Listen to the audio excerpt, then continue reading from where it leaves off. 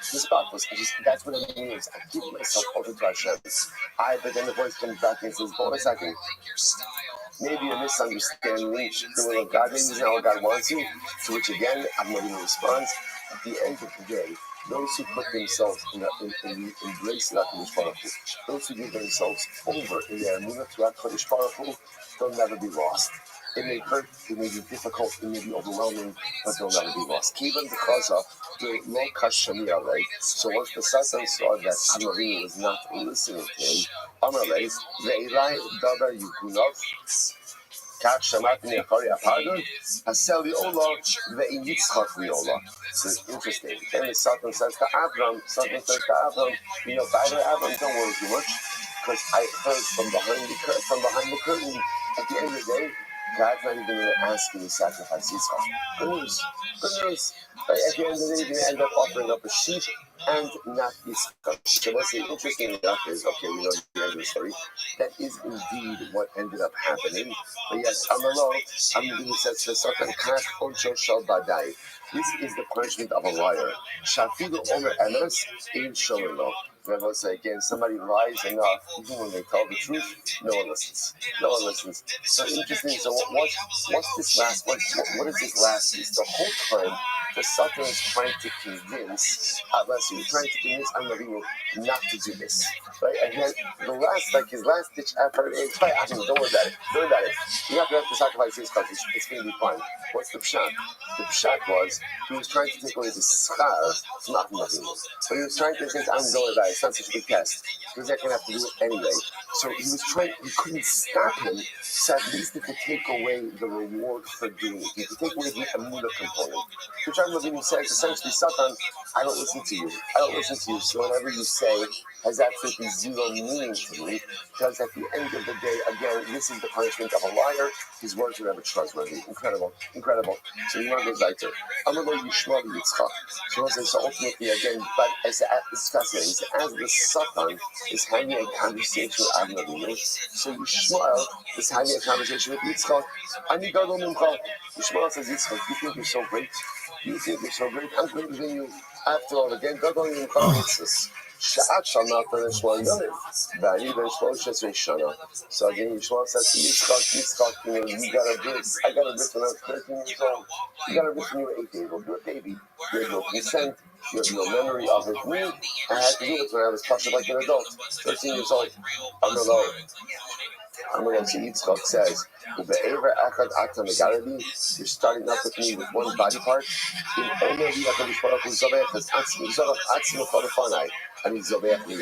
Right? Ultimately, again, I used to go to his sister would tell me to give my entire body to him. I would do that. And immediately after I have that conversation, after that, the Akita comes. What's the pshat with all of this? So first of all, that I think one of the things that comes up with this is, it's a bit cliche, but the phrase, Hashem never gives you a test that you cannot handle. I think maybe the makar for that may actually be this Gemara. So what happens over here?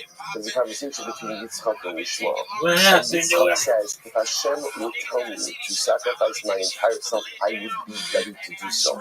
And right after that, Hashem tested Yitzchak. It's almost as if after that moment when Yitzchak himself demonstrated his ability to be ready for such an overwhelming test, in the aftermath of that statement, that's when the response was tested. Only after, again, it was clear that Yitzchak was ready for such a nisayon, that the response would give him that nisayon. This nisayon, Hashem never puts us in a situation we can't handle. It doesn't mean it's easy. It doesn't mean it's pleasant. But what it means is if I'm there, I can handle it. If I'm there, I can deal with it. It's also interesting to point out that we'll say, whenever you want to do something good in life, just be prepared for the forces of opposition to spring up against you on every single level. In fact, don't make the argument that the holier the endeavor, the more intense the resistance, right?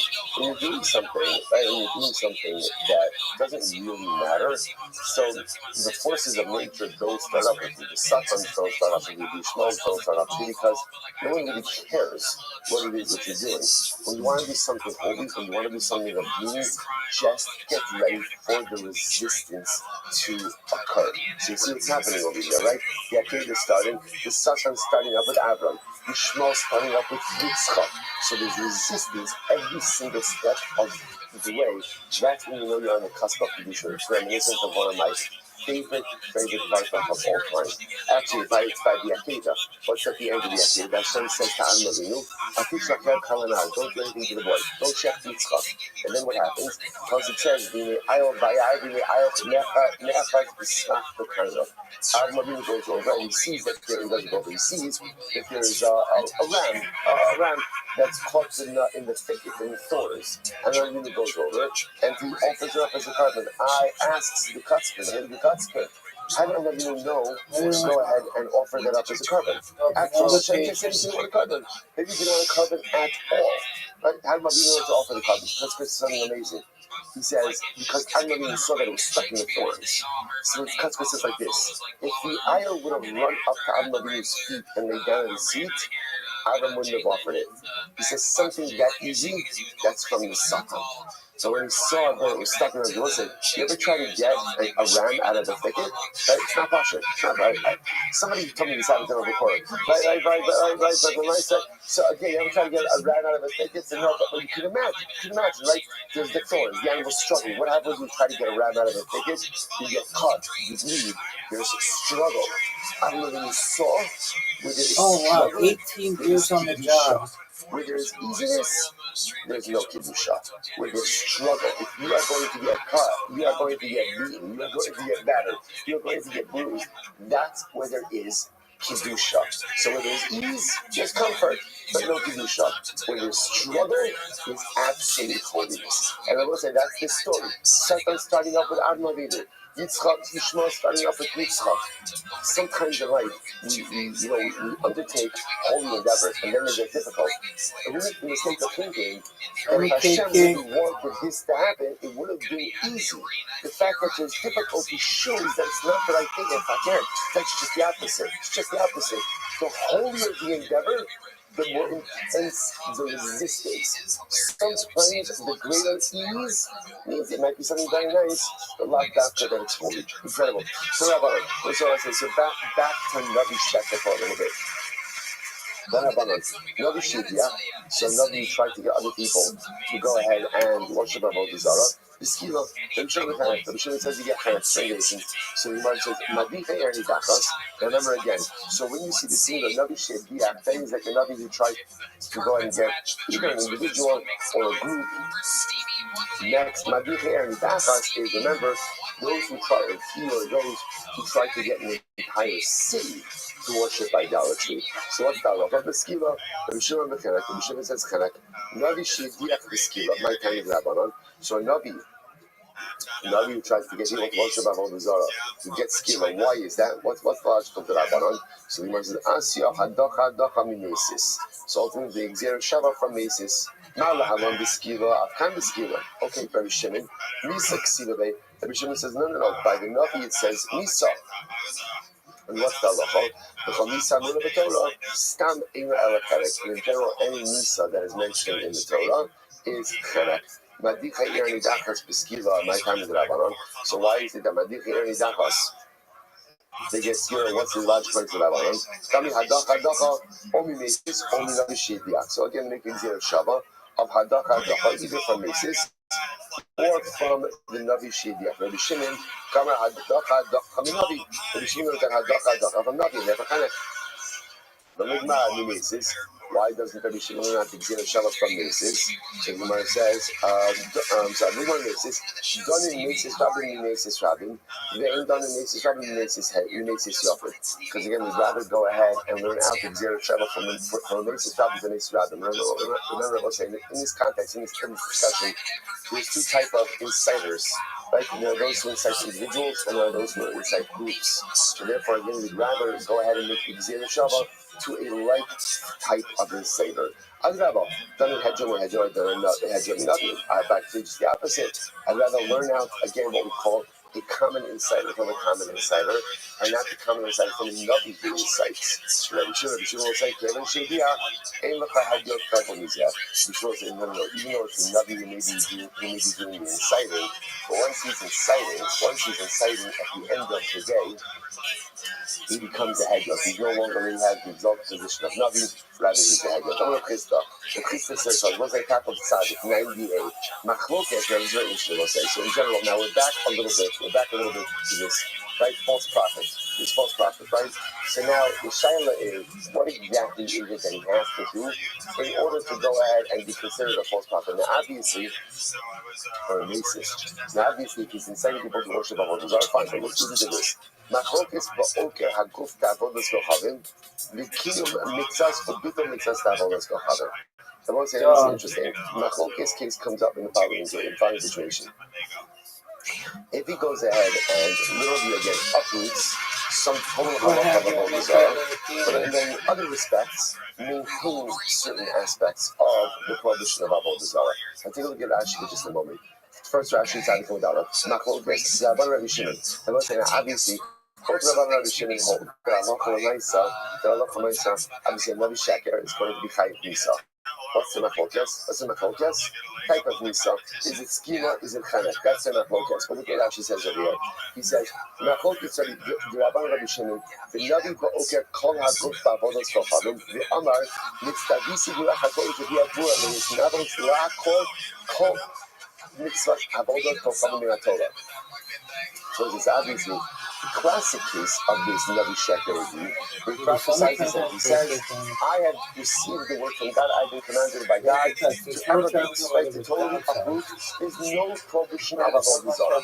No such thing as Avodah Zarah. Okay, all the kind of mitzvahs will be back on mitzvahs.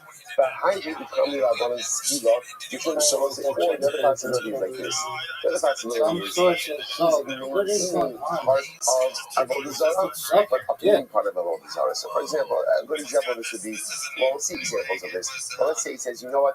You're not allowed to offer a carbon to Avodah Zarah, but you are allowed to bow down to Avodah Zarah. So that would be an example of he's maintaining part of the prohibition, but uprooting part of the prohibition. So that's what this Machlokes. So again, obviously both Rabbanan and Rabbi Shimon are going to argue that it's put to death.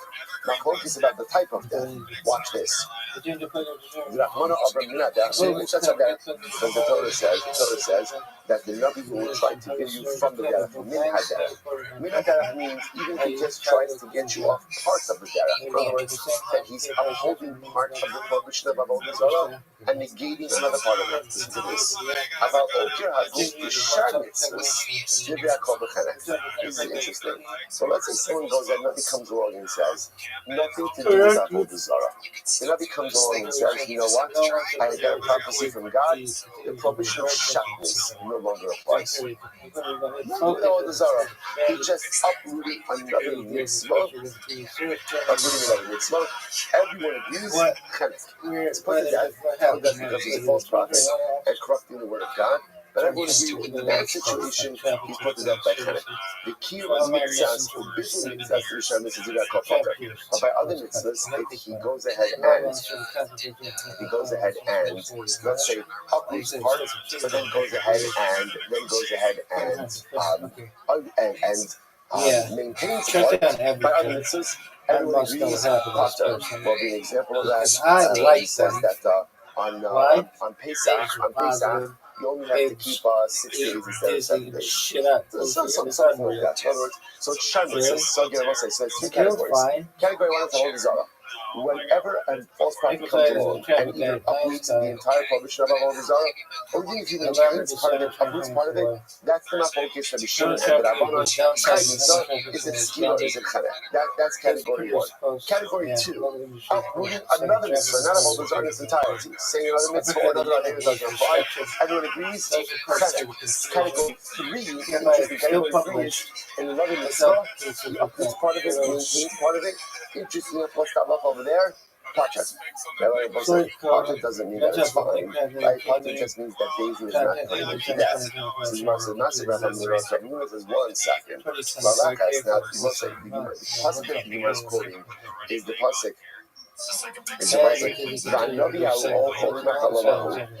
You must keep diber Sarah Allah Shalom Kekem. Since it's talking about the Navi Shara, the false prophet, now the Gemara is dissecting that concept a little bit. Lalakas, because you can remember, he's going ahead, right? He's viewing you from the path that Hashem told you to follow. Lalakas, Zun this is the first positive commandment. Prohibition. So I said, what does this sound like? This sounds like that even if the Navi messes with other parts of the Torah, you should still be put to death. So what's going on over here? These are like, and if you want to think he's talking about idolatry, I will say, is there any positive commandment associated with idolatry? Which you says, funny you should ask. There is. So Gemara Krista, then he packs them. There is a positive commandment. What's the positive commandment I will say? That you're supposed to break apart the gateposts, the altars of Avodah Zarah. That Hamnuna Amar, supposed to say the Hamnuna refers another version. Hamnuna says like this.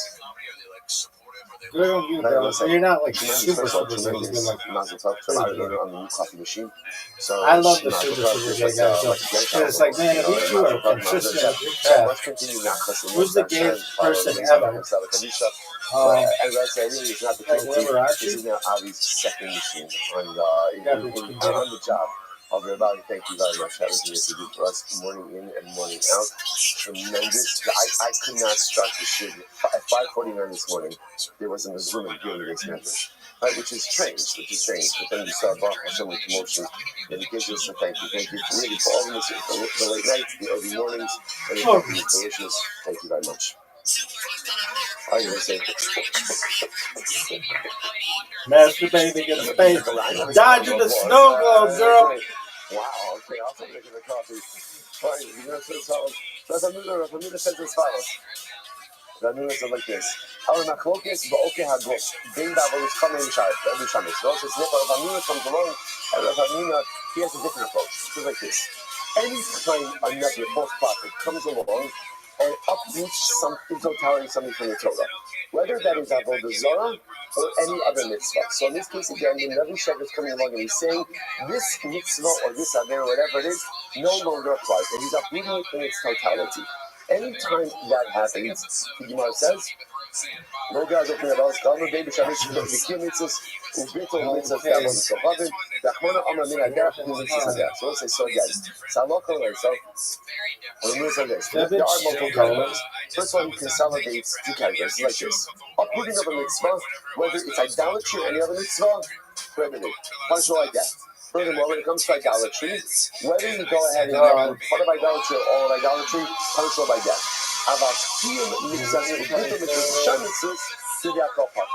So when you partner, if you uproot and confirm some part of other mitzvahs, right? Like we said before, you can wear shatnez on Tuesdays and Thursdays, but not the rest of the week.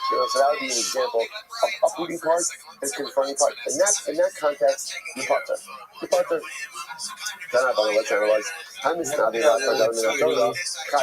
So it continues. The Navi prophesizes some element of the Torah. And again, I will say once again, the bright over here is not distinguishing between Avodah Zarah or anything else. If a Navi comes along and says a particular mitzvah or a particular avera no longer applies, okay? Or I feel I'm sorry. Fine. The kind of mitzvahs for the vato mitzvahs. Let's say he prophesizes to uphold part of the mitzvah and to negate part of the mitzvah. And Shimon calls that. And Shimon says that you're potter. If you were gay, what kind of gay guy would you be? I think I'd like Liberace. I'd be like, there's no doubt in your mind, we are fucking all the time. Rabbi's example of that is, let's say it says, on Mondays you're allowed to worship Avodah Zarah, the rest of the week you can't, there's still liability for that. Abaye is so like Christo, so now we have essentially three different versions about how this machlokes ultimately unfolds. So Abaye holds like Christo, so let's just go through. So I hold like Christo, well, the Tarif like Christo, and therefore you interpret this entire discussion like Christo. How so? Rava all seems to say, Rava is like Hamuna, and ultimately again goes ahead and interprets the Hamuna. Here we go. Abaye is like Christo, which I say Christo, so Abaye holds like Christo, and interprets this entire discussion of Christo. Hanisnadi, here we go. Hanisnadi, Lakar, Davinah Torah, Zivya, called the Kanek. Again, if a Navi comes along and uproots the mitzvah from the Torah. Now, what's the definition of uprooting? In totality. You say a particular mitzvah doesn't apply, a particular area doesn't apply.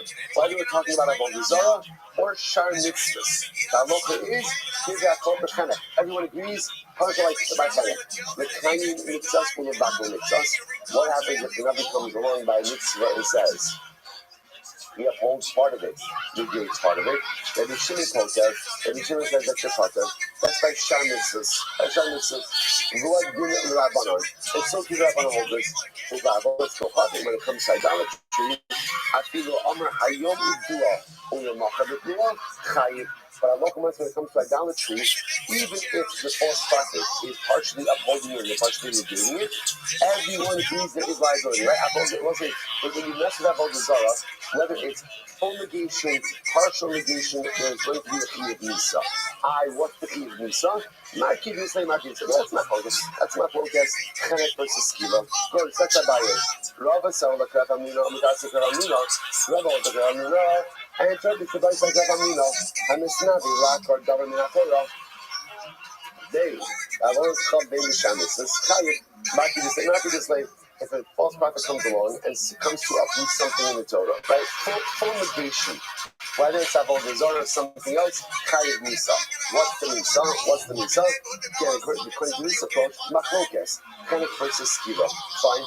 The Chayiv Mitzvahs, the Bible Mitzvahs, the Shah Mitzvahs. What happens if the Nabi comes along by other mitzvahs, not by Avodah Zarah, and you uphold part of the mitzvah and agrees part of the mitzvah? What's the halacha? The Shimon calls that. The Shimon says that I would be blasted if you when it comes to idolatry, I have. What KFI is mine? I'd be like, Bill has fuck.com. So let's say, so what's interesting to note is the thought. So really what it comes down to is the machlokes is really about the nature of the punishment, not as much about the nature of the halacha. So essentially, everyone is agreeing upon. If another comes along and tries to go out and uproot idolatry, whether he's going in and uprooting idolatry as a whole, saying there's no Avodah Zarah, or there's partial negation, partial upholding, Chayiv. What is he Chayiv? Okay, so that's not focus. That's not focus. Next case. Another comes along and tries to uproot. The truth is, any mitzvah in totality. What's the halacha? Chayiv. Next case. Another comes along and tries to uproot, tries to partially uproots and partially negates another mitzvah in the Torah. What's the halacha? Potter. Another comes and tries to uproot and partially uproot and partially confirm Avodah Zarah.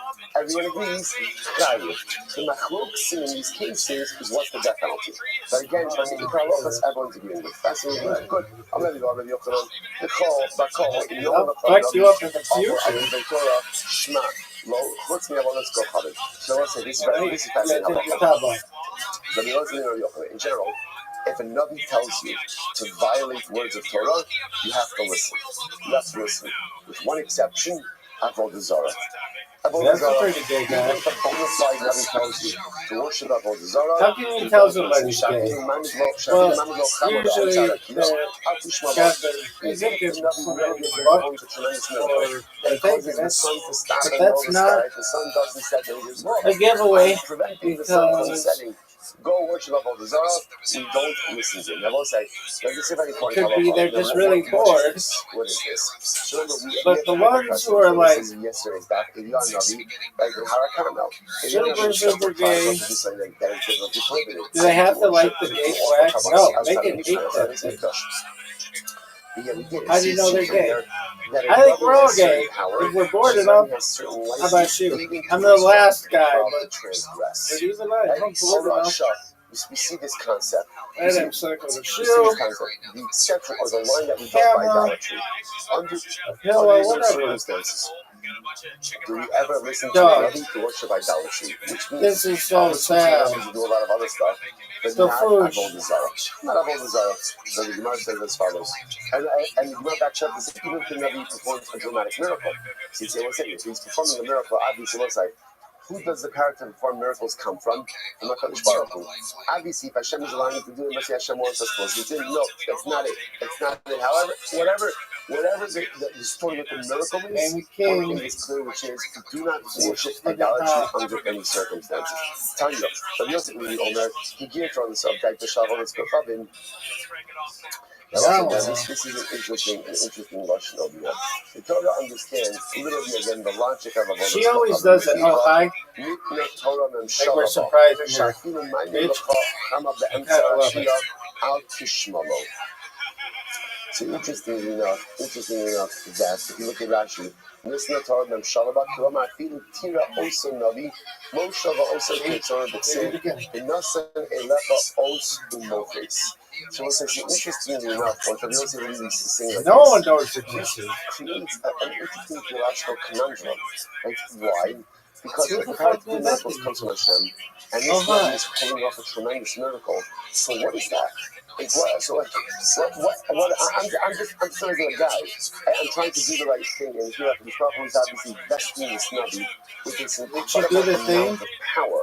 So how am I, as a regular individual, supposed to understand the circumstances that are unfolding right in front of me? Oh, hi. To which Rabbi Yosef really That's a says city of the current that Hashem sometimes tests us in our spiritual fidelity to Him, and therefore Hashem will give power to certain beings to do certain things, even though again it's against the will of HaKadosh Baruch Hu, so to speak. And therefore, again, even if the Rabbi performs a tremendous miracle, don't listen to him to worship idolatry. This woman loves this shit.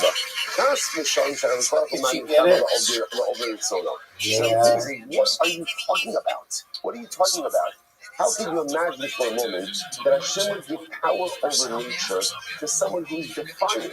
How would that even work? What are you talking about? Hashem is going to give the ability, he's going to give power to a Navi Sheker? It doesn't make any sense. Ella, he goes, Chananya ben Azor, she was Kilas and Navi MS, or the Basar Navi Sheker. And people says, no. What does the Navi Sheker scenario arise? Well, so where does it arise? Wiggle, waggle, walk. Go fuck yourself. Good Navi went bad. So what happened? It happens. It happens. Sometimes good Navi go bad. In other words, that reminds you have someone who has his credentials as a bona fide Navi, right? And what happens? Unfortunately, he loses his money.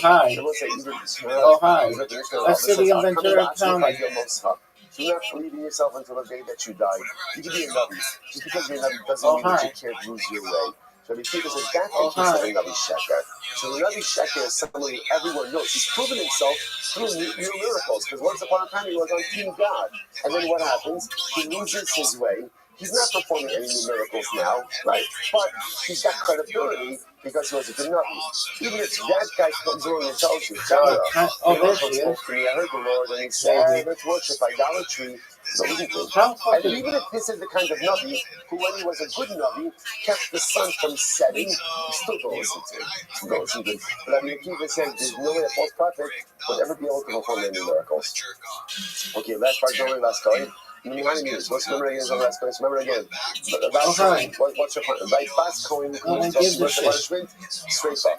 How old is this? Interestingly enough, even so many testify about her. They don't get put to death straight. So rather, what do they get?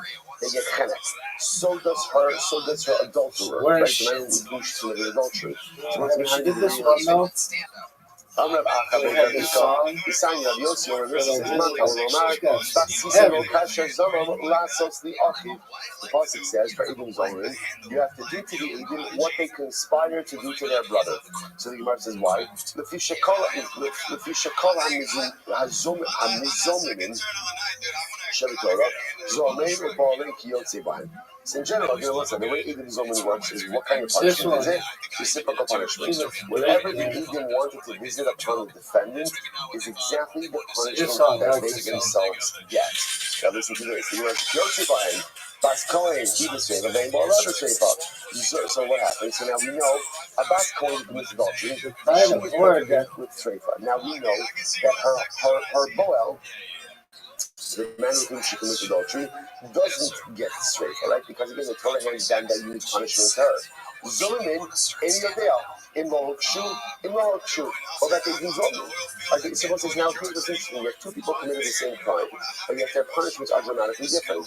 The Bas Kohen is going to get straight on, the guy is going to get Chanech, right? So, what I can't believe they got rid of Nick Taliotini. This shit sucks. That whole fucking... What are they doing? They literally are the worst. Whatever they wanted to do, so what do you see from here? We give them the reciprocal punishment that they were going to visit upon the Boel and not the Isha. And therefore, Allah they get Chenek as well. Alright, somebody have a show space. A sick one. Thousands of people. They're like, hey, we're really bored. We need somebody amazing. And I just come in like, yo, baby. We're back to the next couple of days. Nothing. This sucks. These Gemaras are going to change our lives in so many ways. Mishnah. What's that song? Okay. Every Yid has a chilek in Olam Haba. What's it called? The Olam Yeshu Aretz Neitzem Mata'ai Ma'aseh Adar Inspired. So it says the mother quotes the pasuk. You a little blue thing. I don't give a shit what you say. Little blue thing. Forever inherit the land. It's a little blue thing. Literally again, like my creations of my plantings. I don't care what you say. And they are the creations of my hand through which I become glorified. So the idea of the part of the pasuk that you're really focusing on over here is, by the way, Rashi says, like, what is this doing? Like, right? What does this have to do with our context of our discussion, right? We were like knee deep in death penalties, right? And now, so that's exactly the point. Look what Rashi says. Rashi's on both sides on here. So this is Rashi on the left side. So again, so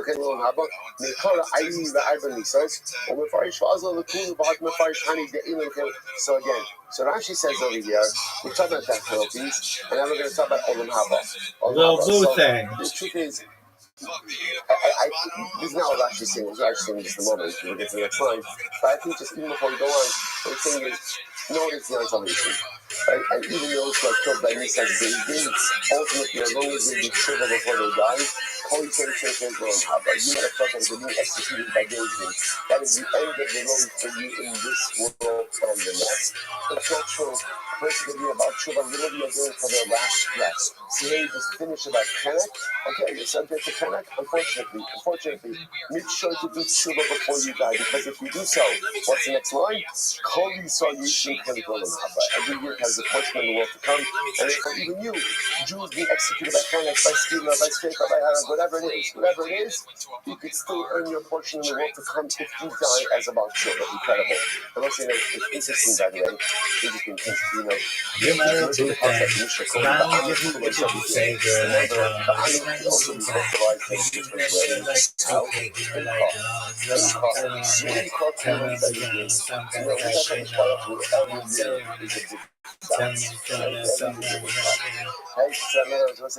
That was sick. No edits. Raw. Send it raw.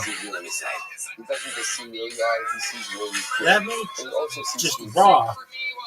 Going raw.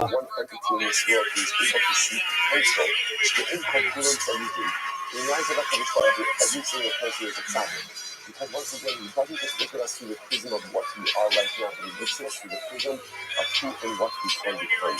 And every youth has such incredible potential, and therefore, Young Way Cool. Stop. I almost picked this motherfucker up last year. In fact, I think I had him in some of the team. He played for Atlanta. Everybody knows that. So what's the shot? Look at this Everyone has, athleticism. every Jew has a portion of what to come. And these are the ones who don't have a portion of what to come. So let's say, so how do you reconcile that? It's very simple. It's very simple. What's the distinction between the first line and the second line? Kol Yisrael. If you are a member of Klal Yisrael, if you identify as part of Christ, in other words, if you embed yourself within the Klal, you have a portion in the world to come. When do you lose your portion? The moment you remove yourself from the Klal. Because if you notice again, it doesn't say Ve'elu shall Yisrael Shem. It says Ve'elu. So you can either be Yisrael or you can be Elu.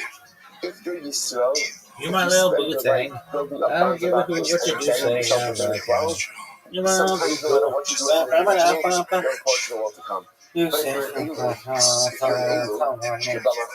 you're creating dissension, you don't like other Jews, you have difficulties with Achdus, you remove yourself from the cloud, then you can lose your Olam Haba. Embed yourself in the cloud, Olam Haba will always be yours. Remove yourself from the cloud, you put yourself in danger of losing your sacred portion. So you lose your portion of the world to come. Someone says there is no resurrection of the dead. And someone says Torah is not divine. Rabbi Koris. Again, we'll see. Rashi says already in the first one, we'll see Rabbi Koris is. Rabbi Kiva says, this is very interesting. So I want to say, even one who reads Sfar Kitzur. So what is that? What is that? Secular knowledge, secular books. What? So again, we'll have to define exactly what that is.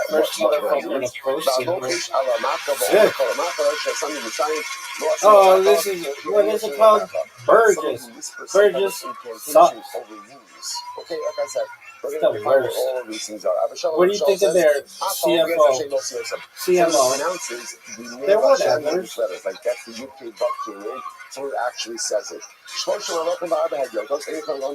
There are 3 kings and 4 regular people who go down in history as having lost their portion in the world to come. Who are they? Shoshim Racham, the 3 kings, Yeravam, Achab, and Menashe. So let's say Achab, we were just learning on yesterday's daf. Yeravam, actually both Yeravam and Achab, we didn't mention yesterday's daf, right? They're both evil kings, and Menashe. We'll talk about Menashe with the Gemara. And we'll say, it's okay, something, I don't know if I mentioned, the ridiculous Gemaras ahead of us. Like each of these Gemaras is just overwhelming. Rabbi Yehuda says, Menashe is just overwhelming. Rabbi Yehuda says, no.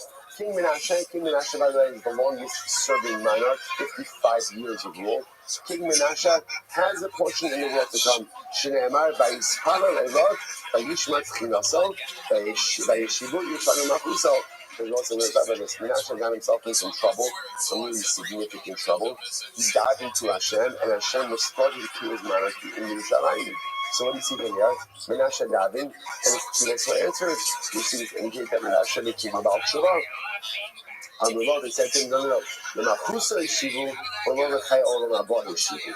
The Menashe was returned again to his monarchy, but he was not restored to his portion of the world to come. Abba had Notos, who were the 4 regular guys who lost their portion of the world to come. Bilam, so Bilam we don't come to his people. Doeg, we'll discuss him, he was an advisor to King Shaul. Achitophel, one of the advisors to the David Melech who built switch sides to Absalom. And the Chazi, like the Gabbai of Eliyahu Hanavi. Again, we'll talk about all of those.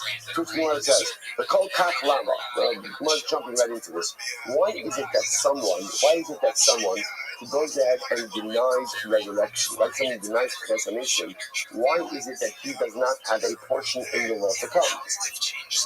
This motherfucker hates me. Just as an aside, and again, we'll get into this a little bit more, there's a machlokes about what the phrase Olam Haba refers to. What is that? Is that like the afterlife? Is that when you die? Like that's where you go? Is that messianic, like post-resurrection era?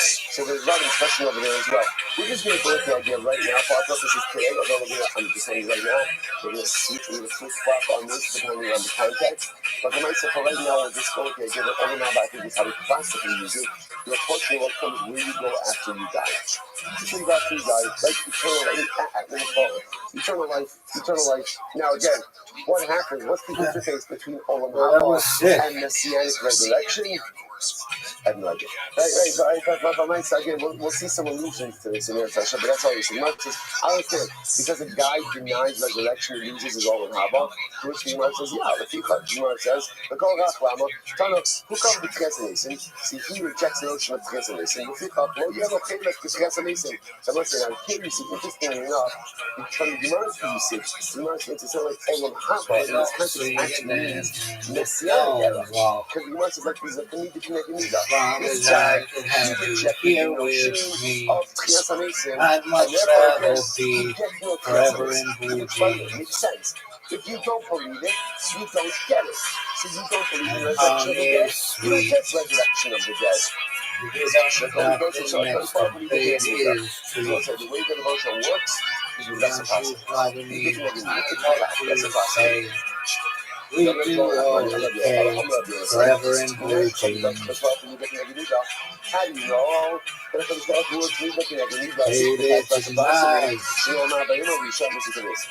Baby, tonight by the fire all alone, you and I.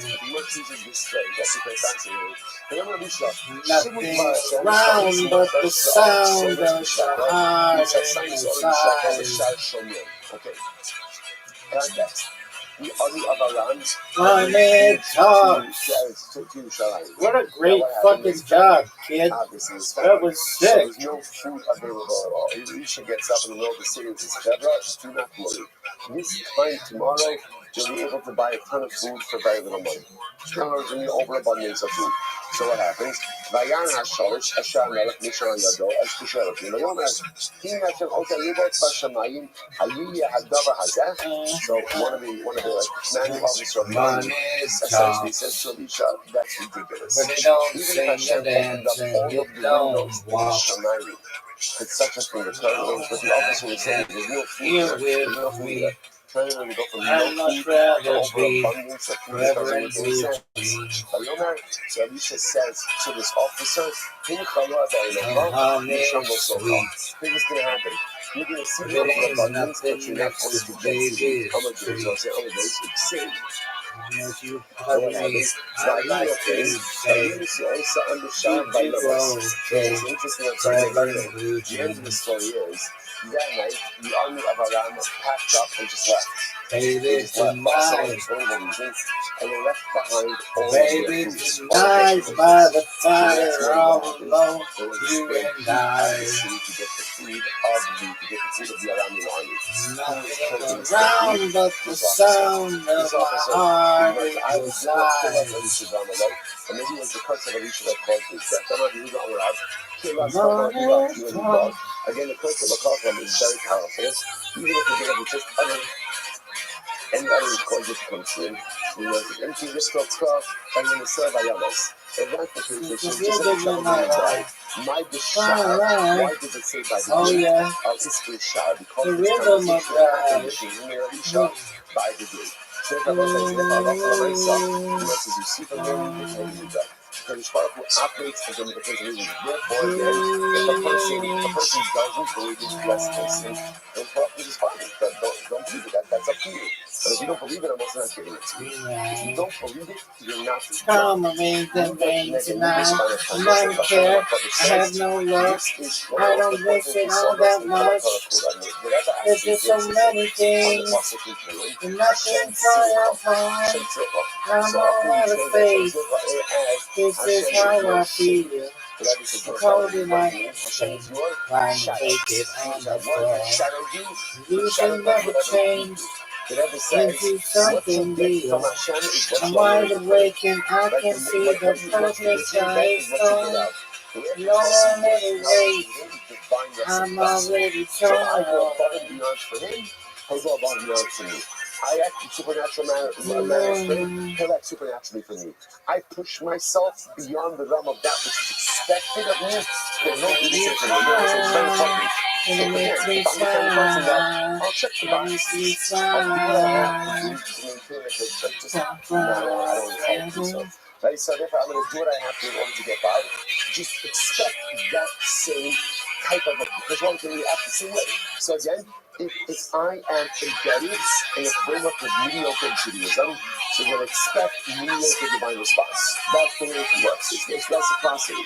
On the other hand, if I want more from Hashem, if I want supernatural from Hashem, if I want to be sitting in the flows, then I have to become supernatural behaviors. Not targetly looking fine. I get kind of hectic inside. Maybe I'm into you. Don't get me. Hashem's incredible. So it's fascinating. From where do you see a scriptural allusion to Tchesanesi? Where you consider, by the way, this begs the general question of like all of this stuff. Athleticism, son. Mashiach, Haba, why is it not mentioned explicitly in the Torah? Right, the Rambam includes it as Yud Gimel Ikarim, right? Mashiach includes as one of the Yud Gimel Ikarim, 30 principles of faith. Tchias HaMesim, what are the principles of faith? Okay, so not everybody agrees with Rambam, but it's the Rambam. So what's the pshat? Something that is so core, that is so central, yet not mentioned. Rav Shlomo Arush explains so beautifully. It's very simple. Judaism is a life-centric religion. Judaism does not focus on, right? The Torah doesn't speak about the afterlife. Why? Because that's not where our focus needs to be. Torah doesn't, it's incredible by the way, Torah doesn't even speak about Mashiach. Why? It's fascinating.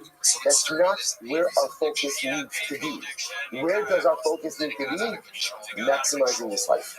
Maximizing this moment right now. Now, it's not mutually exclusive. Right? But Lamaisa, that's our Church of Hirsch makes an amazing observation. The Hirsch says, by the way, if you notice, if you ever drive by, the fundamental distinction between what you'll see in virtually every church and every shul. Fundamental distinction is cemeteries. Churches often have cemeteries attached to it. Shuls never have cemeteries. The only places often you'll find shuls with cemeteries is like in Europe. And that was because of land ownership. Right? That was just often because this community was given like a plot of land, and you had to live and die on that same plot of land, right? So that's why you have cemeteries. But if you know, it's like no one ever. It's not like we could have had like a nice hulk over here, the courtyard over here, but like so we would have generated much bigger funds, right? But Lamaisa, right?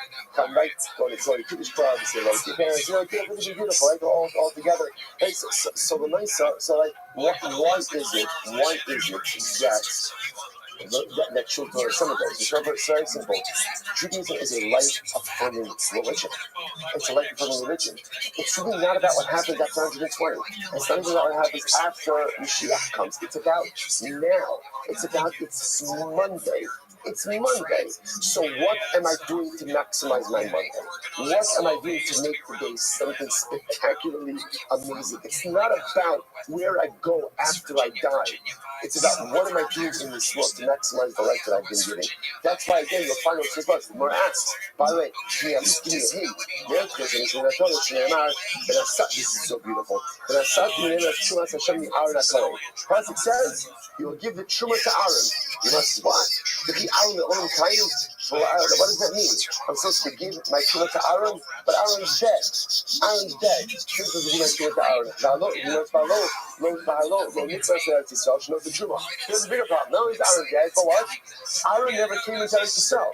Aaron, when he died, he had a vote. He never came to Eretz Yisrael. So what does it mean I'm giving him my truma? So let's say, what does it mean? It means that one day Aaron Cohen is going to come back to life, and then there's some clouds will be open to give him their truma. You can't. From here, the remnant to Tchias. So let's say, how beautiful is that?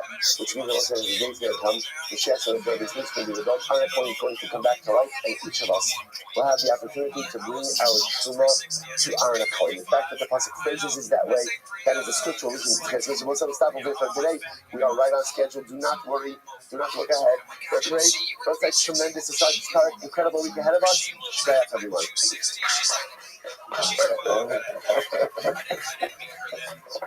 Stop.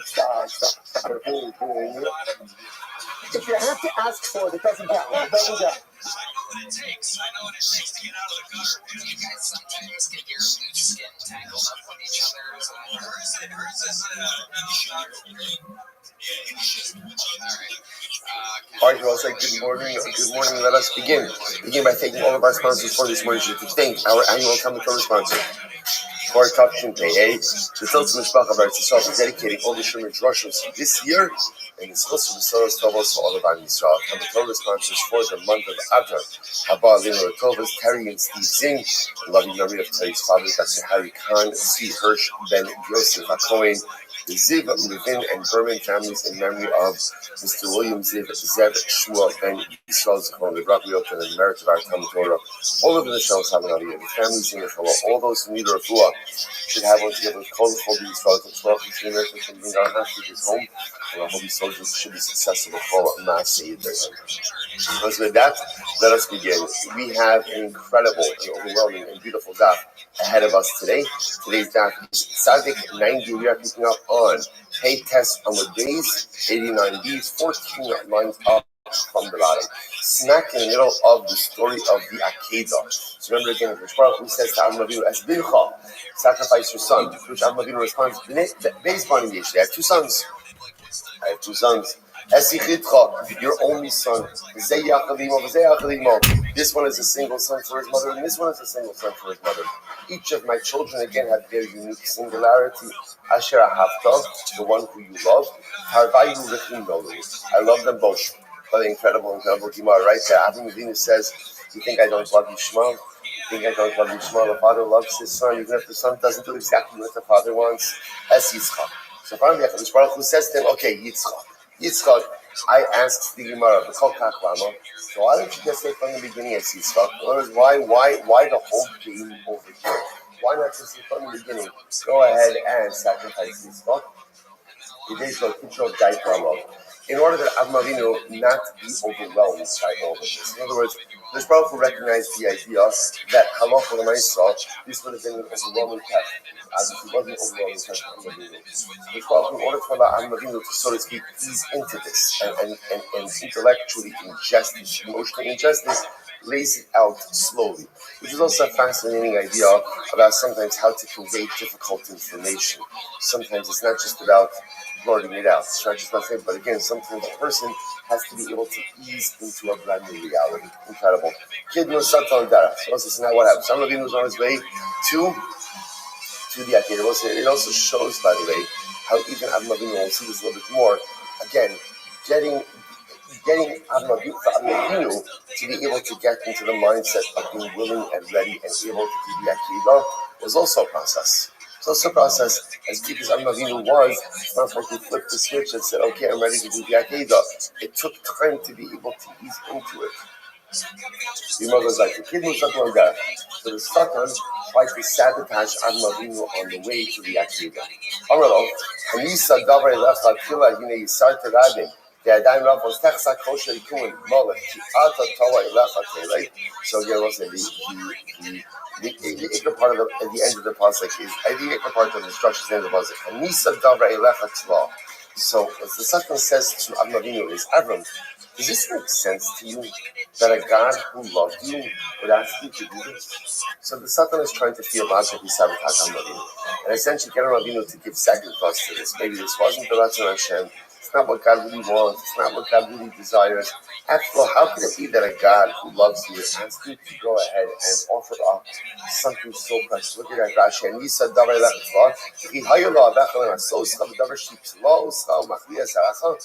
it be that if God loved you so much, he would test you with something, in which your entire future hangs, your future hangs in the balance of this one boy, of this son? Does it make sense to say that Baruch Hu would test you in this way? Amrlo, I need it to make it. Listen, this is such a beautiful, beautiful Gemara. To which Avram Avinu responds, I walk in my simplicity. Right? Like simplicity, completeness. What Avram Avinu essentially says, he wants to, you know what Amunah is? What Amunah represents is the ability to give oneself over in totality to the Ribono Shel Olam. I'm about myself to Hashem. I'm about myself to Baruch Hu.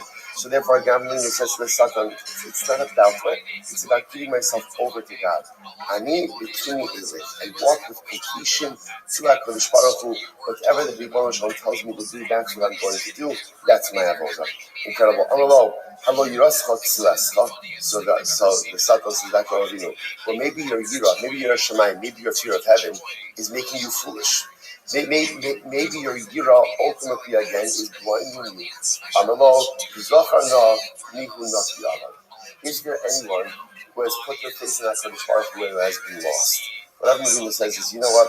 Sometimes you can't explain Emunah. You just can't explain Emunah.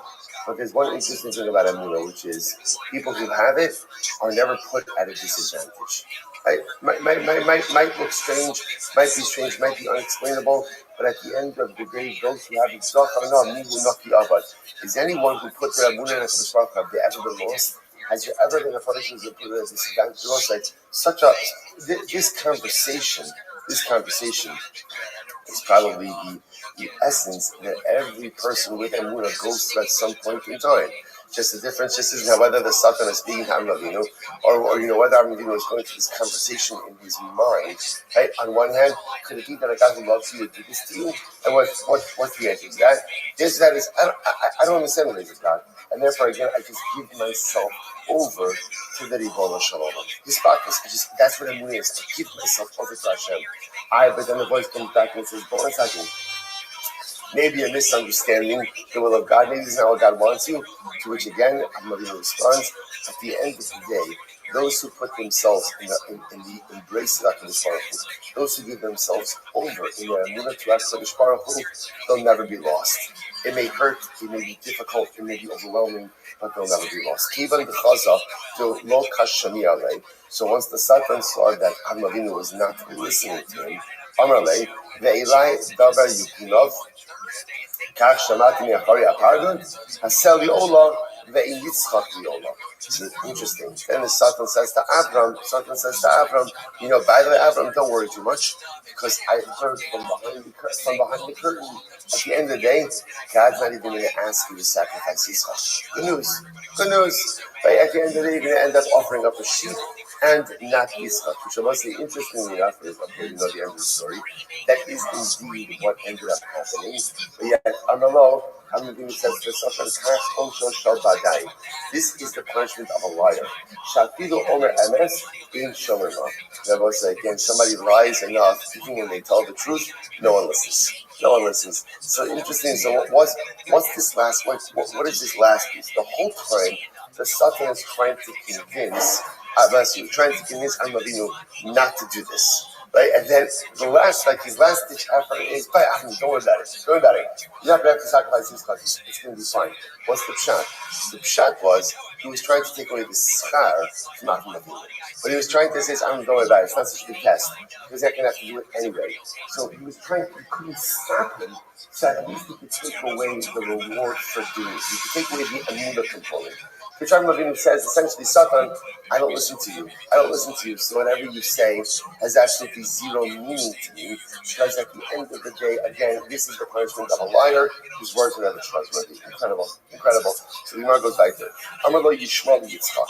Shmuel says, so ultimately, again, but it's fascinating. So as the Satan is having a conversation with Avinu, so Yishmael is having a conversation with Yitzchak.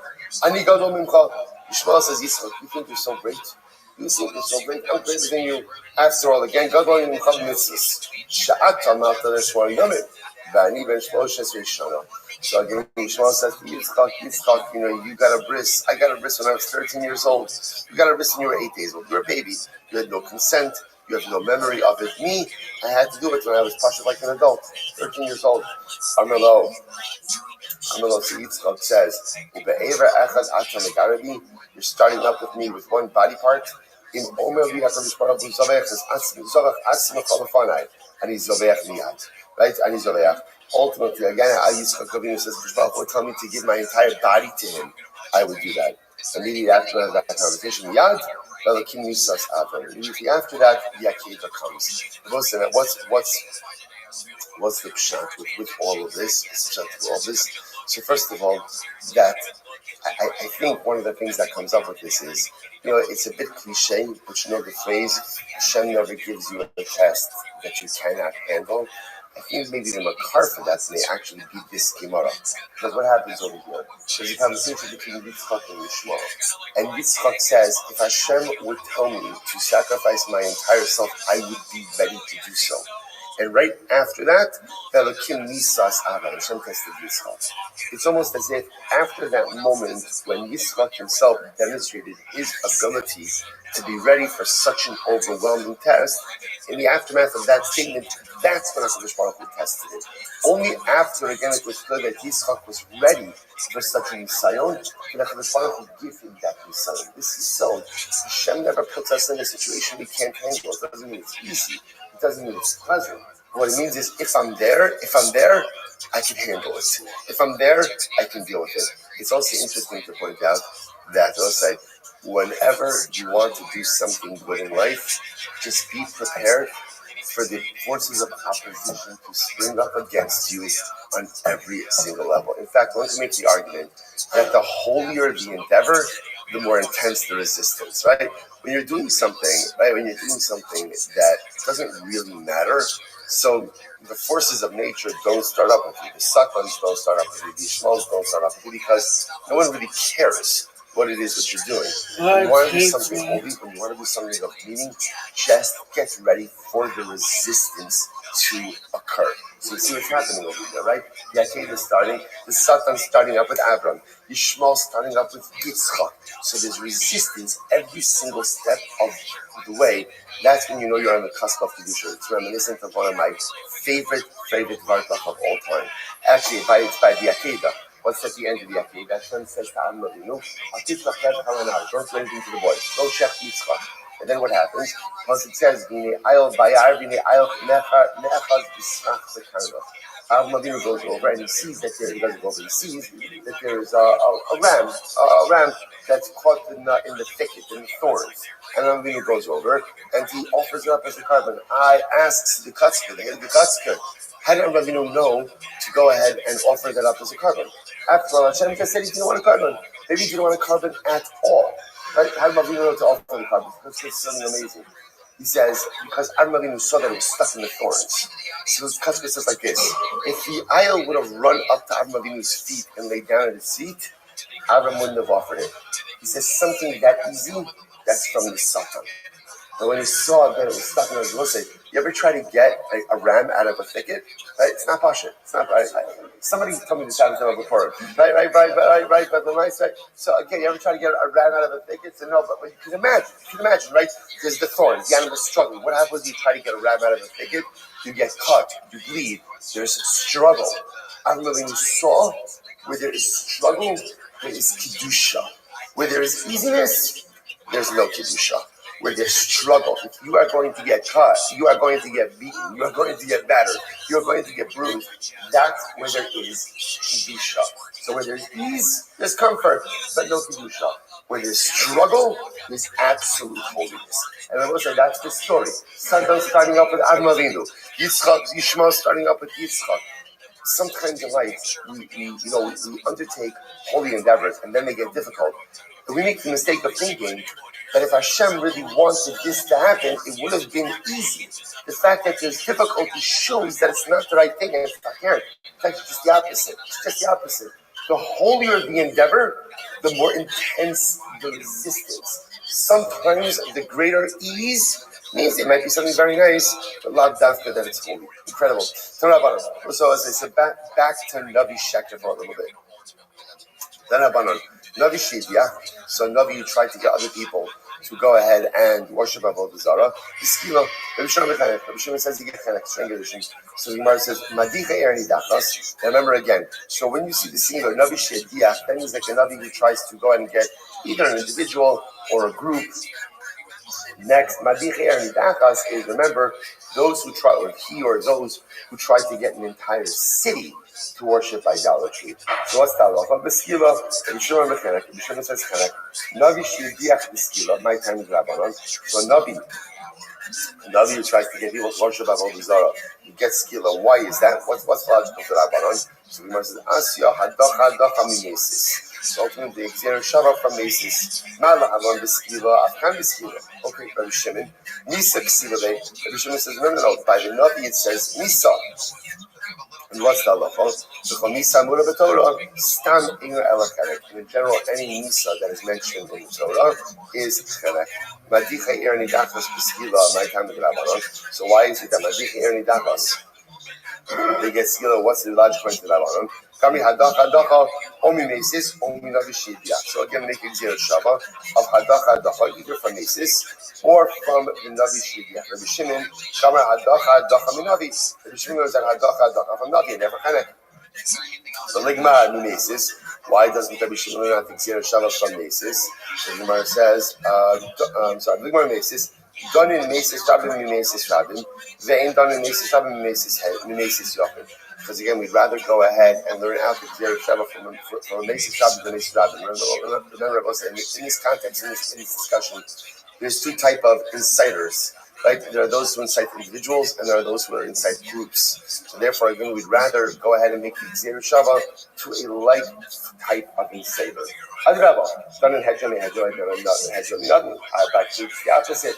I'd rather learn out again what we call a common insider, a common insider, and not the common insider from another who incites. So that Rabbi Shimon will say, Kevin Shedia, Yeshua said, no, even though it's a Navi who may be doing the inciting, but once he's inciting at the end of the day, he becomes a Hegel. He's no longer really has the exalted position of Navi, rather he's a Hegel. Don't Chisda. As Chisda says, what's the top of Tzadik? 98. Machlokes, now this is very interesting, we'll say. So in general, now we're back a little bit to this, right? False prophet. This false prophet, right? So now the shaila is, what exactly is it that he has to do in order to go ahead and be considered a false prophet? Now obviously, or a basis, now obviously this inciting people to worship Avodah Zarah, fine, but let's listen to this. Machlokes ba'oker hakuf ta'avodas kochavim, v'kiyum mixas u'pitom mixas ta'avodas kochavim. And once again, this is interesting. Machlokes case comes up in the following situation. If he goes ahead and literally again uproots some total halacha of Avodah Zarah, but then in other respects maintains certain aspects of the prohibition of Avodah Zarah. And take a look at Rashi in just a moment. First Rashi, Tzadik Modalas. Machlokes, Rabban Rabbi Shimon. Obviously, both Rabban and Rabbi Shimon hold that halacha l'maisa, obviously Navi Sheker is going to be chayiv misa. What's the machlokes? Type of misa. Is it skiva? Is it chanak? That's the machlokes. But look what Rashi says over here. He says, machlokes Rabban Rabbi Shimon.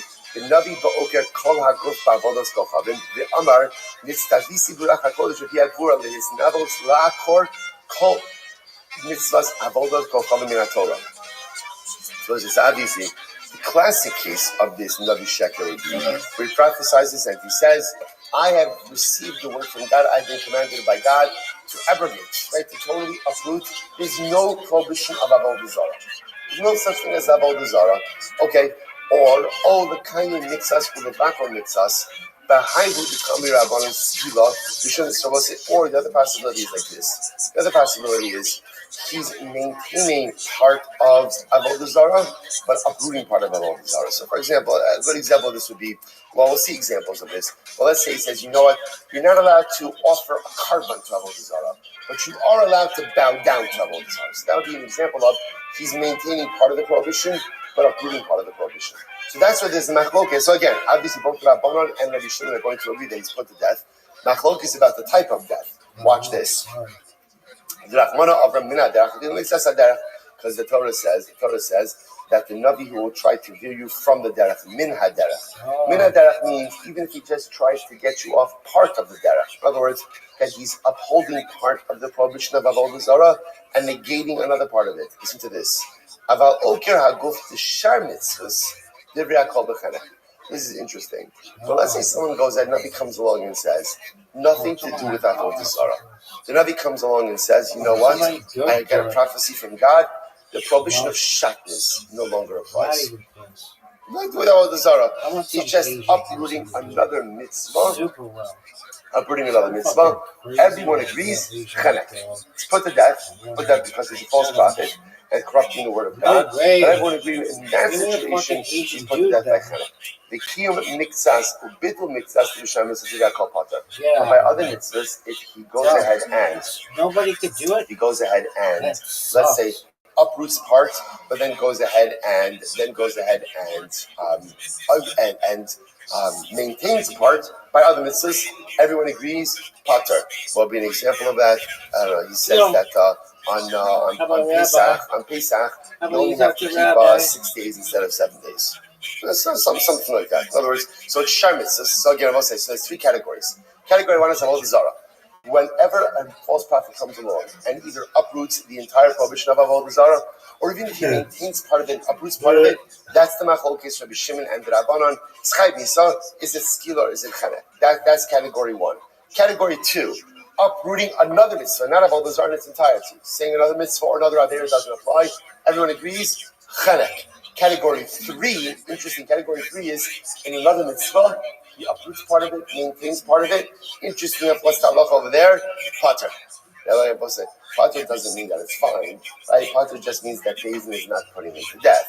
So the Gemara says, Maser Rav Hamnuna says, 1 second.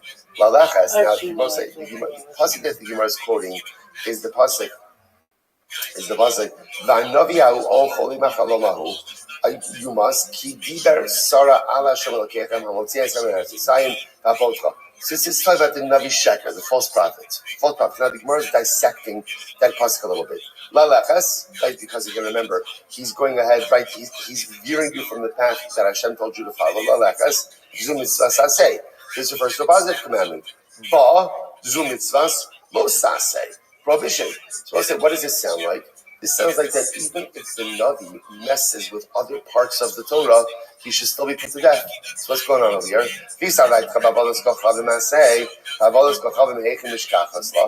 if you want to think he's talking about idolatry, I will say, is there any positive commandment associated with idolatry? To which the Gemara says, funny you should ask. There is. So Gemara Chista, v'nitatztem. There is a positive commandment. What's the positive commandment about saying? That you're supposed to break apart the mizbechos, the altars of avodah zarah. Rav Hamnuna Amar, supposed to Rav Hamnuna therefore has another version of this. Rav Hamnuna says like this. I will say first of all, a tremendous mazel tov to our learner on the new coffee machine. So mazel tov feels like a grandchild almost, like mazel tov, mazel tov. Shem much continued nachas in Eretz Hashem to follow in the ways of Yaakov Sala Kadisha. But and Rav said, really, it's an opportunity. This is now Ari's second machine on the job. Rabbi, thank you very much for everything that you do for us, morning in and morning out. Tremendous. I could not start this year at 5:49 this morning. There wasn't a Zoom during the base medrash, right? Which is strange. But then we saw Baruch Hashem the commotion. In the case of this, so thank you really for all of this, the late nights, the early mornings, and the coffee is delicious. Thank you very much. I want to say, I never get a round of applause. I will say, wow. Okay, I'll start making the coffee. Fine. The Gemara says as follows. Rav Hamnuna says as follows. Rav Hamnuna said like this. Our machlokes ba'oker haguf bein ba'avodas kamei mishar every Shabbos. So also, therefore, Rav Hamnuna comes along, and Rav Hamnuna he has a different approach. He says like this: anytime a Navi, a false prophet, comes along and uproots in totality something from the Torah, whether that is avodah zarah or any other mitzvah. So in this case, again, the Navi Sheker is coming along and he's saying this mitzvah or this aver or whatever it is no longer applies, or he's uprooting it in its totality. Anytime that happens, the Gemara says. So again, there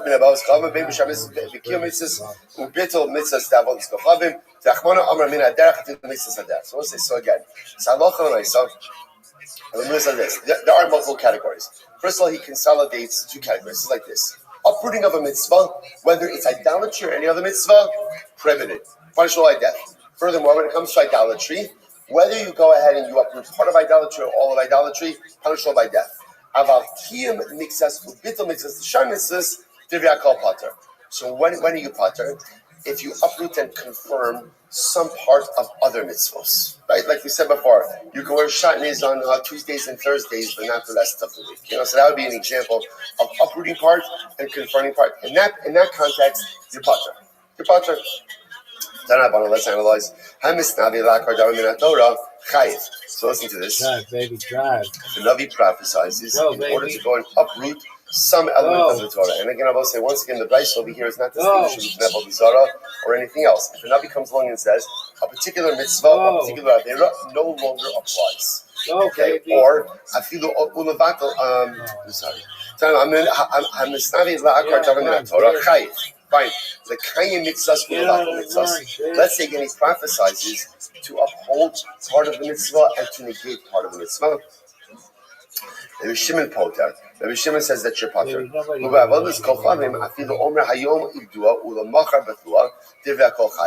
By avodah zarah, even if you partially uphold it, partially negate it, ultimately again you're going to be chayiv. You're going to be chayiv.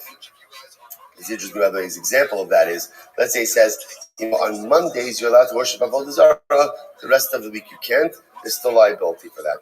Abaye is sarla krav chista, murtar krav chista. So therefore, I say now we have essentially three different versions about how this machlokes ultimately unfolds. So Abaye holds like Rav Chisda. So let's just go through this. Abaye holds like Rav Chisda, or murtar like Rav Chisda, and he therefore interprets this entire discussion like Rav Chisda. How so? Rava always seems to say, or Rava sarla like Rav Hamnuna, or murtar like Rav Hamnuna. Rava holds like Rav Hamnuna, and ultimately again goes ahead and interprets it like Rav Hamnuna. Here we go. Abaye sarla like Rav Chisda, murtar like Rav Chisda. So Abaye holds like Rav Chisda and interprets this entire discussion like Rav Chisda. Hamisnavi, here we go. Hamisnavi la'akar davar min Torah divrei hakol b'chanek. Again, if a Navi comes along and uproots a mitzvah from the Torah. Now, what's the definition of uprooting? In totality. You say a particular mitzvah doesn't apply, a particular aver doesn't apply. Whether we're talking about avodah zarah or shar mitzvahs. The halacha is divrei hakol b'chanek. Everyone agrees, punish by chanek. Nobody gives a shit, lady. What happens if the Navi comes along by a mitzvah and says, he upholds part of it, negates part of it. Rabbi Shimon poter. Rabbi Shimon says that you're poter. That's by shar mitzvahs. By shar mitzvahs. V'ad din l'Rabbanon. And so too the Rabbanon hold this.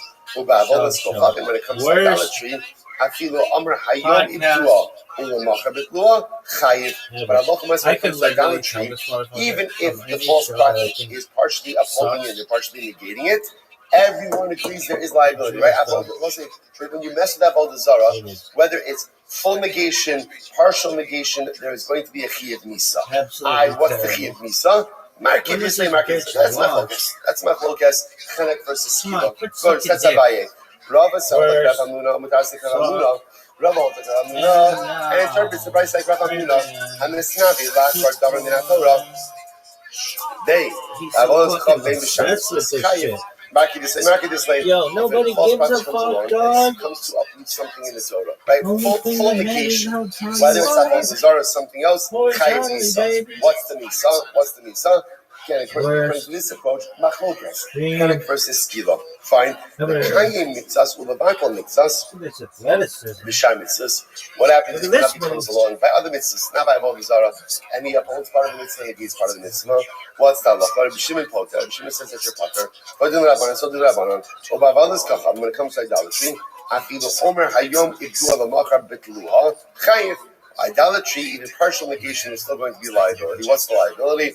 Marki the islay, marki the islay. That's the machlokas. Okay, so we'll say. So what's interesting to note there is as well. So really, what it comes down to is the machlokas is really about the nature of the punishment, not as much about the nature of the halacha. So essentially, here's what everyone is agreeing upon. If a Navi comes along and tries to go ahead and uproot idolatry, whether he's going ahead and uprooting idolatry as a whole, saying there's no about.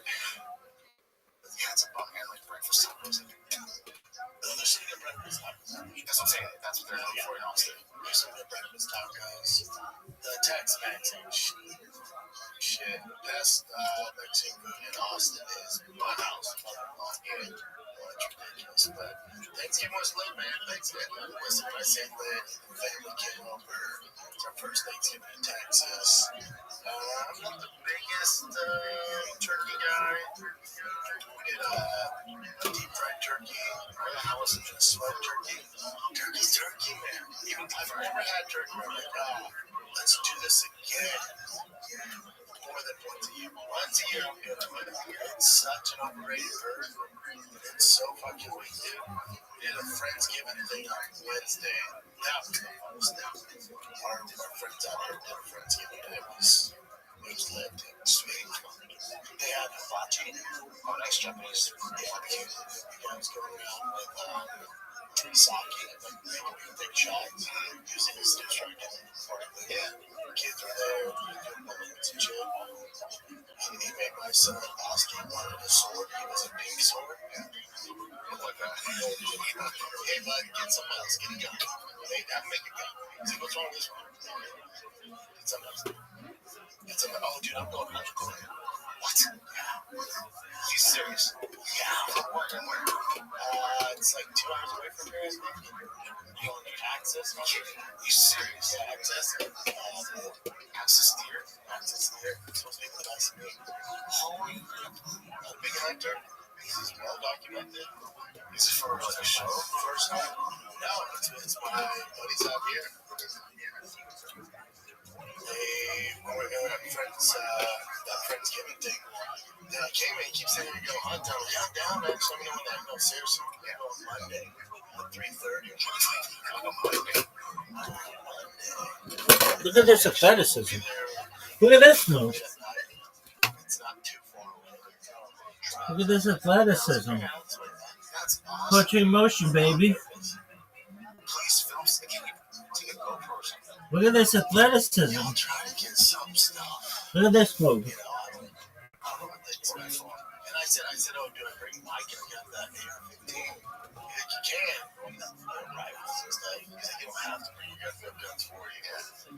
I don't know. It was like, dress. I feel like outfit, you know? Camouflage, you wear camouflage.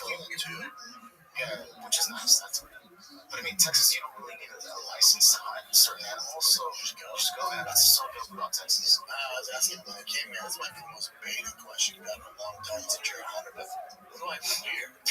Like, I just wear boots. Like, I don't wear my J's. Like, I just wear my boots. Yeah, you wear Jordans. Cargo khaki pants and pockets to put bullets and shit in. And then like a warm jacket with the hood on it in case it rains. Right? So it should be set. And the other thing is taking a life on an animal, man. Dude, I hope you get one and please share the meat. Yeah. Dude, I'm excited for you, man. Yeah, that's awesome. Oh, shit, starving. Of course, people are like, oh, now you're hunting. Now you're hunting. Nah, bitch, I'm going one time. I mean, I might go more in the future. Listen, I'm all set on hobbies, dude. I can't add more to my plate. It's a one-time thing. Maybe I do it once every few months or something. Yeah, you never know. You might love it, man. Yeah, maybe. I don't know. I'm nervous, though. I'm nervous, dog. I'm enjoying it. We'll see how it goes. We shall see how it goes. Rented my Stranger Things shirt today. Are you a Stranger Things fan? I don't have Netflix anymore, but I was. Season 5 is out. It's litty. Dude, I get constant stuff on my Instagram on that girl. 11 Billy. What the hell's Billy? Yeah, whatever her name is. But she, Billy Rabbi or something like that. But she's showing her, like, her body, in a sexual way. But this is the problem. Is like, she can do whatever she wants. She's of age now. But when the show started, she was so young. So people think of her in that aspect. She's probably going over the top. She's like, bro, she's married. She's married. She was straight up Mormon curve. So she's like, I'm not a fucking kid, man. And she might have these creeps and pedophiles and shit. Yeah, so she's like, nah, man, I'm a grown ass woman. She was so good, dude. But I binge watched all of these, like 4 episodes, 5 episodes right now, and then to continue, you gotta wait till December 25th. I don't mind it, because if they just let me binge all of it, I'm gonna finish the season in 2 days. So I'm trying to look forward to it. Yeah. I'll go over the weekend. My brother was obviously in town for Thanksgiving, and he showed me this thing called Clueless. I see it. It's true. Like, I don't want to give it away, but it's trippy. It's actually worth watching. It's one of those things like, a virus that gets loose and something happens. But they film it really well. Yeah. But I know it's big. It's, I see it all. Let's get into the Real Housewives of the UFC, man. It's a fucking drama going on. Dana White announced. Dana White announced on CBS, right? The parent company to Paramount. Probably the biggest platform he's ever got to announce a fight card on. And he announced the first Paramount card, number card, 324, not to be confused with a pay-per-view. So you got the number cards would be like the old pay-per-views, right? For those of you who don't know the way it breaks down. So UFC 324 in Vegas. He announced Justin Gaethje, Patty Pimblett. Some of you could give me slack because I guaranteed you you're going to get into a period of Patty Pimblett. I know for a fact, 1,000% that was the plan. I know for a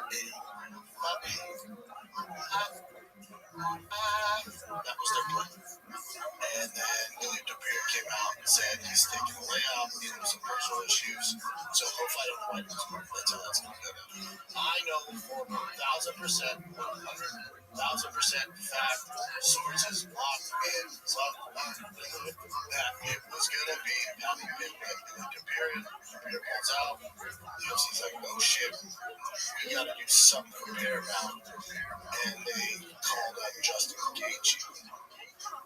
As a fighter, it's a take away your anger and how you think Marcus Rubin's getting fucked up, which we'll get into. Take away all that card. Justin Gaethje, Patty Pimblett is a fantastic, entertaining fight. For what it is a fucking bang. It's a great fight. The hardcores are upset. It's like, whoa, this for an interim. I don't think they should have an interim. No, that's where I think people are upset. But because now the winner of this has to fight Ilya, which we can get to that. But people are going to be upset that Armin's not getting the shot. He's right number one. It's like, what are we going to do, Martin? I hear you.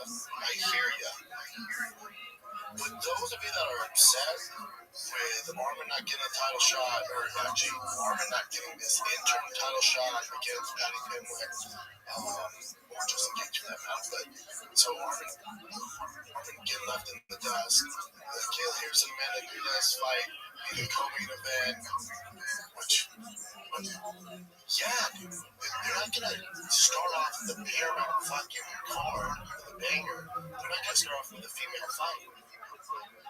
You know why? I'll have to spell it out for you. Look at that. Why? But it's for the top. You know why? They need fucking ratings. They need ratings. And for those that are upset, there's no way hardcores, you're kind of rolling your eyes, right? We're like, yeah, this is the UFC. Y'all aren't familiar with their work. Y'all aren't familiar. You should if you want to be successful, period. It is a few hours of work for a lifetime of results, period. Ranking next to his name that he deserves a shot. Yeah, in normal sports, that's how it works. This is entertainment, but you're not familiar with their work. I don't get how so many people are upset. And also, some of this. Must I do all this work? We don't know. I mean, what the fuck, people? What's going on? We don't know, because I would also be willing to bet Justin Gaethje, Patty Pimblett wasn't their number one choice for this. Ilya pulling out. I'm sure they made some other offers that we prior to find out about with some bigger names that just didn't come to fruition. Burgess sucks. The best they could do to get the most eyeballs. Justin Gaethje, just think about it from a UFC's perspective and the entertainment purpose. Justin Gaethje, top 5 most entertaining, most violent. Burgess weekly updates. To ever grace the octagon. The casuals know 1/12/2025. It's 2026, you dumb fuck. So that's going to draw some eyeballs. That's why they're doing it. When it comes to Sarukian, Sarukian hasn't been active in January. So if you bring up Sarukian for me, if you look at the way he's kind of taking his career, Burgess he has to sucks. take some ownership of him getting left out in the dark. He has to take some ownership. He fought, he fought twice in 2023, right? Not super active. He fought once last year and won by split decision. And then he fought once this year. Sick. So some of it's kind of All this shit sucks. they offered him the fight against Makhachev and he missed weight.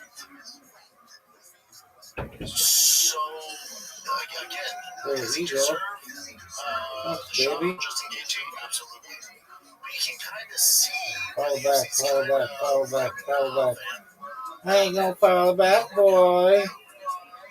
1979. So I think both parties are This is the worst. come on, dude. How long are you gonna discipline this kid? How long are you gonna do this for? You miss weight, right? This guy Usually sucks. he knows really what happened there. And like, nah, man, we gave you opportunity, you fucked it up.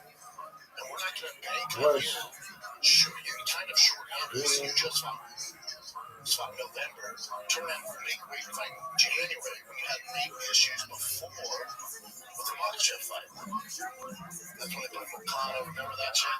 So the UFC's kind of like, nope, you better just once. Nope, we don't trust you right now. We have won a few more fights before we put you in the title shot. So some of it's his own doing. I get the uproar, I get all that. But there has to take accountability on Sorokin's part a little bit there. A little bit. And just, I guess not feel like it. I would keep going back to this, so you're not familiar with the word.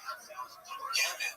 They're going to book what brings the most eyeballs. That's all they're going to do. Let me see the rest of the card, Jen. Kale Harrison, man, that's a fantastic fight. You know why it's not the event. Do you think in 2026, the year 2026, do you think in 2026, if Kayla Harrison and Amanda Nunes were the main event and just engaging Patty Pinland with a co-main event, how much of an audience? It just is what it is. I love this fight. I like high-level female fighting. Once you get outside the top three, it gets a little dicey. Their skills aren't exactly up to par at the professional level for a lot of them. Whatever. Over here or there. A ton of decisions, so it's not exactly entertaining. They're too small to hurt each other a lot of times. I get all that. But Kayla Harrison, man, this is an amazing fight. But do you think, just from a business aspect or perspective, do you think if they put Kayla Harrison and Amanda as the main event, that the majority of the fan base in 2026, in the current climate we're in, would stick around to watch two females fight? Or do you think the peak of the viewership would happen in the co-main event? That's why they did that. Figure it out.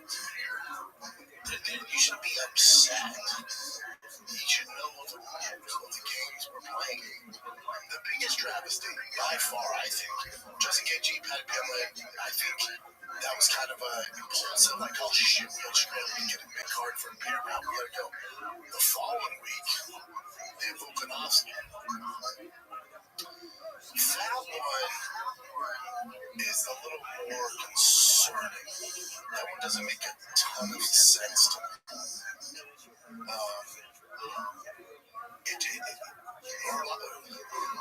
Volkanovski and Diego Lopez. Is that Craig Robinson meme? I've seen it. They just fought, and it wasn't competitive. That one doesn't make a ton of sense. That's the one where I was like, oh, that's stupid. I've already seen it.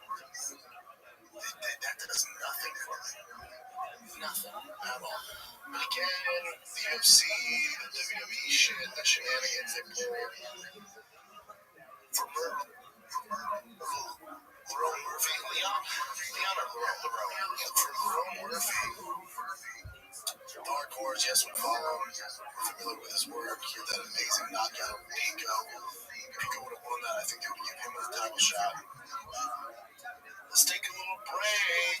Because listen, when I started this podcast, one of the fire to get, it seemed like I had to figure it all out on my own.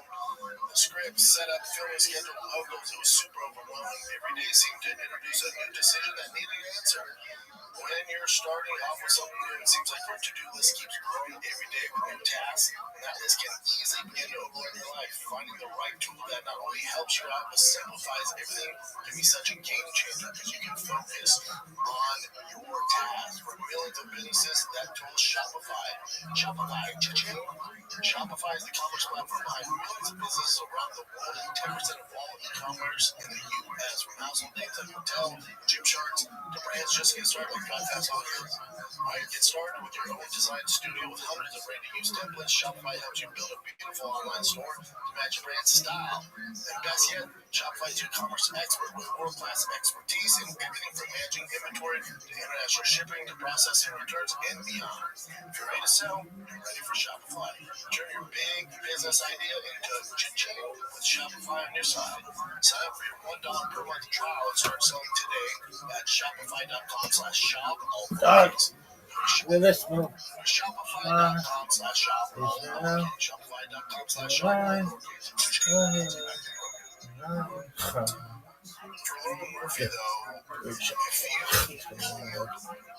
99% of the United States, who he is, they don't know.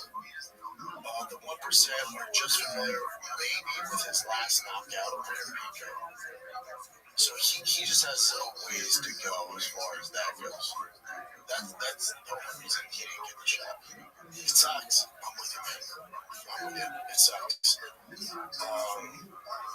Most are evil love.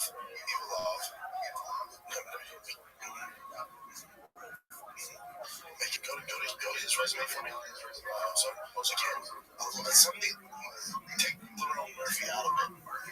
He just has the top shot. It's very clear, very evident. He just doesn't have the name recognition. Most are. Again, some of these guys need to take accountability. Now add to this. He's not very active, but add this to this.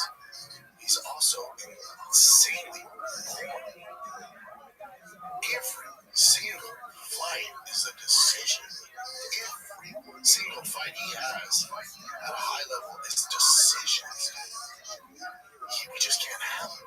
And it's Volkanovski's last fight, probably, I assume, in Australia. You don't get fucking pumped for five rounds for 25 minutes. He just, again, I get it. Number one, come on, bro, can beat him. I get all that. From a business perspective, the UFC's going, this guy cannot be champion. Also, he has to take a little accountability. He's super inactive and super boring. He just doesn't go for the finishes. He just doesn't. It's not his cup of tea. He, by far, has the best resume to fight for a title. But the way he's fighting, it's just not great. The Diego Lopez one was pretty good. But he has to get a little him and Sorokin, they need to take a little accountability. You're just not active enough. Now you're crying, they don't get your title shot. So for Mozart, it's like he fought he fought in January 2024, and then he waited 11 months and fought in December. Okay, that's not gonna work. He fought fucking once in 2023. He fought once in 2022. He fought twice in 2021. He fought once in 2020. It's not the way to do it, especially in your prime, especially with your fighting style. Keep going, dude. And these guys are crying they're not getting title shots. Keep fucking going. They reward the guys who are active. They don't want the whole dance. You guys are getting the title and fucking taking their sweet time. Hamzat, Topuria now. They're not that active either, but they were getting it. When you're champ, it's a different story. For these guys, you gotta win this and go before you're picking and choosing opponents and taking your fucking sweet time. So for Mozart, it's like, not a chance. Not active enough. Styles too poor. Can't go that big. That makes sense. I get that. Diego Lopez, you see it just happened. The fight wasn't competitive. We're trying to make fetch a thing. Diego Lopez not your fucking champ, dude. He's a star. People love him, but that one's a head scratcher. And for Volkanovski, what's it do for his legacy? So if he gets another win over him, okay, I beat him. Was even competitive, okay. Even as a coach, Volk's coach was like, we can't make the decisions like, other people have worked hard with them. Volkanovski won it. Perfect. Yeah. He's like, the judge, like, all right, that bit's probably hard to get out for you. Like, okay. For my last one, I beat this fucking guy with close. That one was the only one where I was like, God, it sucks. I'm not excited for that baby fest. I'm walking out with my absolute face. Like, he's like, go, dude. But that, okay. I mean, to take away all your lies on how it's the hardcore play, but where Cash was like, oh my God, this is fantastic. With hardcores, I get it. Based off merit, none of this makes a lot of sense. But would you be upset? Again, we don't know. We're just assuming all this shit. Yeah. What if the UFC tells Sorokin, hey, we're doing Justin Patty for the tournament, and then you get to fight Ilya at the White House? Much bigger fight, much bigger call, more eyeballs. We're going to sit this one out, it's too short notice. You're going to fight Ilya at the White House. Do I think they're going to do that? No. I'm just saying, maybe they did. Maybe that's their logic. But there's no way they don't book Patty versus Ilya Patty versus Ilya. There's just no way you don't risk that. They've clearly fast-tracked Patty. Oh, it's not fair. It's fucking business. They've done it to a lot of guys. Some of our favorites, they've done it before. Do y'all like Rally? Yeah, you like him? They fast-track him. He missed a lot of grapplers on the way up. He had a lot of strikers and starched them to get to his fucking circled competition twice. They had to find a fucking story there. And Alex is that story. Beat him, right? Roy, there's this whole story there. So they fast-tracked him. You upset about that? That worked out, right? He's awesome. He's fucking less TV. He's good. Should have shot him alley. Fast-tracked him. You like sugar, right? Sometimes it works out, man. Patty's the same way. They're doing the same treatment. They slow-played Patty for a long time, and now boom, off to the races. Patty's passing with flying colors. Now Patty's resume compared to Sorokin, even Sorokin's isn't great. Those kids are good. Patty's is, it's rough. Uncle Chandler, wasn't on Grace Win Street. King Green, not on Grace Win Street. Tony Ferguson on the worst street. There's not a ton going on there. And people always go back to the Jared Gordon fight that they thought he lost. But again, he brings eyeballs, he brings an audience, and those guys can get fast-tracked. And they fast-tracked guys before. Y'all weren't upset. But Alex, Sugar, they tried doing it there until it didn't work out.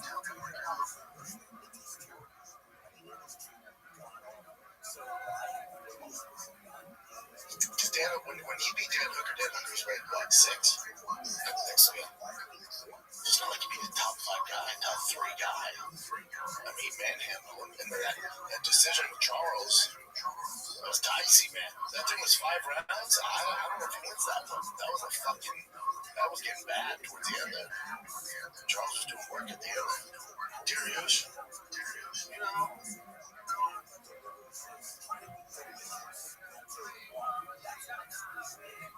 Yeah, but Mosar and Sorokin, they take some accountability. Not acting enough. And for Sorokin, you miss weight when they give the opportunity. And now you're crying about not getting a title shot. They deserve it over KG, yeah. But then, again, people are crying about KG. Think what KG did for the UFC. Think about what he's done for the UFC. Remember when he stepped in, fought Max Holloway, and then stepped in, he fought the Fiziev on short notice, remember? And he had nothing to gain from that because he already beat him. And then he just was like, yeah, I'll fight him. Remember those fights? And he's must-see fucking TV. Like, he's done a lot to bail the UFC out. A lot. And he's the only guy I've really seen threaten the UFC. He's like, it's title shot or I'm not fighting. I'm fucking retired. That's the only guy I've seen it work out. Usually like, all right, good to see you. It kind of worked out. He didn't get a direct title shot.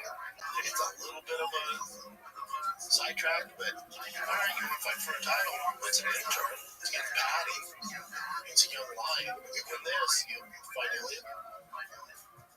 Only I've seen thread the UFC that worked out pretty gangster. And again, I think he's more deserving of a guy like Saruki because of what he's done for the UFC. Short notice, fighting Fiziev short notice. He has nothing to gain, gets the win. Bailing them out all the time. Must-see TV doesn't put on boring fights. You know you can count on Justin Gaethje. To me, it's rare they actually pay for it. Yeah, man, you take care of that guy.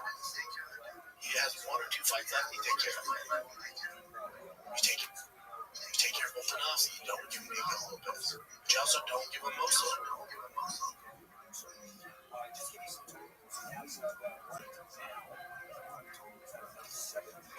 But as far as just a card overall, they did the damn thing. Let's take a little break here, kids. The Octagon isn't just in Las Vegas anymore. It's right in your hands with DraftKings Sportsbook, official sports betting partner of the UFC. Get ready, because when Marab versus Young face off again at UFC 323, every punch, every takedowns, every finish, it all has the potential to pay off in real time. New customers bet just $5. If your bet wins, you'll instantly get paid 200 bonus bets. And hey, Missouri, the wait's over. DraftKings Sportsbook is now live in the Show Me State. Get yourself Missouri.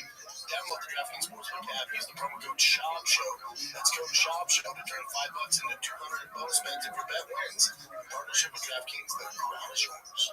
Gambling problem? Call 1-800-GAMBLER. In New York, call 877-8-OPEN-Y or text OPEN-Y 467-369. In Connecticut, help is available for problem gambling. Call 888-789-7777 or visit ccpg.org. Please play responsibly on behalf of Goodwill Casino and Resort in Kansas. Pass-through and pro-wager tax may apply in Illinois. 21 and over. Age and eligibility varies by jurisdiction. Void in Ontario. Restrictions apply. Bet must win to receive bonus bets which expire in 7 days. Minimum odds required. For additional terms and responsible gaming resources, see dkng.co/audio. Limited time offer. Sean O'Malley, Sonya Dawn. That's a fun one. Goddamn, Sugar needs to be in that fight. Sugar's at a prospect. He loses that one. Is he like on 3? Would it be 3 then? No. No, because he lost to. I mean, losing. What do you mean? His record. It'd be 2 if he lost that one. It's all be 3. Because back-to-back. It'd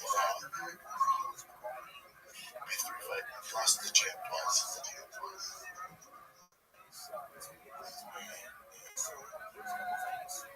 But they would never let Sean go, right? That's something crazy. Don't let him go. He's such a fan favorite.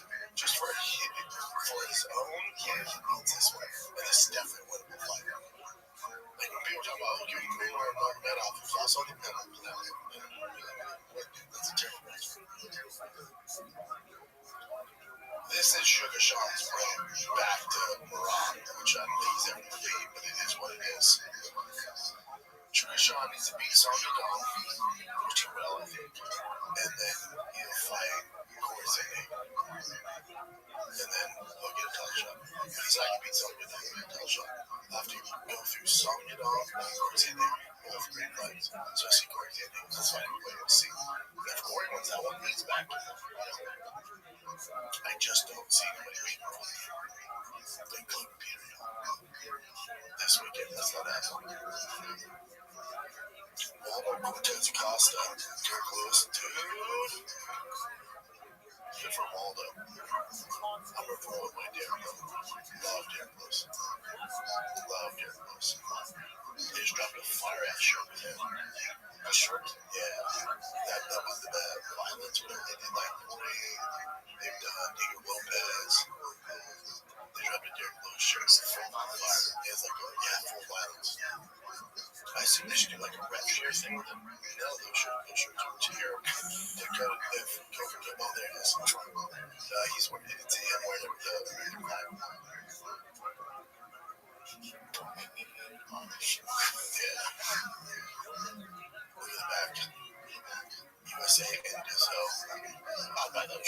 I get my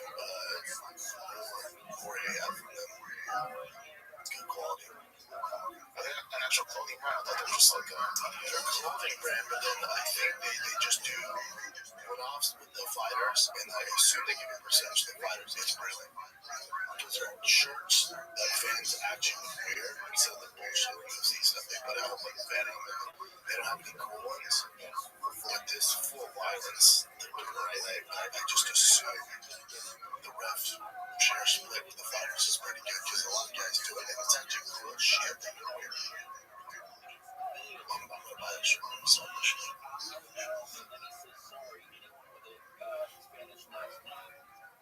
That's pretty dope. Yeah, there's some cool ones. The Charles Oliveira ones are dope. Whoever the designer, damn guy. The Dustin-Poirier one's lit. They sell out too fast. They look like those hard shirts though. I think soft on. I don't know. I don't have any of the volume. I have the Dustin-Poirier 4 hat. That's nice. Whoever's running that, it's a brilliant idea. Yeah, so you had Acosta, Derek Lewis. This card just fucking so fun. That's the thing. For Paramount, this is a great first card. There's so much fun on this card. Rhode Allen, Silva, yeah, stick my money. That's a Grasso, Rose, fight. Then they added Umar on this. Yeah. Umar Figueiredo, top fight for Figueiredo. Top fucking fight. Go for Figueiredo. Yeah, card's great. I get everyone's issues with it. It is what it is. You're still gonna. This is, and you'll hear some other pundits in the space, MMA heads in the space, complain like, "Oh, this is what happened with boxing. They didn't use the fights you want to see. They did too late." And look, we're boxing that now. I agree, boxing's a disaster. Here's where it's different. The UFC puts on so many fucking fights a year. Like, you get the fight you want to see within 12 months. They don't wait 2, 3, 4, 5, 6, 7, 8 years to finally get the fight you want to see. They have so many cards, unlike boxing, which has like 2 or 3 maybe every year. It's not even this comparable model. This whole narrative, like, this is what happened with boxing. They're in the shit house now. Nobody watches it because we didn't get the fights we want to see. They didn't do it off merit. Hold up. This ain't boxing, dude. You're still going to get Sarukian versus fucking Demir, I guarantee it. If Volkanovski doesn't retire, you'll get Murphy this year. You know, it's not all that shit. You know, there's like the Trump syndrome, where whatever he does, good or bad, they just can't give it up. Just can't. It's always negative. There's Dana White syndrome. And it's, you know, it's different than back in the day where he's making all the decisions. There's a whole team, they have shareholders, you have TKO, you have the WWE shit going on. So I'm sure Dana still has influence, but a lot of it is out of his control. But again, Dana, fuck this man, turn this into boxing, stop and all that.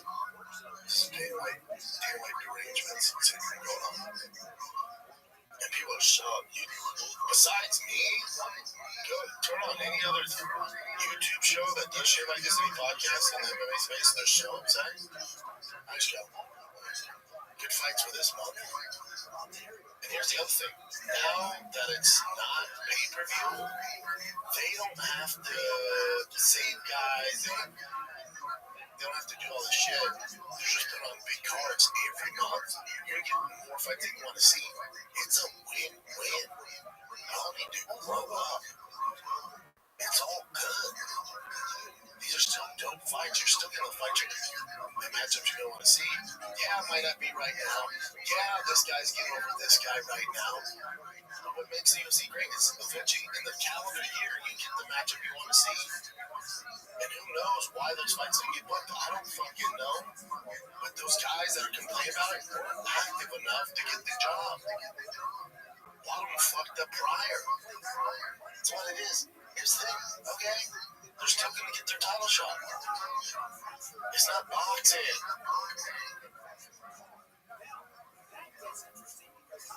The other thing that's dope is it's got there right here. Start with UFC 324 each numbered events makeover now begin at 9 p.m. Eastern, 1 hour earlier than ESPN's model. Fucking Holland.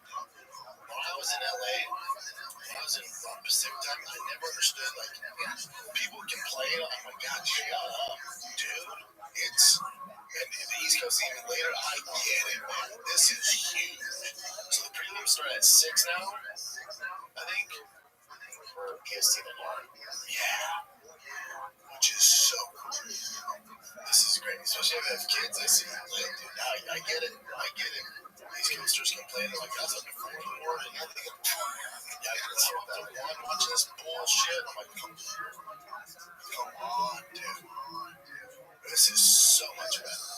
There's a ton of pluses with the Paramount shit. A ton of pluses. But there's the Dana White arrangement syndrome going on. Oh my God, he's ruining the UFC.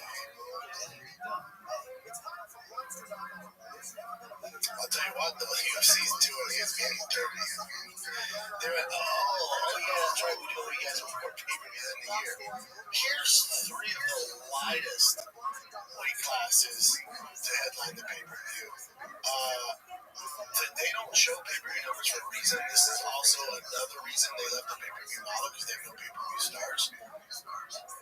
If I had to go out on a limb and predict, we'll never know. If I had to predict how many buys UFC 323 does from the last ESPN one, I would say over under 125,000. I'd say probably right around 120,000, 125,000. If you go to the card, go to the card. Americans just don't buy the lightweights.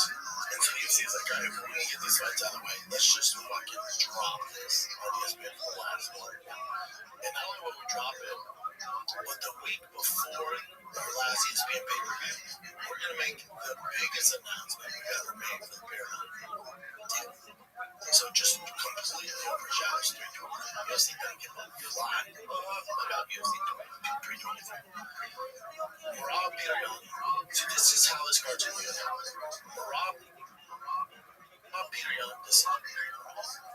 Pantoja, Joshua Van, decision. I'm going for Joshua. I hope he gets it. Ray Moreno, Tatsuro, decision. Cejudo, Payne Talbot, decision. And then Jan, Kuskov, that you probably get finished there, but you're getting 4 decisions. All lighter weights. The PLC was like, we need to upload these fights. They have to have them. They're great fights, but for the casuals, they're out. This is going to do about 120,000 people. And this is the reason they're leaving pay-per-view. No one's buying pay-per-views. And then the pay-per-views don't sell. They're smart. They know what's going on. Terrence McKinney, Chris Duncan, take my money. Macy Barber, take my money. Yeah, and Barbosa. Yep. Jalen Turner, Barbosa.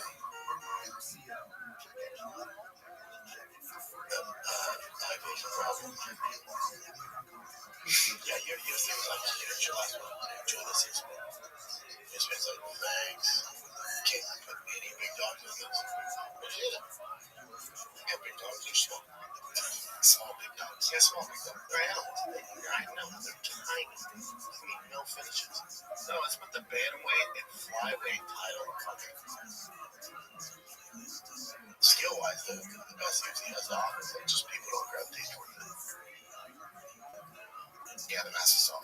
They always do if it wasn't the last ESPN pay-per-view, they always kind of like Rob would be the main event, but then the co-main event like Alex or Izzy or some big dude. There's capability or just engaging. Like they want some entertainment to keep those people engaged. But UFC, fuck it. Bantamweight, flyweight, do an even small one, flyweight. Let's just knock it out on the last one. So who will pay Calvin's interesting? Yeah. From Main Street. What? Yeah, they're great. And the reach and height is so off.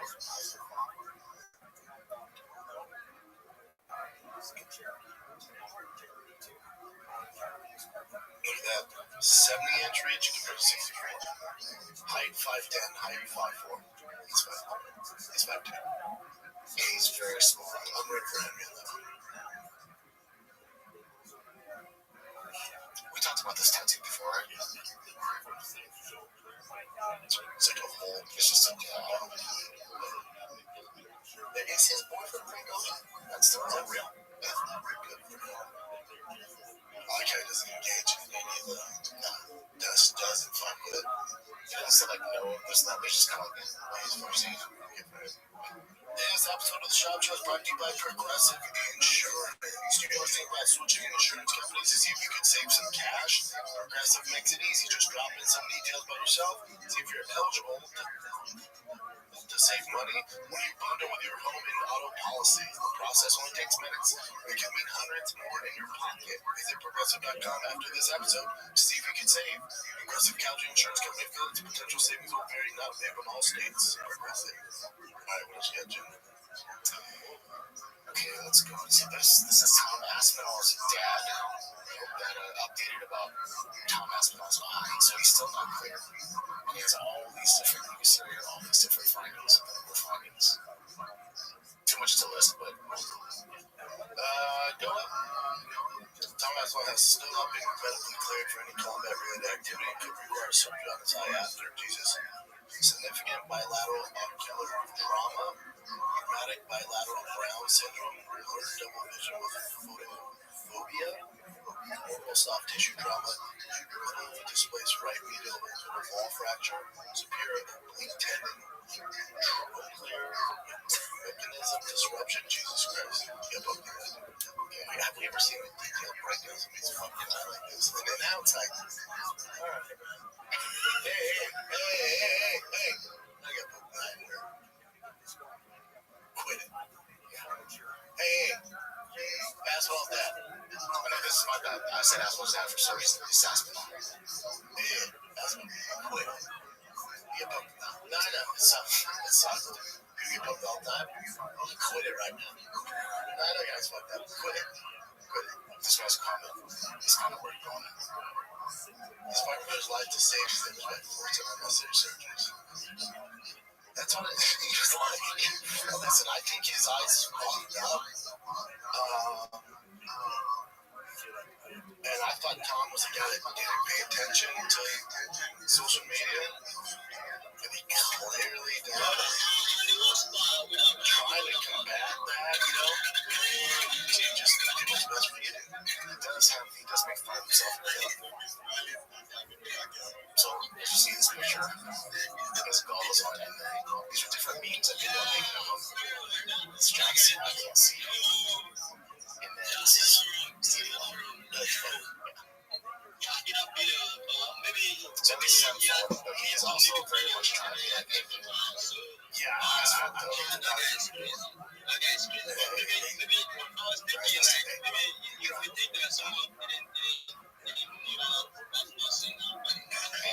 John's waiting on Strogan. I think he was on this a while ago, but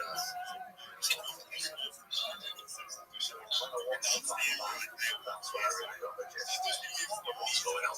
The guy who's trying to hold my eyes up all the way here in the dome. It's good exchanges. Nearly every exchange that I could put him in danger. He had his fingers out pointing towards my eyes. The guy was cheating from me for a second. The way that he wanted to win that fight was to have me compromised by cheating. My thoughts on him, I think he's a big cheater. Look at all his fights. Even John Jones himself, even the GOAT himself said before he fought that Strogan's a cheater and uses dirty tactics.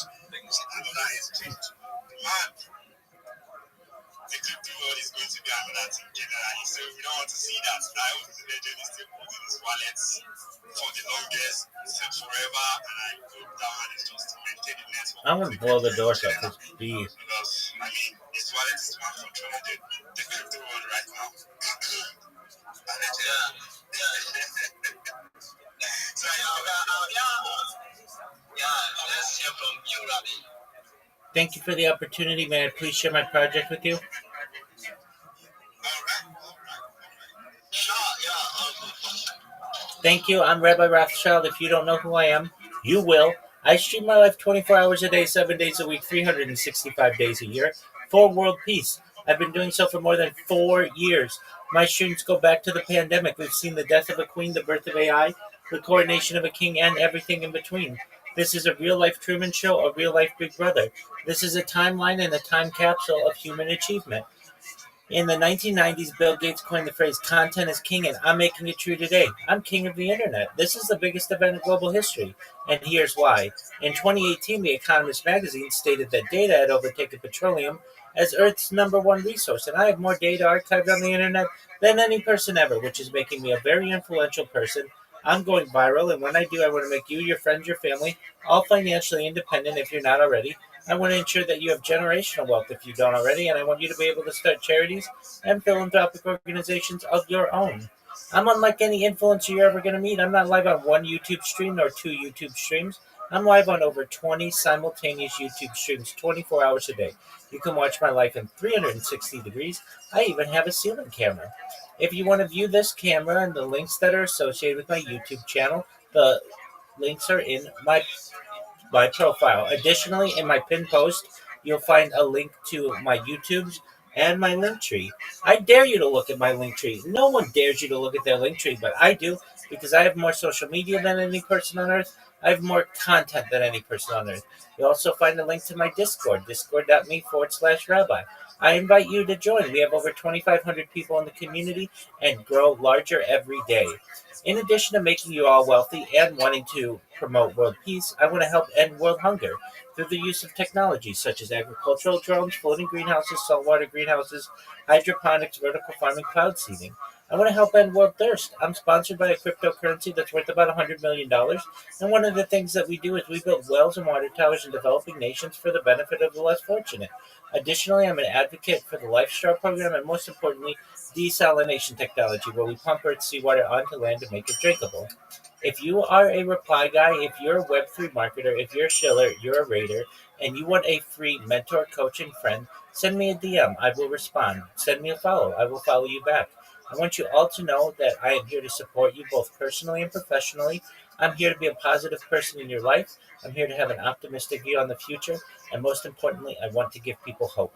And with that, I sincerely appreciate the opportunity to share. I really can't get and they just keep going and keep going. That's fire thing. And yeah, I get to look at yeah. What do you say? Yeah, MJ, I really want to ask a question. What do you actually do in the live stream? Like, because you've been saying all that, but what exactly do you do? Like, is it a crypto, or are you just like a coach or something, a Web3 or some sort? Let us know exactly what you do in your live stream, because I've been on your Discord once. I left, though. Sorry, no bad, no hard feelings. I really don't have a clue of exactly what you're doing. So I would like you to make me understand, because I'm a bit curious. Certainly. I've streamed as far north as Santa Barbara, California.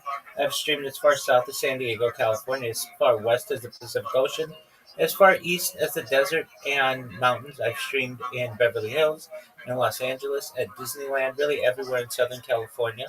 On a day to day basis, my life is all on camera, so you can see certainly what I do. And from all the mundane things of eating, drinking, sleeping, all of those things. Additionally, we have a really great community. We have people who live in the Discord with me. We have game night every night at about 7 p.m. Pacific Standard Time. We have people who come in just to play games. We've got a group of people who play just in the United States. Then later on, we get people who join us from Europe to play. We have some people from Australia who also come and play games. We watch movies. We sing karaoke. We do trivia nights. In terms of the crypto project of which I'm associated, it's known as Harry Potter Obama Sonic 10 Inu. It's a very long name. It's one of the OG meme coins. It is a wonderful community of 12,000 people. I have been live streaming my life in their Discord for over 2 years. And additionally, I'm associated in Discords of the Big Steppas and Soul on Chain, quite a few others. I certainly do everything that a normal person does in terms of watching movies, listen to music. In the background of all my streams, I have a radio going 24/7 that basically creates and archives the world's news events. So there's a lot going on, and I'm always open to helping people. We have about 50 people in the last 2 or 3 weeks who have come in for coaching, and basically I've given them a free strategy that works for them to be able to allow them to market themselves better. It includes everything from them getting their link tree organized, getting more social media, learning how to pitch themselves in different spaces. We also help them to connect with recruiters in Nigeria, specifically. If they're not in Nigeria, obviously not there, but many of them are in Nigeria, so they've been connecting with people from like Manpower Nigeria. As an example, we get their resumes together so that they're able to not just get Web3 jobs, but also social media jobs, community manager jobs. And really, I do everything I can to just be a good influence on people in the world. So that's what I do. Okay, I got a clue of exactly what you are doing. There's a lot of things you are doing now. Yeah, I got a clue now. Definitely, I'll open your Discord back and find out more, and also engage with you guys as well. So I appreciate you tuning in today, fam. Absolutely. You got anything to say? Okay. I mean, so bullish, man. So just went up by 6.7 something%, right? Oh, yeah. I think we are back. Oh, man, this is all. Nah. We are not back yet. See, we need it at 250, bro. How down we have to go to cut this off again? Man, I appreciate the little bomb in my kids. It's always the dog and the bomb. So, yeah. Okay, let's say we're back, but I think we are back in the middle and not full. Yeah, but I know we're in the middle. But I can't wait to see it so above.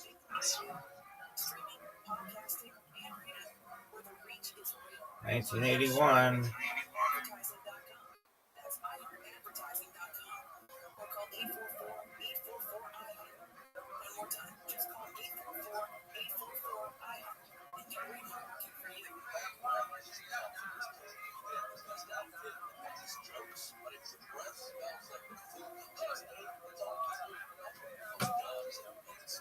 I gotta click that fucking button. This is the worst podcast ever. Things need to change in the sport of MMA when it comes to fouls. Obviously, very keen to get back and beat this guy up. I've got to be 100% right. So whenever the eye's got to go, that's what I'll do. A lot of haters out there who are living some very sad lives who think they're eye doctors. I'll double eye poke you full blast in the eyes and see if you can still write some grim comment. You let me know, you tough guys out there. Look, what I've noticed in the last games fights, he had two on the head quite a bit, and I didn't want any type of replay happening. John Jones is in black. Seemed like he hit an early kick on the board. 7-7-10. I've noticed in the last games. Yeah, there he is. I hope Tom comes back and beats the shit out of him. That'll be fun to watch. That's what happened. Yeah, I mean, some of that night too, so I know he got both the heads eyes all fucked up, but I think it kind of it's tough to say if he was going to lose that fight, but he looked a little off. Cyril was doing really great. Yeah, so I think this is the best thing to happen to him, even though he's doing well as age, whatever. But when he does come back, he'll help us out that you talk. Shit, so yeah. And hopefully that outlook stuff will come into effect where it's like immediately the points taken away. I bet the confidence will be and takes it more serious. Okay, so that brawl that happened at UFC 322, the mayor actually commented on it, saying they're investigating it and they're going to actually. Man, don't you have bigger shit to do? That's what I found interesting today. On the East Coast, don't you have bigger fish to fry? No one was really hurt. No one gives a shit. Who cares? These assaults on Master Card are completely unacceptable. That might be because already conducted full investigation. You're responsible held accountable. Good luck. Solve some real problems. Hey, get the fuck out of here. There's nothing to see. No one seriously hurt. Are you familiar with them? Oh, fuck. Are you fucking serious? Are you fucking serious? Are you fucking serious? I was like... This came up randomly. John Jones was offered apparently like a grappling competition against Daniel Cormier. He said he would take it.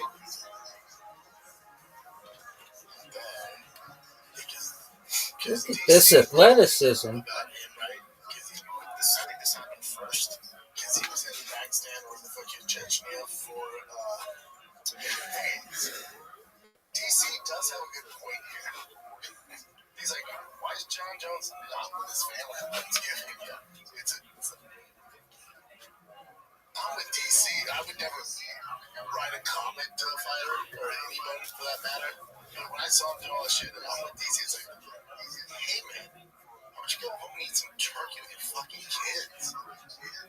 True, but if they're paying him, I'm sure they're paying a crap ton of money, and it has to be that during that time. It's like, why does it have to be during that time? Maybe that's the only time they can do it. I guarantee if they're paying that money, you could wait a day, fly out the next day after Thanksgiving, I assume. And that's another interesting thing too, because John Jones posted this video, and it looked like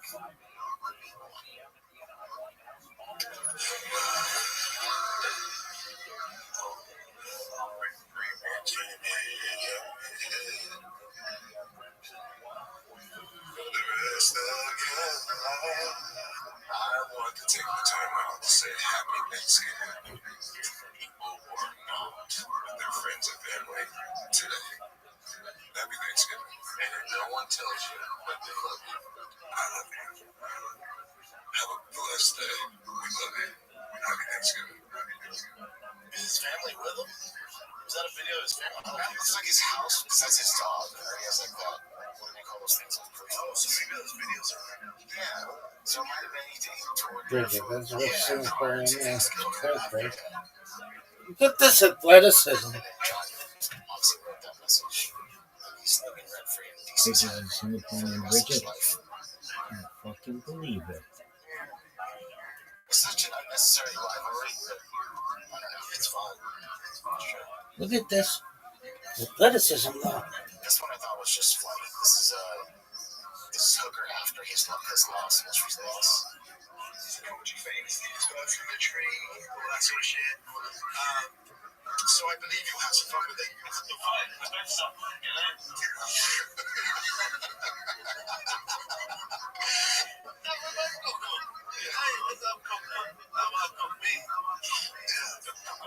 love that. That's how we set up this fight. He's shit. He's shittier than me. But maybe shit. But he's shit. He's referring to Moicano. Yeah, this is Moicano's response. Says the both of you suck. That's how he put it. What did you think when you saw this? I just laughed, that was a funny call out. I think that was even funny because I think at the beginning he said like Hunter called him to see if everything was okay. And he answered the phone and said, hey, Moicano sucks. And that's something that I would do if I was in his place. I would say the same thing about the movie. I think he doesn't deserve to be on the top 5, on the top 6. And he's right. I thought he sucked. He sucks. But the only thing that is missing out that is way worse than no real game. Doesn't have knockout power. Doesn't have wrestling. That would be a fun time. Yeah, it'd be fun to build up to. I'm kind of like, I said CCSLA was no ground game, no knockout power. That'd be a great build up too. Yeah, hopefully like fan favorites. Yeah. Well, Connor just came out, dude. His personality came out of nowhere like last year. And this is from all the Abdelaziz saying Usman is next for Islam. Can you manage this both? And Ian Garrett's not a chance. Plus those knees, anytime they yell down this. This is gonna hurt people's feelings. The way the UFC is going, the bookings that they're making for just the casuals, that's probably not. It's unfortunate. How excited would you be about that?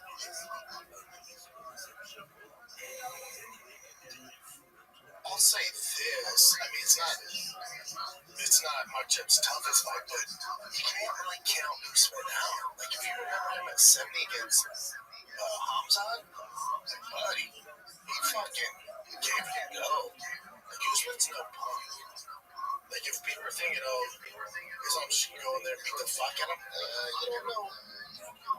Usman's a fucking dog, man. He has an easier shot. He's older, but that dude shows up. I wouldn't be that bad at it. I'm more mad at Diego Lopez. No, fuck doesn't. Yeah. Usman, he's a great. He is game though. I know we're like, come on, but there's definitely some more deserving guys. But listen, just the way TKO's booking shit, and they're doing it for views. Usman can provide that, and so that's probably what's next. Yeah, if there are a few more rounds in that fight, I think Usman was on his way home. Well, you never know. Yeah, you already touched on this, but this is Ilya saying he won't be fighting the first quarter because he's going through some difficult stuff in his personal life. Because I won't be fighting the first quarter next year. I'm going through a difficult moment in my personal life. I want to focus on my children, resolve these situations as soon as possible. I want to hold the division. The UFC will make the matchups needed. As soon as the matters are resolved, I'll let the UFC know I'm ready to begin my return. Not mad at it. It's some mature shit. So he's going through a divorce, right? That's what he never said what it was. That's what it was. Yeah, but he's going through a divorce. And I get it, and there's a lot on the line too, especially at his level. So you don't want to be going through a divorce. You're in camp. Whether it's Islam or Sarukian or some monster, I'm with him. And he has kids. Okay, that's like the toughest part of the divorce. Yeah, it's not a bad idea. Yeah, that's just Max Holloway. Give him support. Listen, he didn't construct it like this, but him not fighting January Paramount, it automatically books him for the White House card, which is miracle. There's no injuries. He's guaranteed to fight on that card, so it kind of works out for the better for everybody involved. Yeah, it just sucks to vacate your title, but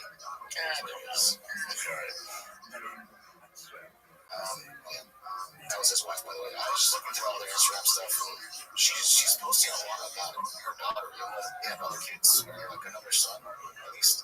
But a lot of it is about her daughter, and people are just kind of thinking like something's going on with the daughter too. I don't know. I'm not going to go touch that, but anyway. So this is Shavkat Rakhmonov talking about Ian Garrett. Shavkat, no trash talk, just facts. EK last 3 rounds. Injured, he has officially won his last 6 fights. Montez nearly stopped him. Doesn't sound like no one contended to me. Again, it's the same shit. All these random dudes that keep coming out of the woodwork that aren't active. Like, I need a title shot to give him deserved him. Shavkat sure. But even how fucking long? Most people don't know him, dude. And you think you can just be out for a year and jump back in for a title shot? It just doesn't work. That's not the formula that the UFC follows. It's just he sure is fine. You got Jam? Just a couple more. This happened recently. So Conor McGregor went off on Khabib Nurmagomedov because he believes he did a scam with NFTs. It's always weird, the NFT thing that he's doing. I think somebody's running for Khabib. He made so much money doing it. I don't think he realizes what exactly it is. Yeah, so isn't Khabib like set? That's why it's kind of weird.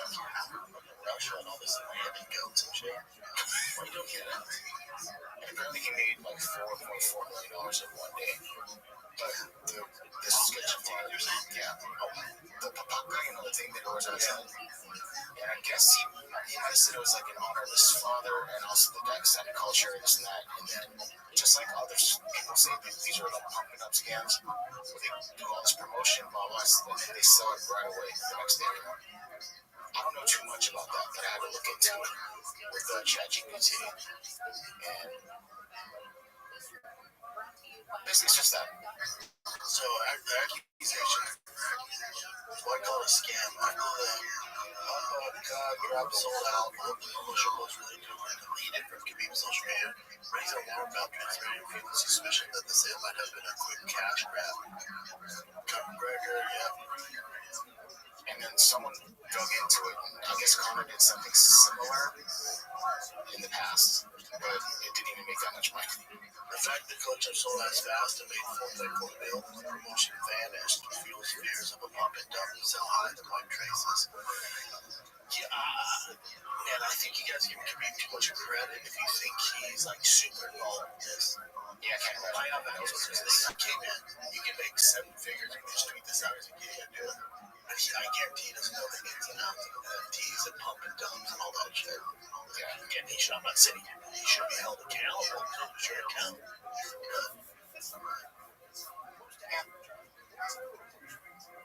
So that's that.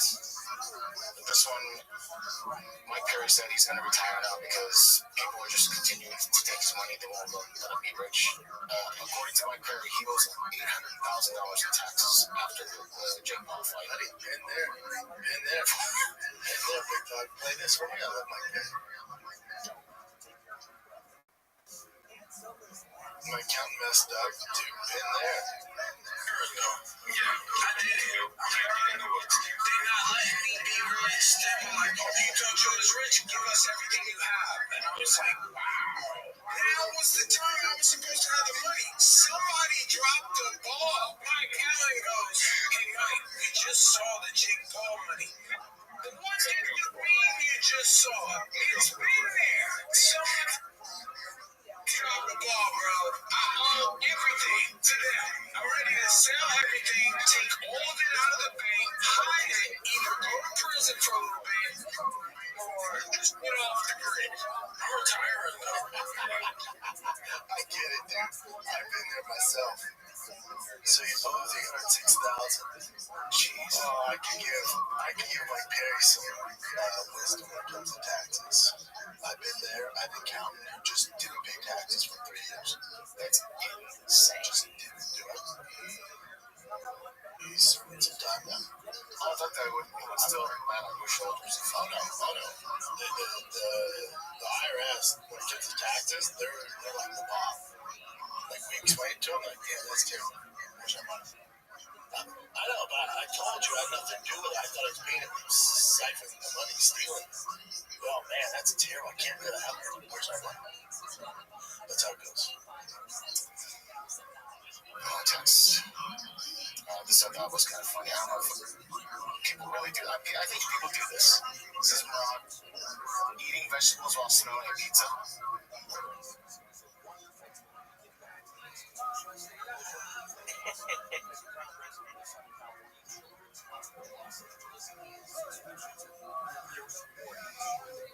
Yeah, I think that's an actual technique that people have used before. And this I thought was also funny. This is Holocaust calling out. Holocaust is hilarious. Yeah. Ritter Costa, whoever this is gay. Gay fighting. That's simple as that. That's a great fight. Yeah. Yeah, that's pretty much it, man. Alright, bud. That's it. That's pretty much it other than the fight. Alright, kids, enjoy UFC. Was it 323? This Saturday, I will definitely be watching. Again, there's under 150,000, 125,000 buys. Great fights. Some of those talented guys, all small guys, who get a bunch of decisions. Never met Rob. That was the biggest weapon he came with us. I just wanted to say hi. You know, I was here in Chile. It's been a while since I said hi to each other. And I said, okay, Jay is here. My favorite David is here. My favorite people are here. So let me say hi to each. Thank you, my friend. Appreciate it. And last night you had a space where you had this change your approach that is away. So we can say whatever we want about it. And it's nothing that we do about it. So how was it having this day as your approach? To be honest, so when you mention crypto spaces, you will come because it was my idea was to make a space, build different type of topics. But I realized just last Friday that 99.9% of my audience is in Web3. So she's been wonderful, obviously. I just invited her up to co-host, not that I needed a co-host, but I saw Miss G, and I think my Jessica said, okay, Miss G, you want to jump on? And she said, yes, it's been wonderful. But the space per se, I don't think they default because the audience that I'm reaching, it's a certain type of audience. So I will need to work an extra hard to establish myself in a different niche. And I'm actually thinking about starting fresh, starting from a fresh account, maybe on another platform, maybe on TikTok or YouTube or whatever. Just have a podcast type of thing going on. But I don't know. I mean, we will see. I had fun. I had a lot of fun. And I thought about you a lot. As I said, if there is a guy, I had something. Yeah, Jaro, wait for your gap. Right. No problem. Wait for a gap. Studying the same and then I'll let you jump back. Continue on just studying.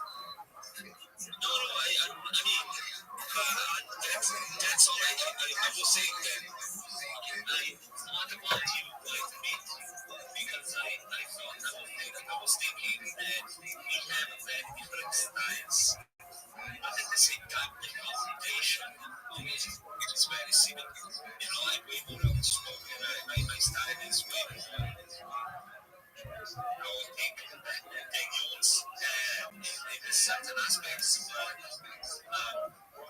your teaching from these guys come from a lot of experience. Everybody here should listen to what you're saying because everything is true. I never dissected, how to work the space. I just threw myself out there. I hosted and participated in thousands of spaces until I was out of this. And so having a space like this is very, very important.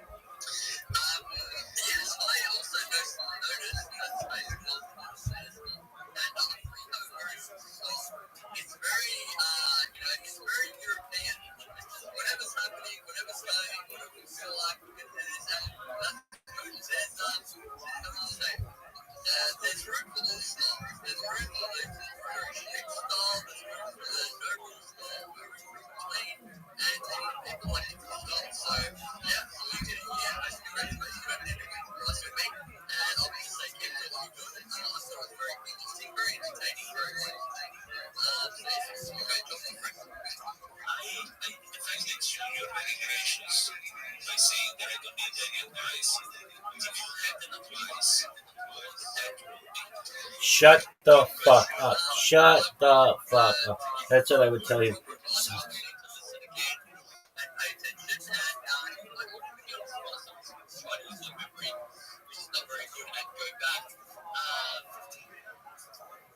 Honestly, nothing sticks out, nothing comes to mind. Because I thought you were doing everything very well. I would say I thought you were doing well. I thought the energy was very, very well. I thought you were doing good introductions. I really liked your introductions. You said this guy, you should like him because one thing, this. So I like the way you're introducing people. I like the energy. I like the positivity. You were very honest. At some point you just said, if you don't like this, don't fuck yourself. And I think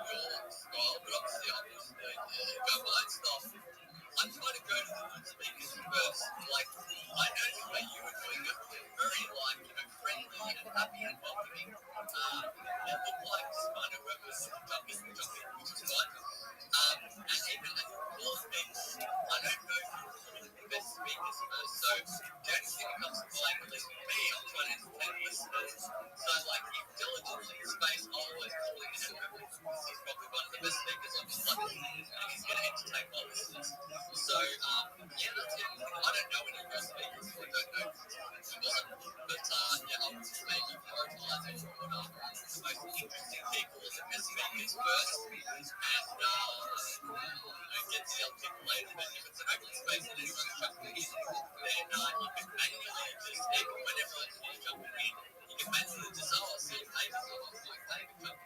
So you can still do it even when there's one hands. What do you think about that stadium? No, that's a great advice, but when you have SGS at the co-host and everyone else is having it, it's become instantly less interesting. So I don't know, to me, I wanted to be SG, but in the end, I ended up by talking to everyone, and SG was, very speaking there, whatever. I will change things. You are fucking amazing, and thank you, man. Thank you so much for having me. One thing that I would say that I lacked and that I I think that everything happened for a reason. So I had the space. I didn't understand, and I didn't know what I wanted to talk about. Next time, it might be that I will write down some things, a little template for a space, what I want to talk about, topics that I will tackle. Maybe I will have an easier life because my idea is, I do it in all the space. If people show up, well, I talk to them, whatever. If nobody shows up, it's a different one. It's my experiences and I put out there. It's recorded. If people want to hear it. If they don't want, they shouldn't. So, yeah, great advice. Going to the best speakers first. I never did that. I always read it, but thank you so much. I love criticism. I love criticism. That's how you grow. So, thank you, man. You're welcome, my friend. And two more things. Come on, one. I don't remember who was that was going to mention, but anyway. One is the title. The title is basically very, very important. You don't have to do this, but I want to have a question in there. At least the obvious topic. Like last week I said, can you get, I forget what I called the topic, but often I'll put a question like, can you get morality without religion? Question. And some people join and they know exactly that you don't even have to talk about that. You can and you should, but if you talk about something else, it doesn't matter. It gets people into the space. And then if, so I'll start talking about that question, but sometimes it will change. So you can either update the title or you can let the title, it doesn't matter. People join for that title, and if they need what they like what they need, they stay. If they don't like what they need, they can leave. It's awesome to stay. So titles are important, and if you want, you can update the title. And if you don't want to do a question, I think last week I had a statement that says immigration versus gated communities. So talking about people, celebrities who live in the gated communities, they want free immigration, but they wouldn't be affected by the gated communities. So it doesn't even have to be a question, it can just be like a statement. Doug, this space sucks. Say, okay, I know what this is about. So the title is important, and in terms of the topics, what I do, I don't know if this works with you, I just grab my posts during the week, and I put 3 or 5 in the jumbotron, and then I just let people go, if there's nothing to it, first I just try to chat, and if there's nothing, if the chat isn't going well or nobody wants to talk, then I'll ask people about what's in the jumbotron. Hey, in the jumbotron, I've got this thing, they're like you testing it out for a survey, should women have to do maternity tests? Should it be mandatory maternity testing? Yeah. Sometimes women have affairs and babies have affairs. So, putting posts in the jumbotron is a great way to back up. And you just try to not even go to the tests and stuff and talk about people giving you money.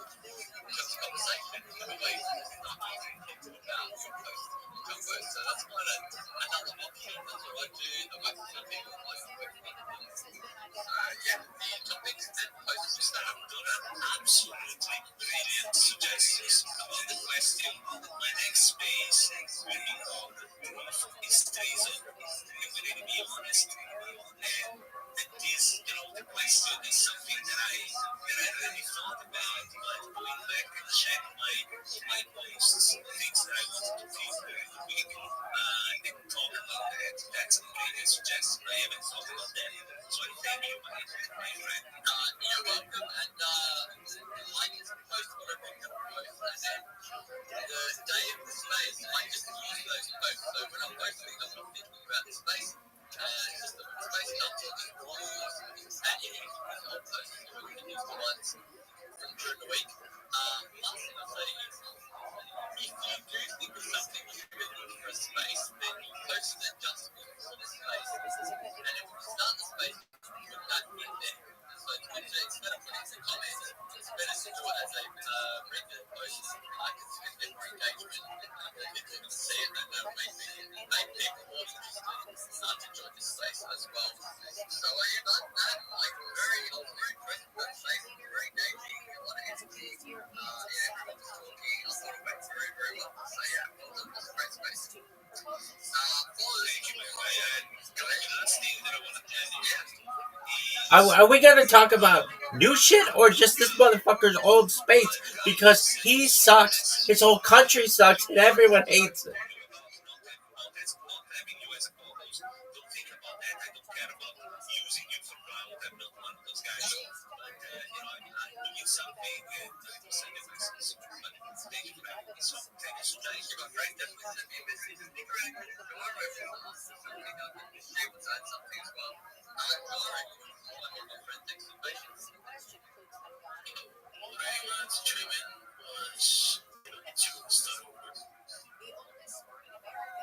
That's one thing it was.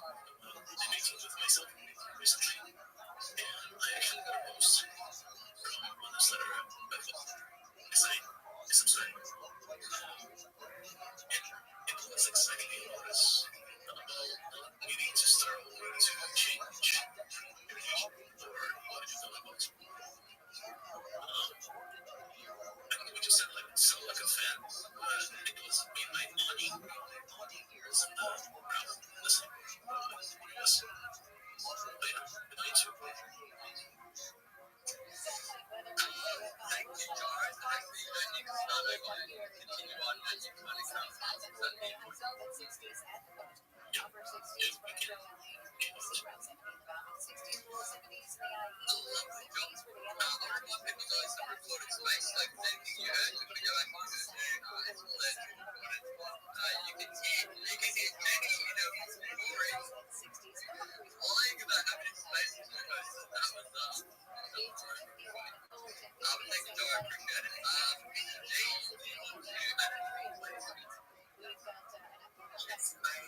It was an honor being your co-host. Thank you so much, you know that. I think that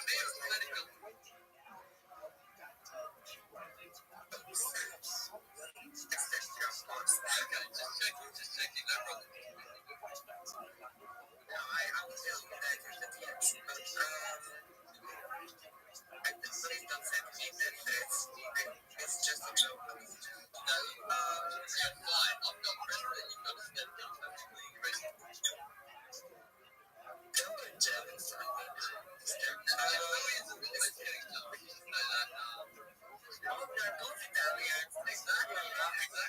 But well, did either of you finish your fucking statements and let Rabbi talk? Listen, Boo, shut the fuck up and let me talk. He's a very good speaker because he's straightforward. He's not. I'll give you some fucking feedback. Finish your fucking sentence. This is the worst. Dog, your shit sucks. It's the worst.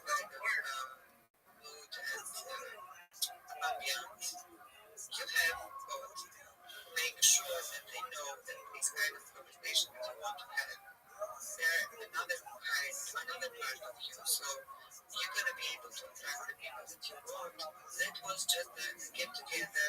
Let's start this. Let's an introduction to the new kind of space you're gonna host. But as his friend says always, the one driving the vehicle. So you can advocate as long as you have something in mind and you go talk about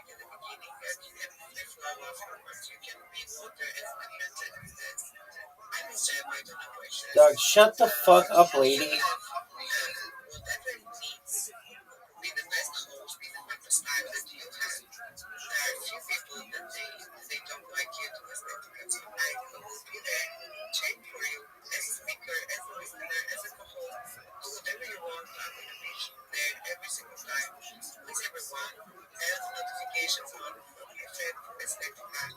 He sounds like an asshole. He's my favorite kind of asshole. And he gonna be yours as well. I promise you this. Like, he's the best. But yeah.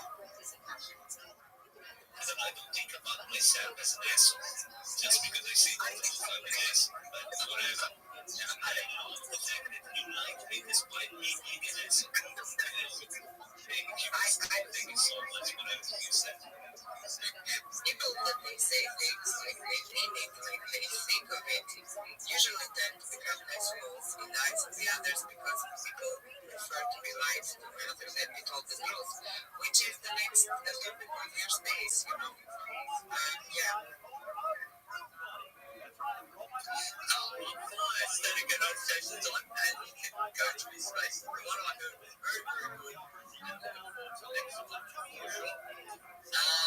So thank you for that. I'm going to go to Uncle now, then we'll go to Faye, then we'll go to David, and then we'll get You fucking suck. I hate this person. Hitch slap sucks. Stupid douche. Oh, fuck you. Fuck you. Fuck your stupid space. It sucks. You suck. It's the worst. I hate that person. That person sucks. They're terrible. Don't ever listen to them because they are awful. Worst person ever.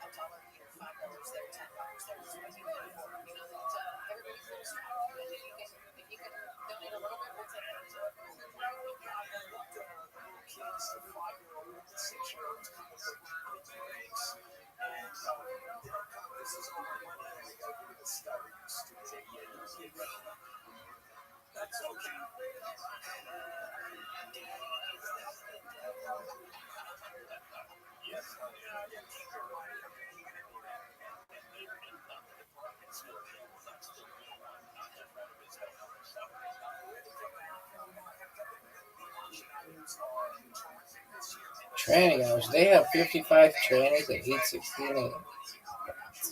What is this world?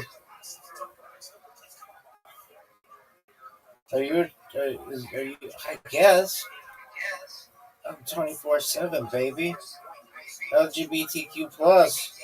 Which one of those are you? On the plus. I'm not gay. I guess I'm a lesbian. Oh wait, lesbian's the first one. Lesbian. Okay, lesbian. Yes. Gay. No. Unless I'm just like bored on a desert island and there were no chicks ever there. All the chicks were killed. Then everybody's gay. B. Same thing. If they got rid of all the chicks on Earth and in the universe, and there's no way I can like stick my dick in anything, then GBT, I guess. T, LGBTQ, Q. Are there any chicks available? Is that my Q? And then plus, fuck yeah, baby, I'm plus. What does that mean? Whatever you want it to mean.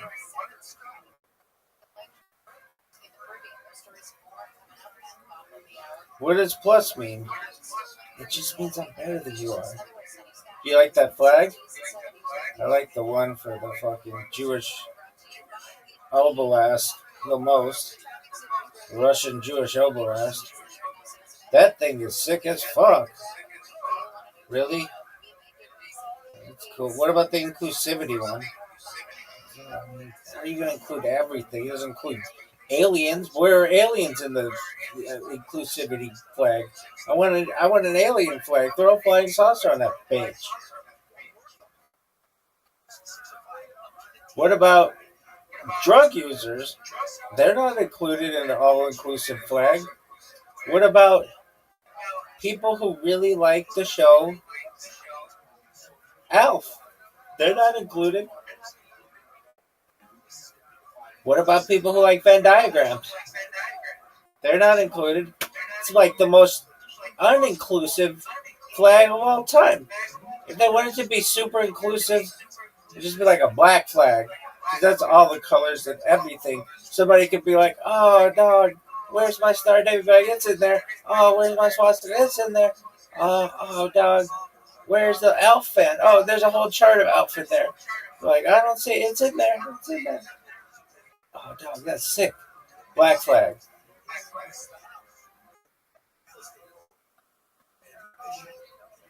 Dog, this shit sucks. Isn't the black flag the flag of, like, the Taliban? Maybe they really like Alf.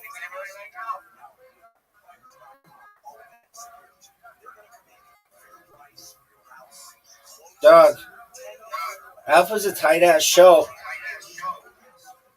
And if you don't like Alf, I don't like you. It's as simple as that. I like how Alf was the star of the show, and the like real people or whatever got jealous. Is Alf your favorite character? But did you like him? Yeah, I was like, dog, there's a Muppet on primetime television.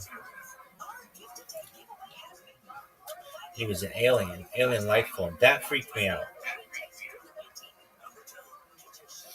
Oh, dog. What about Joey Diaz? Dog, Joey Diaz sucks nowadays. Why? His shit is just not cool. I'd be like, dog, you got old. He'd be like, we all do, baby. Really? He'd be like, what do you want me to do about it? He'd steal all my lines. Why? Because I'm funnier than he is. You think you're funnier than Joey Diaz? Baby, I'm funnier than everybody. And Joey Diaz is part of everybody. Really? Really, dog? This is the worst 10 minutes of Shab. What would you say if you met Shab? Like, dog, you should have leaned into the fucking Reddit a long time ago. Everybody hates you on it. Be like, yeah, but they make fun of my family. I'm like, dog, don't be a douche to your family and they're not going to make fun of you. She'd be like, well, we all make mistakes. I'd be like,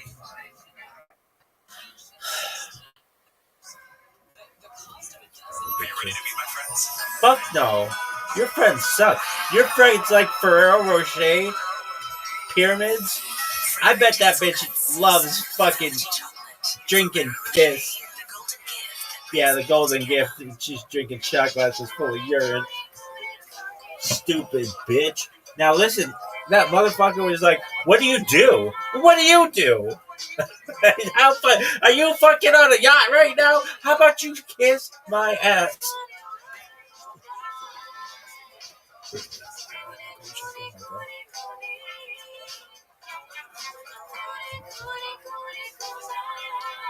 Dog, look at this athleticism. This is athletic as fuck. Look at this one. What are your thoughts on this week's The Fighter and the Kid? No, the Schwab show. You really think it was awful? They're all bad. There hasn't ever been one that's good. Like, literally terrible. Why? They're boring as fuck. These takes are always wrong. This week on Patreon, we did a bonus episode. The highlight is Chin. Poor Chin. Bring back some meat. Poor Chin starving to death. Having to pay for lawn services. Chin hates his life. Chin should have bailed. Should have tried to sell his Fighter and the Kid stock, Thick Boy merch stock, a long time ago. That's what people are doing these days. So anyways, that's not where we're at. Just like, subscribe. Okay, you're here to watch snippets of Shop. So start the timer. Alrighty, so my name is Gerardo. What's it called? This is going to be... I'm still looking for them. Okay, this is 14 days. We're looking for anything above 14 days. Okay, that makes sense. I've seen that. Make it about you. Yeah, I've seen that. Okay, Brian's False Gods Bomb. Who's an American hero? What do you think this is going to be? I'm going to do a prediction. I've got to see I think all this shit. this is going to be one of our guys. I think it's going to be a clip of American Rehab. And I'm probably wrong. So, oh, yeah, I was going to say the same thing. It's like, oh, too lazy to try to training. Too lazy to train on the same page. Guess what? I forgot. I'm dropping my special on Wednesday. It'll be on YouTube. Yeah, it'll be on YouTube. You never know. Oh, this is Wednesday morning. No, Wednesday morning or Wednesday afternoon. Wednesday afternoon. Second quarter mile right from the factory. Motherfucker. That's what you need. That's what you need, Count. It's very your special kicks in. You start selling out giant theaters. Let's get a little more in your life. That's what looters. Once I start selling theater tickets. And I thought that when I had my own special Showtime, and they cut the images. Yeah, they got it. Gotta edit it the worst way. There's still plenty of time left to edit it. I'm now realizing that Jeff Dye, the cowboy thing, Ryan's a horse. Did you realize that before? Well, it's a lot of showboat. They're cowboys. They like to show off what they do. Sure. Yes. We're up to theaters. It's gonna be crazy. My life's gonna explode. The special came out. Nothing changed.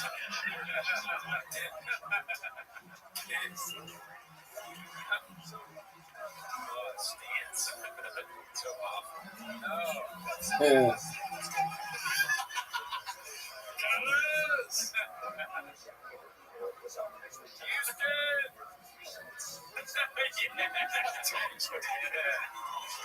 My favorite part. One of the whole special. That's the best part. Yeah, ride that horse. Walk like a rich guy.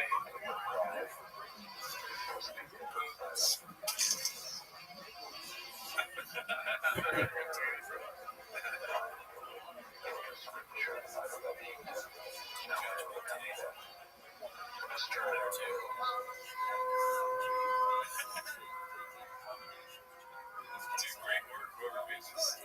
That's good. Excellent stuff, dude. Yeah. Shout out to them. As they continue to get hit. What do you think, dude? The beginning is my favorite part. Yeah. Just like the way they're talking. He's talking about his special. And Chadwick, what is that? His face where he's like, because you know Chad's a marketing genius. Oh, yeah. He's like, yeah, Chad, if he put out something, it'd be just so much more views, so much more likes. Like 25, dude, if Shop put something out, there's going to be lines outside of the AMC, people waiting in tents. Yeah, that'll be the first time I learned how to make a tent. REI. What do you need to send for it? What do you don't know? You don't know. Oh, I'm making a tent to camp out for the Gringo Poppy. You're not. Oh, you already have a tent. You already. It's not even called the Gringo Poppy. You just call it that. My tent is called the Gringo Poppy. My tent's called the Gringo Poppy. I was a stomping pad. Oh, yeah, didn't you say that? Let's see here. If Papa went to Riyadh, we saw that one already took place. Sand on top? What's Dubai chocolate? Chocolate with sand on top? That's my time, Riyadh. 3 weeks in a row, or 3 times in a row, we played that. I want to start doing that just in conversation. I like people do that. Makes me laugh. Goddamn truck out of here. Alright, so this one's going to be posted by Gunslinger 4. And Steve Will Do It unloads on Red and Chop Part 1. Have you seen this? No, I haven't seen it. I heard about the controversy because this is Steve Will Do It second, correct me if I'm wrong, second appearance in the Shopverse. Apparently Shop made up something about Steve Will Do It. He got mad about it. Don't kill me. He made a video and Shop apologized. Okay. But I don't know anything about this. I didn't know any of that, but I will just say to preempt you for this, it is a fucking headache in a video show. So just get ready to let go and let God. You know what I mean?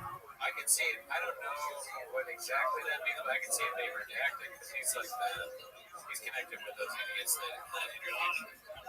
And yeah, I'm not speaking in tongues. I'm just trying to avoid a headache right now. okay. That's literally it. Just to give me a headache. Oh, fuck. So just like let the graves take over right now. And just come back when it's done. I got some for the grave that's never. I wish I did. I don't know if you see the fucking little part here, dude. 3:11. 3 minutes. Yes. Yeah. Right there. Yeah. Let me know if you want to pause it already. Shut the fuck up. Yo, Brandon Shaw. He goes on a podcast and he goes, Steve has gambling debt. And sometimes when you got gambling debt, you give that bad answer. So first of all, over under on him. No, 100% is a gambling debt. Look at the way he's walking and talking and dressed. This is what you show a gambler on. Like if you want to be spot what a gambler looks like. It's like driving simulation. Car driving is that gambling like. So you're not a gambling addict, but you are wearing such a suit sign at night In Vegas. in Vegas with FanDuel on your phone. Like you're making a video, but you're also kind of looking at FanDuel. I'm saying I insinuated I fixed the fight because I saw that this happened hilarious. I even called Dana and I said, this is so funny. Hey, Brandon Shaw, you can't really call Dana. You call Dana. And Brandon Shaw, I can know Red Rock Casino $1.6 million and I owe them $302 million all times. Something you're not good at is relationships. Okay? Everyone go find the YouTube video of Brandon Shaw talking about Steve will do it. And it's like, oh, you gotta roast him. John will roast him. That's how you know he's a bad person. And I can check that video of the UFC fighter. And you don't have facts that you turn this into a bad person. This is just chopped together. He made a bunch of things. All right, but then I put back up. But just talking to himself. Person that needs money. Brandon Shaw. I know you're gonna be like, we'll fight like this because I have no respect for you. Okay? So I'm not like Brandon Shaw. I have no respect for you. When I made 7 figures, He sounded like a car switching music. Does he realize This is making me like Shop. where's Camel? I'm going more and more to Shop's side in this. Brandon Shop. It's hard to watch somebody just cooked out of their mind. Maybe this is good if you're a big fan of Steve O'Doe. Brandon Shop. He has a turbocharger in his lungs. He's in trouble. One of Shop's trucks has turned on. Yeah, a truck that came to life and drove away. Yeah. So Shop just wants his truck back. The truck's like, oh, wow, man. This truck, how's your truck? Oh, I got it. I make 7 figures every night. I have relationships with everyone. I do everything I want. Okay? And I do something good for a UFC fighter. And you don't know the facts, and then you turn this into I'm a bad person and need money. Brandon Shaw. I know you're gonna be like, whoa, me here. Okay, so yeah. I want to fight you. I got a sketch. I'm going out on that schedule, dog. I gotta watch Flavor. It's a lot on that schedule. Takes up 5, talks about it. It's not on the schedule. Yeah, these are bad. For me to meet you now, every single YouTube video. I could do this though. Andrew Schultz. Walking around the hotel. I'll put on sunglasses and take it off. You gotta follow. Put it back on. Fuck you, you didn't follow me. Steeple snorted. Look at this. Let's see some athleticism, folks. Look at this move. Oh, fuck. Look at this athleticism. When he's not sick, obviously, when he's sweating inside. Now, he can easily turn on the AC. This move. So, what do you do? Well, have you ever seen ass crack? There's a lot of ass crack. And there's a lot of sleeping. Yeah, that's about it. Ass crack and sleeping. I'm sure Robinson's everywhere happy with that. Really? Oh, for sure. I bet I have more ass crack archived on the interwebs. Just ass crack than anybody. Why? Why not? I got ass crack right now. My blankets have a front row seat to ass crack. Why? Why not? That is kind of funny. That would be a funny bit just to take that part where it goes Brandon Shop and put it in each one. It also kind of sounds like Brandon Shop sounds like Sports Miller, right? Oh. Like the doctor from the UFC. Do you like Chin? Yeah, you like him a lot. Yeah. Would you watch a Chin podcast? He's got that run on Friday. You like when it's on? Yeah. I keep redoing stories, but I thought it was a good line. I don't know if I posted it, but it's like, I do a lot of cool things, bro. And like, I don't think I'm like better than everyone else. So it's like you go on the floor with guys and think you're like the king. It does feel like forced content. Steve will do it. He has to make a certain amount of videos every week. And this is I don't want to speak. Okay, I'm going to rant about He said, I bet I gamble. First of all, I owe $1 million regularly at Red Rocks. Or whatever he said. Yeah. You know those long tweets people put at the end? It's like, I'm not reading all that, but sorry for your loss or good for you or something like that. Yeah, well said. Yeah, that's how I feel about that video. It is what I think most of Brandon is. Yeah, he says Brandon, but actually it's Brandon Slow. He never does like that, but he apologized. Steve? No, Brandon. Did he? I think he was like, yeah, my bad. What's wrong? Well, let's go a little further down the pipeline and see what's on chains or not. Let's see here. I've been out of the loop for a little while here. Look at this. Just my unusual 4460. Hey, Joe, I wrote you. Are you still in Cullen? I was myself and my local partner, Robin, and Andrew Schultz at the UFC fight. Robin, also annoying to see him everywhere. Yeah, but at least he has a sticker mustache. Okay, that's Jim Dye. Hey, wait, fat Jim Dye is funny. Yeah. If Jim Dye got really fat after the crash, he's like so depressed, he starts eating a lot and not leaving the house. He becomes a whale. Fat Jim Dye. The movie about Jim Dye being really fat. The whale too, Jim Dye. His wife is worse. Papa or Kosh. Oh man, you've seen a lot of that, right? I did see that. Too lazy, too traffic. Too lazy, and then constant Reddit clips of making fun of the wife. Yeah, Kosh first. This is the first post by Turbulent AM 2575. Let's go ahead and take a look. How many this? That's me. You're probably wondering how I ended up with this. Also, if I gotta answer the question whose wife is worse before you watch this video, Kosh is wife. Oh, yeah. Suck ass. No, I don't. Yeah. She just says things that you shouldn't say. I was talking to normally like women are kind of shitting on another woman, they get not agree with me, right? I'm like, well, you just think that because you're sexist. And I said, listen, I'm not trying to be sexist here, but she's just saying stuff that you wouldn't want your partner to ever say. And the woman was like, what did she say? And I said, well, she said she had a roster of white dudes that she would pop her pussy for.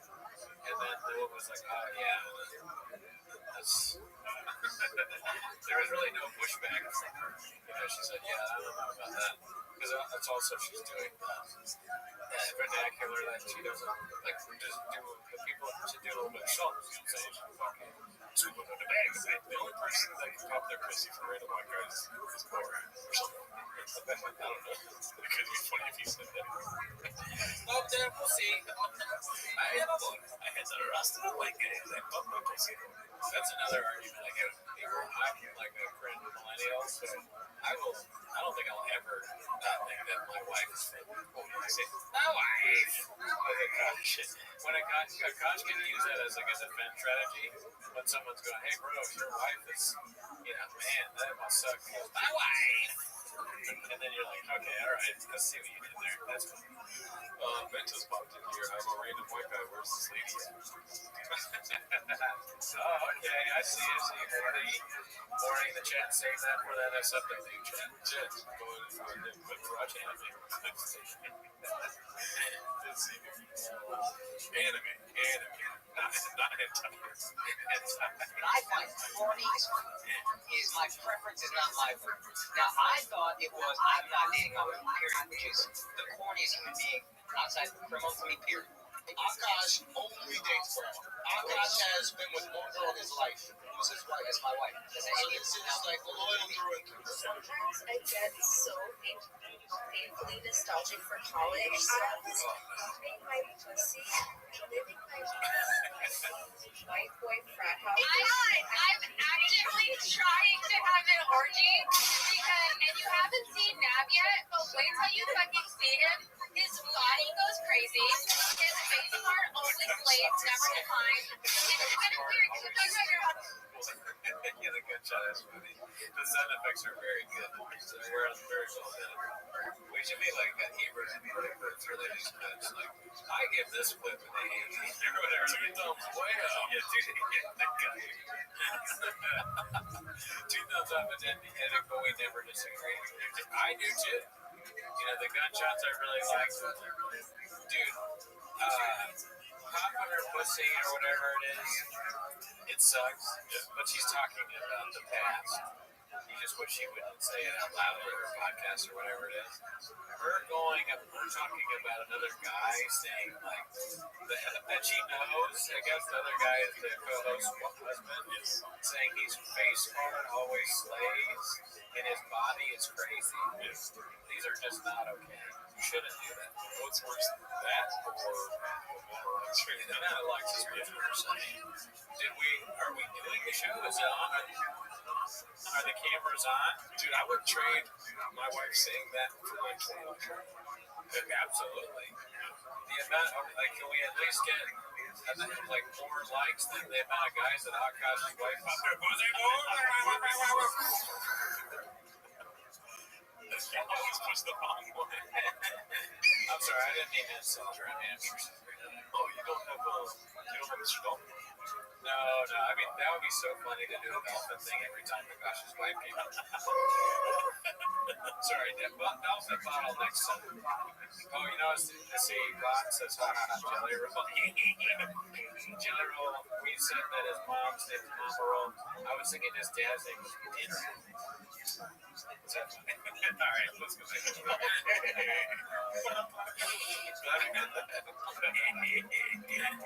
Can I just know that Nav's dick is like at least 10 inches? Okay, I have 2 buckle stories. So one time I met this guy on Tinder and I made the dumb mistake of letting him sleep over, like not really wanting to fucking hook up. And I like woke up in the morning and like my asshole was a little sore. And I remember, like, what porn do you watch when you use a vibrator? Okay, not gonna lie, I don't watch porn while using a vibrator. What? I just think my imagination is vibration enough. Wow, I just think of like my own husband. While I'm like doing it. Wait, that's kind of baller, but I could never do that. Yeah. It's so hard for me to like my husband's stuff. No!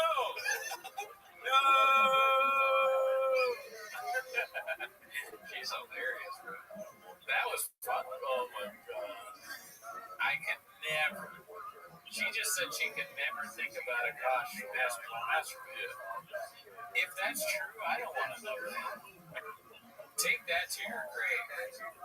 God, could you imagine the chick you're with, you're married to, so that she never once masturbates thinking about you?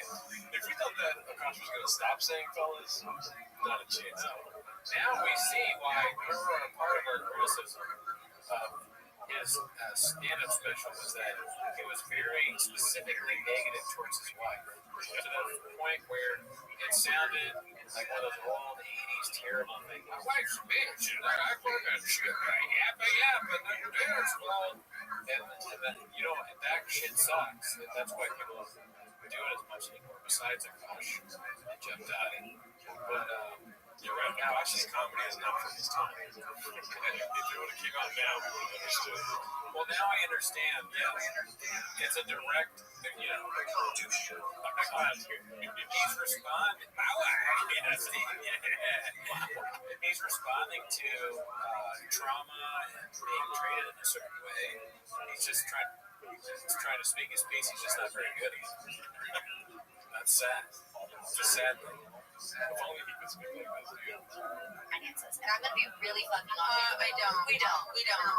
First of all, that's a fucking red flag. I'm not like, no joke. I love you girls. If you want to work, all for that.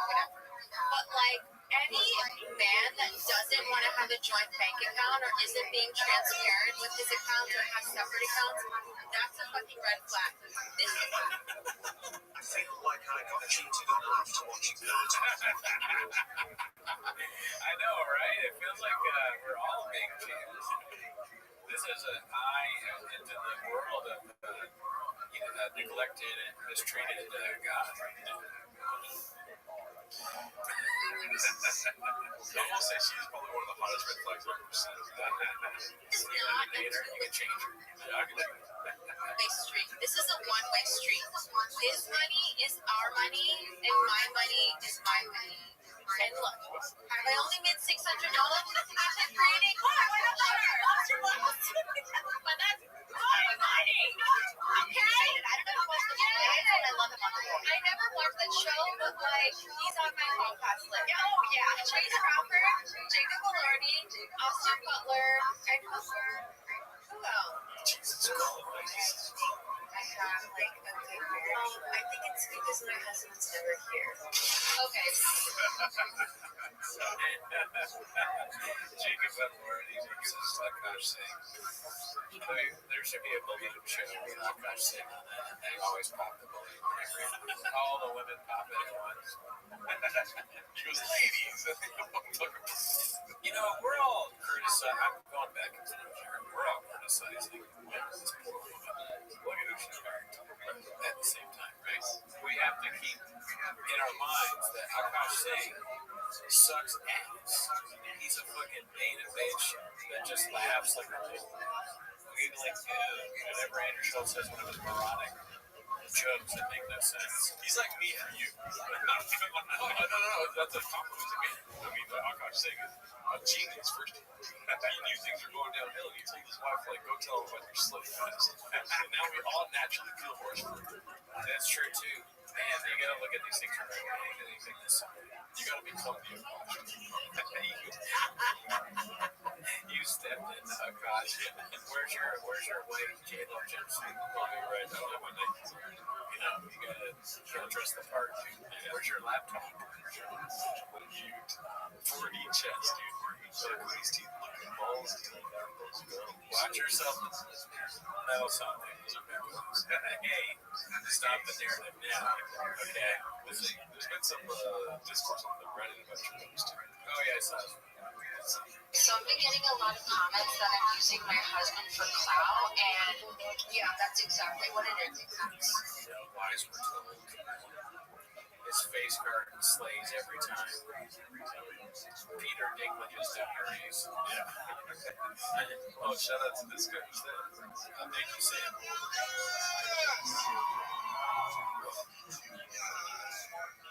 Do you guys think Bumper will DM her now? What do you think? Probably. I am more offended by her black something I am, what she said. That coach, to be honest. That's how strongly you feel about blacks. When it's that cringe, yes. It's too cringe for me. Sorry. We're trying something new for this stream, so I'm trying to work out. Sam Siscoli, thank you. Let's see here. What else do we got? Like 31 was me at the hospital suffering big-time stage 4 cancer and hormone infections in the South Carolina after the last ministry. They had left with terrified things for the distraction. Shout out to you, dude. Yeah, keep Strong, dude. At least you're not married to a cautious wife. That could be worse. Much worse. Shows Netflix. She'd be fucking some guy. His wife stink because she's Indian. Be cool, dude. What the fuck is this? shout out to you. Thank you for the money. You said that we didn't say it. We didn't say it. Yeah, shout out to you, Ian O'Donnell. Let's see here. Everything He Touches by Dazzling Rabbit 633. Yeah, Calabasas my companion, otherwise known as San Jose Jack Johnson. Below the bell. This is what? Pizza Hut Diary? Oh, yeah, grab a slice. 2 for $10. Drive past all guys. Gearheads going wild. Oh, really? He's a marketing genius. You don't speak 40 chess. You guys don't understand what it's like. Take 6 or 7 months to make all those shows. Yeah. Take 4 blue cheese excuse that, but they're getting 2 shirt shots on top of a rain. What do you think about that, dude? And in fact, yeah, absolutely. See, tell me where the blowers are in track. I bet you fucking there isn't any. See here. Yeah, tell me about lithium batteries. Then we'll get back to you. Pop up to the town. Pop was against the Story Wars. Hopefully we get some clips of that. This is from one day ago. How convenient be posted by appropriate duty 930. All political posts are now banned on Joe Rogan. Today we are making a decision to ban all political posts indefinitely after careful consideration. Internal discussion and tons of external feedback, we have collectively decided that Joe Rogan is not the place for politics anymore. Tell me that wasn't already ChatGPT. All the leads. Oh, yeah. Indefinitely, internally, directionally, discussions. Joe Rogan was probably the boss of his Reddit, and he told his underling, hey, look, here's a way to do ChatGPT. You can make an announcement. So I chose to do that. And then they go, oh, thanks, Joe. Have you seen the new 2 days ago? What's it about? Joe Rogan and Tim Diamond. No, I want. Oh, fuck. That's not what's going on. Yeah, there you go. It's short. You're right. Just keep short and dead. What would we ban on our Reddit? And not, if we can't ban political posts, what would we ban? Misspelled first names. Yeah, that'd be so funny. They'd be like, definitely Gerdo's in control of the Reddit. It's like, yeah, we both are. That's successful thing. This new T-Fat K banning of baseball talk is BS. Yeah, dude. Gum chat or somebody said, all right, let's do a poll here. What should we ban? Yeah, what would our subreddit ban? We have to give them options, or do we just say, what would they ban? Give me some options after I have to send something. What would our subreddit ban? Dolphin cock, I guess. Yeah, Or the dolphin thing, not the dolphin voice. dolphin stuff in general. Yeah, jelly. You seem pretty happy about jelly. Small furniture. That was Some friendly chicken. Graves talk. Let's see, make fun of Gerdo's name. That's not how you spell it. Coffee cake. I do kind of, I mean, I prefer to know what people want us to talk about on breakfast meetings, but I am very interested to know, are there things that they do? Joyce is working on a sitcom for NBC's WHC. That's what Shout out, I saw Adam Nelly saying what's up. You know, he has some pretty awful water bottles. you know, I still have it. I should bring it back, but I guess it's a reason to keep it coming back. I'll have it next week and then continue. I'm a fucking podcast genius. That's what I do. So yeah, it's a pretty close race here. They still want to talk about 8 inches. I was hoping that was dolphin stuff is number 1. Interesting. I'm so sorry. We did 3 things at once there. Andrew Schultz is working on an NBC sitcom as we speak. What were we saying right before that? Andrew Schultz working on a NBC thing. But you know how they always say that it's important to have gatekeepers, and it's bad that we don't have any more gatekeepers? Well, clearly not, because look what the gatekeepers are doing. They're letting Andrew Schultz have a fucking sitcom. So fuck them. Keep it up. We don't need gatekeepers, okay? We need Too Lazy to Try, Elephant Graveyard, Successful Egg and Easy, and this show, and that's it. All right. I hear you. Don't kill me. Do you want to hear myself? Yeah. Well, thank God for the gatekeeper, dude. Why? Because maybe they're homeless. You never thought of that? Oh, more content. Even homeless gatekeepers are like, they need more shit. We know he's going to be busting out 4 episodes a week of any sort of podcast. They're like, we want to monetize some of this redactedness. I guess so. We need him to, well, we don't need him to, but it would be good for even more terrible Andrew Schultz content. He would be even more famous, and then we can make fun of whatever horrible show he's on. So you're right. And a great question. Are the gatekeepers on the wall the woke meets? I think the gatekeepers are probably before the woke meets the wall. Because where the woke meets the wall is like Joe Rogan, comedian, stand up at 250 facts. So the gatekeeper, so the wall's probably here, and woke is like, there's a spectrum where it goes in and out. The gatekeepers are probably here, and then PF Chang's is like, I was trying to think of a funny way of putting that. I have nowhere to say. I can't think of a single way to say that they're. I was gonna be like they're right here, but that's just weird. PF Chang's on your ball set. Yeah. Well, so can you on the smoke break, smoke them out. Let's see here. Bubba's daughter She finally got that. posted by particular stable 69. Well, let's see what that's Diagnosed. Yeah, my baby. She got diagnosed with hypotonia. She had this issue when she was born, and they warned us of this. And then she'll be 2 end of November, and then she wasn't crawling normal. It took forever, and then she's not walking. She walks. It's like just sad. So then finally the doctor diagnosed her with hypotonia. What the fuck is that? The tough thing is like some kids are born with it, and then through therapy and everything, they're walking after a year, 2, 3 years. They have to wear braces and stuff like that. I'm sorry for stopping you. It's very serious subject. My ass itches. I'm just kidding. That's not what's they're on the next Frontier podcast. Oh, yeah. We're not far behind. I'm not going to lie. We did get the red chairs when they had them. We were 2 steps behind, but we took 4 steps forward, right? Exactly. But I'm not into numbers like that. What I'm saying is, look at his positioning, dude. How is he talking right now? He's like, yeah, have fun trying to do that in a small town. Yeah, it's tough. Go for it. How is he? Means like this. Yeah, what? Where will we ever get to talk like that sitting in these fucking chairs? You probably have to get a chair like that, and then this is it's kind of like the Sebastian stance in a way. If you Sebastian, It's kind of like telling he's not telling you, or he's not asking you to listen. He's forcing you to listen. It's like sitting fucking up inside of you. True. It's a more alpha stance than we're able to take right now. We might get there someday. Yeah, you got the fucking. I'm like short. I'm going in when I do this. He's still like up here, towering over beta guys like me. Yeah. So, and then also I'm like almost spilling my deck. So he's got his coffee right there on the table. He's not worried about spilling on his equipment because that's what McChin has to do. He's got an itch on his butt. How many times do you think Shava spilled something on the equipment? Probably countless. I think you can count like on your hand how many times he's done it on purpose.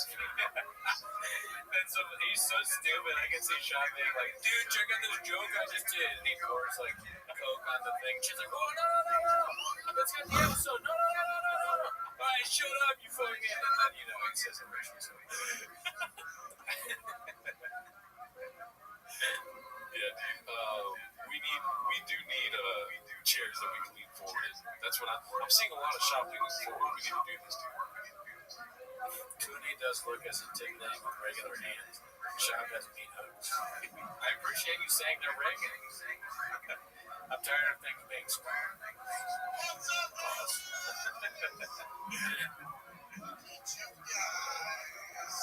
When you pontificate and play the hard music, can you please end it with I can't turn myself away from this cold, the apple? Oh man, that was a great way to end it. And that podcast that we're listening to is called The Apple. The Geraldo. George Chicken. Shout out to you. Thank you, Liz. We'll hit you with it when you least expect it. If Cooney has the memory bandwidth that I know he's capable of, next time I hit that fucking horn music, I will not remember the Apple. One of us will remember it. Cooney has some nice. And then it's just fun. Distant memory, and they walk, and it's all good. And so much for life. Wheelchairs. You still got that picture. The braces and stuff. Yeah, she has been for braces on Tuesday. And I've been, I've been pretty good about it. And then talking with the therapist, they're like, well, the best thing you do is pool. So now in the morning, the routine is we wake up, me and Billy go to the pool with this morning. I'll get home from this. I'll take her, go in the pool another 20 minutes. I'll take the boys wrestling baseball. And I've been good. And I tell Joe and, mother-in-law, like, don't cry for him. Like, don't let her know this is a big thing. She can beat this. So I don't cry. I've been good. No crying. I've been good. And then someone said, shoes in the mail. And she can't wear those shoes. So they don't fit the braces. That got me. It's not that I think it's funny. It's just like when he cries, it's kind of funny. And And I wish him the best, and it sounds like he's doing a great job. I hope everything turns out okay. But he's so comical that it's like impossible to take him serious no matter what. I agree with Gordo. He did not need to talk about this on the pod. No. But here, what I notice, if I'm just being, totally cruel, Brendan, is that when he says like Tutonia or whatever, somebody called that out. I'm almost expecting him to be like Underwear Lopez, completely flame out and not make any sense. So like, the doctor said she has my mama Sharon.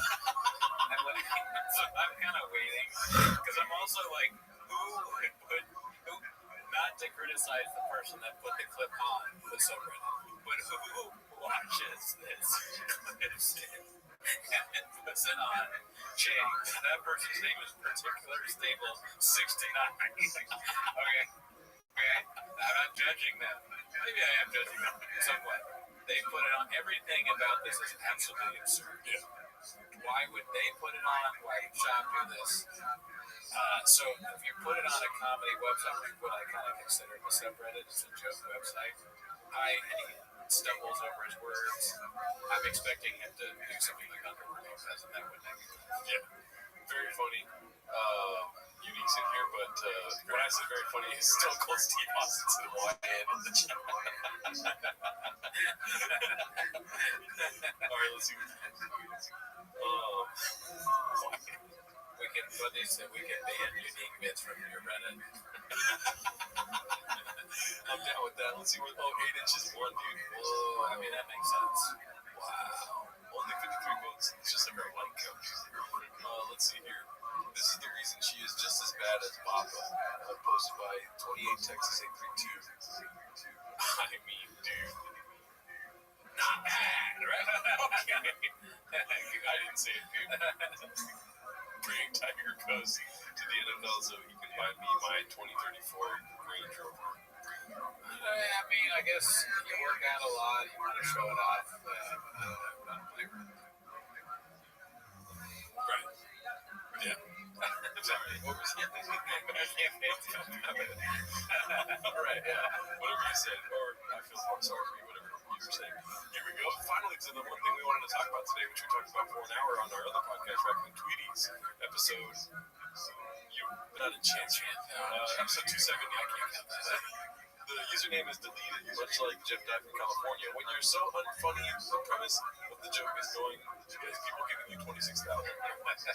Regarding my GoFundMe post, you guys can read this. He thought it was going to be rich people that just gave him money to Texas. Did he really ask for $26,000? Yeah. That's I fucked up because I made a fake GoFundMe. I should have made the same amount. Classic me, but that's way too much money to me. You don't need $26,000 to move. Yeah. What's he moving? Does he have a lot of trucks? I don't know, but keep talking because there's a little development in the chat. Okay, so Jeff Dye, $26,000. What is he taking with him? I guess a lot of cowboy boots, cigars, and maybe there's a lot of things that you need to do with, like, sorry. With I was just trying.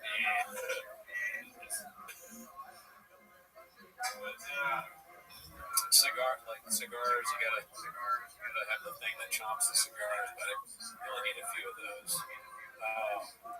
I imagine Jeff Dye, he does a lot of yoga. We learned that he eats a plant-based diet, so maybe there's a lot of things to build that help you make vegan food, or he's a meal prepper or something like that. He does do yoga every day and he's vegan every day. Anyways, important little tweet here 3 hours ago. Thank you to Daisy for putting this up. Yeah. Kim Kong, do you want to read that? Kim Kong, she says, let's shift the focus off Jeff Dye and onto maybe the bitch that stole 101 from me. What is 101? $10? $10? Or 10,000? There are worse people out there, and unfortunately, they have comments like this. There's not much worse than Jeff Dye. No, yeah, I mean, I wonder how much money that is. I think she's talking about that Hannah Burner version, right? Because she's been talking about this woman. I I forget she accused her of something. In a murder, we watched her stand-up special on the Patreon. It's pretty bad. And it's like, if she stole material, that doesn't look good for you. This is not very good. Let's see. I don't know if Yeah, there it is. Fucking okay. 10 liters, still 10 minutes of material. What's her name? What's her 10 minutes of material. I checked out pages that I like to ask you about. I said, okay, that's the creepiest tweet I've ever seen. All right, well, not as breaking as I thought it would be. In a way, Jeff Dye stole a lot of material from everyone who's ever been stand-up because he just says things that other people say. But not on purpose. Great point here from Dougie's wondering that. How redacted do you have to be to do Rogan and then do Brendan? Yeah, dude, that's straight up facts, dude. That's a killer fucking podcast right there. Yeah, that's all that. Getting the smart people and the fucking angry, crazy, redacted people. I would do Golden Hour first personally. Maybe that's just me. Well, don't hold your breath. He still has time left. I think he's still in Los Angeles. Let's see here. Papa C. Papa D. This is my favorite clip from the chains this whole week. Posted by Cycle Adventures 7694. Have you seen this? No. All right, let's see if everyone at home, let's see if Brendan gets it. Dig it.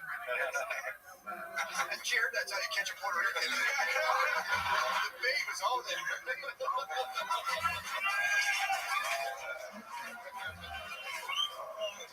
Juice factor? Just this like weird laugh. Or there's the Puerto Rican church thing. You want to guess again? It says Jamar instead of Okay, ready? Jared, that's how you catch a Puerto Rican. The bait was all there.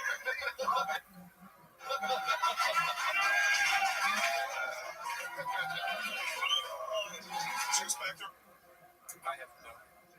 He's guessing Jamar did something. Okay, so there's not a chance you're going to get it. Okay. But it's monkey see, monkey do, right? Papa see, papa do. Everything that Matt McCusker does, he's also doing. Oh, okay, play it one more time. Jared, that's how you catch a Puerto Rican. The bait was all there. So, lean back, head up, come back, hand on the face. Juice factor? He's okay. Here's what I think is happening. You're right. He mimics like always, but I think because I can relate to this somewhat, he has stopped paying attention. Right? He's getting a little nervous because he knows he hasn't heard anything that anyone's saying. So now he is just gonna. Oh, that is okay. Yeah, it's funny. No one knows that I'm not paying attention. I'm gonna do what Matt's done, and people think I'm normal because I'm laughing too.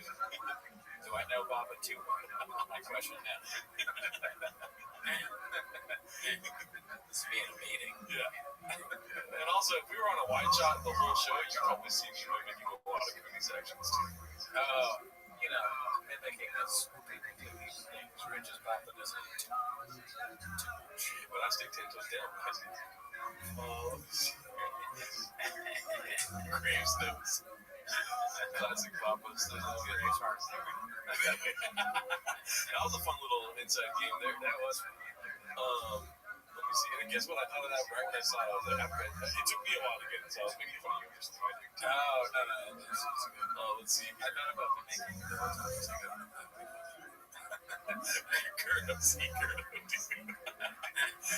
One day I'm gonna have a subreddit that turns on me and they're gonna call me Gerdo. It's gonna bother me so much. Does Gerdo bother you? No, I'm talking about one day where I'll turn on that and they'll only say Gerdo. It's gonna lose its appeal. I'll tell you that right now. Well, before you play this one, can I just say, and I feel like kind of weird about this, because I kind of missed the lead. Oh, really? Yeah, dude. I mean, not stand-up. Please, No. Or any of the things that he's done. Yeah. But I miss him on the clips. I like when a Delia clip is up. Yes. Maybe it's because there's not as many, right? But whenever I see Delia pop up on the thing, I'm like, okay, it's nice. I like this. He's kind of funny in this scenario as the guy whose life has been ruined. He's stuck with Eric and Shot. And part of it is Shab is a stupid moron who's now recording live from Texas, which is almost insulting. And Eric is sort of this like angry fat slob that's sort of, and so for Dalia to have been becoming this famous actor, and then he's stuck with a guy who does a truck show in Texas and a dude that looks like one of the things that the Ghostbusters put in their machine. It's just, it's so funny. And then Dalia's kind of funny. I'm sorry, he is. He is kind of funny on these shows. If you want to kill me, kill me. Kill me. I just, I'm saying what I think. Sorry, don't get him started on craft services. But, you kind of changed the subject, and I'm sorry for going back. I'm sorry, just pulling this up on my phone. Check this out, dude. That looks good. I made the big Gerdo, dude. What do you think about big Gerdo? That should be the name of the coffee shop. I'll have a McGurdo. I like it. It's delicious. Can I have it made by someone else? What do you think, dude? That's the McGriddle, right? At McDonald's? I think it looks good. Maybe don't make it bread. That's a McGurdo, though. It was my first time making it. It looks good, though. I eat shit. It's a pancake up top. Got some jam in the middle, like a pear jam, like apple jam. Bacon, egg, cheese, and maple syrup inside the bun, and like all the bacon stuff. I like it. I need a tater tot once a week, so I would like a tater tot in there. I think that's pretty good. There is syrup all over it, Steve. Not gonna put syrup all over your burger. Let's see. Let's ask the audience if they would eat a big burger. But yeah, that's. So to answer your question about if I like Gerdo, then yeah, I like Gerdo. I made a big Gerdo. Oh, good, because I think Gerdo is a good one. It is sort of like a out of left field nickname, but I like Gerdo. Okay, sorry. So sorry. We're back to what you were saying about Chris D'Elia. Let's see what this clip is all about. Mick Garrett. This one's called Admitting Joe Rogan Said No to Performing at Mothership and Yet Still Blames the Haters, posted by our good friend Successful Egg 8345, which we'll talk to you later about posting in other subreddits. I don't think you're allowed to do that. But let's see. I'm just kidding with the joke. Okay. Because he owns the podcast. Oh, Successful Egg. Oh, dude, I tuned in. I don't know how. He's a great guy. Yeah. Let's hear it. So, Adam, I love Monty. Monty's great. the money that those bullshit headlines. Yeah, man. Like there was one on me. It was like Red Chop banned from the mothership.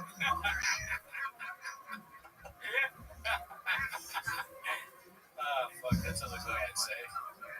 I can't wait. Look at all that alcohol. God, You banned from flappers. It's a lot of. Have this conversation. I'm not there yet. I'm like, oh, why don't you blame the mothership? And then Shout out to you for subscribing. and I did a show there last Thursday. Like, well, not banned. We can only do this one. Now it's banned again. I should have done that. I don't want to go there and get backlash. Like, I want my name back to be a headliner. Oh no, it's my time. All right, it's bullshit. I'm not there yet. Headlines? You mean YouTube? Yeah. YouTube. Not in headlines, brother. You're in unique videos. Hey, I wish the Oklahoma guy would talk to him again. Remember the Oklahoma show? Let me tell you something. You're not the Longhorn. You're not selling out here. Whatever the fuck that's yeah. Whatever you said. Cootie's banned from the doctor for 48 hours. It's too long. I can't wait to see. Shout out to Formula One. That was already a year ago at Skankfest. Shout out to everyone that went to Skankfest. I heard that was epic. I think Rabbi did one. Once in New Orleans. This was posted by Dana White's mom. Probably not that one, but the other Dana White's mom. How did moving to Austin go? As you see, Brian Callen's special has 223,000 views. It was posted for 3 weeks. This one is posted for 12 days. 92,000 views. Bombing. Poor guys, dude. Wild. I mean, as far as like a clickable thumbnail goes, it looks like a special ed student doing stand-up. To me, Yeah, no, I agree. It's not that appealing. It really, it looks like you Comedy Central and/or Comedy Dynamics. Yeah. Which are both things that have been dead for a long time. He should have used this fucking thumbnail and put false gods like that. That would have been so much better. Way better, yeah. What's it? Yeah, dude. The most of betters. Are those people in the thing? You almost hope they were photoshopped in. Yeah. AI. What are they doing? Why are they hacking? Yeah. Or maybe they're just us. Because, we'd probably be able to. I would. That would be awesome. American Greed Act just like Photoshop our faces here somewhere. Yeah. Idea. Are you listening, American Greed Act? Listen. It's like, no. Yeah, he's like, oh shit. Sorry. This is posted by OzBoss99. I guess when your kid is diagnosed with hypotonia, it's a good time to post a picture. I saw that Subway take thing, or the Metro take show. So one of the people said that their take was that Brendan Schaub's wife should stop showing her ass. She said that she doesn't think people should post their kids into the emoji face. It's like post your kids or don't post your kids. And if I had a Metro card in my hand and I was that guy, I'd go, I agree. Because I don't understand why you do this. It's weird, right? To put an emoji over your child's face. I don't know. That just, to me, that's weirder than showing your ass. Okay, that's Both of them are strange. right. Yeah, I don't think they're on the same plane, personally, because I appreciate some people showing their ass. Oh, yeah, I don't dislike it. I love it. Yeah, I have no problem. Now, when you're sharing a picture of your kid while showing your ass and there's an emoji, now we got a problem. Yeah, we got emoji. Yeah, yeah, dude. Lose the kid, take off the dress. Okay, all right, I've got to.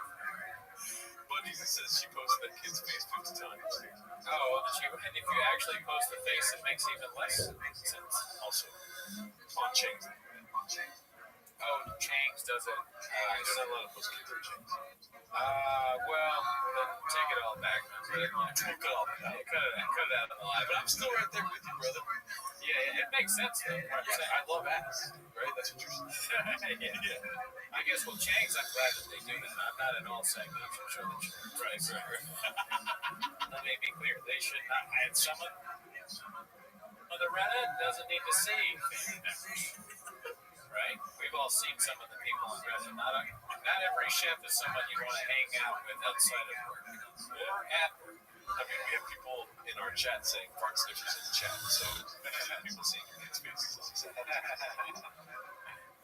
Carpet the Chompies reset. One is in a plane and one is in a helicopter.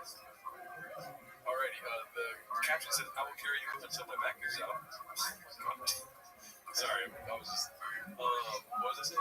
Until my arms can no longer hold you, until you're able to take steps on your own, I will carry you until the end of the earth, my sweet baby girl, whatever this next chapter brings will not define you. I will make sure you always reach your goals and exceed your expectations because you're a child, because you're my flesh and bones. You got this ability. Yeah, Fadas! I don't like that either. I mean, you can say that to them, but posting it on the live is strange. Yeah, like, I feel more strongly about this than whatever you were saying. Like, I hate long captions, dude. Oh, yeah. I believe in, like, 5-word captions. So, put that in ChatGPT, whatever the fuck you just put, and then be like, give me this, but in 5 words. Yeah, use ChatGPT to write about your child. Should I do that? I want to start doing long posts like this for you. You gotta Gerardo, you're our great chef, and I'm gonna make sure that you're the best chef that ever lived. And because of you, I'm gonna make sure my sweet baby boy, whatever the next chef brings, will not define you. I will make sure you always have your name said correctly. Just some random ass fucking. I'm gonna start doing long posts. I'm gonna try this out really quick. Long posts and then a picture of my team. Juxtaposition between the long pages. Can you sum that up in 5 words? I'm asking ChatGPT right now. Sorry, guys. Always with you, forever strong. See how much fucking punchier that is, dude? That is, yeah. It kind of gets you. Yeah.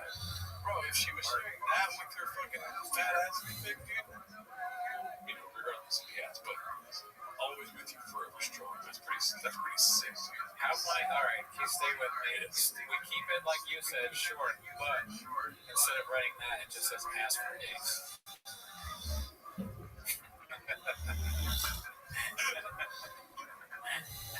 Or keep the long post. Keep the long caption at the end. You put ask for dates. Okay. Yeah, I like that too. Keep the long post. Change the picture to her in lingerie.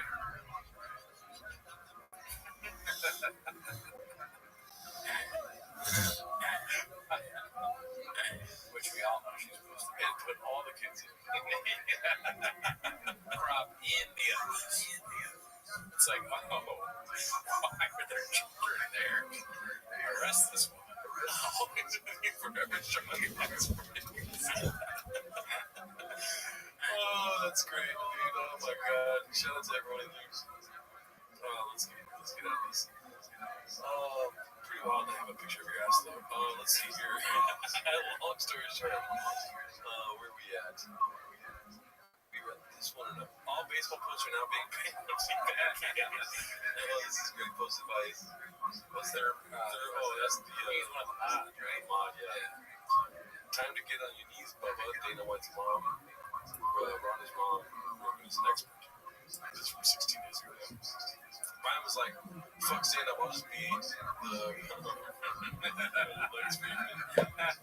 posted by Dazzling Rabbit 693. Nate soars on AI. Wow, 50 minutes, 91 views, dude. Off limits podcast. Did you? That's a level of cringe. That's like, did you use ChatGPT to find that cringe? Did you do it on your own with a suggestion from a friend? I wish I could come up with ideas for these guys and stuff. For ideas for their show. Like Brian Callen and we're having coffee together. And Brian's like, I'm starting a new podcast. And I go, oh, good. Yes. Did he say you can never have too many podcasts? He's like, all right, I know you're good at this. What's a name? I need something new, something's not been used before. And I go, say less name. Say less fan. I got you. Are you ready? Write this down. You might not like it at first, but listen. Are you ready? It counts like I'm ready. I go, triggered. It's pretty And I was like, well, it's been said so. No. Triggered is. Who knows more about people getting triggered than you can? All right. Fuck it. This is gonna be big. I want to be counted. I'm sending you to Idaho. It's the only place. I'm gonna do the same thing for you and then be like, this is the name of your podcast. Dolphin Team. Fuck you. That's what Dolphin Team is. Yeah. That's shout out to Paul Hernandez for the reminder there. Do you want to see this podcast? When I pulled it up, I don't know if you're in Off Limits podcast? Do I want to see it? Of course. I thought you were gonna shoot me down on something. Do I want to see it? Yeah, definitely. Slice my throat. There's an age-old question. Why do good people do bad things? You may not necessarily be a really bad person because Callen has on its Off Limits pod and some retired mobster. I'll tell you Brian Callen about my daddy. This guy, my daddy's a social explosive. You want that? That is fucking Hector, bro. We got the NYPD with his eyes. I can't even see if they're a police officer. How am I supposed to do crime? Back in the 80s, the cops were racist. Like they should be, okay? I've written this guy up completely. I don't care about anything he has to say. I like the old way like to welcome in the Italian, not the full idiots. I'm a bad person, though. So, that tells you I got something to say. People should listen to Well, I committed crime. Okay. Why would I care what you have to say if you are a self-admitted mafioso? Okay, but Easy's always our facts guy here. Off Limits used to be a Steven Crowder Mug Club exclusive. 100% he had to buy back the IP from Crowder. Wow. Now, I don't think he used to roll around with the Crowder boys. Get British shop guy. You know what I would get aware with. Is he ridiculous? Subreddit, what does that mean? He's trying to leave the studio and Brian's telling him what the fuck is a subreddit? It's Formula One to Chicago style. Chicago Shout style. out to Chicago style. And have done bad things. When you take an oath, you say, hey, I got to abide by the rules. If I don't abide by the rules, I can pay for it with my life. So your justification is, hey, the life comes first. I got to do what I got to do. Doesn't make it right, but that's how you justify it. But my point is that doesn't make you a bad person. There's rules, right? You got 48 laws to pound, okay? Read the book, all right? Rich dad, poor dad. Which one do you want to be, okay? I kill people. Listen, Austin, Texas is nice, but do you know where you can get a slice out there? Dude, if he starts talking about you can't get pizza here, my head is blue. Yeah. You got pizza down here in Austin, they put barbecue sauce in it. We can forget all about it. Everyone knows that Memphis has the best barbecue. Forget about it. What's the best barbecue? New York. I wish we was doing a podcast in New York, but that's off limits. Alrighty, man. Check out Off Limits by Brad Callen. Honestly, I feel like this whole show is just a big sponsorship for T-Fat Cake, because every time I finish it, I want to watch the podcast. Yeah. And now I want to watch Off Limits. I've added it to my queue already. Dave Oz posted the installed That's Better. I once tried to sue a guy on YouTube after he put up a video of me trying to cheat on my wife. Well, that would have been hilarious if they actually did that. That would have been awesome. Yeah, that's a good idea. I've said before, I say it again, these people on Chang's should be TV writers. Yeah. Or at least, I mean, TV is now, YouTube's now TV, right? Unless you get shadow bans. Right. Oh, wow, like we are. Yeah, If it was TV, dude, we would get axed immediately. Oh, yeah, look at these other ratings, dude. The Nielsen rating would just throw up when they saw our likes. The Craig T. Nelson rating would be so low. And listen, look at that. I look blockbuster next to it.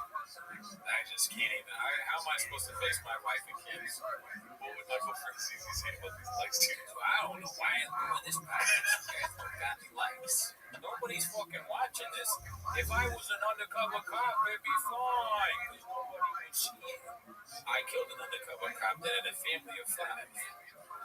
It was the life. I signed an oath or something. There was like a paper I signed. So maybe it's just been a delivery. But I wanted to kill him.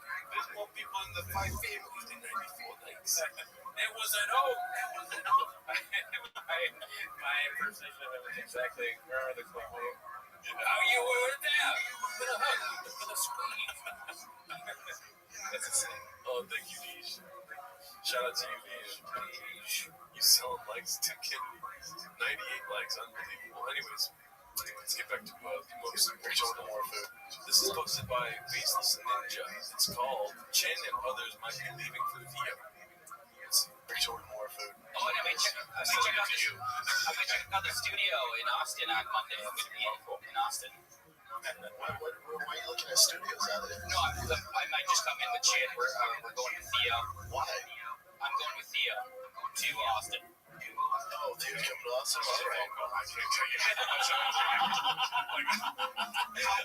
how little fucks I give about this conversation. All right. I'll see you guys later. Parmesan shaker. See you guys. Bring a Parmesan shaker. I don't know what the Parmesan thing is, but I feel like it's like a new trend or something. Really? I don't know. Could be. Or, we just didn't see the beginning of that. They're hilarious rips of the Parmesan cheese. Damn, he really can. Sean is not good at inviting people over. Maybe that's just what the family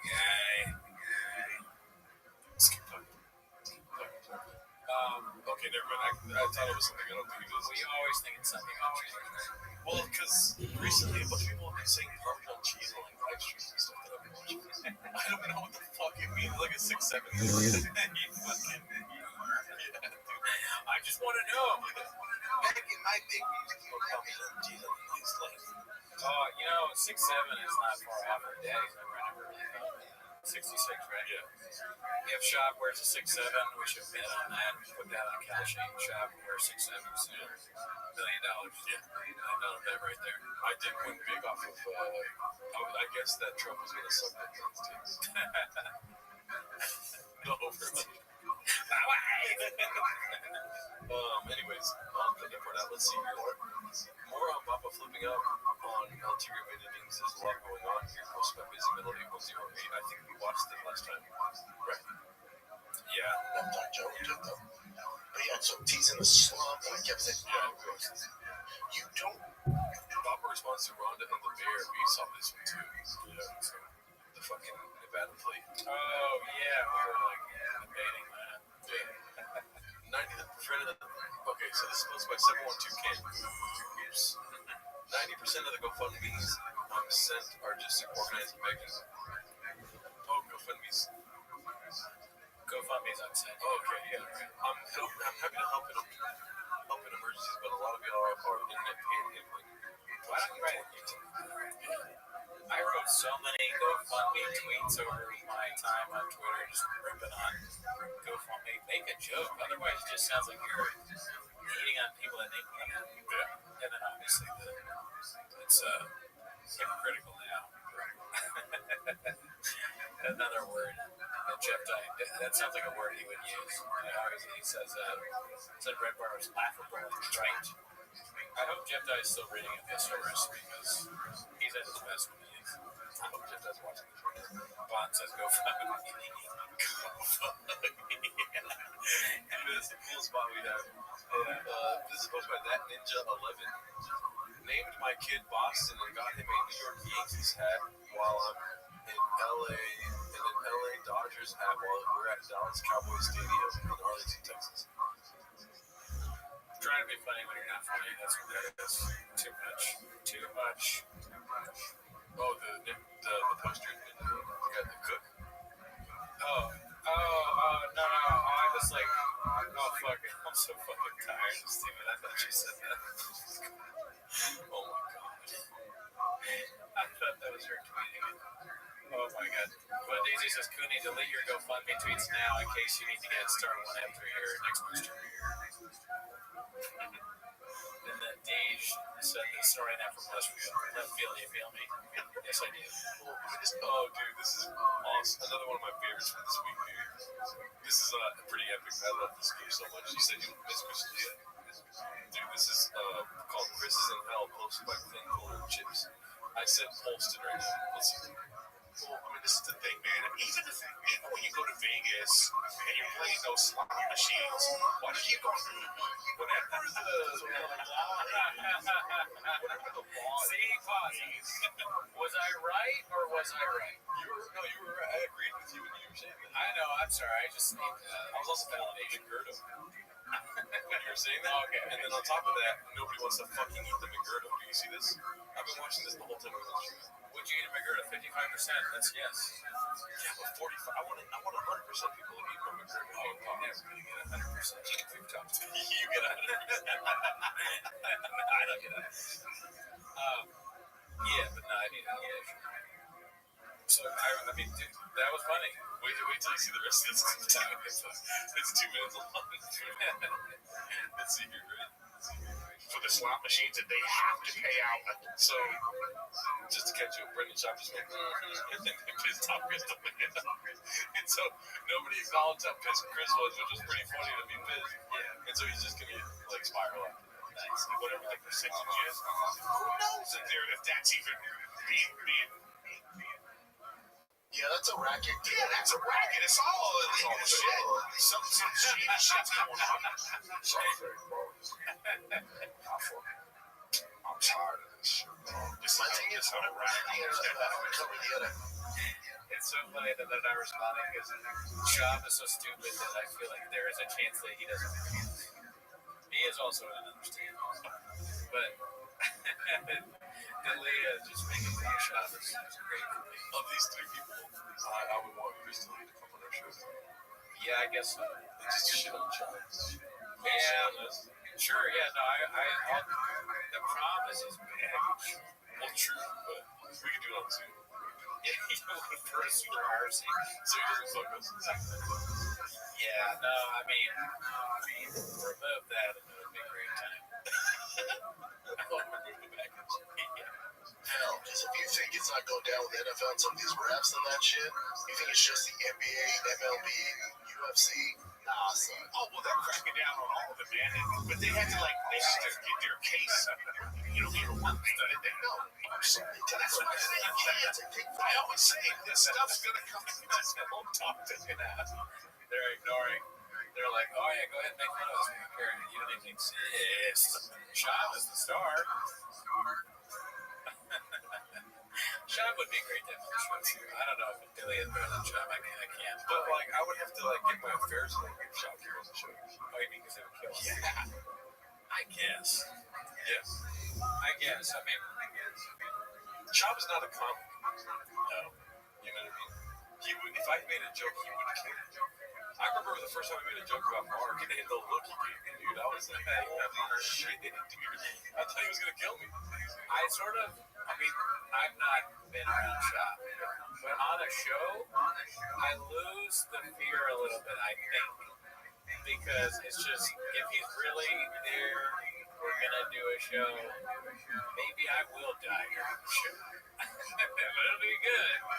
It'll be a good show. Because I'm going to say some crazy shit to this guy and see what he says back. And he says crazier shit than anyone can ever predict. He's unpredictable. Like, what is he going to call anything wrong? You're talking a lot, but I was waiting. Formula One said there's no way Shaw would fit on that mini couch. Quinn would need a chaplain and a shirt strap.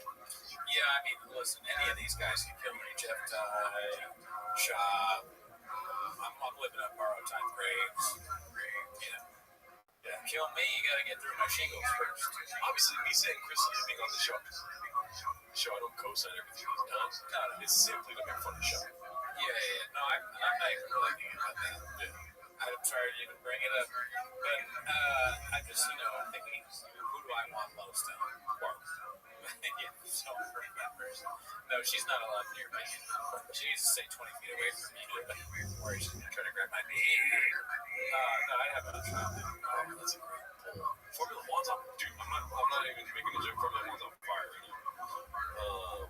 We will never have Hot Chip. No, he's nuts. Hayachi, Mishima, we like you. You have great comments. But Hot Chip is not cool with this show. If you're not cool with Hot Chip, we don't like him. We don't stand him. He's not taking He sends nothing but dick pics to us. Let's see here. He's still in the swamp. We're trying to get people out this way. Yeah, he's still bumbling the bag. We're trying to scoop it. You know what I mean? Let's see the rest of this clip here. You can't hide this stuff. You can't hide it. That's what I'm saying about this. If somebody's doing some shady shit, it's gonna come out. There's no way you can hide in this day and age. Turn in the dark. We'll be some good of the fucking, You get sued if you call it sweet nectar. By Brendan. What? Remember the sweet nectar? You hated when he said that. Oh my god. What was he saying The about whiskey. Oh, that's right. I forget this too. Good-goots. Brendan said, I forget this too. You're the one that said it, dude. You forgot about your own whiskey? What you said? You called a whole ad. Oh, shit. Thanks for all the blasts and MMA coverage. Happy holiday, brothers. I got you, dude. Happy Thanksgiving, bro. Shout out to you, Bill. I'm going to rewind a little bit just so we can catch this again. I don't want to see this guy's face, but I don't like it. I way rather have a meeting guy. Terrifying. Yeah. But yeah, no, I would rather have a meeting guy. why? Remember the sweet nectar? You hated when he said that. Oh my god. He got so happy. What was he saying The about whiskey. mouth. He's smiling slowly. He was so sad that he had to rise his happiness level. This is watching change. This is the feeling it gives you. Oh, that's right. So I forget this too. I forget this too. My CT. Dalia wants to be like us. Yeah. You know, not necessarily Carlos he says, but he wants to be in the crowd cracking jokes about Shaw. He can't. Now he's with Shaw. That's the real painful part of this. Yeah. He was blind when he came to that offer. When he got off by accident, he couldn't get back. You know, not let that stuff put you on. Just like comedy wise. Yes. See, remember it now. I'm having flashbacks. You used to say that it's that sweet nectar about your about fucking whiskey. Oh my god, I wanted to fucking assassinate myself. I wanted to get famous, hire an assassination to fucking from far away. I wanted to get the government. Sweet nectar. Oh god, that's horrendous. Just assassinate me. You can be president so you can assassinate me. You keep saying sweet nectar. What? You're still selling the thing? Oh yeah, we'll have the juice. I sold it, man. That's what he does. He starts a business. Someone at change. Yeah, it's not being sold to someone who buys it. That's fatal. Yeah, that's a good point. There's not in any store. You can't buy it. We've tried it. It's very popular somehow in Somalia. Well, I like Tiger Thing. I drink it all the time. Some Somalian warlord pouring Tiger Thing for his minions. Sorry. This Japanese. This isn't he just fucking knows how to dance, dude. It's the fucking get out, Elon Musk, dude. I also stopped drinking, so it makes sense to keep pushing. There you go. Oh, that's good. Parmesan cheese. Yeah, you need to stop drinking. Something about Parmesan cheese, baby. The Parmesan cheese thing is, dude. That's Parmesan cheese. I think hot chip would beat you 41% in a fight. Yeah, I don't know about that. Maybe hot chip would win if he's trying to, TV manager. Let's see. I have mild That's all I have to say about that. Yeah. Let's see what else we got here. At least someone finally said that. I think we saw that. It's the where you dress like a frog, right? Yeah. Frog. Just cats talking to cats. I don't want that. Posted by Khabib Time. Shout out to Khabib Time. I haven't seen him in a while. Let's see here. Hey, why are we talking about John Jones? The chat doesn't want to talk about it. I don't want to talk about it. Why are we talking about it? Reemerge with some shitty comments that have to be heard. They have to be discussed. Right? We'll be quick on Jake Paul, because I know people don't want that. All right. They're like, I don't want. Remember when Hot Chip was like, "Hey, Theo and Brendan." Well, it's 1 minute in. Theo was like, "I don't." That was a reach. It's so funny. The reaches are great because Luke's great. He's just thinking, like, what should I say to this? Staring at the screen like this. I'm gonna let you finish, dog. Beyonce had the best video of all time. This is the face that people that don't watch Reddit or anyone that's like, they go, "What's your podcast about?" And they go, "Brendan Shaw." They make that face. They're like, "What? Who the fuck is that guy?" Cats understand. It's just cats talking to cats. Oh, are you doing skits and bits? Start off the show. Just start off the show. What a wild Just a baseball dad over here. What a wild Oh, this is great. Yo, BCEO just shouted out the Elephant Graveyard respects. Alright, so in this video, Flagrant wiped out all the mini hot gosh white videos. I mean, orange chicken with curry. Post my successful day. It's also in our Reddit, pretty good stuff. What? This one. Oh, yeah. So wait, Flagrant wiped out all the mini hot gosh white videos. That's crazy because when I was going through Reddit, I'm not even on. I probably am on the Flagrant thing, if you remember.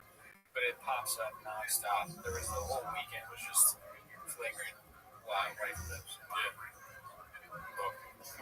That's all I thought you were. I know, like, your inflection sometimes they sound like you were going for that one. No, I almost fell asleep. Yeah, we're gonna be talking about Akash saying, This guy is our. so I honestly don't feel bad at all. That's fire. Naz just puts his dick out on the table. I just know that Naz's dick is like at least 10 inches. inches. You would only be down for reduce organic. It's thick. I don't. I'm not a scammer. Why that was sexy, and that's why I'm actively trying to have a Fuck that bitch! I respect you. Love you, but I actually love you and want to fuck you all of them. I mean, if you're gonna be doing this, at least let that program watch. I don't know if we put this out because it's so mean. This whole time I didn't care. I was like, whatever. You don't have a hard time understanding that? I think he's funnier than me. Stupid inbred bitch. Fuck you. I hate this bitch now, and it's your fault.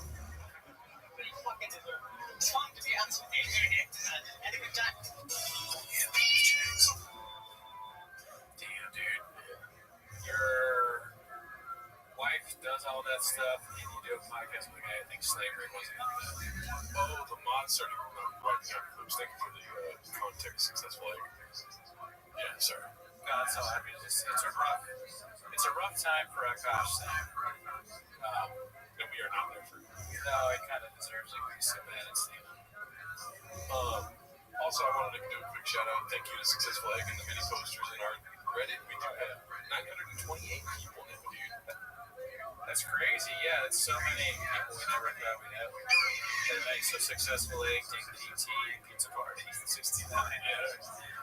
Keep it up. Yeah. I like the Reddit. It's pretty fun. Trans Tip Kennedy, Enormous Dick, or whatever, Dixie Enormous. Dixie. Yeah. Shout out to all you guys, dude. Here, what else do we have in chains? Massive overall painted narrative. I don't think we saw this on the post by the Sky 2305. Another fucking cat that I haven't seen in a long time. Oh, yeah. No, it's not right now. Marad. Well, hopefully we're still streaming. Real quick, I want to check something. If you could just talk to the camera. We're about to watch him talk about some guy named Rabbi, UFC fighter. Legs is Adam. Well, listen, entertain Allie while there's black. Fuck, dude. I didn't see Gadoosh or chat. What is that? I don't think that's Gadoosh. But there's enough people here right now to get the Reddit to 1,000 grand large. Wow, that's great. Good. Yeah. Everybody join the Reddit at once. And then when you're done with that, join the Patreon. Let me see here. I'm going to do another poll that's very important to our Reddit. And I think you know what it's going to be. I have no idea.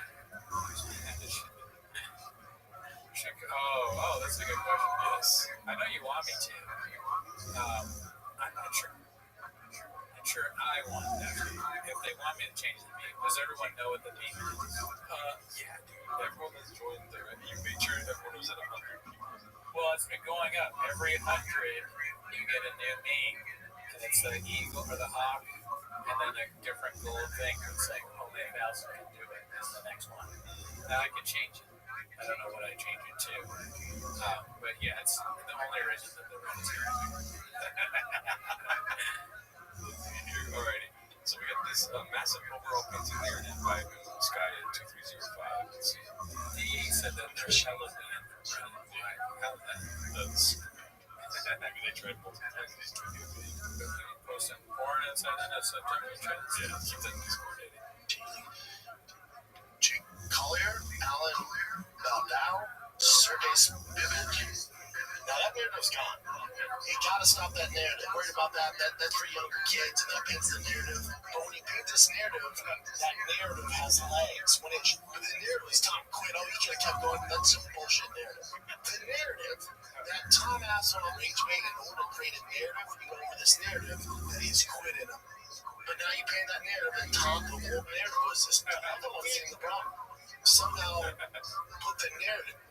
The narrative now is the narrative.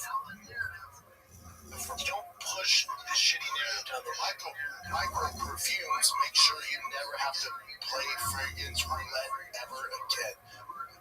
Micro perfume. That's a micro perfumes.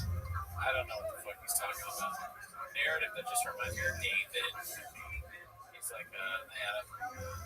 Fucking whatever his name is. And I can't remember. Adam Ray narrative.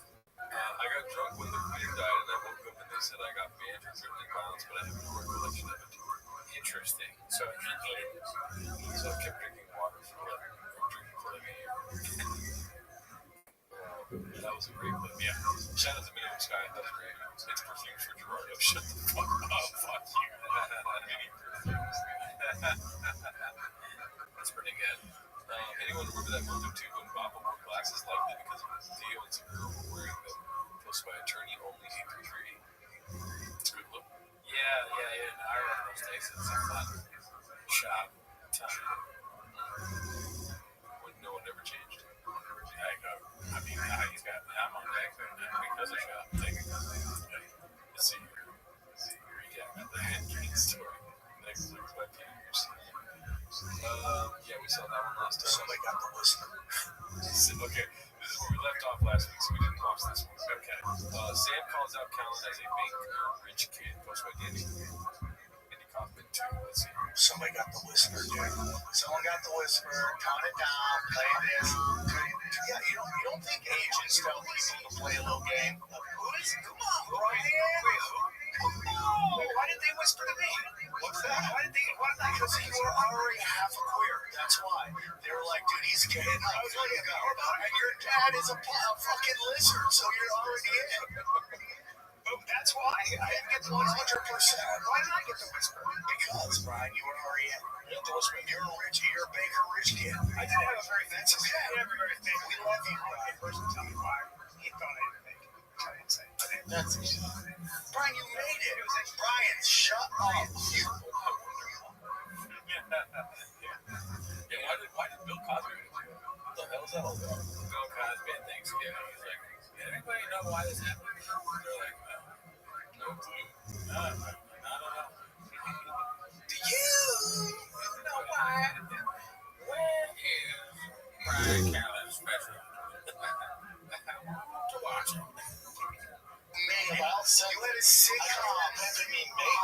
Yeah, you were in movies. Brian, you crushed it. Brian, you. And then it's over. The subtext is that it's over.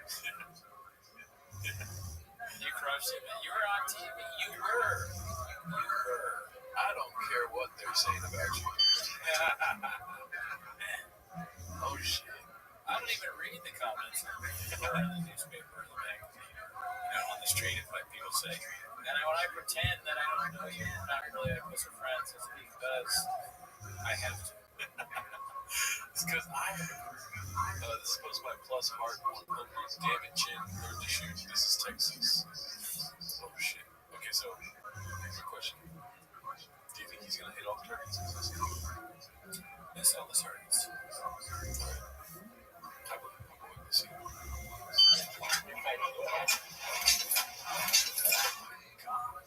The gun from All the bullets from why does it do that?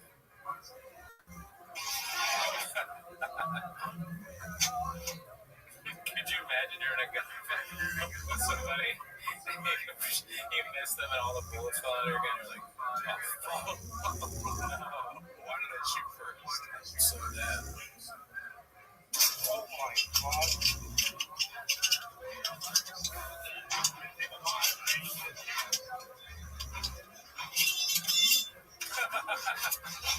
Another thing fell out of the gun. Your gun is supposed to fall apart when you're a real man. Oh, so did he do that? No, he didn't do that. Like by accident. Like he's pushing the magazine. Or no, the magazine destroyed itself. It's funny if they push a button and it's like, unload gun. Damn, he sucks. That gun is definitely skating. Let me see here. We're at an hour 30 right now. Yeah, I think it's time to land. I could go all that long, pause, but I wish we could. The energy is being sucked to these commands. And I have a little bit. Enough to fill his fridge, which is not very much. Fuck you. We'll end in a little bit here, but we'll let you guys catch up on comments. You want to say anything? I gotta go make sure my gun is good. Gun is fine. Mag is fucked. Yeah, my mag, dude. I'm all about mags. I always put a lot of mags in my guns. One of these days, I'm going to make that piano work so you can hit it and play stuff while you're recording. I got mags in my gun, blowers in my truck, coffee in my cup, facts, fish in my tank. Which cars? Yes. They're saying solo Gerardo guitar stream. They're all saying that. You could do that. No, I leave. You play guitar. Can we do the cowboy? That was so funny. The Jeff Dye Cowboy Night. I never got a chance to listen to it. I want to follow Jeff Dye around and play when he talks.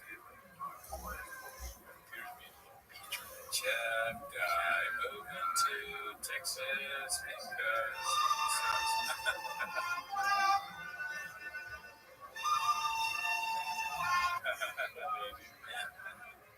That should be a shirt, wasn't it? What? Oh, yeah, what should be? Oh, Greg's loading kids. Okay, I mean, if you'll buy it, sure. Show us a good sword, please. I have not been on a sword. We've been busy, both of us. It's been this week is probably taken out 20 years of our life collectively. Facts. Yeah, so we're both we're about 55. Just due to the amount of work we've been putting on this week. It's a little crazy for those white boys that work too much. Yeah. But we'll be back. We'll be back on Tuesday with more fucking Raccoon Tweeties stream or Raccoon Tweeties episode. Do me a favor if you guys can. I had some copyright issues with short of Landslide, the Brendan Chapman cover that we did. If you can go to the shorts page of Raccoon Tweeties YouTube channel and check that out, you'd be doing us cowboys a real big favor. Please do that. Check out our shorts. Share it with, actually don't share it, just watch it and like it. See what happens. You know what I mean?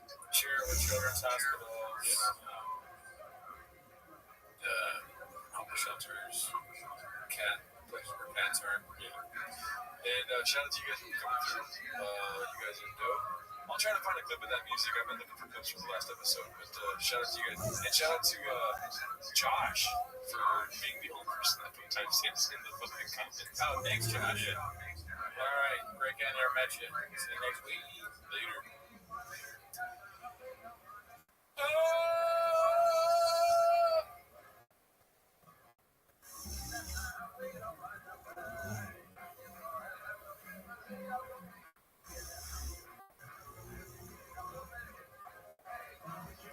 Esso believes good things come in threes, like the Esso Triple Treats Lucky Draw, where you get 3 tries to win from a prize pool worth $60,000 in Esso Smiles points. Wow, so I can win all 3 draws? Yes, until 22nd February 2026, every $80 gross spend on Esso Synergy Fuels earns you 1 chance, while the same spend on Esso Synergy Supreme Plus earns you 3. What are you waiting for? Sign up on the Esso app and get fueling today. Terms apply. Esso, every smile, a reward.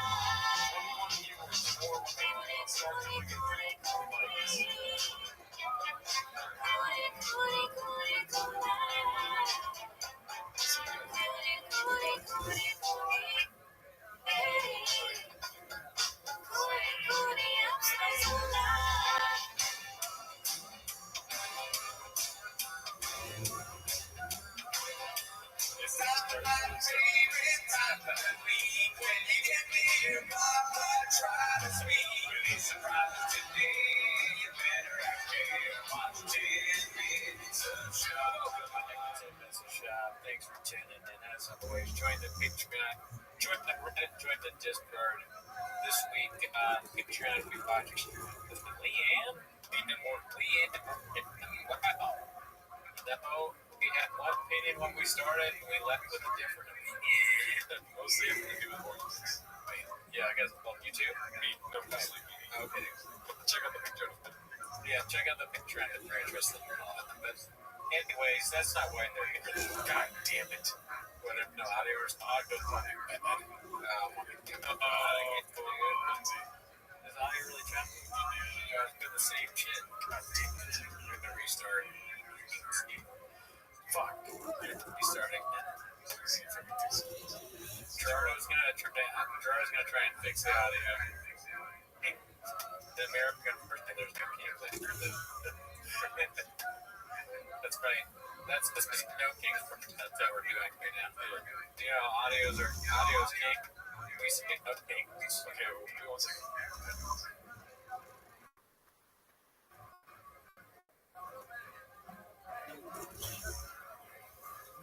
Microphone is probably the same thing. Video's king. That's what we're doing. Yeah, video's king. That's what we're doing. Alright. Keep talking.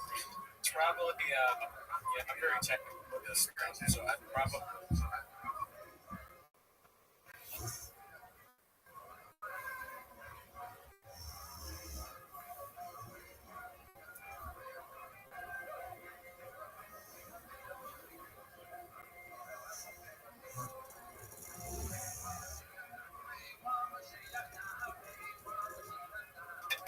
Then you go in there, flip the hood, check what's going on, look through into the wires.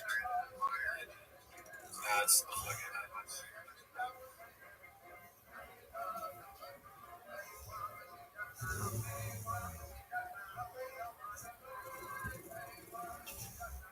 He twisted it. And then he twisted up again. Yeah, still doing it. He twisted up again. God damn it. Oh, thank God. See, I told you a little thing. Now it's blue.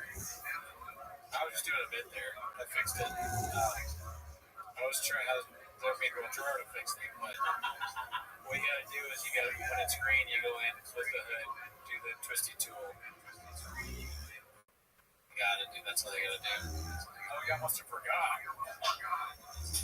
Forgot audio. God, I've had nightmares that that'll happen. Well, it's bound to happen once. It's only happened one time in the entirety of the show. That's a fact. That's a fact. You know, now I don't hear any audio. Oh, you don't?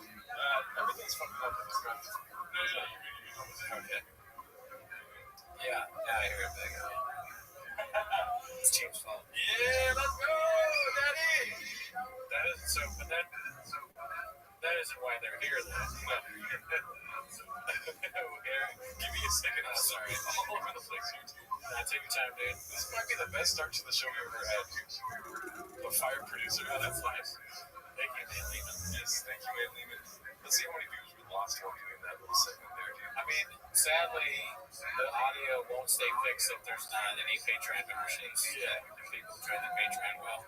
Yeah. Because I think somebody joined the Patreon while Gerard was fixing it and actually fixed the whole That's thing. why I actually got somebody's going to say that. Yeah. Keep joining the Patreon and make sure the show keeps going. And I will say that one of our cameras, I don't know if nobody really noticed. There was no fire savage comments about it, but one of the cameras did go bad. Yeah. And then we got a Patreon subscriber yesterday, and it started working today. Why? You know what I mean? Oh, yeah. It's like science, basically. We're doing some additives. What is it called? Like subtracting, adding, supplying, and dividing. You know what I mean? That's true. It's very true. Scientific.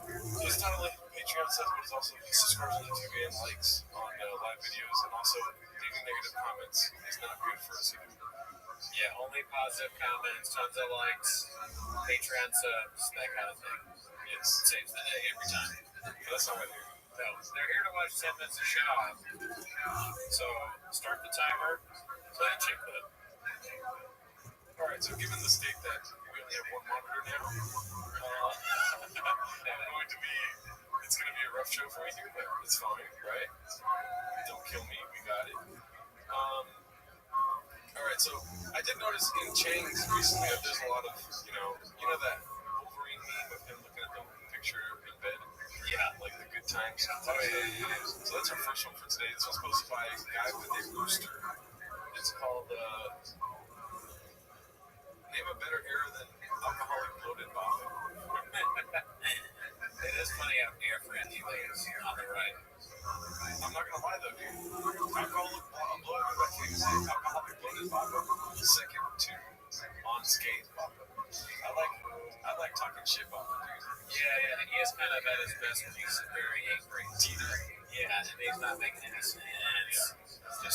about somebody, and then it's always that. The best part about that is crazy threats followed by, and I don't really care.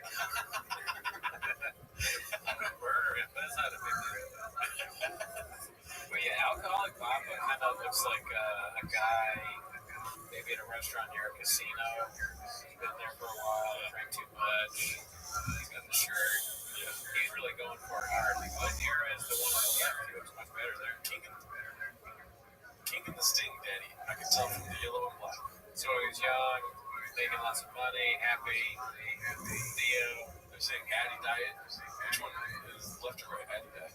Left. Chewy. Which one left or right? Chewy? I don't even know what that means. Put alcohol in chewy. Oh. I don't remember which era. Probably right. There you go. Sorry, I'm good at this. Crabs came over and then we're some shoes. Kratom? Yeah, like those. Okay, good. What's some other ones we can ask Cody about? Truck walk. This is probably tricky. Which one's walking you into his truck? Well, truck walk was right before the fall, so probably the left. Oh shit! Yeah. Like he wasn't as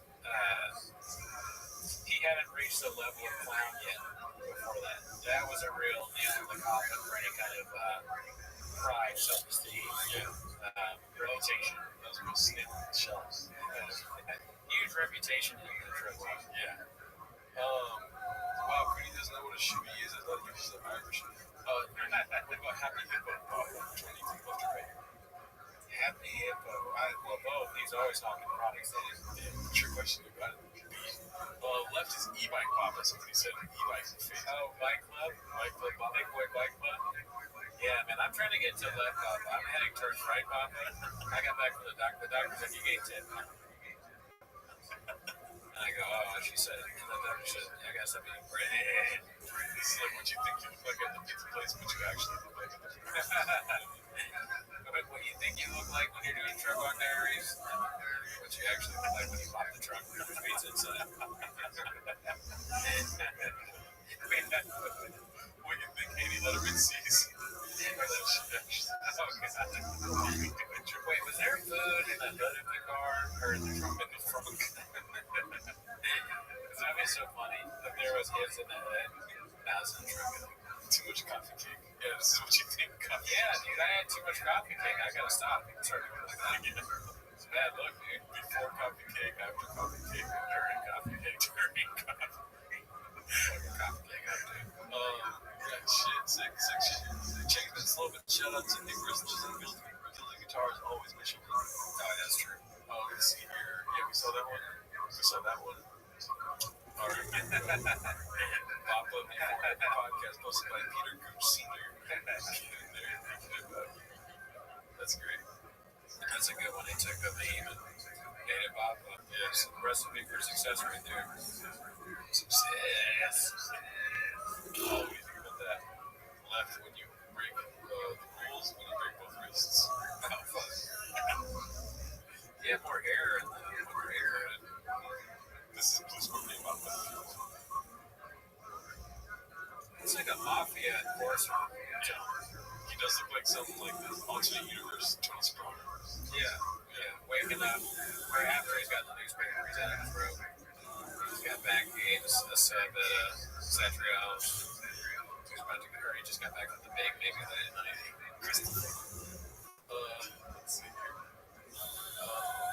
This one's called How Tall is Joe Rogan? Just by 7 digits. So like I said, a lot of it are going to see about the past. Yeah. I mean, that's a real picture of you. That's insane. Yeah, he's very short in comparison to the tall and powerful Shane Gillis. Do you know what the thing is next to Liquid Death? What is that? Is it a bucket? Dude, I won't even do it. Is that an open mic? Bottom of the barrel, dude. They're hosting an open mic? Yes! It's Austin, dude! That's crazy. I'm surprised that Joe Rogan and Shane Gillis host an open mic. They don't, but they were at the last night a picture was taken. Right, yeah, that makes more sense. Now I understand why Joe Rogan finds things attractive. It's like picking something you're listening to. It's like the perfect height. I will say, Joe Rogan, I can't imagine him taking a lot of testosterone. get taller without me. He's so upset. Dude, I wish I would do something with his clothes. Like his clothes would look more normal somehow, because this is the same ensemble he always does with the long, ridiculous shirt and tight pants. I wonder what's the commitment to this look? If everybody told you that your look was bad, we didn't change it. I mean, I'm telling you. Maybe his friends aren't like, hey, why are you dressed like that? What if that's the secret? What if like Brian Callender's closer to the set and be like, hey man, I think you're really funny, but if you want to get on Joe's podcast, just say your dress is really nice. It's I mean, I don't. It's one thing not to care, but it just that looks so bad. Anyways, let's see here. I feel like he is basically 10 liquid deaths tall right now. Joe is physically imposing. That would be a funny challenge. You stack up liquid deaths near Joe Rogan. Like, how many do you think you are, Joe? And we get to bet on like how many liquid deaths you're gonna be game for that. That'd be fun. Just tall wise, or like how many liquid deaths can fit inside of it? That's interesting. I didn't think about that one. You could just stack them up. They would fall, I guess. You'd have to have somebody holding.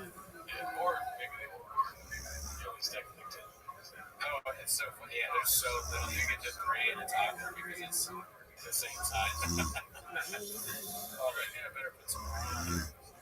It's probably fall. Probably like. They don't understand the art form hosted by Rabbi. It's probably going to be some old bits. It's kids. You can check comments whenever. And by the way, when you see someone moving around like that on stage, I will bet you every penny I have they're not funny. Tough her in the corner of the couch. Fuck it, they're comfortable, guys. Don't fuck her. It's just not a lot. Sean has kind of an elitist approach to comedy. It's quite interesting. He likes bars. He says he likes jokes. He doesn't like stool fucking. When he comes his whole body just a rock. Anytime I saw someone miming having sex, pumping air, I would just go, dude, Jeff Garland's still been through.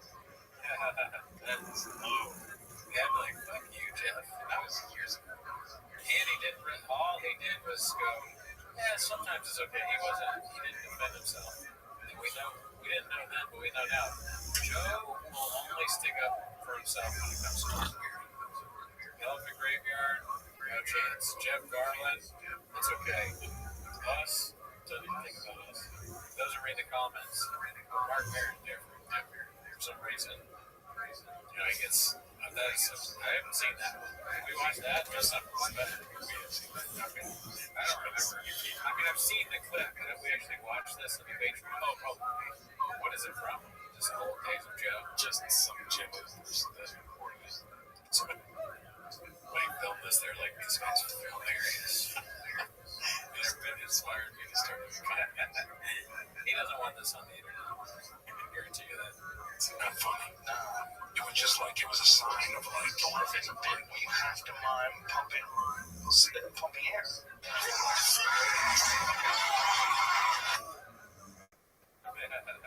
Cut to me a deal from like earlier today.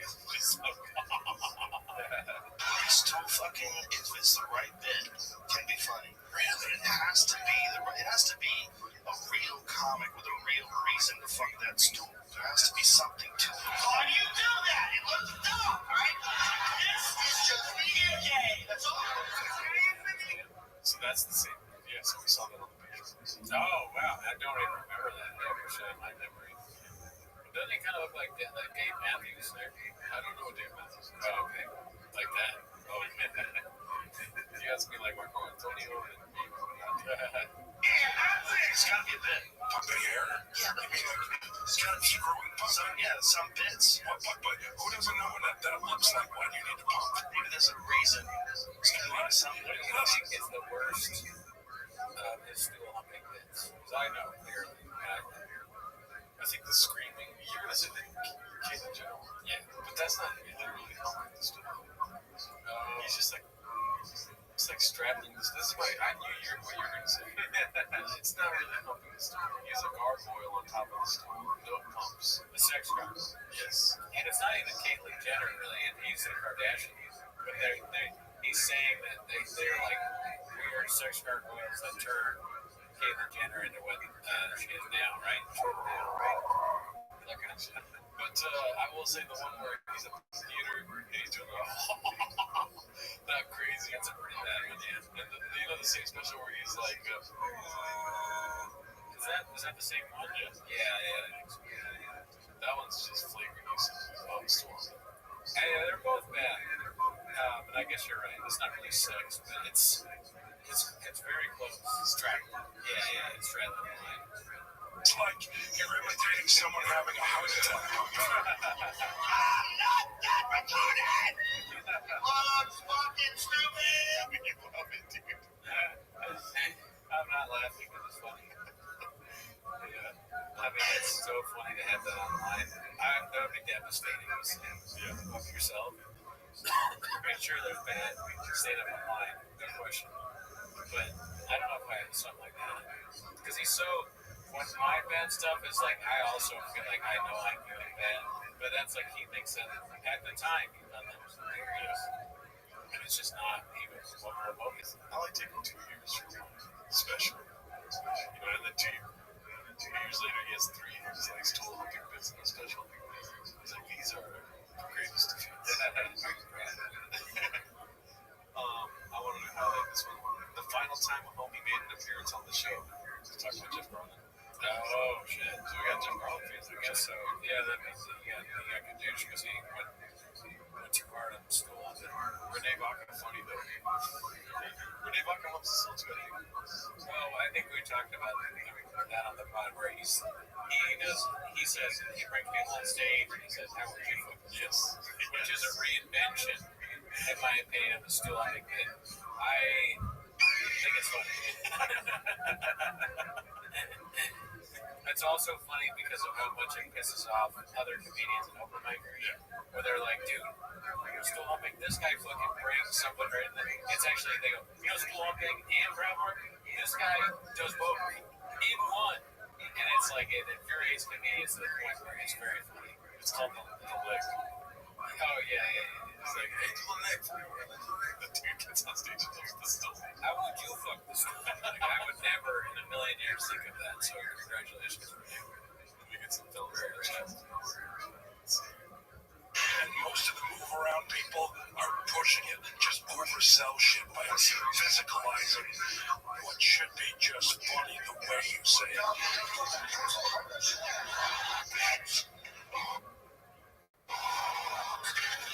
I think Eddie fucked this stool. Nobody fucking no stool, bro. See, I like Eddie, I like Richard, I like Chris Rock, bless you, I like Chappelle, you know what I'm saying? Like, I like people that have something to say. All that stool fucking is like, I would never disrespect the craft like that. Well, you don't have to disrespect it. You just have to want to do it and then try it. If the content is about your physicality, that's not dancing. Dancing's when you put like English, like when you're doing this to accentuate what It's so fucked up. They have the speech over here, just doing the most physical bits. you're saying. It's like, screw that, we don't need that. Come on, I'm not that funny, man. I need some help. Thank you, Sean. The yellow shirt is my favorite because he says squirrel pussy. It makes no sense. He has a whole bit about squirrel pussy. So I think of all of the specials, that one I like the most. It bugs me when you say it doesn't make sense because that's not true. It does make sense. It's just out of nowhere. I don't know if it makes sense. He's talking about huge pussy lips and it looked like flying squirrels. Do you hear what you just said? It makes sense. It's fucking pull, dude. Just because you have grades doesn't mean that everything doesn't make sense to everyone else, dude. Yeah, let's ask if that makes sense. That's what you just said. And I'm not even standing up for him. I'm just insulted that you're saying that. Does squirrel, Joe Rogan squirrel bit make sense? I like that. If you're aware of it, I guess, don't vote if you don't know. Be honest. Voting is important. We just saw that recently. There's a bunch of elections. Okay, the people that didn't know who the candidates were, they didn't vote. It makes sense. From what I remember, So this is what the bit is, right? Okay, remember he's saying that dudes, if you can get your dick huge, dudes be walking around with shopping carts with their dicks inside of it like a carpet, right? And chicks, pussies would have to get used to huge carpet-sized dicks. They'd be able to fly around like flying squirrels. That's what the fucking bit is. It makes fucking sense. You suck. It's not funny. But flying is flying. What does the pussy have to do with the flying squirrel? The dicks are so big because you can make your dicks bigger now. Guys want the biggest dicks. They're walking around with dicks in shopping carts like carpet rolls, is what he says. Now girls, pussies, have to get used to getting fucked by carpet roll dicks. Right. So they're jumping around and they're flying. Yes. But I don't understand the flying. Yeah, have you ever seen a flying squirrel? I guess no. I haven't seen a flying squirrel. Well, there's squirrels that fly. There are. Oh, God. So it doesn't make sense because you're fucking stupid, dude. I don't know about that. I won't deny that I'm stupid, but I'm not sure. Look, what is that right there, dude? A flying squirrel. Well, how does that look like a pussy? It looks like a pussy, dude. Why do you have to know why it looks like a pussy? Like, I don't understand why this is a pussy. That looks like a vagina to me. Okay, Does it? aside from the squirrel bit that I get off. Aside from the fact that there's a squirrel's face on it. I don't know. I know that I understand that, but if you're saying that specifically looks like a pussy, there is a squirrel's face on it. Yes, dude. But Joe Rogan sees vagina when he sees this. Sure, that's worse. And so do I sometimes. You never seen them fly? I mean, the idea of like, okay, it's like open like that, but I don't. That's not. That doesn't. It's a vagina that got fucked by a carpet roll. It's a huge jump to that. Like it's a very. I'm sure there's a closer jump that you can make about it. It's not a funny joke to begin with. Like getting dicks, and then because it's like they all they talk about, right? Shaw was like, "You got any dicks out here? If guys could make their dicks bigger, they would." Oh wow, Garden stuff. I'm not seeing this. All he sees is vagina. that's pretty funny. But if you're gonna make a joke about how vaginas have to be bigger because guys are gonna have such big dicks, there's gotta be something that makes an easier jump than a flying squirrel. Okay, but here, Cootie, you gotta open your brain. I'm just kidding. I'm not insulting you. I don't care. Here's the thing. You're getting stuck on the visual of a squirrel. What he's trying to say is that this squirrel can jump and fly because it has arms that it's able to fly. Women are getting fucked by carpet rolls that if they jump off of a ledge, their vaginas are so wide, yeah, that they can fly. Lips will fly. And so that they look exactly like fucking squirrels. But don't you think there's a better? I mean, it's even Definitely a better. even that is like so like it still barely makes any sense. But there's got to be something better than like you can fly. You could if he's arguing that the lips of a vagina make you fly because you've been fucked so much, I guess they're just like flapping wings. Wouldn't you say something other than a squirrel? But I don't know. I mean, What other fucking animal flies that doesn't usually fly? It's the why does it have to be? It's the perfect analogy. Like if there was a penguin that flew and it was called the flying penguin, it's like penguins are known for not flying. Squirrels don't fly, except for this fucking squirrel, the flying squirrel. Humans don't fly. But if you're getting fucked by carpet rolls and you got a fat vagina, you're probably gonna end up flying. I wish you could hear the words that you're saying because when you say it out loud, if you isolate what you're saying, it sounds like a crazy person. For sure, he's the one that's Penis, carpet roll, pussy, flying squirrel. Just the words themselves don't make any sense. The evolution of stupid. Dumb people are outbreeding smart people at a fucking staggering pace. Jarvis. I think people are agreeing with me. But then again, a lot of people aren't voting because it's over. They vote if they see the joke. I don't think the squirrel pussy jokes. I do kind of remember flying. I've heard of flying squirrels. I guess I've never really thought about what that means since I was a kid. I think I probably knew. It's At age 5 through 10, they just got different. Yeah, well, I schooled you. I think I won that argument. No way did you win that. A, nothing you said made any sense. B, the polls also say no. What would you, there's no making it fun. Geraldo's just likes to think about squirrels. Falsely confused, you've been blocked. Now I'm confused by the comments because it says I voted yes to. Oh, I see. Never mind. That's good. You should support Gerardo. But Cooney said elephant. He said elephant. Elephant? Yeah. Yeah. He said Gerardo is his last nerve with his comment. No, I just don't like when you make fun of somebody and say that it doesn't make sense, because it makes sense. I think it doesn't. Hear why I think it might. Yeah, because it's so bad, even though he is making sense. It's bad. It doesn't have to be bad and he's not making sense. It's both. Like, give the guy some credit. He did write it out. He should have. He sucks so bad. Yeah, so something he didn't even work out hard on. All he came up with was, flying squirrel this season. It's a thing. The Rogan universe is the same thing over and over again. Right. Guys want big games, and then if that happens, this is big. The vaccine makes you too big, and if that happens, then we'll see how it is. And then we fuck each other. It's very dumb, like caveman level. That's what I'm saying in a nutshell, dude. Makes sense, just redact. I won. Pity. Someone named Pity agrees with you. Another thing too is that Joe Rogan was always done wrong because he has video stand-up specials when audio is king. If it was just audio, nobody would know what he was looking like. That broke my brain. I'm sorry. Elephants' ears are huge, and that's how it's up. They fixed the bit. Oh, I love this one. What's Dubai chocolate? Chocolate with sand on top? That's my time, Riyadh. That one's a kombucha. That's crazy. How did they fit that? That's a good one. Crackheads write out poems in their own shit. Doesn't make sense. Fit to my way. Shout out to you. That one was posted by Kombucha and Kombucha. We watched that last time. So not only did you... And the audio is so funny. No, dude, it makes sense. Because think about it.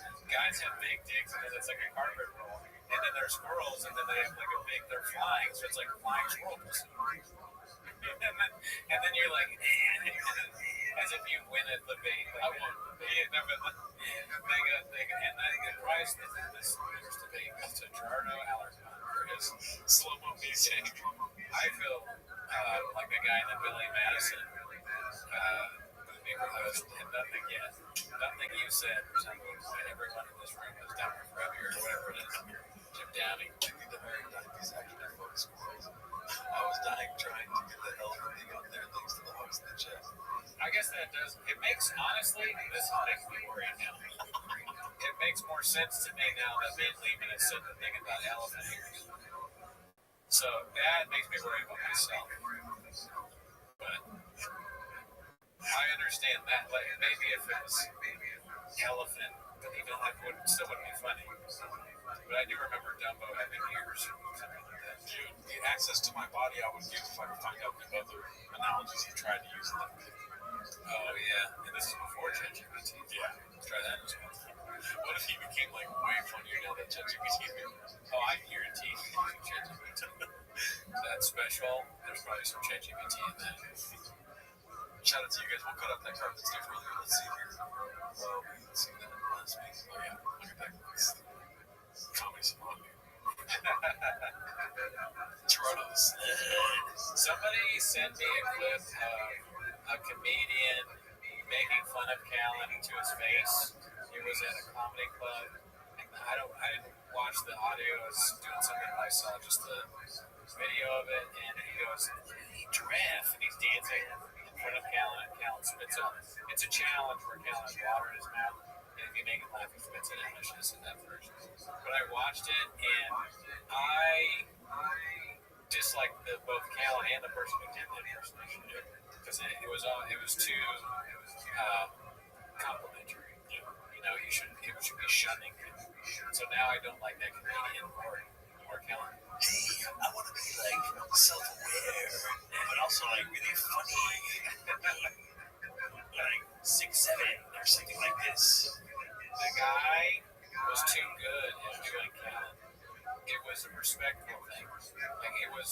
exactly what Kellen does in a way that made me feel weird. Man, leaving dry guy should just went. I think his name was like something callous or K-S or something like that. Whatever it was. You are right. Penny is on my side, and also Blister Fist. I've never seen a hairless ginger flying squirrel cookie. I've never looked in the mirror, Daddy. That's really good. Good, dude. I actually need to rethink a lot of things. It's like every argument we have is like, look at what Poop Fart thinks. Poop Fart agrees with me. Herpes Nuts says I'm right. So if Herpes Nuts, Poop Fart, and Open Wound look like I'm right, then I guess you're wrong, bitch. But Dixie Normans agrees with me. Dixie Normans. I was saying, that's my impersonation. Yeah. Oh, okay, got you. I think Goody is all sleep right now. I'll be the villain. I'll be the fucking villain in this pod. I need to. I'm the guild. Yeah, as I've switched to, or maybe I always was the guild. A lot of 7-digit posts, a lot of Joe Rogan stuff. This is what violence looks like. I mean, this guy is really good with Photoshop. There's no way. Another terrible shirt. He's that shirt. There's no way. Look how tall this man is. Sitting there. Zoom in on that guy, cause he loves that Rogan. He loves that Rogan guy. Yeah. He's all like, I am Rogan's cool. I was just like in the club, dude, and I was like watching him do comedy, and then he looked at me and he said that I'm a flying squirrel. I got front row seats to Joe Rogan. And he locked up my phone. That motherfucker. This guy over here. He's not laughing. He's there. He's in flash behavior. He might be watching it to be doing some stuff on Chains later. The two of those guys. They're like, okay, I'm not gonna make fun. I'm not gonna make fun of this idiot. You see little orange chicken last year. Cooney needs to drink some rain. Facts. I don't like how much this poll's going in your favor. Alright, just if you we saw that one. So this one says, Danny Kaufman, too, stepping on the field in front of everyone to celebrate in your shop jersey. Wow. And then I remember seeing this while I was working. If I work in prostitution. And they say, one of the comments was like, of course, Joanna has the Starbucks bag. Notice that right there? Just some real chefs in the kitchen sometimes, you know? Yeah. I mean, this is for his son, maybe his kid's track meet or something. I pray to God his kids are involved. Imagine they're just cheering on random kids at fucking baseball games. Jesus Christ, dude. And he wears the shop jersey to it. Yeah. But is he wearing a shop? What is the shop jersey? Is it like a joke against I'm shop, or is he wearing his kid number 11? And he's like, look at me, I'm wearing my kid. I made an adult size version of my kid's jersey. I'm assuming it's travel ball. It's so funny. I think It's travel. Jordan. I was concerned whenever I make a joke and you go, oh, like you just learned something. Yeah, definitely. We first look at That was confusing. I was like, there's that young. They do travel ball, t-ball. Look, I'm this slave. Then we went to his party, which was a random house party. Not a big house, just like a normal. Would school me on travel ball. That sounded like it was pretty funny. I don't know if they have some merchandise. Michael Irvin's there, he fish like, for is me. the shop jersey I tell him how much I love you. Is he a bench player? He doesn't really talk about like his mom and the team. So you pan out and there's another dad with the jersey and his kid's name or his name on it. Here's what else is there. Yeah, nobody's got. These two nobody guys else were has a there. jersey. They all look like they just got back Some from of our church. friends were there. Baseball. Also, another thing I noticed about this is that everyone else is looking somewhere else. He's facing a different way that they're cheering the game. He's got his back. It's kind of like Steph Curry. Maybe he's just trying to hype it up. Like, yeah, we did. We got to run. Yeah, but he was watching, and then he's a guy that likes a crowd, so he's saying, hey, yeah. Dude. Could be that. Yeah. But one the shop jersey. Oh yeah, I love We that. have that Timo's I think hat Big that Cat is in the Kevin baseball. the Gum gave us. I like it. It's a good hat. I feel Yeah, weird I can tell going very out much. like to just a small restaurant or somewhere with that hat on. I usually just wear it when I'm like walking the dog or driving around. I don't have to, but I'm like, I'm wearing my own words. What do you feel about that? I totally relate to that. Yeah, he wears his own name on his shit, so he doesn't have a problem at all. I see people all day long, a lot of people are like, this guy's really nice. How about you? That dream was fire. I knew it was had to come. I was like, that makes me pause for laughter. This guy's really cool. I want to learn more about him. Yeah, and they're like, what do you do? I'm just like, nothing really. I figured out this prick up routine on a girl. And I was doing pickup routines with this chick, What's your podcast about? If they got that Gene far to know Simmons that is driving. they know what it's about. Right, but I think it's like, just like, they want to make sure it's really neat and not like I took a little one watch that show of his.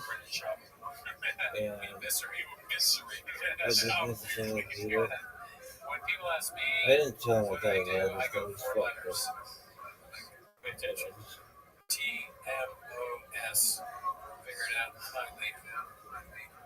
So that's what I do. I wish somebody walked away from me today when I told them. I had a feeling Ray Lewis was there, but I'm not sure. Oh my god, are you the shop guy? Like that fucking dream is amazing. Yes, I am. I wish I was joking. I was picking up these chicks Somebody walked away from you and you told them at this party to go watch the show? or at this club. I was guessing their passcodes Well, there you go. and the strategy that they use, like how much strategy or their word and then the numbers. Chicks like it. But chicks may not be the main audience for Brendan Shop material. Now you're on my side. Someday. Chin still has his block. We saw this one last time. Oh, here we go. This is a big story. It's crazy that I was picking up chicks. Energy. I remember the pickup way that I got. Talk about his tongue again this week. You're going to tug out. It's funny that Jamar is there too. And then there are these two bitches I that didn't are like notice about this. work there, and they He were was like, saying that Louis Cheney Gomez got him up there. no, he was making them laugh, even though they were being bitches. That dream was amazing. I like that. That's funny. I want to see it. I don't know. Gene Simmons was driving, we just drove all around. I told him I want to go to a strip club, which is not the thing that I want to do, but in the dream, that's where I wanted to go. We never ended up going. We just went to a club, and then we went to just this random house party where Michael Irvin was. People like smoking outside the house, and then Gene Simmons got a bunch of cocaine. I don't know, like a car or something to Michael Irvin, and he was fucking stoked. He had the bag, he was all happy. Dog, he fucking fist bumped me, and he had like fucking 2 Super Bowl rings on. It was fucking awesome. Just on one hand. I don't know what was on the other hand. They were on like his ring finger and his pointer finger. That's how I was going. That dream was wild. That was like the best dream that I've had in a long time. I've been having some dog shit dreams.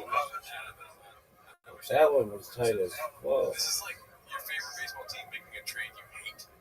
Like, I don't want to see fucking Manny Machado in the LA Dodgers hat. I mean, oh yeah, he hates it. Like, why is he wearing a Dodgers hat? Yeah, well, because they're winning. That's why. Oh yeah. You stay over there with your fucking. Imagine being a Dodger fan, but you're more Padre wearing hats. That's insane to me. He did say that someone could douche like Rogan was friends when he was there at that, right? No. Didn't he say that? I think I heard that terms they have these things. Who knows? Because I think that we've already all seen all these. This one's 6 days ago. It was like Krasinski, self-inflicted ego damage. Before and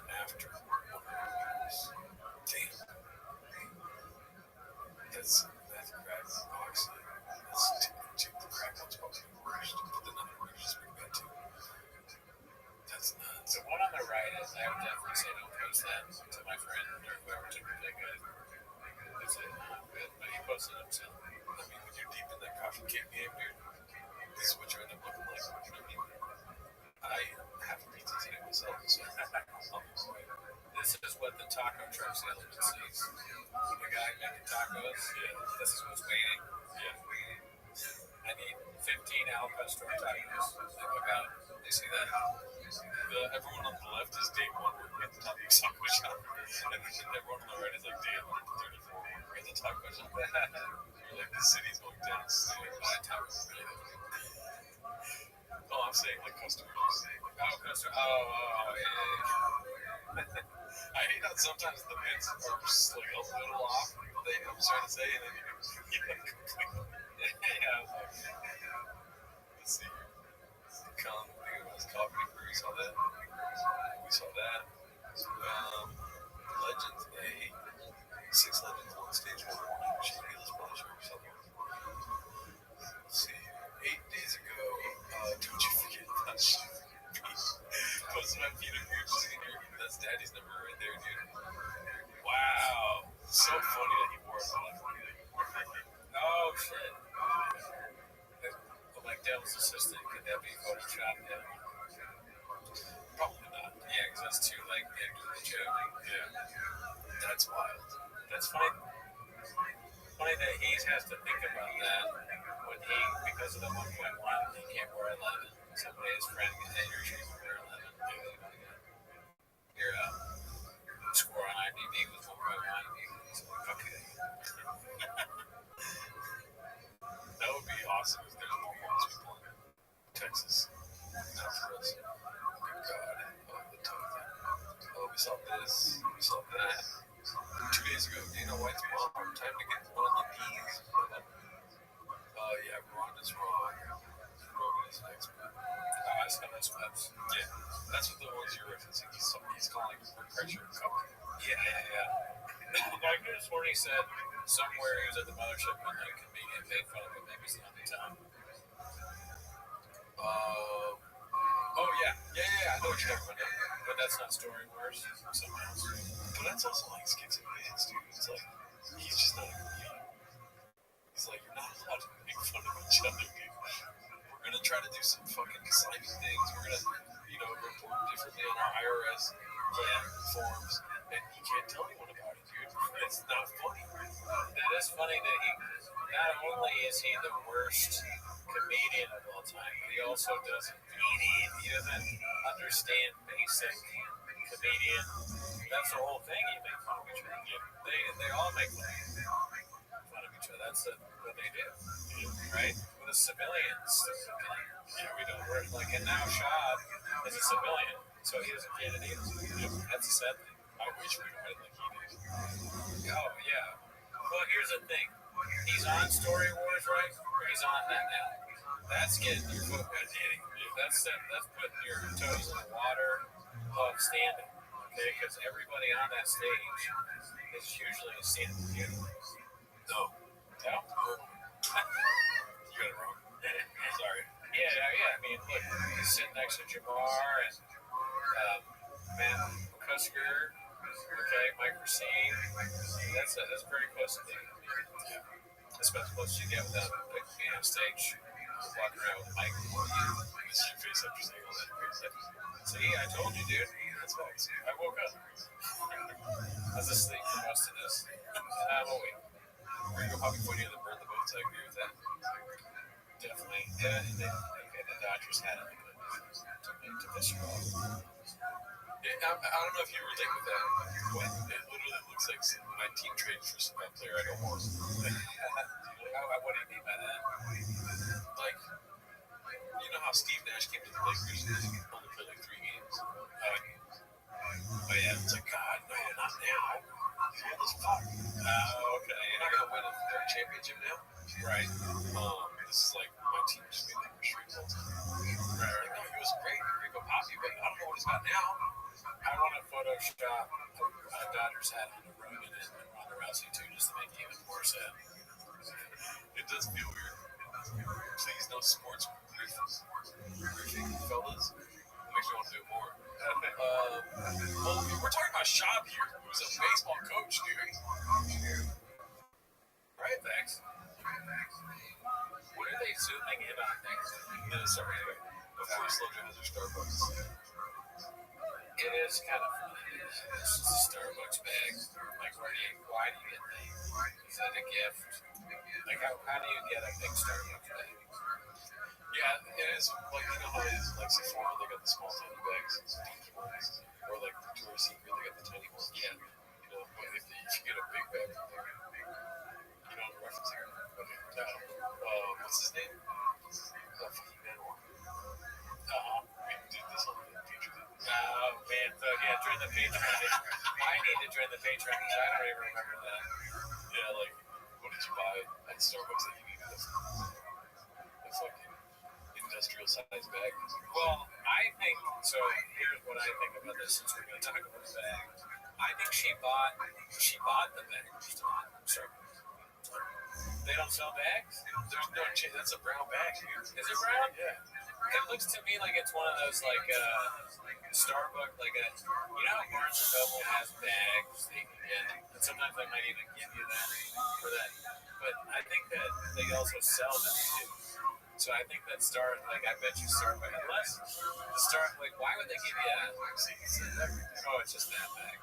Yeah, it's a to-go bag. Oh, man. Hey, dude, I'm fucking right again, dude. This time you're right. Flying squirrel pussy. This.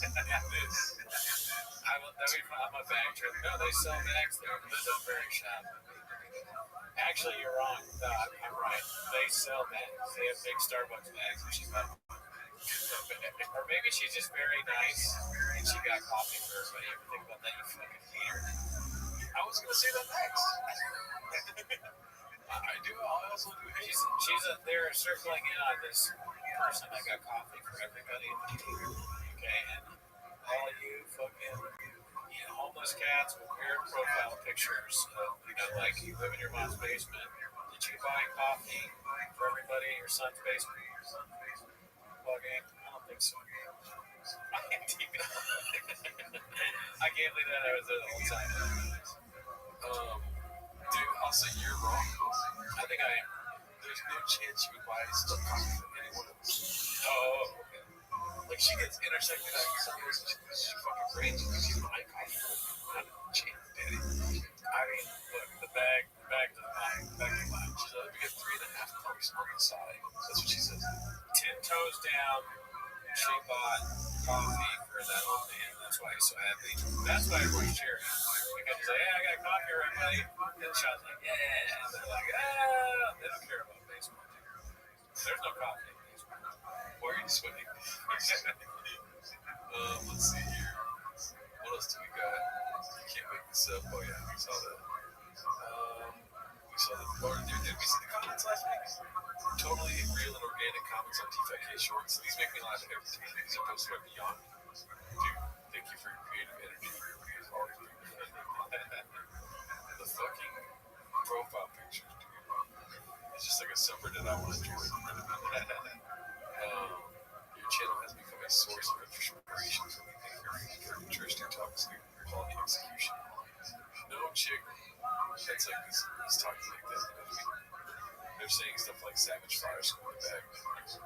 Your channel has been a pleasant discovery for me. Thank you for your inspiration and talent. And then what to Ben? This woman's name is Big Tran. She's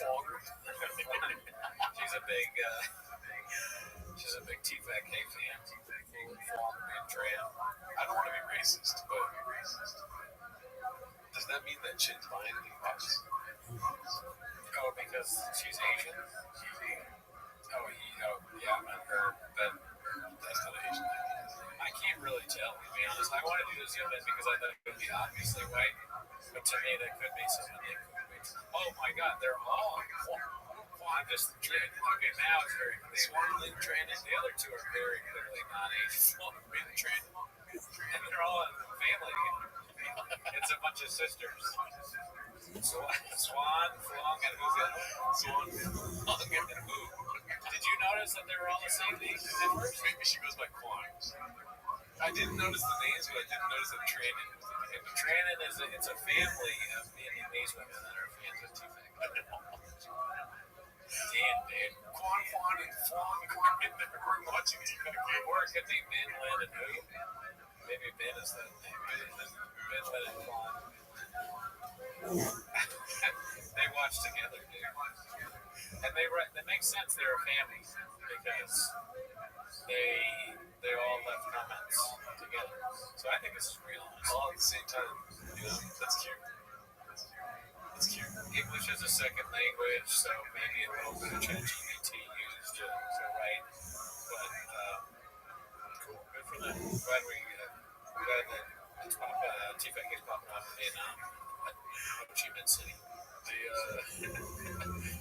What's it called? They doxed the Trump voter. This one made me laugh, dude. Who the hell is Dr. John Africa? Was my scared pomegranate 84. Joanne Peterson. Or Jonathan Africa. Hell yeah.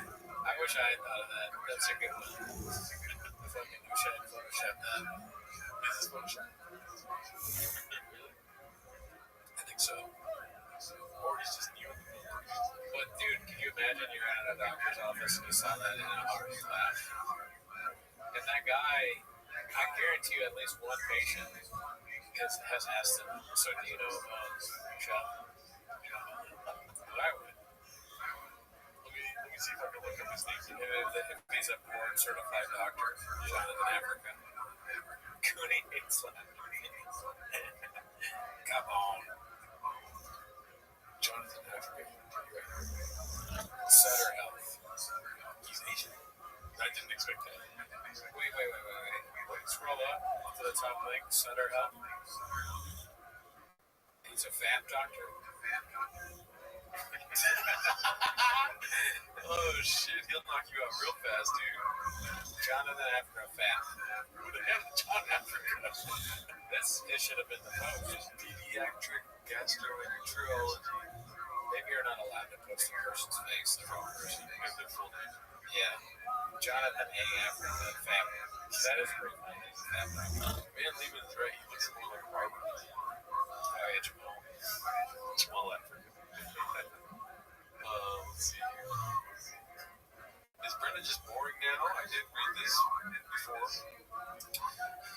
Alright, take a deep breath. I realize I'm a homeless cat and I don't matter, but ever since the move to Austin, you spell Austin wrong, to follow Papa Toe, I feel there's nothing interesting, exciting, stupid, ridiculous, or worthy of posting. I feel like everything is just lame in this world now. Coming to the less and less as of late, and really not finding myself interest.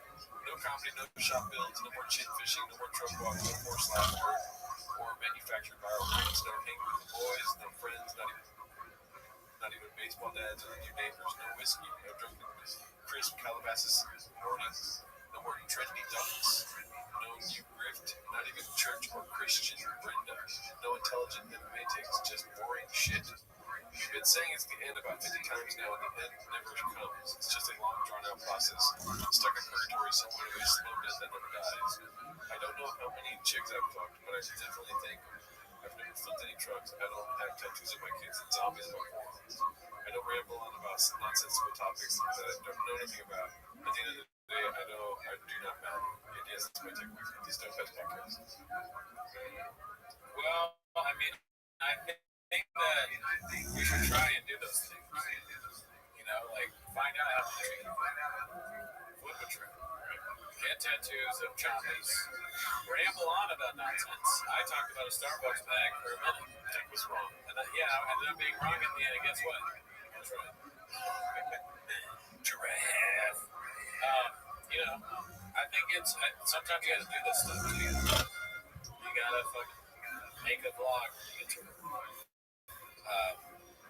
Do donuts in the parking lot if you're the boss.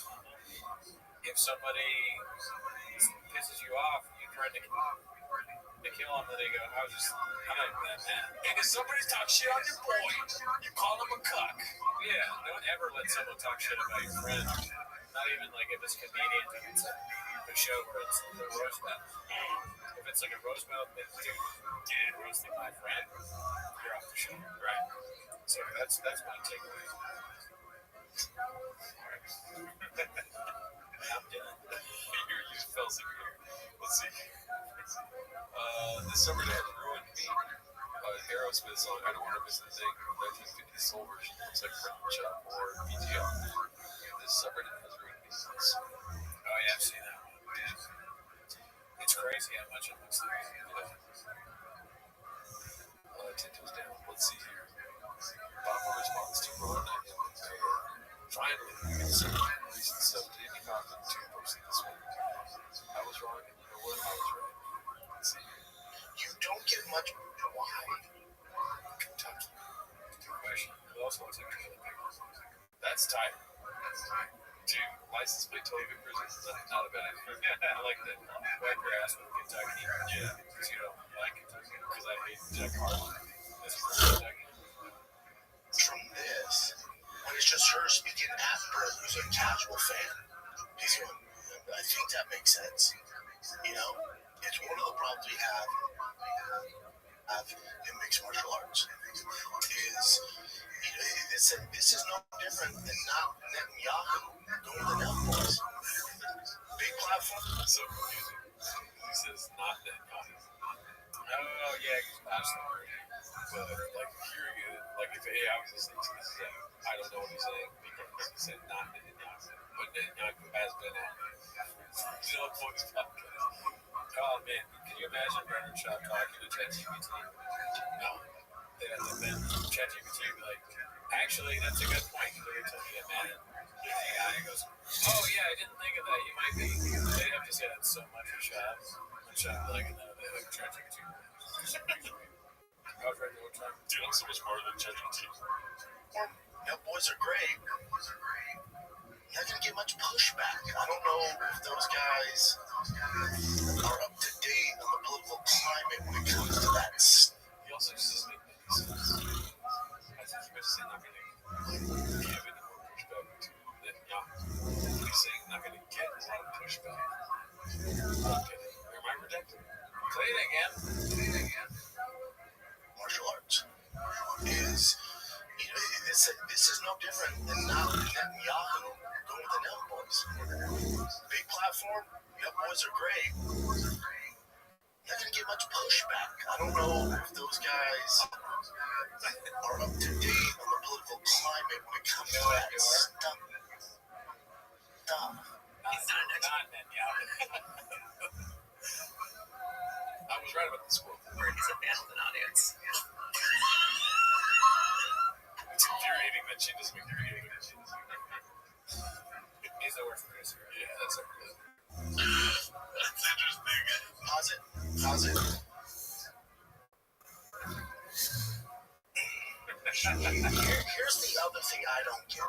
Do you think Quan Strong and Fuguan figured themselves to this or not? This is their favorite part. He talks about MMA stuff. They're watching and they know everyone's man. I'm just talking about Joe Rogan and MMA. Long and Ben and Tran. They're big UFC people and they love shop. Do not get. Bert and Joe are close.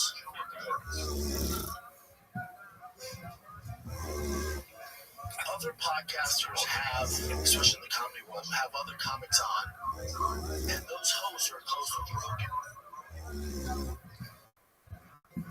You bring somebody on, and they throw a jab at your boy. I don't understand how you just let it ride or have fun with it. Oh, what? How are you not defending your boy after all he's done for you? Even if he say say it wasn't Joe Rogan, say it was a lower level guy. If he's one of your boys, I don't understand how you don't defend them or stick up for them. Pause it for a second. How old do you think that they are? They can continue to do? Can they do this into their 60s? Unfortunately, yes. So, and then the second follow-up question is, when they're 70 years old and they're still doing this lock and read and blue chew and everything, are they still gonna be like your boy? Like, how can you do that to your? They're 80 years old. They're like your boy. How can they do that to your boy? Old ass shot. How can they do that to your boy? It's hard to like put like an experience to an age to an 80-year-old person, but it's easier to do when they say fellas. You know what I mean? Like when an old man says, "You want the fellas to know to get to know something?" Nobody says fellas. Like, Oh yeah, sorry. yeah. What is his name? Akash. Yeah. Shout out to Assad in the chat. The song is like chat. I told you it's gonna be rough because I only have one monitor today. And I was right about most of the other things I argued about. But you know, like an old person says fellas. Sure, we don't say that. No. You know, but that's how they talk to their moms. You know what I mean? Yeah. I get, yeah, and then, but boy, yeah, so boy, my boy. I don't know, does Rogan say my boy? My boy. He's my boy. Rogan does vaccine. He's like, I didn't get the vaccine, my boy. I took some ivermectin, my boy. Check out this elk meat, my boy. Fella is endearing. You're my boy. Fella's just kind of funny. We were only eating at Fella's because, you know, Akash, it's one thing to say Fella's jokingly or, you know, hey, what's up with the Fellas? I mean, maybe you get away with that. But not if you're on stage and lecturing, like, fellas, you know how women are stupid, right? Then you're doing, if you're not being ironic, you're just like, yeah, Akash was saying, fellas, my girl's a bitch. Stuff like this. yeah. And also doing boxing. Yeah. What Shab is doing in this clip is just explaining stuff that's very simple, you know, and then coming to a thing that's a huge overreaction. He's like, all right, listen, as if nobody, we don't understand this already. He goes, all right, listen, Rogan and Bert are friends. And then a gigantic pause in between what he says next. So if a guy comes on the podcast and he talks shit about Rogan, it's like these weird pauses in between. Is he okay? I just don't get it. I don't get how you would let someone talk about your boy like that. I mean, that's cooked. Yes, you do it long enough. Yeah, I gotta do it long enough. It's, you want to talk. That's a good point. I want to talk because I feel weird not talking about something for that long. It's a weird fucking bit. Here's my deduction. All right? Your boy watches his boy, Andrew Schultz, go on Joe. Right? Facts. And what did they talk about? Another Andrew Schultz talked about how it's not right to make fun of people. Yeah. Next show he does. Same thing. Yeah. I do that. So the reason why he's pausing, fuck you by the way, because he's doing he's black belt. Sure, of course. He's very good. Yeah, very good. It's because legendary does that. Oh wait, no, I didn't know.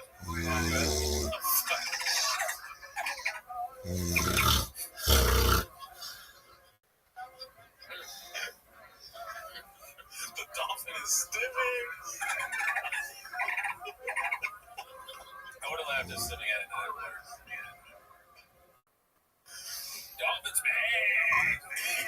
He's basically So tired. parroting Andrew Schultz and stopping to make sure he gets it right. That's funny. That's what he's doing. Okay, see, because I knew already the Schultz thing of like, yes, he's copying Schultz or whatever, but I didn't realize you went deeper, Genius. You were saying he's trying to remember how to copy. So it's kind of, oh man, that's so embarrassing. You're stealing, but then you're copying. I'm doing it exactly right. Am I mimicking Andrew Schultz in that? Dude, that fucking dolphin ball's out of control now. Oh yeah, it's crazy. It's really becoming a dolphin. It sounds like a dolphin. And today, when I was leaving work, everybody's like clocked out, and I go, "You guys," I said, "You guys want to see something funny?" I was so stressed out, and they were like, "Sure." And I took the water bottle, I did the thing, and the one guy didn't see it. He goes, "Is that? It sounds like a dolphin." I didn't tell him it was a dolphin. He just did. It really does sound like a dolphin. worst water bottle of all time. I know I've said this before. It's just so bad. I was looking for a cheap water bottle because, shocker, I miss it. My girlfriend wanted, fiance wanted a water bottle for some like concert that she went to. She was like, she said they're only selling it for this amount. So I'm looking for something cheaper than that, but really it's just like a concert thing. So I'm looking for those cheap ass things. I find one that's like that price. And she's like, I don't want that. I mean, I just was saying what the water bottle costs here. And I go, oh, and then I did the dolphin.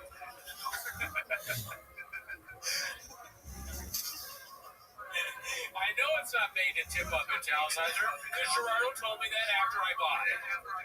You're not supposed to tip it up. Oh. It's got, I'm gonna sneeze. Falling apart, man. All right.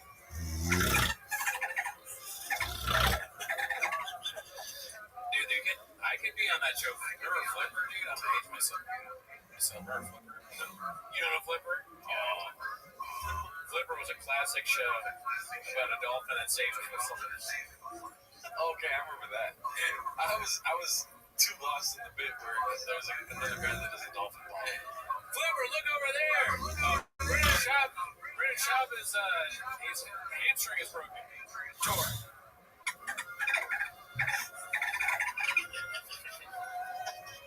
Oh my God, Flipper, look at those kids in that car. Somebody's got to pull them out and ask them if they see Moana. You know what I don't remember about Flipper is here. Oh, thank you, Southside. Like you do it towards a new model. You do it. I'll fucking find you and kill you. How did Flipper save people if he's only in water? Was he just, what's it? I don't remember how that show worked. Just keep it. How did Flipper save people? Because dolphins are only in water. Also, we know that they focus.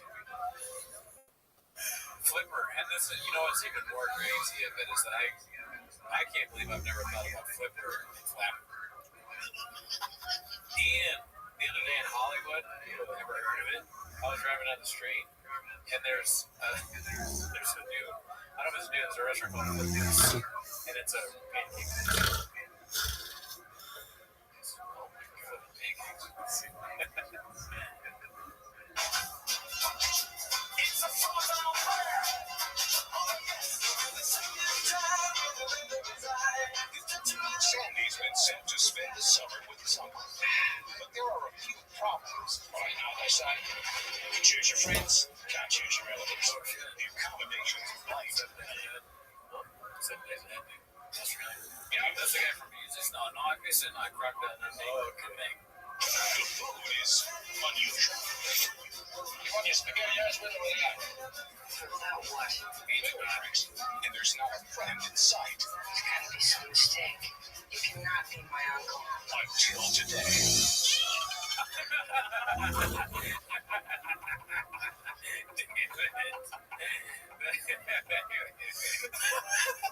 Play it again before the dolphin. Right? Dick, you cannot be my uncle. Until today.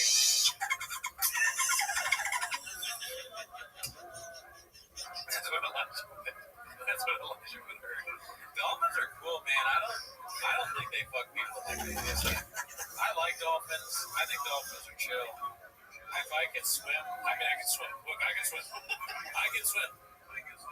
Don't think I can't swim, bro. I can swim. If I can swim really good, I would swim a dolphin. Like I'd swim out in the ocean and swim.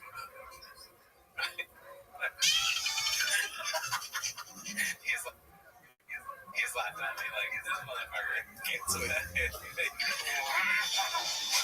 What's his name? His name is Flipper. Now Sandy's finally met his match. He's gonna fucking weird. Dolphins fuck people. Yeah. Jump! And together, they're about to discover just how deep a friendship can be. This is the movie I'm talking about, the show. We don't need to watch that. But I'm just saying, how does Flipper save people? This has gone off the rails. It has nothing to do with a shot. I just don't get it. I just, is he only saving people that are drowning? Doesn't make any sense. Watch our Patreon. We're going to review Flipper. You be funny, yeah, like, because I've talked about Flipper this much, like a bunch of people.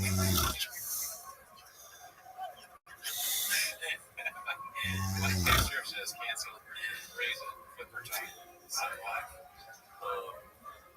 It's such. Flipper's so good. I wipe my ass with a container. Cock behavior, I don't understand. I'm not saying he needs to get in a fist fight with Rhonda. I'm not saying these other comedy podcasters have to die on the hill and defend the boy. But what you're not going to do is come on my platform and throw jabs at one of my friends. I don't understand that. Even when I was at the mothership, people throw jabs at close friends of mine, and they jab at anybody. And So that's why I was everyone laughed, and I just shook my head. I'm not jumping into it. I'm not adding to it. Having fun now, man. And that's not my show. If it was in here, I'm like, hell no, man, that shit. No, we ain't having that. Yeah, Jim's like, how do I edit? It's like nothing can't do it. Yeah, maybe it's not. That'd be funny if Jim did that for them. Yeah, it'd be funny if you edited it.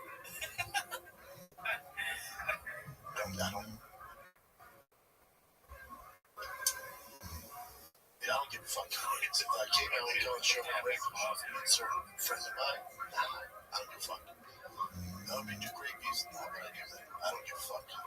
It's not happening. Go on somebody else's platform. But when she sees all this backlash, she sees so much resentment. Part of it is some of it's your own doing. The way you handle the Holly Holm loss, the way you handled the PR before the Amanda Nunes fight, the way you disappeared after. What he's doing with the speech that he's giving is very cringe. The whole is what you think you're supposed to say. That's kind of like if you was a boss or something, and he goes, "What we're not going to do." If your boss says that, quit. That's a crazy person. All right, here's what we're not going to do. Y'all are not going to come in here. You just tell your staff what they should do. Say, here's how you do it correctly. You made this mistake, so this is what you do to correct it. You don't go, we're not going to do this. That's what he's doing. I understand. I understand it's a show. He's got to be entertaining. I'm entertained. I like it. No, what we're not going to do is make dolphin noises with our water bottle. Oh, really? Well, okay.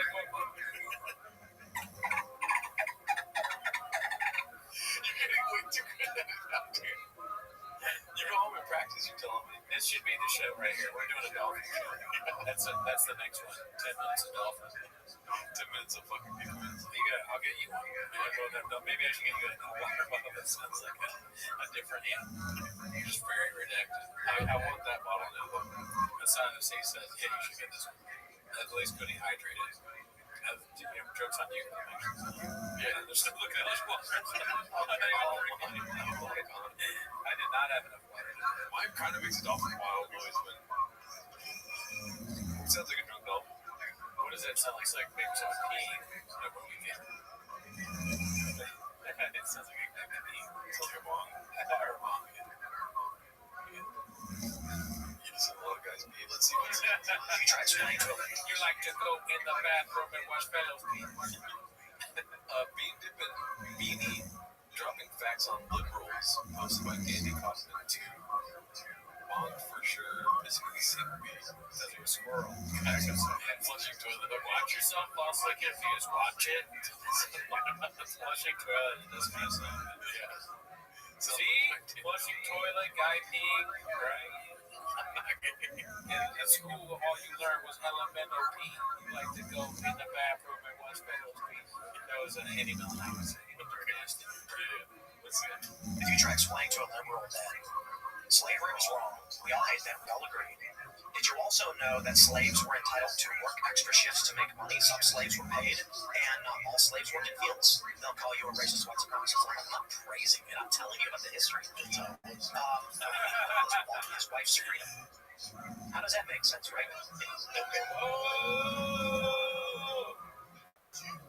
Cowbell water. We can't see it. Ding, ding, ding. They're saying they can't see it. You guys want to see Tim Pool?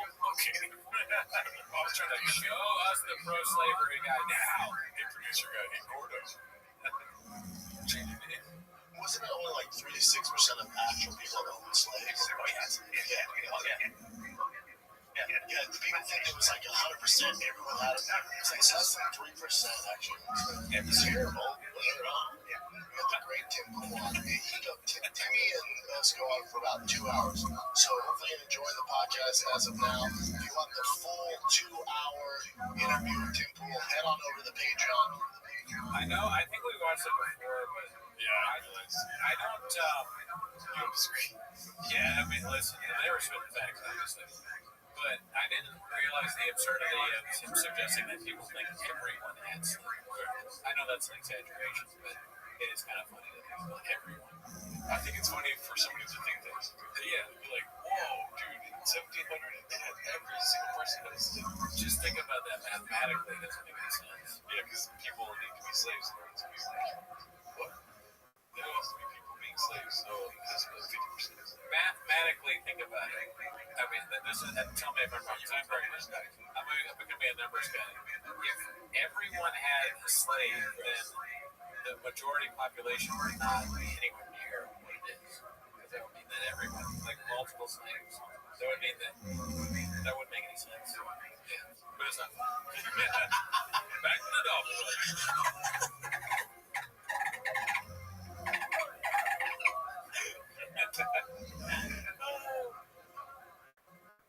Alrighty, let's see. We're firing on all 50 cylinders. More on Bamba flipping out on LT mid innings. That's a lot going on here. Post by Busy Middle 8108. This sounds pretty interesting. What do you think he's gonna flip on his son about? Wait. Read it one more time. Sorry, I was reading this.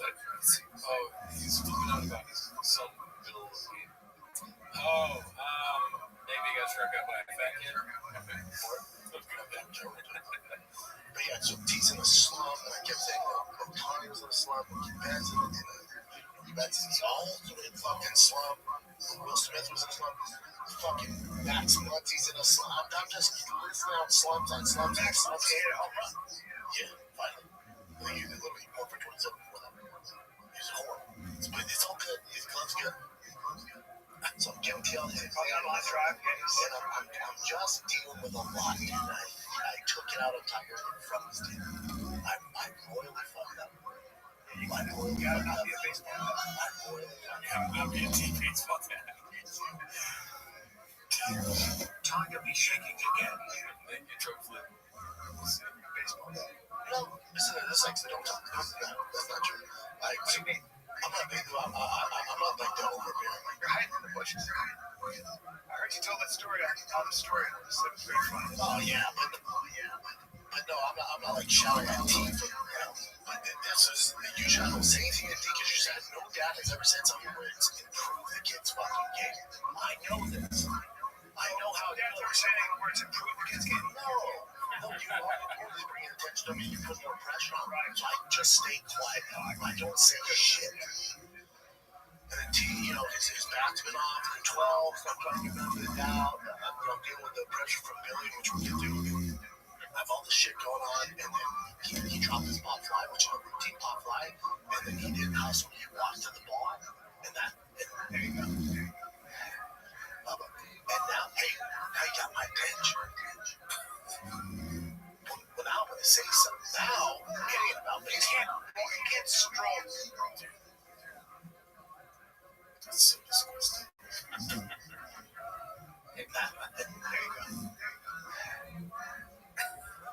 Oh no, come on. And it's just this, dude. What the fuck? What is that? That is disgusting. It's yeah, ponytail kind of pony shop. I think it's more of a mohawk. Oh, wow. Mohawk shop. Now,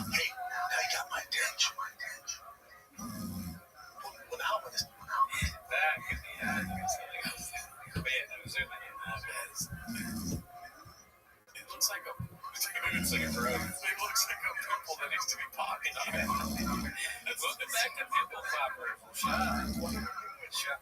People talk. That's disgusting. Yeah, you got a little blackhead on your back too. It doesn't. It looks like a gigantic room in the back of his head. Like a cartoon. He like Wile E. Coyote. Looks like Goonies. Oh, facts. All that happens in all the podcasts are squirrel. That's a squirrel. I love that. It's quite kids behind. The city said, now, getting about, but you can't stroll into the bar. My thing was hustle. You can't stroll into the last name. Charles Mr. House. But, you're going to walk in. We're playing against 12 and Rabbi 1, and you're going to, you're Joe Cool. Well, let me introduce you to Big Brown. Now it's not popping out.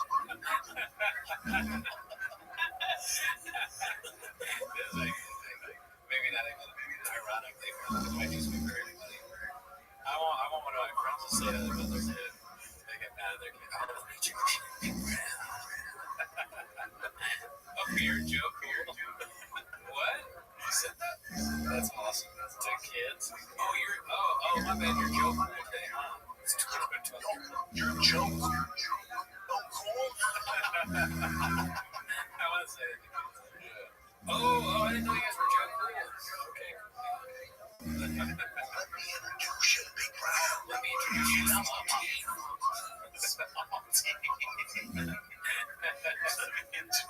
Big Brains. You kids are Joe Cool. Okay, well, let me introduce you to Gerdo. And here comes Renato. Let me introduce you to Delano. I guess way to introduce me. Oh, yeah? All right, well, let me introduce you to Big Brown. God damn, dude.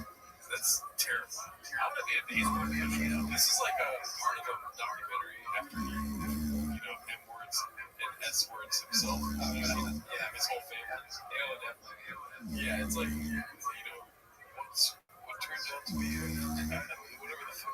There were signs. Welcome to Big Brown. People didn't notice anything wrong, but if you look back at the footage, it's like, Big Brown. Let me introduce you to Big Brown. I don't want to do this for real because I feel like I would fuck with the kids. But it would be kind of funny to just play a character as a baseball coach as me. Where I just act like him. And I go, anybody think they're Joe Cool? Joe Cool? Let me introduce you to Big White. And I'm just like giving kids shit, you know. That kid, I go to the other team, I go, look at the other team. Are we really introducing those fat kids? You know, it's fucking bad. I want to do that. That kid's fucking huge. We are not, this is serious, okay? Look, a lot of you, I can see your dads aren't very athletic, alright? Like your dads, I get it. I get why you're not trying, but you and your dad, like, that's a hot guy. That's a big guy. Goddamn big guy here. That man looks like a fucking giraffe. Now it's on top shot. See, I'm Big Brown. And I know I'm huge and loud and I cuss a lot. So I pulled him outside the dugout and I forgot. I saw red and he's over. He's the only one I did. But I saw red and I said to him something I shouldn't have said. And I forgot his team was listening. His condition. Coaches were listening. We'll be separated from your mother. And you go coach the team. I apologize this morning, everybody. I apologize last night. I apologize to Tiger Live. Because when you do that, he doesn't go, oh, no doubt. Oh, okay, I'm going to do better. He goes, I'm even more embarrassed. Even embarrassed me for my fucking team as that. And he goes, shut down. Now I'm going to shut down. Oh, you thought that was bad? Check this out. Now I'm applying no effort. He's like, fucking Dad, I've already been made fun of as the guy whose dad is a gigantic growth on the back of his neck. And now you've done this to me. You have a giant pimple on the back of your neck. Dad, the kids keep saying pop your dad's nipple. Your pimple on the back of your neck has hair on it. It's like another head. So Joe Rogan's head is like, Oh, you want to be Joe Cool? Oh, Big Brown. big pimple guy. off because you're embarrassed. Oh boy, I royally fight his team still did their thing. And so he did the right thing. I think so. I mean, you gotta appreciate it sometimes if they walk to the ball or whatever. Yeah. That's just every baseball team. If I tell my kid to take out the trash and he's not running, I'm gonna fuck him up, dude. Yeah, brother. Yeah, we're like, oh, Joe Cool's taking out the trash. I'm big trash. That's Joe. What's Joe Cool up to today? Not taking that trash, I see. Let me introduce you to small team. I bite my kids. I'm gonna bite my kids. Let me introduce you to Sharpie Ass. All right, this is what I'm a big fellow in combat. Mighty Morphin Water Thickies. Just terrifying. It's weird, yeah. I heard this is the new season of Stranger Things. It's not in frame, but she's more like a Starbucks bag than she's Yeah. She just drinking. She's going in that picture. Because it's hot. I'm gonna search the whole internet for Starbucks bag and then buy it and then bring it in. Just go to Starbucks. They'll give you one. No, I want a bag that you put. Oh, you want to be Joe Cool? Let's see here. Okay, finally some deleted. Posted by Chin Full of Clips. At least someone finally said it. Oh, this is great. I saw this. Sit up, Brenda. I'm a frog, dude. You sit like that when you just were shit. I like that part a lot. I'm a frog. Yeah, that's such a classic. I'm a frog, dude. Dude, this is when Brendan's at his best. I actually like him because he's so. That makes no sense. He's definitely done stuff like that before. I like when he's playing. Nah, man, I'm a frog. Yeah, right. Oh, let me introduce you to Big Frog. Sit up, Brenda. I'm a frog, dude. You sit like that when you just wear shorts. By the way, thanks for wearing pants at least. Yeah, for real. Your balls was out. Next time I'm wearing a skirt. What happens if I don't keep going? No. Go ahead. He's one of the best podcasters ever done. He will not say anything. And when called out, just after, he's like, oh, that's all I got. Because D'Elia did like an unnatural pause. If D'Elia didn't keep going at it, it would grind the show to a screech. I wonder if he came up with Joker. No, I don't think so. Not really. I actually wonder what he was trying to say. Joker. Oh, you think you're the Joker? Yeah. Nah, dude, I'm a frog. You go to church on Sunday. This is Brian's official Christian by Danny Hopkins too. I'm going to Red Rocks. Yeah. And it's the hip thing to do right now. It's so great because the pastor was talking about this kind of stuff to keep it going. You know, it's these life lessons that they're all in the Bible. And then we take our kids, 3.5 and 1.5, and my 3.5-year-old is learned hearing stories. But within the stories, there's this great message, and he'll come out with that great message. Texas, they church differently. On the East Coast, I never seen. Oh my god, dude, that's so funny. Yeah, we'll say the Gregor Bobby. Dallas is North Korea with a church. Many churches. Dude, that's so funny. He also says like East Coast church is different. Because it's funny because you never went to church out here in LA. And he was back in the same point. My 3.5-year-old is learned hearing. This is like atrocious, dude. I don't know why it is sometimes.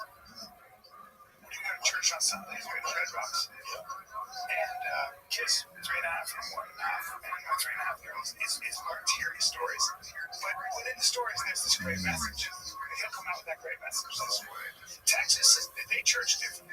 On the East Coast, I never went to church. I was a little bit far away from God. But also, you go to church in the States, and it's a priest basically talking in Latin. It's all, you're formal, singing songs to the future pastor. 40, and everybody says dress cool. Dress cool as shit. We got a band, we got a rock and roll band. I like it. I like it. I mean, it was so casual. People in tube tops. My wife, who comes from the East Coast, dresses up for church. She didn't go to church at all. She was like, a little formality here. Chicks have the kids at the church and for the God. 100%. Oh, no. I'm a man of God. I'm a man of God. So you put a church with chicks. Intrusive. Church. It's a social good time. Yeah. Hey, I go there, it's a concert. It's not really worship. It's more like, let's go there, I'll hear a great sermon, And then you talk. and then you hang out afterwards. They got coffee, they got snacks. Texas is a Christian country. More Christian country. Okay. Oh, man of God. Hey, that church you go to is bullshit. No, it's not. Yeah, you can't have a happy hour on Sunday. The best restaurant in Denver. Yeah, man. It's a good church. Bullshit. I'm a big fan. I was just surprised at how much you guys were. I will tie. Not yet. Well, Shop hates casual stuff. I just don't get it, dude. You know. He asks him if he gives money, and then shortly after asking him, he leaves. I can't really push it again. Well, it's probably a nervous tick of some kind. You know, and Bob, or maybe it's some sort of podcasting trick that we just don't know about, dude. Yeah, we obviously don't know it. Oh, yeah, come on, guys. What is that? What do you guys knew this was coming? Because somebody liked it right away. Yeah, I mean, if, would you do this amount of likes if you were saved by Flipper? Thought we were going to have a better reference. Yeah, would you? Okay. Yeah, I mean, desperate times, you know, I'm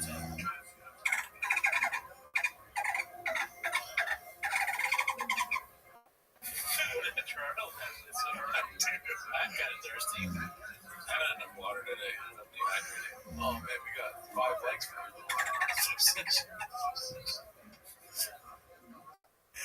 I don't know why I said that Flipper thing. Listen, I'll turn the sound on. The annoying sound. I'll do it again. So Brian's a Christian. POV Brendan Chop out of the Mexican comedy by the ship hosted by Nicholas Lives. He's always good. Yeah, flagged. Others they always get me. I always laugh at the fucking Vince McMahon. Those clips crack me up. Anytime Vince McMahon is in one of these things or in any other kind of meme and dying laughing, that guy's a clown. Yeah. I never was into wrestling, but I know for a fact that the WWE is very, very stingy with their copyright. That's always been a Dodger fan, being posted by Philadelphia 76. I mean, like I said, dude, imagine ever wearing copyright and saying He wears every team, dude. Like, he has no... He likes sports. He's like that meme where it's just, fucking... the guy, Rob Lowe, wearing the NFL hat. It took me a while, but I got there, dude. I like for a split second there, I could have been a fucking... Literally, like, if somebody was in front of me and I had a knife, I would have stabbed them. It's like, what is he talking about right now? Rob Lowe in a football hat? And you're saying the fucking squirrels don't make sense? Squirrels don't make sense, but I'm also explaining I have reviews, and I'm tired. Did the Rob Lowe football hat thing make sense? Yeah, let's give this a try. Let's give this one a try. And was the pause before effective? Hey, did I do that on purpose? I think you did. I didn't do the pause on purpose. That was a brain. And the all caps is necessary. No, thank you. Thank you. Okay, I'm not crazy. Okay. Oh, you guys don't get that NFL hat? Okay, all right, we'll see how long the sound is. You did that. I'm like, wait, no, that's tobacco. Could you imagine if someone, what if you found out I could just make that noise? Like I hear the tobacco. I did not see that, Zach FL. The chat has mass grade. We don't understand you. Let's see here. Okay. This is posted by Term Exclusive. Pull the fuck up. Yeah. That's been nuts. Alright. So back to my shop. Promise to fly fans out to LA for subscribe to the Big Boy YouTube channel. Posted by Papacito Vera. Winner at 20. I'm wearing a different hat, by the way. This one's kind of like this rap. I think that's Ellie's minor league team. 5K subscribers, which we're at 20 now, so that should be any week now. So every 25, we're gonna get one fan, fly out to LA, work out with me and the boys at Zoo Culture, and sit in on a podcast. Let's find a kid, King of State, below the belt, food truck, tell about this fight community. Dude, nobody wants to come to all 5 shows. Yeah. You pick, it's your choice. So every 25, someone get flown out. At damn near 50,000 subscribers, we said every 25,000 we're gonna fly a fan out. So it's long overdue. We randomly picked our boy Sheldon. Ramley picked our boy. Ramley sounds like that old, like Game of Thrones times. Ramley did it. Ramley bolted one. Overdue. We randomly picked our boy Sheldon. And I say fly out, I mean he took a long drive from Orange County. Yeah, I know it's from Orange County. There's no plane. Shut up. He's here. He's working out with the boy. I can't get it. That's great. That clip was Ramley funny. All right, let's see here. Another video.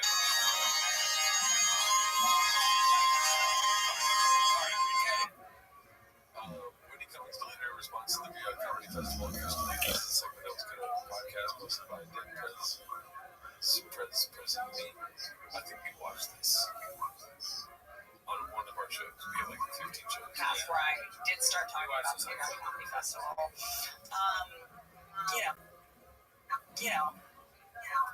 I can see the thing out Whitney Cummings of dresses.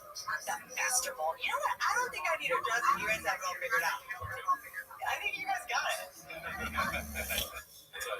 It's funny to turn her on. Yeah, she sucks. Peter Gooch Sr. posted this one on Netflix. Redacted Gates. Yeah. Did you see that? Or that was Christian. Remember when you weren't on the live? He came in here and he's like, I'm like, Ed Gates. I started laughing. He went to the restroom. He came out and I was like, yo, whatever you say on the live, don't say Ed Gates.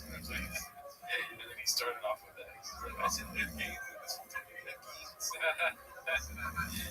That is funny. If it was done on purpose, it would be so funny. Like you were working at I'm strong at Ed Gates, dude. Like that would be kind of funny. Kill people? Yeah, exactly. It's a cool story, right?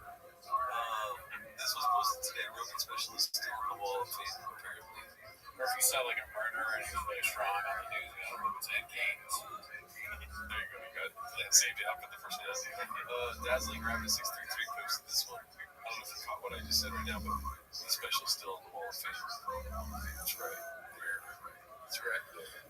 Strange times. Let's get the videos right there. Right there.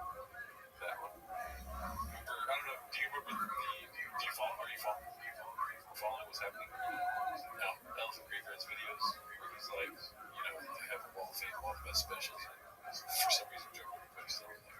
And then a follow up, like one of the other dystopian comedy videos. He was like, I think he saw my video because he took it down. Oh, I don't remember that. Yeah. So apparently the narrative is that it's back up now. Maybe it's Joe Rogan's, you know, pumping that violence out of his DNA, busting out nuts of just portraits of himself on his films. I'll stop talking. I mean, maybe the Elephant Graveyard is Joe Rogan. Fucking Joe Rogan's like, there's anybody grounded with me. Yeah, welcome to 4 foot below ground. Bombing on Fox News posted by Almond Butter 77. I'm not sure what when it comes to military diet. Haven't they been through enough? And game, boy, that works too much. All right, this is here. Papa Bird exposes kids about being pro athletes and whatever sport they select. Warning, long baseball dad rant. Toast by Danny Kaufman too. But the one thing I don't co-sign to people, it's just a game. It's just a game to you. To me, it's life. To me, it's a way of making a living. And they have the genetics where they can make a living doing whatever sport they choose. If they put in the effort, they can do that. That's the gift they were given. So, well, if your son thinks it's a game, and he's a Bob, Brendan Schaub is the worst person to have a true intervention. Why are you saying that? Lord forbid. This is where my brain goes. Imagination time. In fact, Lord forbid one of his kids ends up just in the shitters. He goes, oh, fuck, shooting meth out of the last vein and it's fucking neck or something like this. But heroin, something like this. Yeah. And then Schaub's on the dais, or whatever they call it, the intervention. He's in one of those chairs and he's just like, you had a body, buddy. You could have been big, buddy. Bubba. Oh, you want to be Joe Cool? You want to be doing heroin on the streets? I'm Big Brown. Yeah. And he's dressed in the jersey. He's still the Schaub jersey on. And the intervention. He's coaching other kids. He shows up late. He's like filming. And then my son's intervention. He's like on meth. He's like, the tiger's going through, dude. He told me, like, you show up and talk to him and wonder how I'm going to show up. Okay. Oh, fuck, I'm at the wrong intervention. True. God, I don't know what this is. Said, kind of a fan of Ashley now, calling Whitney out everywhere. Who's Ashley? Yeah, we don't know who Ashley is. God! We both don't talk to she answers. I want to hear another woman talk shit about Whitney Cummings. Okay, listen, Reddit did not make sense. Okay, so I'm going to end the poll there.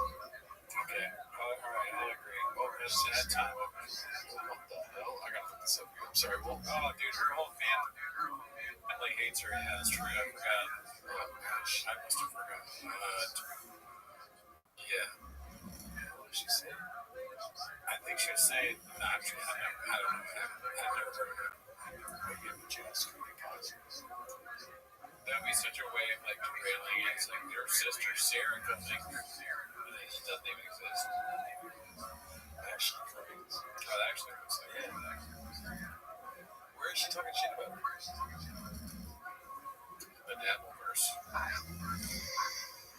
So I wanted to reemphasize something that is a well-known fact is that you create a habit, good or bad, but break a habit. I got a good feeling. Away from God's coming. Dabbleverse, exactly. Wait, are you guys fucking with me? No, I honestly just said that because it said dabbing on the screen. Maybe it's the Dabbleverse. It's like a stuttering John thing. I don't really know what it is. That's a Robbie Goodwin said it once. We'll look at that. Yeah, we're getting into good news right now. Let's see here. win, lose, or draw, he's excited to get eyes right. We're going to run circles around him. You're not going to be able to compete. Now, while they're young, it's a game, it's all good. Yes. Now I'm saying if your kid has that same heart, same fucking blood running through his body. How many times did they hit your chest and say, oh, heart? Real question, by the way. Sometimes a lot. Yeah. You gotta fucking figure it out. It's funny, the guy that always plays skate, you know what I mean? This guy, he's talking about people on skate. If anything, he's an expert. Oh yeah, he's an expert on skating. And he's like, no, we're here to win. When I see Tiger, I go, dude, how the hell is he fucking lost? Boom, that's what I want. That's what I want. You don't want the kid, again, I get it, maybe it's different in your household. You don't want the kid who loses, like, that's just a game, I don't care. But if your child's of that mind, it's just not a game. It's not okay to lose all the time. Is it though? Do something to raise a guy right now. That's funny. God, that's encouraging. Yes. I hated losing. That was terrible. Yeah. Not so bad, but I acted like that. I was like, this is really fucking rough. But I should have been used to using it else all the time. I think God let us down on rabbit holes and I'm looking for common still. And I think, fuck you, God. You're just, wait, Gearhead's gone wild. Yeah, I saw that earlier, yeah. What do you think about that? Well, I think it's a great play on words. You know, only a smart, cool dad. Where's that? Gearhead's gone wild. Truck walk gone wild. Food trade. That would be a fucking sick ass shit. Truck walk gone wild. Straight up. Hot chicks ask you what's the truck walk? You're so funny, dude. Walk my truck. You're so funny, dude. You're so funny, dude.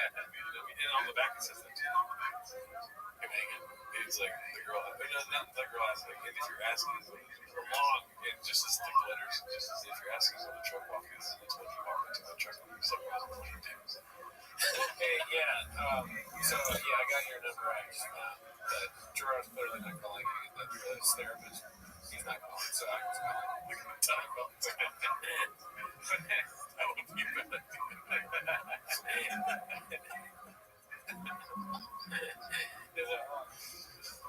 I'm on the phone with your therapist. Yeah, no, Gerard definitely doesn't come in.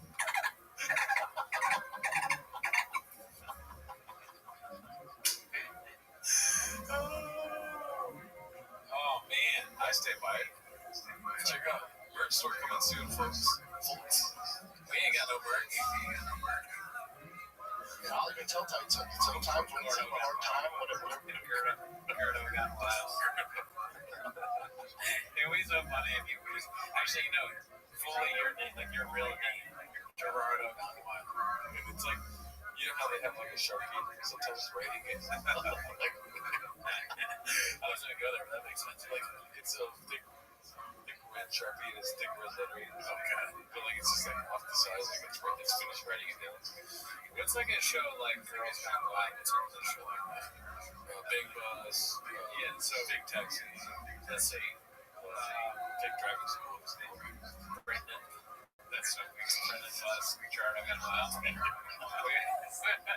We're like creepy dudes. Who wants to get on the Brendan Bus? I pull up in a bus to some chicks. I'm like, you need a ride? You want some coffee cake? So you're driving, we'll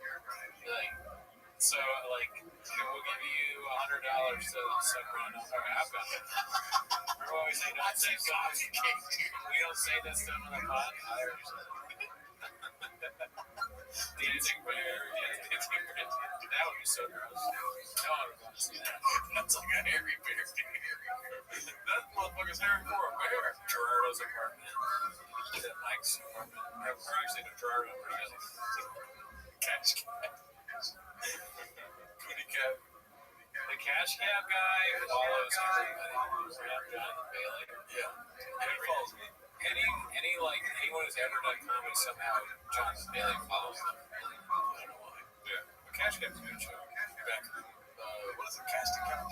Backroom podcast. Cody's Casting Couch. Cody's Casting Couch. Heard about Wild. Girls Gone Wild.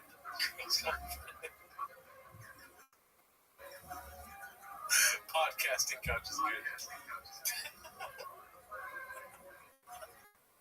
It's not that funny. I don't know about that.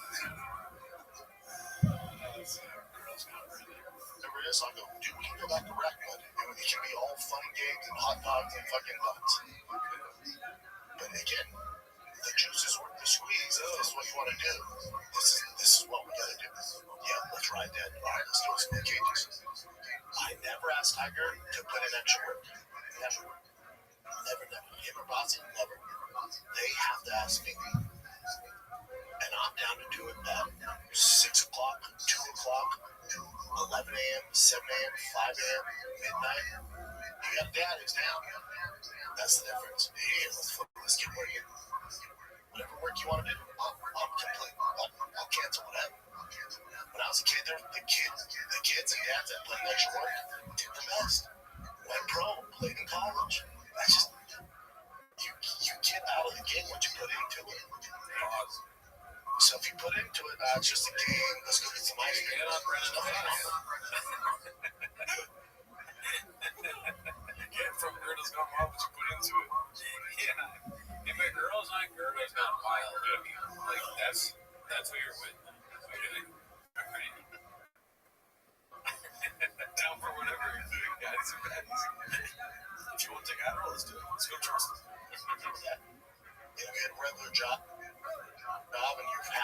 yeah, dude, good for you. It's an easier life. You know? If your kid's of that mind, fucking run with it, man. Because you got one. And you're super fortunate. Right. Nice. Hell yeah, dude. Well, I think it's about the time of the show, dude, because Somebody got the list. halfway through that fucking clip, I was dead in the brain. Oh, yeah. And we also have not hit 100 likes yet. So, nah, dude. That's fucked up. Yeah. I mean, I don't think it's necessary, but you can do it if you want. Oh, the water thing? I was just going to do it because I wanted to do it. Oh, cool. Yeah.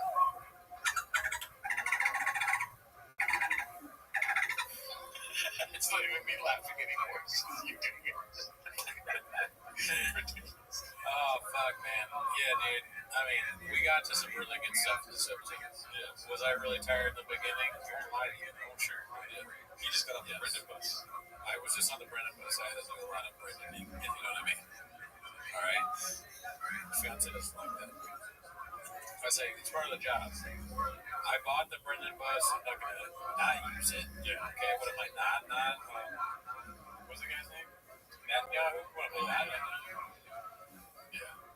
You think he's going to put sugar all over his own dick and lick it off himself? Look, okay. I'm not going to sugarcoat it for you. My doctor told me to stop eating sugar. You got to stop going to the doctor. I know. That's part of the problem. Yeah, doctor problem. Oh, shit. 2 S words. S words. Oh, shit. 2 S words. He's the one that's rapping, too, dude. He's dropping his raps over on the Discord. Oh, nice. Yeah. Cover more bases than Choppy's ever could. Nice. Sports talk and truck walk. What's with man leaving in the sports talk? Should we spend like 30 minutes on sports channel? No. No. Kind of a big Blue Jays fan. That's how dare you. The Blue Jays lose. Good night. I want to see the couch when you get up because the dividends must be crazy. Hey, come on. Hey. Who is this person? It's like it's Mooch's sister. I bet it is. See this person. I'll make fun of you. Right. She likes the letter A a lot. Or it's that one guy we blocked. People that we block on this channel, like Crack It Magician, Force Face, people like this, they always create a woman's profile. They're still fans of the show. Yeah, you're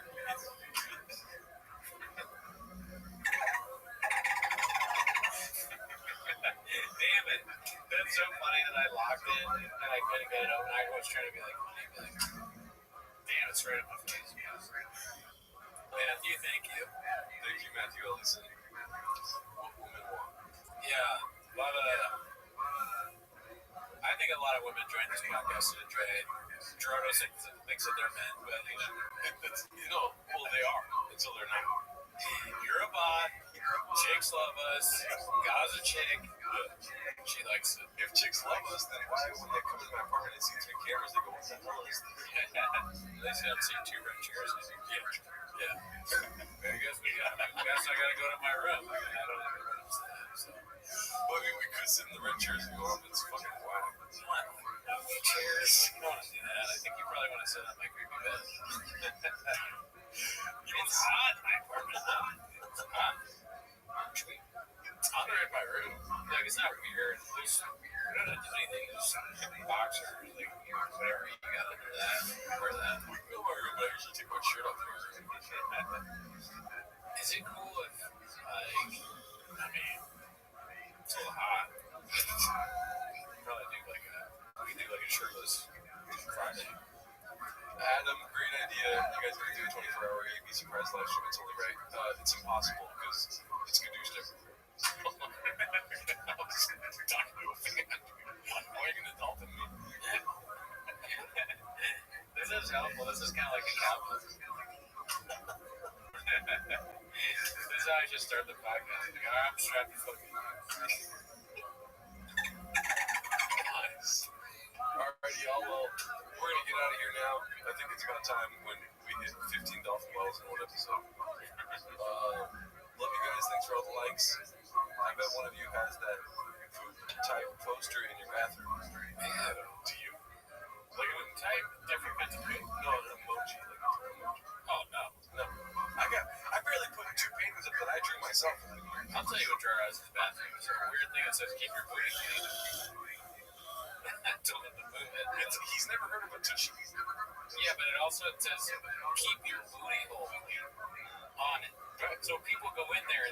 say, right. I didn't even see that intuition. I say, keep your booty hole. Yeah, and you don't want that there. And you come out here, you're gonna find me fucking a squirrel, dude. It's not much normal outside, unless you're.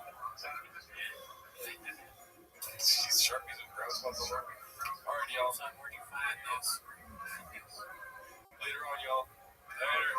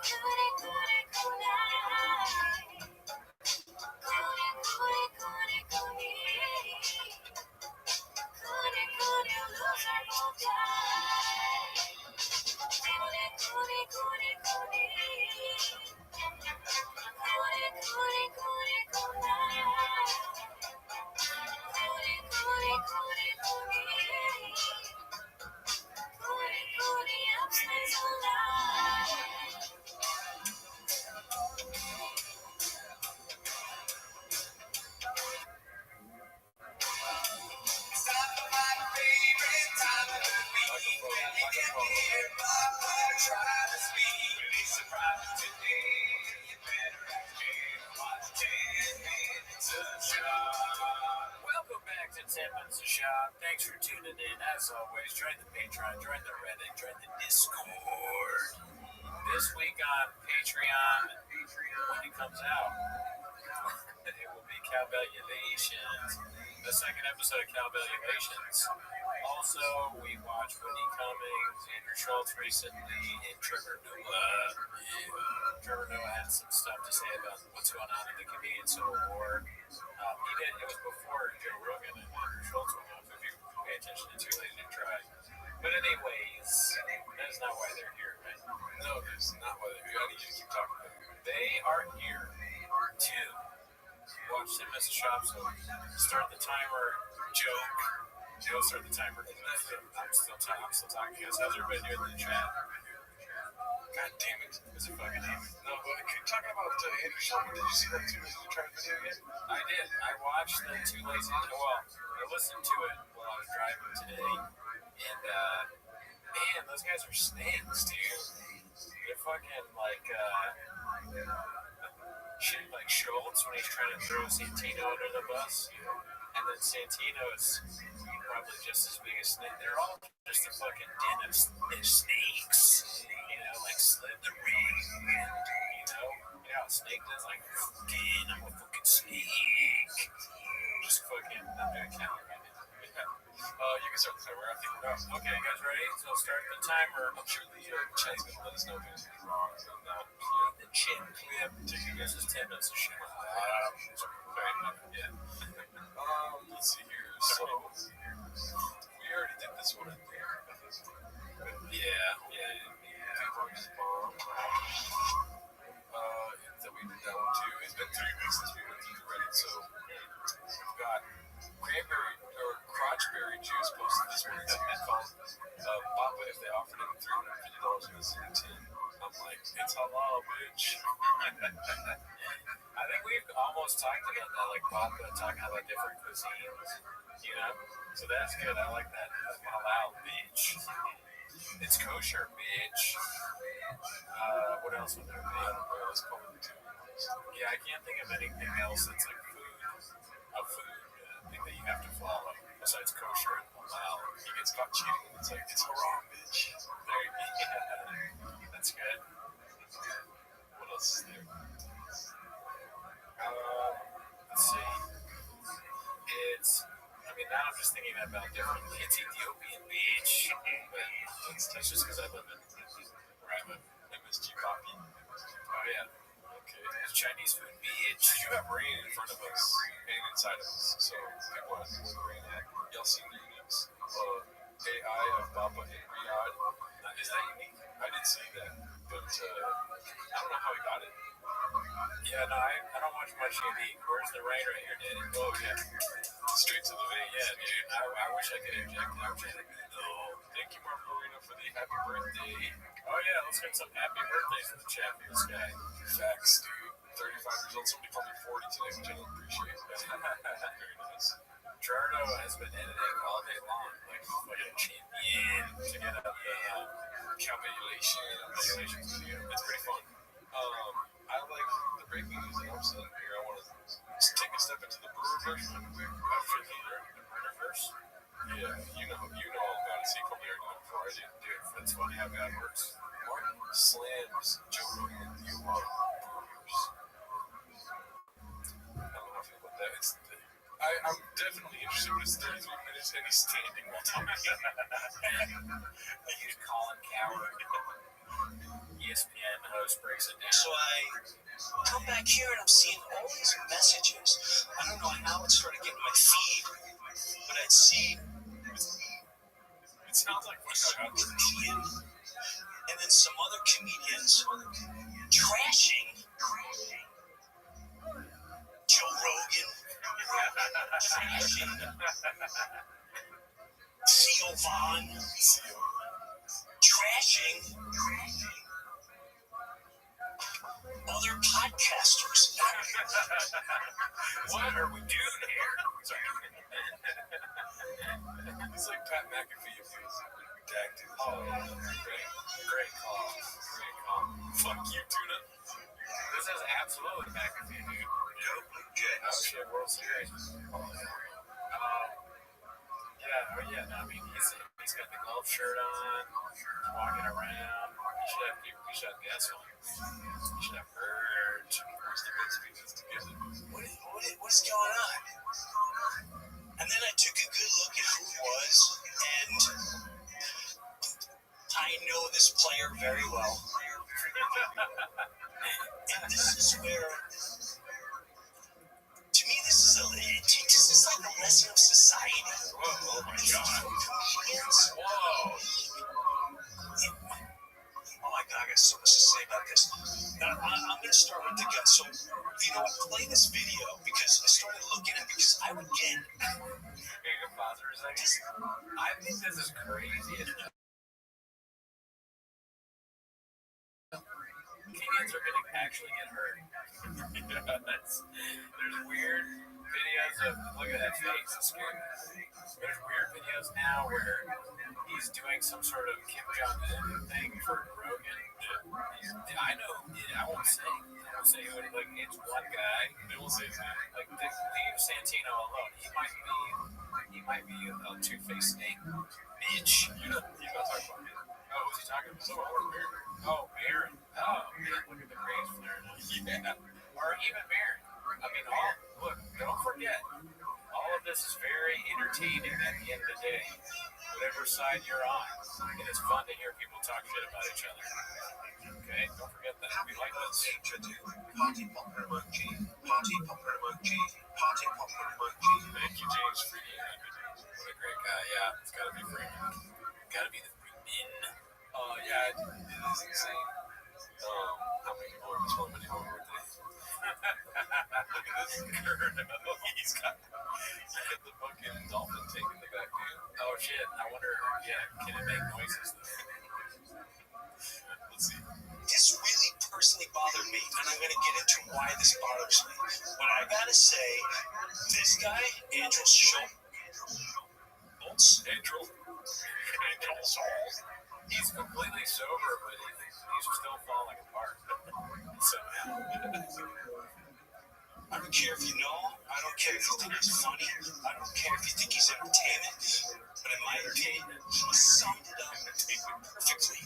And this isn't just about a comedian. This is about our society. That was one comedy. Yeah. It's all about everything, actually. We're talking about the entire thing right now. This is about Formula One. He just names off it. It's everything, okay? Society, the NFL, who turns into kind of Walt Disney.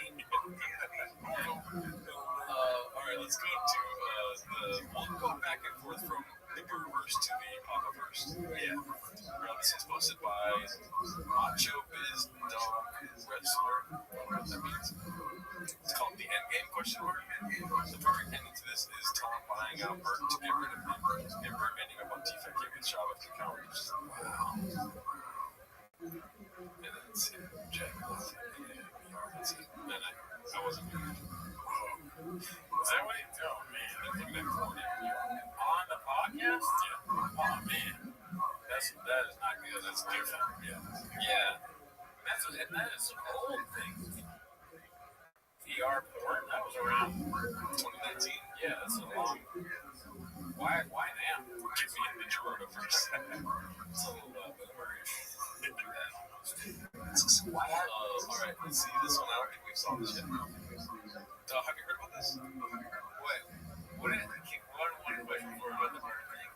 If your dad was doing a podcast, you turn it on and he's got VR headset on watching porn. Oh, have you ever heard that? Oh, hell. That'd be insane. That'd be more embarrassing than if we had kids and they turn on and we're doing shops. For sure. What? And that's embarrassing. Yeah, we've not watched porn on this. Yeah. So we have watched porn on this. Twice. By accident. Sharpies in the ass, and then accidentally did sex. Accidents were on both of them. Accidents being the key thing. We didn't go looking for Sharpies and butts. We just happened to find it because of someone else on the file. Oh, sorry, Corey, have I seen this now? Andrew Callahan talking about when he went to the. Oh, yeah. Once again, I say no, and the answer is actually yes. This goes by Nap Job Jill 01. How much time does Papa Rogan have until he gets consumed by his own ego? Let's see.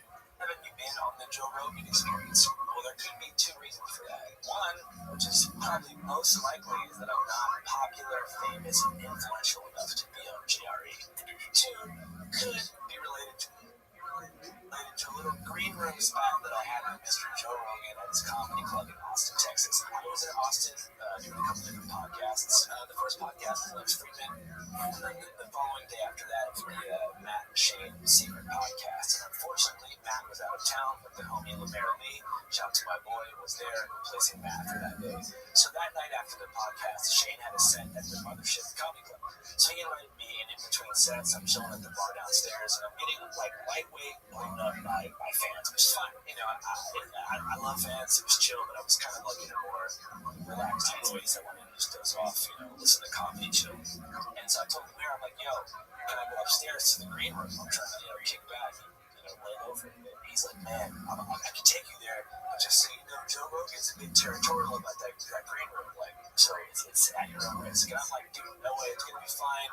Joe Rogan's reacted to like 7 of my videos because Jimmy was playing them, so I'm like, it's gonna be chill. So me and LeMaire take the elevator up to the secret green room at the Mothership. What do you think about that? Well, here's the thing, man. Secret elevator. Oh shit! No, I missed that. Thank you. You know me. So I was asking you about. You know me so well that I didn't hear that. Secret elevator. That's. I mean, I didn't know it came to that, but apparently it's needed because we got people that think they're part of 250 that aren't. Okay, Andrew Callahan, I respect him. Wow. That's afterwards. I don't know. What were you gonna say before you? Oh, just that. Pretty much that. You don't belong in the green room. It's not for civilians, okay? It's for the fucking 250 that entertain the world. And where the woke meets the wall, if they let everybody in. If they let everyone in, then it's not. Then the woke gets in. The wall is there specifically to be met by comedians who have the best jokes ever. Okay, who've been through the trenches, murderers, killers. David Lucas is a prime example of that. He's got some great jokes about Alice landing on Mars. I've noticed something. And yeah, he's fine. Savage. Well, Andrew, you're 10 toes down most of the time, but this time it looks like maybe your toes are missing. All in their mid-20s. Everybody recognizes me except for Joe Rogan. So everybody's dapping me up. Mayor says, "Hey Joe, it's my homie Andrew." Shake Joe Rogan's hand. I put some popcorn in the microwave, which I felt like was establishing myself as a member of the green room. And then I turn around and I see Joe Rogan like he's Don't touch another man's popcorn. I don't care if you're a Geno.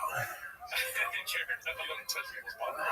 They start acting like soccer hooligans in the green room. What's Jono doing? Geno. You fucking Man, you is gonna win this year. West Ham has it this year, Geno. Geno come. Don't say that. Sorry. who let this fucking journalist in here? Kick the fuck out. I can hear Joe saying this. I guess somebody told him that I was like a journalist, so he maybe thought that I was a Daily Beast reporter that had sneaked my way into his safe space to ask me about ivermectin, which is a valid concern. So before I could even get kicked out, I was like, well, Mayor, I gotta get out of here. And I walked down the stairs and went back into general population. I'm obviously kidding, but I do think that if you want my serious opinion, which is never not funny, I do think it's a little weird that that familiar. I would be like, should I go to that? Familiar with what? Like the green room, like, oh yeah, let me get up there and use your microwave and do your secret thing. I'm like, am I supposed to be there? But maybe that's just because I'm a bitch. What do you think about the secret elevator? Do you have an opinion about that? Secret elevator seems weird to have an elevator. I don't know. Gordo's so true. What is that about? Oh shit. What up, my cousin in here? Oh shit. Gordo at? Nice. How did my cousin find this shit? Is that the guy that crossed back into the U.S. border illegally? Where is Gordo? Oh, big tough guy. Joe couldn't nothing kick him out of himself. What a bitch. Yeah. You know what? A secret, not to throw any aspersions or whatever. I hope I said it wrong. Yeah, aspersions or whatever it is, but does kind of sound like one of those things where someone gets canceled and then the news goes and they had a secret elevator, kind of like the door that closes and they are down. I wouldn't want that, I don't think. Granted, it might be some of Callahan's figurative language that play here. Maybe it's not secret. Maybe there's like neon signs saying green room elevator, green room elevator. You had to know like a secret code 66666 and that up there. Daddy's number? Yeah. Say, no, daddy's number. Oh yeah, right. Well, you know one thing I've thought about is that in my office, I've thought about, not that I would ever do this, but a trap door. That'd be tight. Or a tunnel out. That might be less weird than having a secret elevator. I'm a child, dude. I'm more of the bookcase kind of guy. So, pull a metal book, and then like it makes a lot of noise. Yeah, the thing opens, right? Yeah, they have that at Hotel Fig. There's a real big book in it. Is there a green room back there? It should be, actually. That's what I'm saying. So guess what? They don't have it at Hotel Fig. No, that's great. You know, maybe we're looking at this the wrong way. If we were to own a comic book, absolutely, there should be like at least the book thing. Yeah, and if it's a secret elevator, what are you doing telling everyone about it, dude? Yeah, now Callan told everybody. That's why you're not up there, Journo. This is why Joe Rogan didn't want you in the room, you civilian. I don't know what my cousin's trying to say about you. Says that the Caesar Z with the weird fucking looking apocalyptic profile picture. I think he's right. That does kind of look like a beard. It's from years of doing this with a beard. He's not wrong. I don't know what's happening with the comments. I feel like they can't hear us. No, we're going to see what can't hear your comments. We already saw this one. Oh my god, have you seen this one? Yeah, this one's fine. Yeah, okay. Oh shit. I know. I'm going to change it now. This was part of the downfall, right? There's something. He asked this woman, and she's like, not a chance. She hot-chipped him. Lynch 47, if you want to number me, you got me, brother. Let's see what this is all about. Guys are ready for your second round of picks, so go ahead, right up there. Oh, I'm already going? You're already going. See you later.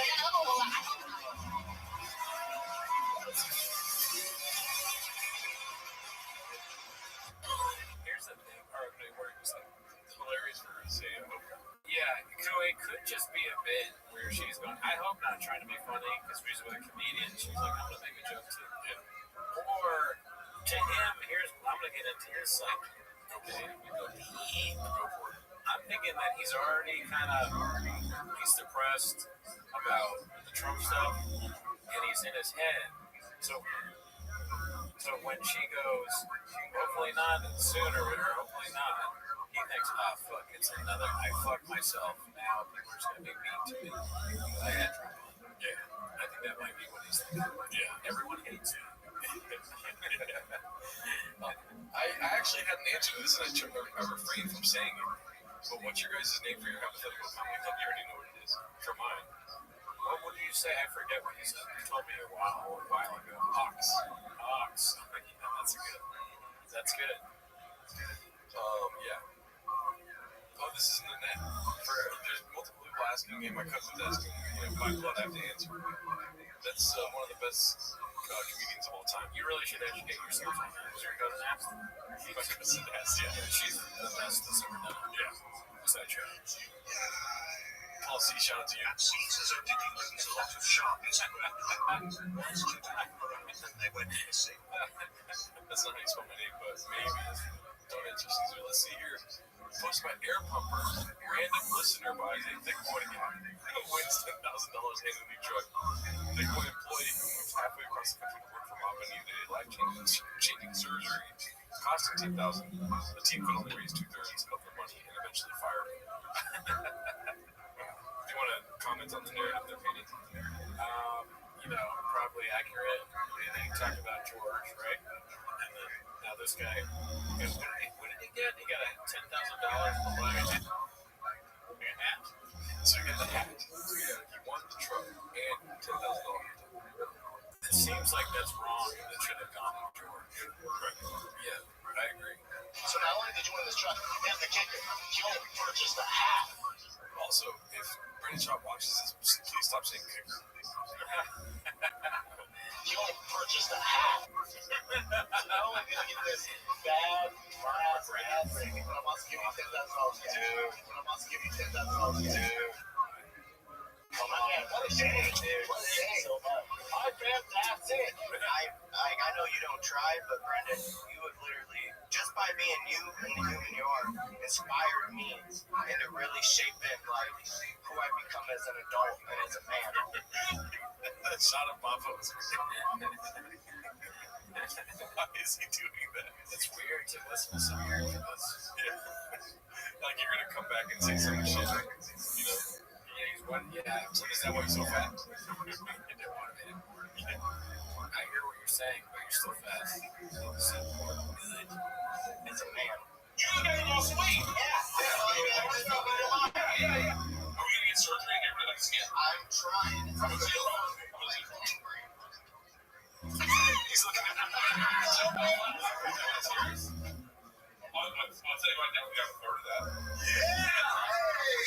Let's find there. By the next third, you get me up. I got fucking $3,000, 3.3. Yeah, I can definitely get that. Yeah, he's getting emotional.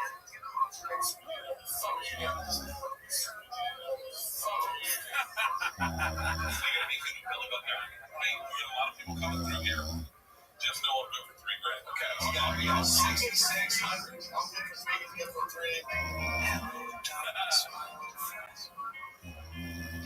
If it's $3,000 to me, why would I want you to live your best life in your world? Yeah, that's what you want for everyone. All right, I'm going to celebrate birthday party. Let me know when I know you. Let me know when you need the surgery, okay? Yes, sir. Love you. Love you, brother. Congratulations on the weight loss. Super smart.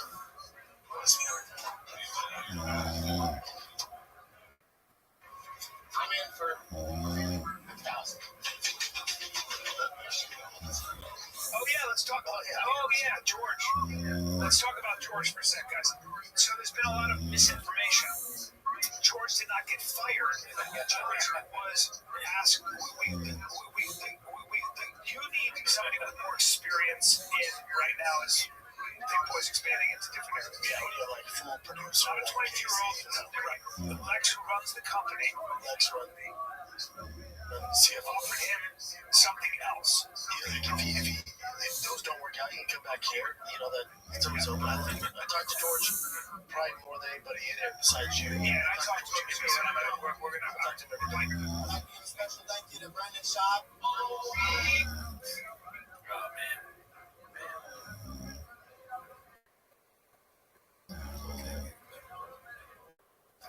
This is supposedly his mom, right?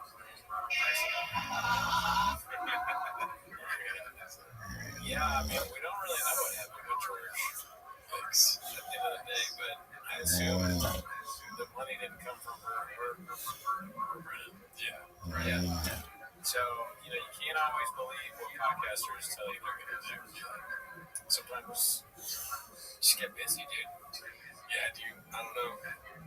It's I feel like we talked about this back when it happened, but I feel like maybe George wasn't the best editor. Oh, yeah. But still, you know, using his growth to be like, I'm such a good guy, and then just drop me right away. It kind of like takes away all the fucking using his growth type. Yeah, that's true. It kind of like works against you. That point. Yeah, it doesn't even make sense for, well, it's bad morally, right? But it's also, it doesn't make sense for the show purpose, right? You want to follow it out. You have the storyline, and you help them lose weight, and also pay for the surgery too. That's actually good media too. It's a good thing to do, but it's entertaining for whoever's into that kind of thing to watch. When you said, I'm not doing either of those things, that count. You're out. What else we got, Chin? What else we got, Chin? George's like scripture. And now we're about to do that too. Actually, that's not enough. What the fuck? Yeah, that's crazy. Dude, we're about to fire all the Georges in our chat, dude. That's insane. I would have paid for a third user, dude.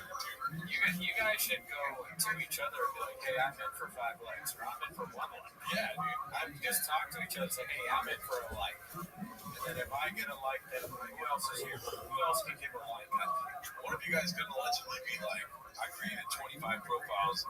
I'm 25 of these likes, dude. Why is there only 7 other people liking the video? You know what I mean? All right, well, don't get into workspace church. Yeah, dude. 38 likes. That's incredibly dissatisfying. It's my fucking birthday, dude. If you're like the same age as the likes, yeah, you're in trouble, dude. I know a lot of Cowboys, but I can't stop. So you can ask me too. Listen, if George still needs it, I'm in for 5 bucks. What about you? And I'll take about 3,000 of what's already in the pot. You'll take it for yourself. Yeah. That's what we're doing here. Yeah. Let's see what we got next. Oh, God.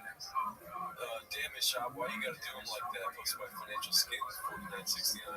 What does it say when the first witch outfit fails? Okay. Because you just bought a suit bag for it. Great. Next post. Let's see. This one made me laugh very hard. As you can see, I already uploaded this. I'm going to, hey, NC, you're muted for now.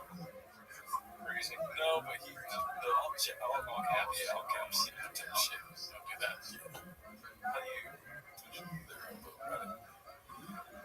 Less than 5 minutes in on the new special, we are getting the classic horse stance and man talk post by whole party. Yep. Exactly. He rode a horse and he did the man stance. I didn't know it was called the man stance. Yeah. I think he's talked about this. He kind of gets in triple threat position when he does stand up, which is so strange. Right here in my thighs. You see him do stand up, you never want to play basketball. He's like, I don't want to be in triple threat stance. This was what he looked like right before he broke both the wrists. He's playing basketball. That's good in you, being you good at this. He's like, this guy's in the pockets about me. All of them broke both of his wrists. Playing basketball. I love it when you're doing the voice because it would be full screen over there. So it was like, I don't know if that was just me being energy. It's top tier producing, dude. A bot is in here saying Timo's the best show on YouTube. That must be a real person. Yep, that's 100%. Alrighty, these are my favorites, but I think we already went through this. When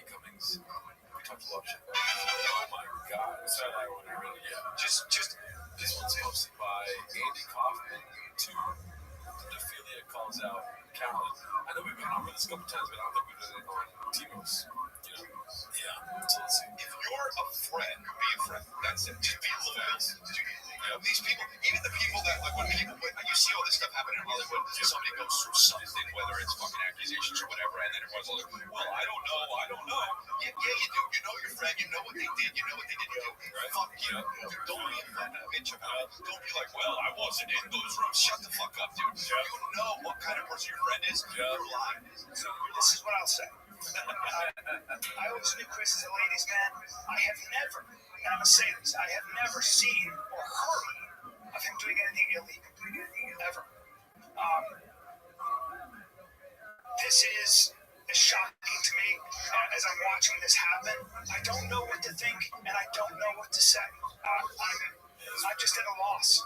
I'm at a loss. And I'm praying that what I'm hearing isn't true. Maybe that's the best way to put it. I can't talk. We've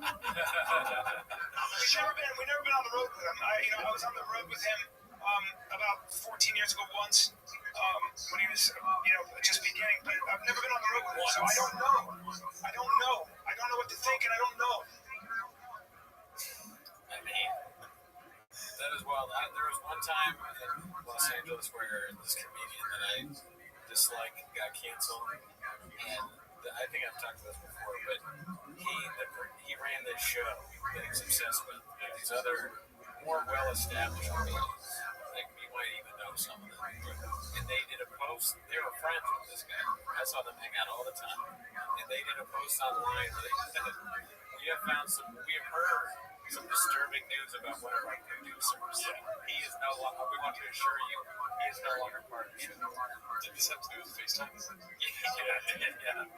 Look at our episode. We say it name all the time. You're curious. But that was just so funny. They called their friend our producer. People will turn on you quickly. Probably anywhere. Definitely. Like if you can cancel him, you're like, yeah, this guy I know that has graves. Who needs to claim for a second? Probably did. Yeah, he comes all the time.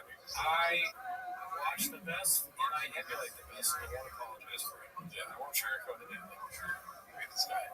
This is the kind of fans we have, dude. This is the most delightful. I never said this to you. Thank you, Fresh Break. That you continue to make all these decisions that bring more blessings and happiness to you. It's just, my bad. It's just unreal. Sometimes I can see real fans like that. It was my kid. Montana. This all people we've talked about. One night doesn't define deal wrong. Is that for real, the air conditioner in the back? I don't know. Probably not. Y'all need to back the fuck up. If you want to hate on anybody, send it my way instead of Theo's. I don't give a fuck. No, I think that's schizophrenia. Somebody put the air conditioner. I don't give a fuck. Dandy Coffin, shout out to you. We already saw that one. This one's posted by Weird Short Horny Guy. I'll just put it out on his social media. Can they see it now? Oh, yeah. Yeah. Timos makes women cleanse. Great. Let's see. Yeah, what do you think about this? The Six is. I like all the movie posters that when they take something, make a shot, that could be its whole credit. Yeah. Shot movie posters, I'm always down. The Dune one was amazing. Just a lot of good stuff in the cinematic shot. Let's see. Okay, so I think this might be the one they're referencing. I don't know if this is unique, but kombucha. Let's see. Dude, look at this. This is Pop. Isn't that nuts? Yeah, it's this homeless cat. It's on Zora. Yeah. I don't know how to make Papa and Zora. I wonder how they. Yeah, that's a good question. I know it didn't sleep. That's for sure. It's very intense. It took forever to try to do it. What's Dubai chocolate? Chocolate with sand on top? That's my time, Riyadh. It's perfect. Wow. Shout out to whoever did that, dude. He's wearing Daddy's number. I didn't notice. No, I didn't What's Dubai chocolate? Chocolate with sand on top? That's my time for y'all. Oh, shout out to you. This is... Look at you guys. Grapes, Rosita, Netflix, stream, Jasmine. Thank you. Cheers. Very nice of you. You can do a whole, Bob. That's one thing we never did was Bob with Middle Eastern food. Like chicken shawarma,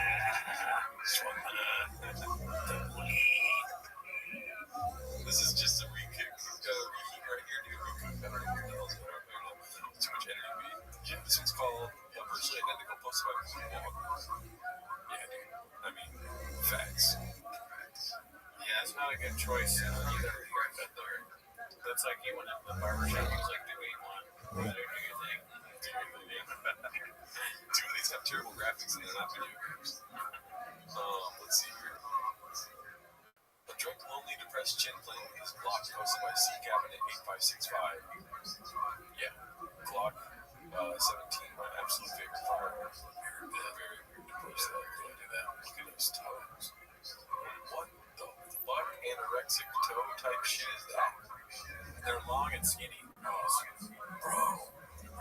that is disgusting. I got bad feet, so I can't really talk. I kind of wish my feet looked like that. I've been to the dentist in 6 years, and my teeth do not look like that. You know what I mean? Teeth? Yeah. Like, you know how that looks like teeth? Oh, it kind of does look like teeth. Yeah. Looks like an X-ray of teeth. Yeah. He's gonna shoot his foot if he's not careful. He's gonna get scared. Ah! Oh my God! I thought, why are you in the hospital? You shot yourself in the foot. I thought my feet were haunted. Doctor Gordo said we go to super zoom to that. I don't think we do it. What the hell? Like, let's see if we can go inside and see how it is. I have this really disgusting middle toe. And one time I had a nail. I don't even nail on it anymore. I drew a bikini on the nail for National Bikini Day. And I posted it online saying like Happy National Bikini Day, and a bunch of people unfriended me. What's up, Dallas? Yeah. This one's posted by Particular Stable 69. Christina goes after Brian and Baba can't stop interrupting. I feel like we would watch this. Because I think that, and not to say that it's right, but I think if people would have came to you and been like, yo, man, I got to distance myself. Now, I'm not for that. I'm not savvy. Something that I'm looking for. I don't know. I think that's a no. I said this before and I'll say it again. When Tarantino does it, it's lovable and hilarious. Everyone likes it, okay? It's not offensive, it's funny. It's out of control. I don't do that. And then it's like, I don't know how to do that. He gave me that thing on my phone. Like, that's just, it's so crazy that you're like, I'm like, it's funny. He doesn't get it. He's a boomer. We don't know how to do that. Just because it's so bad. Yeah, if Scorsese did that, it would be just as funny. But it's not okay if Jules does it. You can't trust that. That would have been better. Just if you're a friend, be a friend. That's it. Just be loyal. You know, these people, even the people that, like, when you see all this stuff happen in Hollywood, somebody goes through something, whether it's accusations or whatever, and then everyone's like, I don't know. Yeah, you do. You know your friend. You know what they did. You know what they didn't do. Fuck you. Don't be a about it. You're in those rooms. Shut the fuck up, dude. You know what kind of person your friend is. You're lying.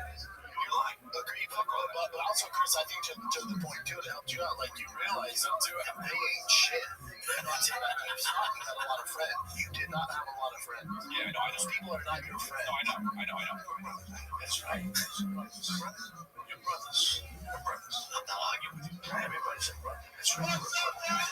These situations. Can the other 100 of you chat birthday, please? Like, how many times? I'd rather just watch the Reddit, dude, but I think we should just sit on the screen for a bit. What the fuck? Yeah, I mean, you guys, this is not unlike the scenario where Jordan was trying to get his. I'm gonna bring it back to that. Yeah. He asked Bird and Brennan for money, and they both decided to cover a third. They got to 2/3. Right now, we're not even at 2/3 of it. Yeah, that's pathetic. I mean, this comment about us getting more likes has more likes than our video. James Freeman is standing alone out of like a lion in the woods. He's just surrounded by a bunch of fucking cheetahs. Yeah. Or what's worse than a cheetah? What are the things that a capybara? A giraffe. Now we really are counting. Yeah. We're finding more animals than Joe. Here's the deal. Bill was blaming the media for people turning on him, Bob level gaslighting hosted by Butter Balzac. That guy's name is insane. Here's the deal. I have no problem answering any of them. The problem I have is after I answer them, it all gets clipped. And then once it gets clipped, then the lies start getting told. Or they start shaping it and making it this, making it that. So all I'm doing is just throwing another log on the fire. And then they can make more money. No, I'm sorry. No, because they care so much. That's right. Sorry, not because they're just making money.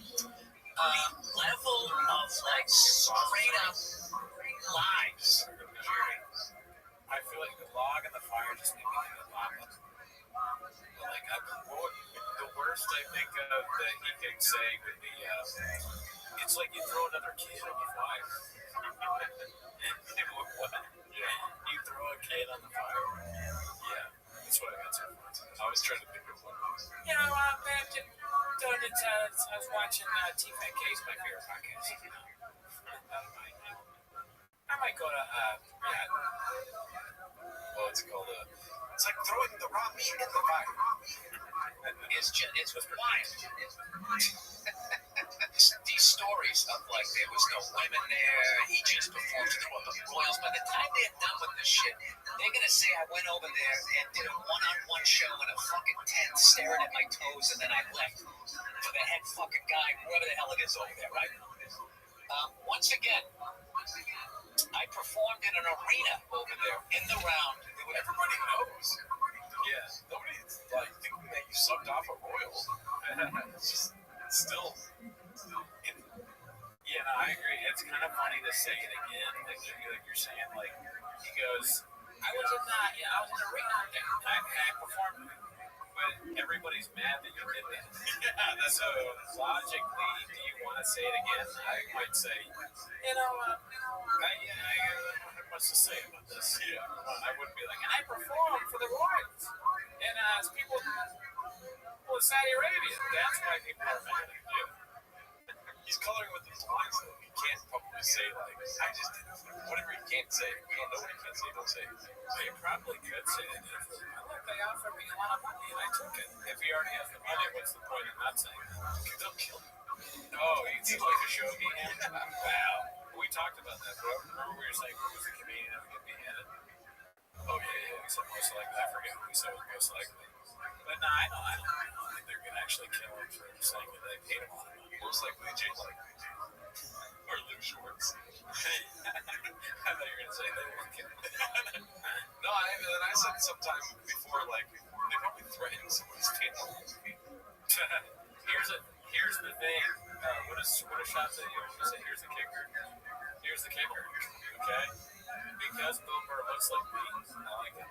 So I refuse to criticize. So, and because I look like a Saudi, I like him too. It was 8,000 people at the show. Okay? It was citizens. And then they had diplomats sitting down front in a nerve-wracking way for the performer to make sure that, you didn't talk about the 2 or 3 things that they said that they negotiated down to not talk about. Once again, as I said before, whoever put together the Comedy Festival and everything, what it did for freedom of speech over there.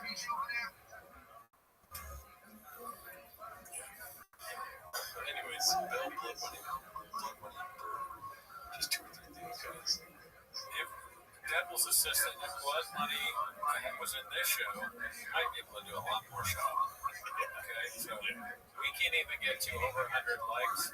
We need enough likes where we can start getting the Blood Money to flow in. Yeah. And then the great, even better content flows out. I totally understand why Bobby Lee went, because he's giving us way too much money. And he had to like supplement that income somehow. He went there so he could get paid. Yeah. Let's see here. This was posted by Half Banana 2541 called Grabbing a Slice and See This Gym. That's awesome. That's so good. It is funny. Pizza Spot to take a picture of Shop, and Shop looks all fucked up. That's T-Tech K 3D days, dude. Yeah. The red shirt, the red fucking, I don't know what that is, Vegas shirt. Oh, for sure. He's got to bring that back. Yeah. I think that would actually be good. This one's another one about Chin. It's posted by Jesus Christ Lord. Lonely Chin. Moving to Texas on my own. It's just like, it looks like he's not even in there. You're right, he does look as though he's losing weight. He's very skinny, and his toes aren't really there. They freaked out Adam. Adam's and Ellie, they has bad feet, and then she looked at Chin's feet, and she was saying, just like, oh, maybe Adam's smells. I see Adam. Oh, okay. I was going to say, all that barbecue. Yeah, why is it not making better? Let's see here. He's on the George diet. This is posted by Icy Fondant. Thank him. That's funny. This is where human rights meets the law. Fuck, dude. That was, what do you got to say to that, Andrew? You Duolingo, darling. Because that meme made me laugh harder than Peter Dinklage's dungarees. Andrew Schultz's shitty shit jokes.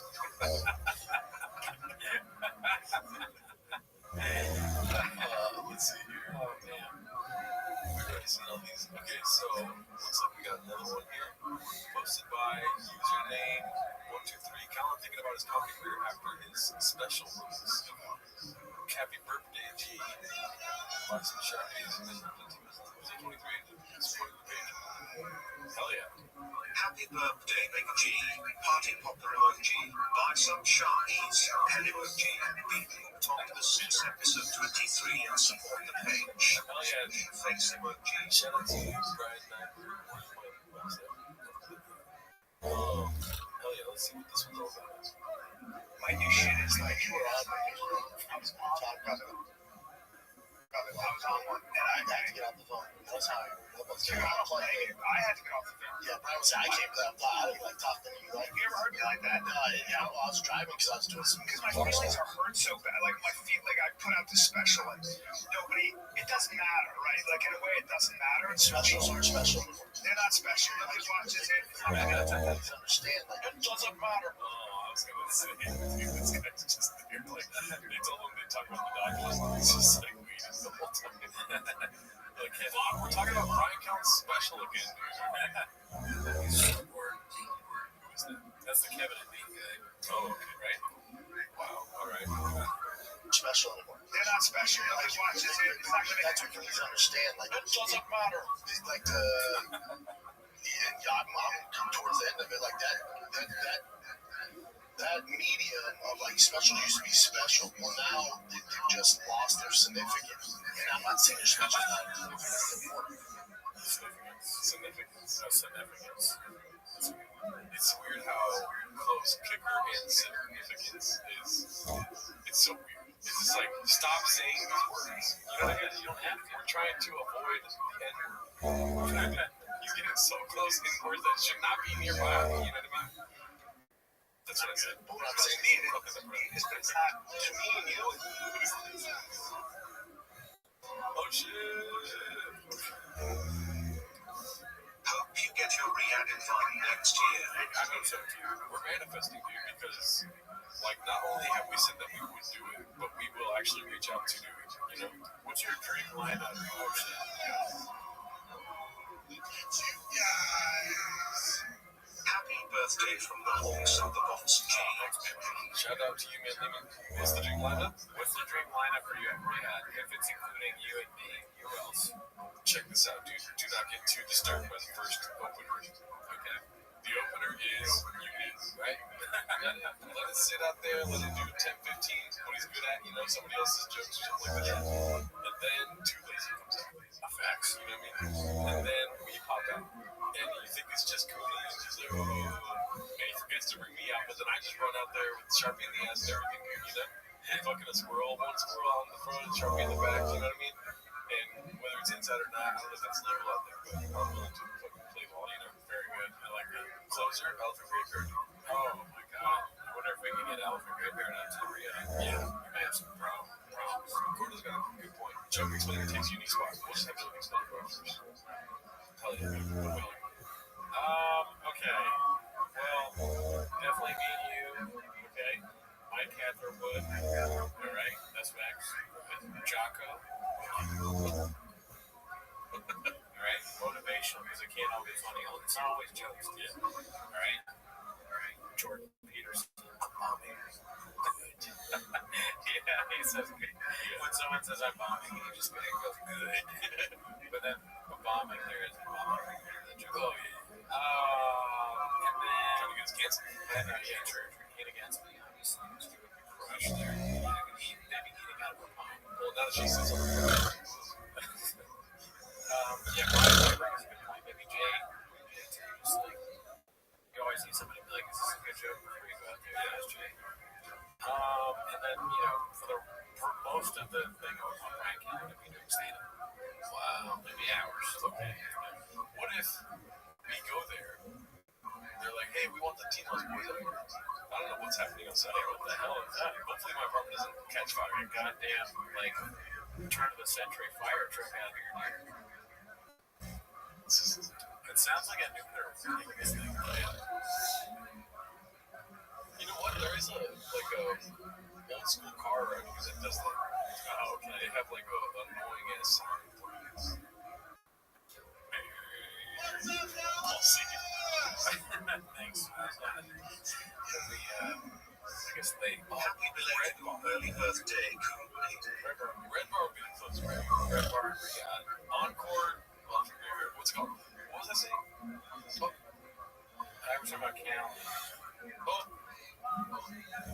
They asked us, Timo's guys, we want you to come out here and do some 10 minutes, shop out here. And we're on there for an hour or something like this, And, but they're like, but one thing you cannot talk about, we did not kill reporters. We did not do 9/11. Yeah, no President Trump. What? Get out the Swiss up. Oh my God. But if I was out there on stand-up and I was going to do Riyadh thing, I'd go out there and be like, hey, what's up, guys? I'm pretty funny. Listen, I know what you want. I'm giving the rest of my time to break. I have to do an encore. I'll have to do the same jokes. When you say that, is he like saying hello, or is he already in the stands? Okay, gotcha. It'd be funny if you told Callan, hey, Callan, you're so funny, man. Just, when you get up, can you just do the same jokes? Because it's funny because he would do it anyways. Yeah. He never does the change. Let's see.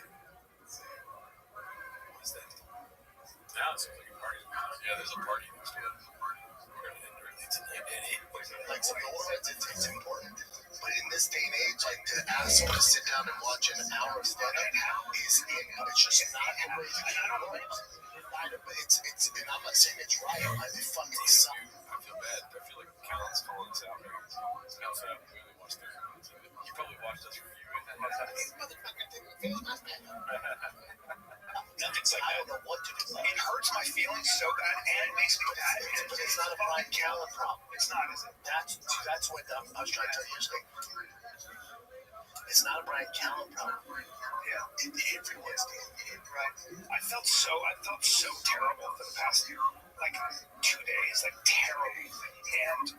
But I had a set last night at the club. So like I said, my new shit is it's hidden like the old shit. It's the exact same stuff. It's getting the same reaction because it's the same thing. If we can cut to his new shit, it'll be so great. Let's see. What's his new shit? It's so funny that I can't remember because we would guess what it would be, right? There was something about rich guys. Oh no, I'm talking about this is not even on the special. He's talking about new shit altogether, new shit. Oh, can I do some of what is new? Oh yeah. Yeah. So, you wouldn't believe what happened. And so this fucking guy, dude, he was sitting next to me. Oh my god, he was so ripped. This guy was fucking ripped. Like, no, you get him. Like, his muscles, like, they needed to have honey on them.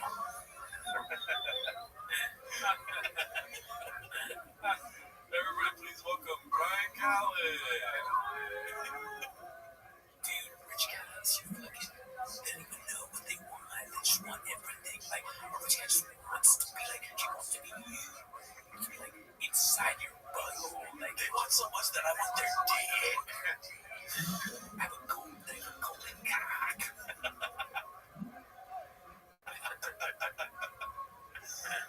Let's see here. I have that skill that when I'm on, I'm proud of it. I'm really good. I'm as good as you. I think I'm as good as anybody. Yeah. Oh, that's crazy, Tom. Yikes. You're not as good as most comedians are better than you. Yeah. Most open micers are funnier than you. Let's see what this is about. All that Diet Coke is fucking me up. We already saw that. What is this?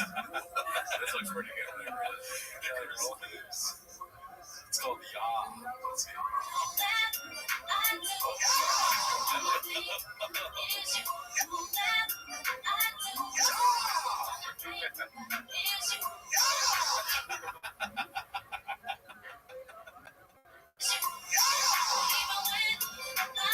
Oh, we can't play the whole thing. Yeah, that's There we go.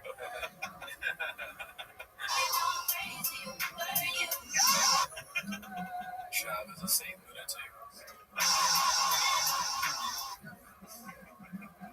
Heading the bill. That is some great editing, dude. Shout out to that guy. Thank him. Nicholas lives. Is he ever in our chat? I don't know. It's a great guy though. There. Should we check the links or should we? Hold on. I don't even want to know what this one is. Shout out to this guy. Who's this? The amount of cup for their failing careers is probably not laughing. The name of the movie is great. Yeah. All right. This is supposed to be Busy Middle 8108. He's doing it again. God.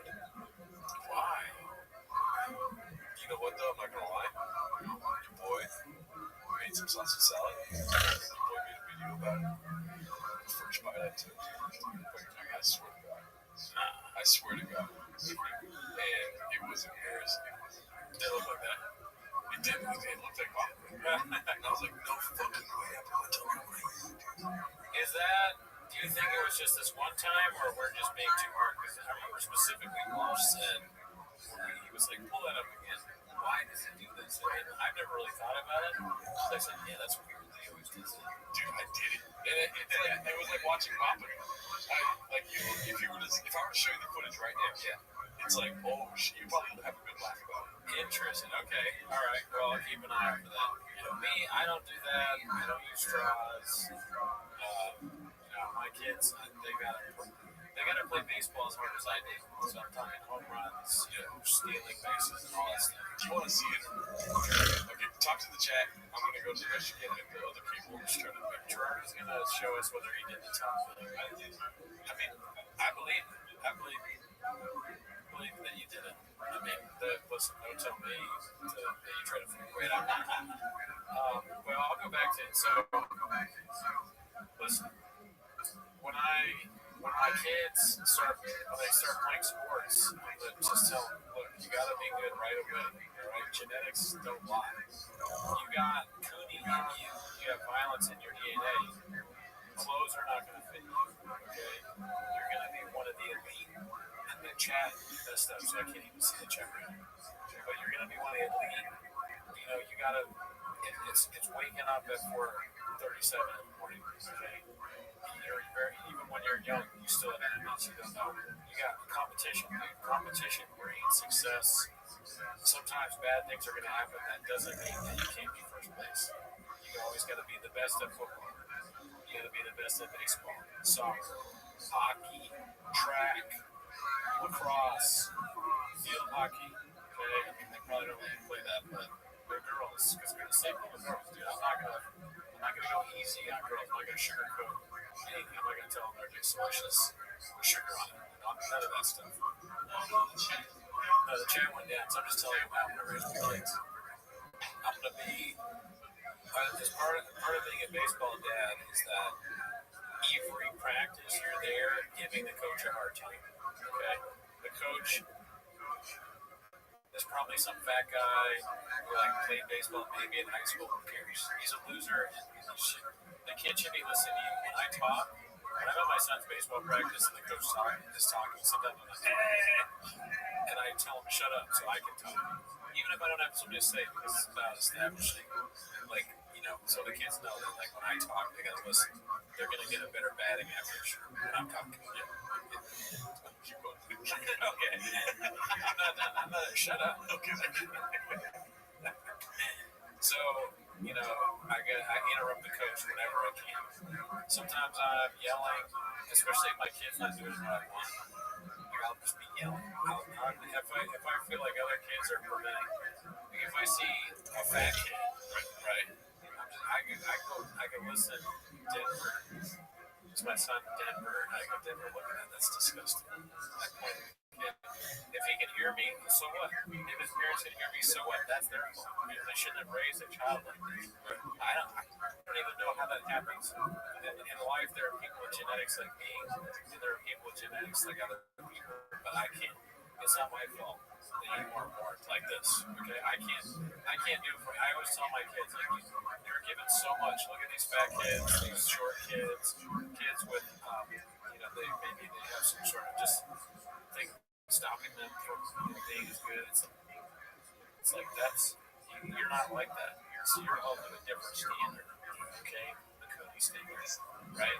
We're talking about people like me, people like Brendan Shaw, okay, world-class athlete, black belt in podcasting, truck connoisseur. Okay, You got your song? That's all I have. No, dude. This was a fucking revelation to me, dude. I did not know I ate like this. Look at that, tongue out. Oh yeah, tongue out. Now I want to know is this tongue out just normal and people have been judging him too much? Or are you weird? No, this is weird. No, this is not normal. This is tongue out. Me eating for real. Do you eat other food like this or just sausage salad? It's weird to eat sausage salad, period. No, it's delicious. But relax. But that's I did that, dude. Happy birthday to me, dude. Well, you saw Eric Foods. Yeah, let's see what they say. I mean, guys, I'm open and honest. They said you. LG said you. Different shirt, same colors, like a superhero. Okay. It could be the angle. Yeah, I put the fucking tongue out, dude. But I literally saw that and I just stopped for a minute and I was just like, oh, what the hell? You should embrace the angle here.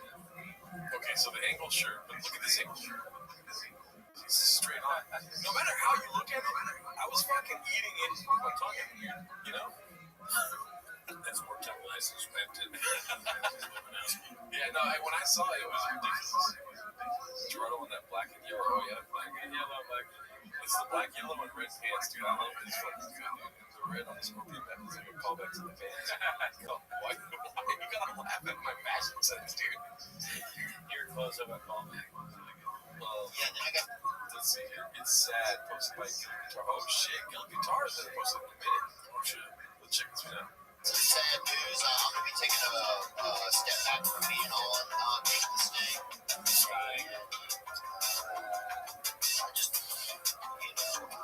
Something tells me, I know Elephant Graveyard probably has his own account, but Gil Guitars and Elephant Graveyard have a lot of rhythm to their vintage, dude. Look at this color. Doesn't it look like a Elephant Graveyard video? There is something, yeah, they're in the kind of the same feel. And I remember when I first started watching Elephant Graveyard, there was the music and the clips and less of him talking. It was kind of musical and it looked really cool, kind of like this. Just interesting and artistic. That's what I'm building. I'm impressed with the Twin Brothers.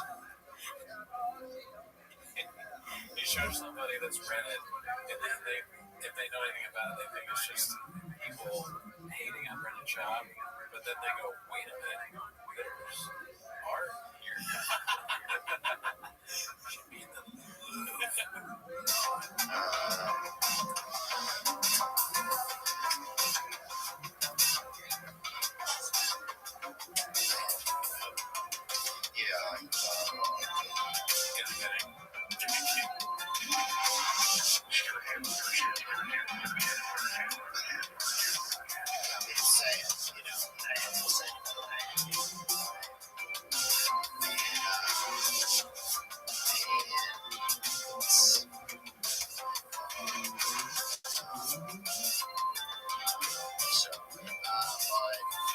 Sometimes I'll pop back in, you know. Pop back in, you know.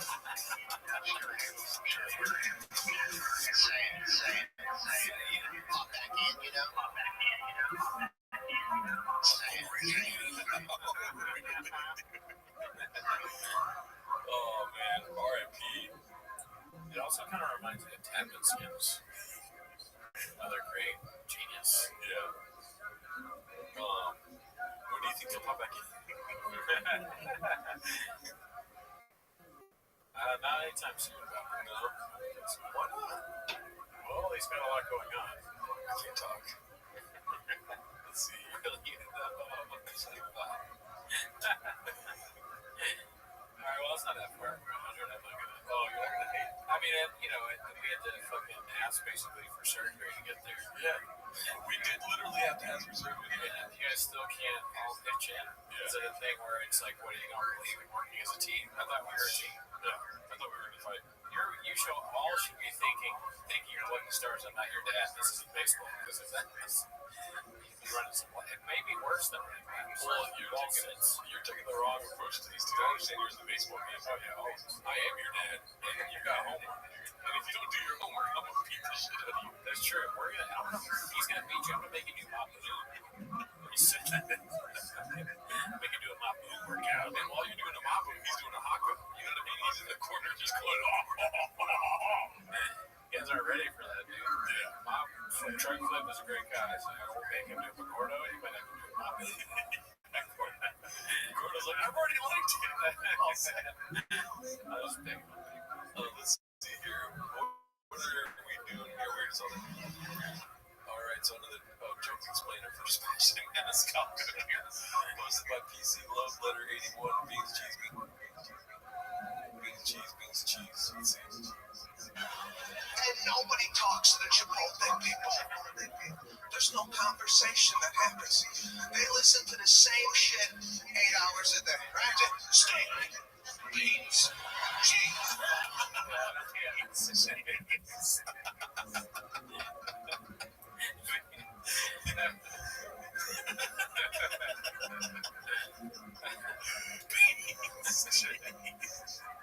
I know he says beans, cheese, and it's funny because if you're going to pop me, then I also think it's fine in general. I think this is a good joke. Oh, yeah, but beans and cheese is so good. Yeah, both are good. Beans and cheese. I've never seen anything like this. It's like you're not even... Beans and cheese, that's a callback to the Green Hill Pop. That's the biggest Santa specials of all time. So the crowd recognizes, hey, that's a Brendan Schaub, and a great homage to one of the masters. Yeah, dude, that's great. Beans and cheese. Pretty good stuff. The Cody Hawker in the book. Bye, Brandon.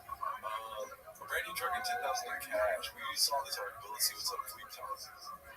About that time, we found our official winner. My boy Blake here officially won the one-on-one custom T-Rex with a $50,000 in odds. This thing is an absolute animal. Could have went to a better guy. He's a dad, father of two. The girls gonna love this truck. So not only did you win this truck, and the kicker, you only purchased the app. So not only did you get this bad-ass dad rig, but I'm also giving you $10,000 too. And you also have to admit that you listen to T-Pack. Yeah. Everyone that can see.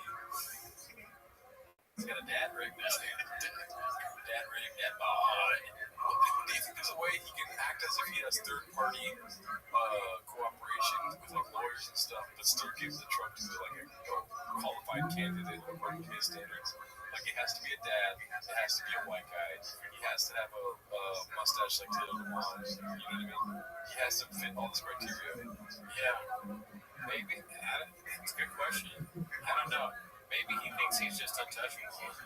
Yeah, and he's like, dude, Trump's right. We can do whatever we want now. Yeah. And I'm not going to get investigated over this shit. Not until 2028 did. Call my boy Trump up, dude. Yeah, I got recalled. Thank you, MNSXD.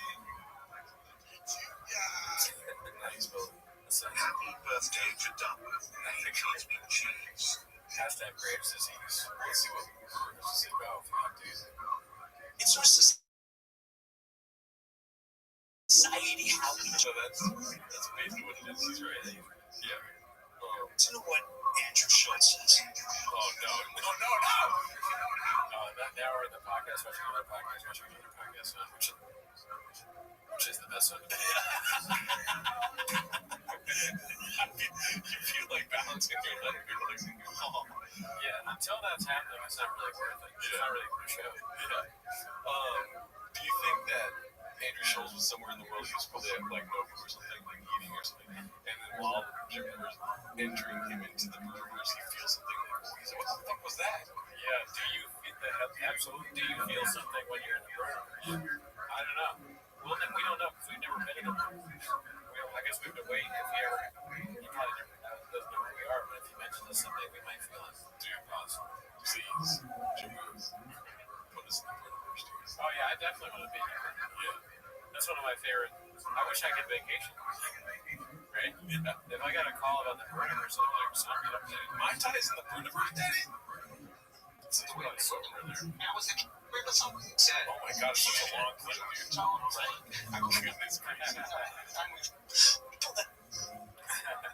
Now, here's the thing, too. The people that are, first of all, I'm going to talk about the guy that did it is this guy, Mark Maron. He started the whole thing. Now, here's the sad part about Mark Maron. He has an incredible journey. He really did. And I'll tell you, what is he on? I don't know. He seems all fucked up even though he's so good. He starts with Jamaican. He's like Jamaican Bob Barker. Sorry. What's up with the Mark Maron, man? You ordered a pound of rice from the DoorDash. Alright, well, let's see what else he has to say. Man, what a day, dude. What a day. So much. appreciate it. Appreciate enjoying the truck, man. People love it. So get ready for a lot of people to stop asking about the truck. Congrats, brother. Yes, enjoy the truck so much. All right, fam, that's it. TRX is out of here. Thanks to everybody that participated. I can't thank you guys enough. This was by far the biggest giveaway. If you guys like TRX, you like trucks, duly noted for the next one. I love you guys. If you didn't win, I'm so sorry. But I went to a new person. His kids are going to enjoy it. That's why I do this. More V8s on the road, the better. So, what's the over-under on the probability that he knows I'm totally wins? Zero chase me. The more V8s on the road, the better. Was that Sean saying the new thing? His kids are going to enjoy it. That's why I do this. More V8s on the road, the better. Hope you guys continue to support. Love you guys. Thanks so much. Drive back. That truck was crazy. It's so big. I know that he's in Texas. Maybe it makes more sense there. He knows homeowners. Maybe this guy's a homeowner. I'm just laughing at the idea of me winning the truck. Where would I put that thing? Take over both my spots in my apartment. Tell my fiance to park elsewhere. HBD box birthday cake emoji. You know how they have those TikToks where it's like, first week in Austin, let's see how this goes. And then it's like, second week in Austin. Or it's an Australian accent. And then it's like, 2 months in Austin. I'm giving away a truck, daddy. Like that face pops up. Welcome to the Jet 2 holiday. What is it? Jet 2 holiday. His whole life. Running everything for him. That's going to be Jet 2 holiday. Yeah. Alright, what's this? Bobby's one of my closest friends, man. Post my Guild Guitars. Oh no, Guild Guitars. He's trying to make it a sad thing, dude. You see this? Wow, I love Bobby. That's a love for Bobby. Bobby Lee is one of my closest friends. Really, dude? Bobby's one of my closest friends. Oh, really, dude? I swear, Brian's closer with Bobby. He's always been closer with Bobby than I was. Like,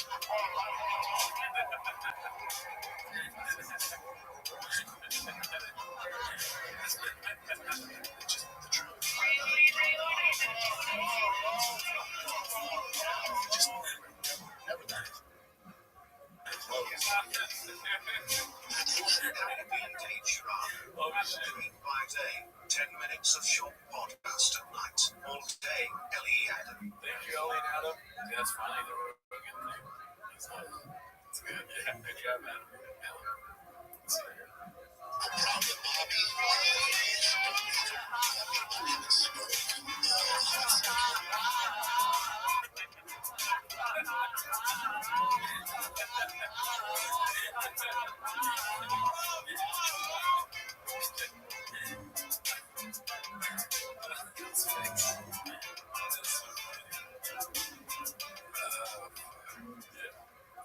That's hilarious. Dun, dun, dun, dun, dun, dun. Shit. We're not even, like, Bobby gets us a lot of money, but we're not that close to him, to be honest, dude. But I mean, I think we should talk to him. Yeah. Goonies usually when I talk to him. What the hell is that all about, dude? Girl emails. Do you want to hear a story about yesterday, my birthday? Sure. I went to Mendocino Farms with my mother. Shout out to Mom. I told her, oh, by the way, breaking news. I told her everyone in my chat wants her to start a YouTube show. Guess what she said? Fuck that. Fuck hell no. Really? Not gonna have me. Whatever she said. Anyways, we went to Mendocino Farms. Yeah. And the guy was like, what's your name? And I stopped him. My mom was like, hit up. Yeah. And the guy was like, hit up what? And he didn't say that, but you know what I'm saying? Yeah, he's confused. He's like, what? And how do you spell it? I was like, nah, see, it's my birthday. You gotta spell it. And I get on to this. And he literally went like this. For way too long. There was nobody in line. So he was just like, he's like, let me see. Let me know if that's right. Like, he thought about it. Yeah. He's like, let me know if that's right. And I said it multiple times. Okay. And it was Jadoro. G-E-D-O-R-R-O. Jadoro. I like that. That's good. That's another additive. That's the little guys here. Additive. Those two. That's how he's called it. Sounds like a techno song. It's going to take some artists from Ukraine. Let's see here. Alrighty. Can't wait to see Brandon tonight. Tylenol activist there. I think we already saw this one. Geraldine. Okay, so Brian just got back from church. He posted my tickets. Let's see if we some products. This one. That looks like right now. It does, kind of, yeah. Giordante. So we said, this was posted by Beyond. Totally real and organic comments on TFAK shorts. Creative energy. It has always been a pleasure and positive. Damn, some hotties looking at the shorts, dude. Wow. It's like being a journalist, dude. Trails from Werewolf. Yeah, that's what happened, man. You're Trails from Werewolf. Yep, that's what happened when we was in Charleston. Okay, I didn't know there was a video. This is what Visalia Vampire. My cousin's from Visalia. Oh, really? Yeah, the one that was actually shout out to Weston. Let's see here. Posted by Selected Tom. You can't make this up. Let's see. So hungry inside real long. There's no one, just me hungry. Sitting on my rental phone.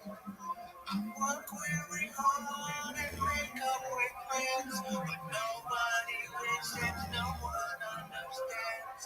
Seems like no one takes me seriously. And so I'm hungry. I've been hungry. Pour it on me. So, my problem here is that it's for all of them. They don't seem to have friends. Nobody ever calls them. Like, if my friend did this, I would maybe not immediately, but I call them up and I go,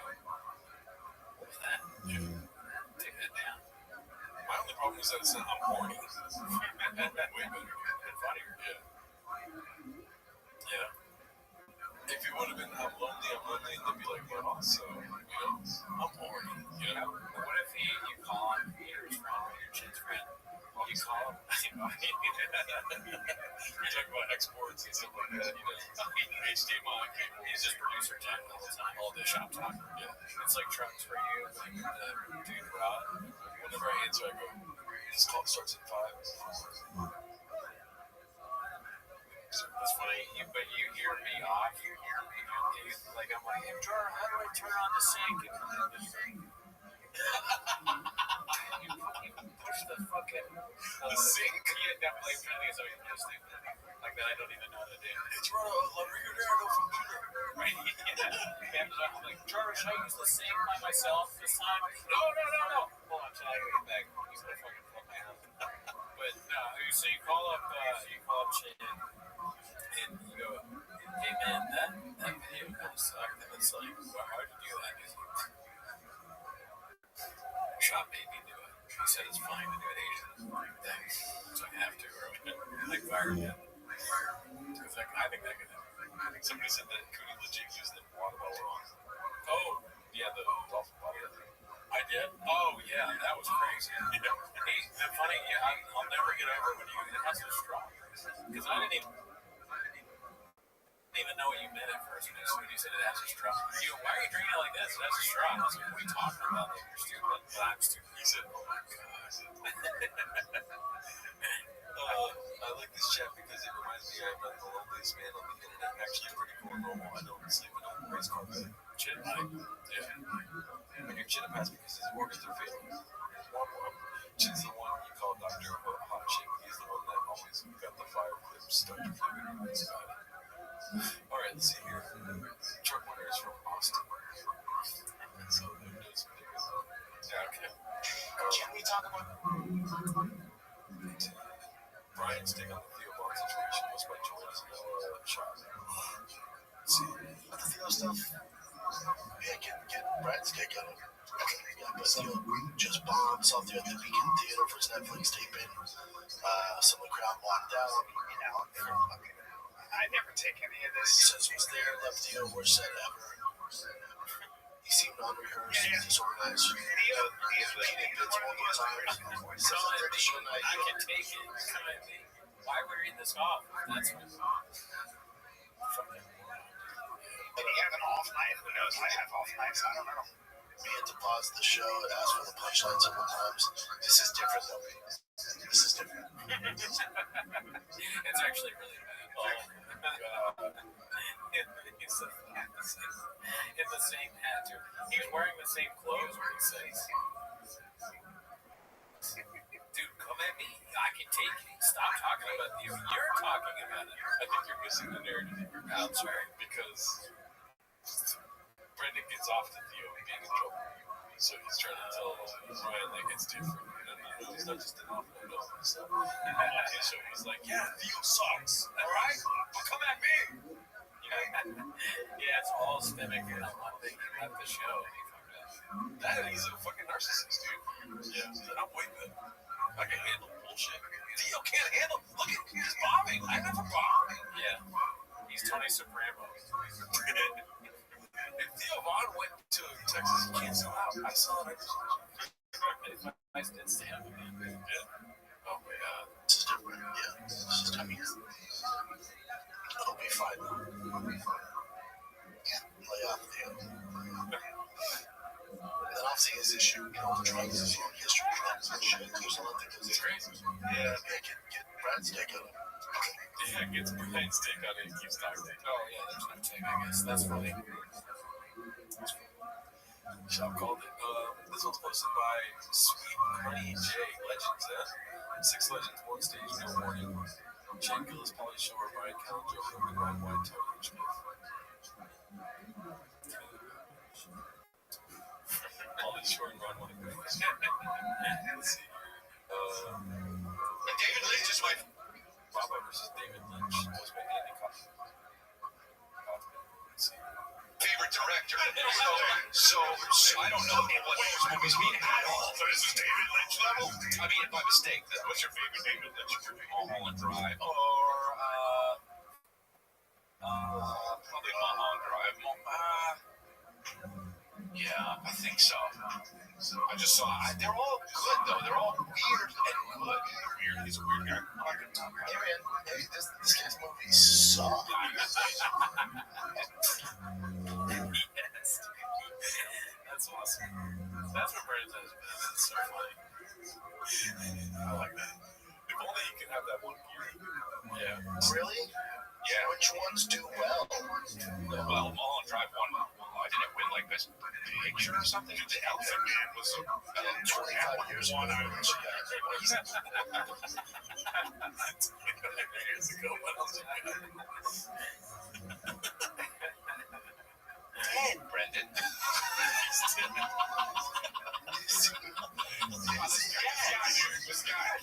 Hey, it's all well documented.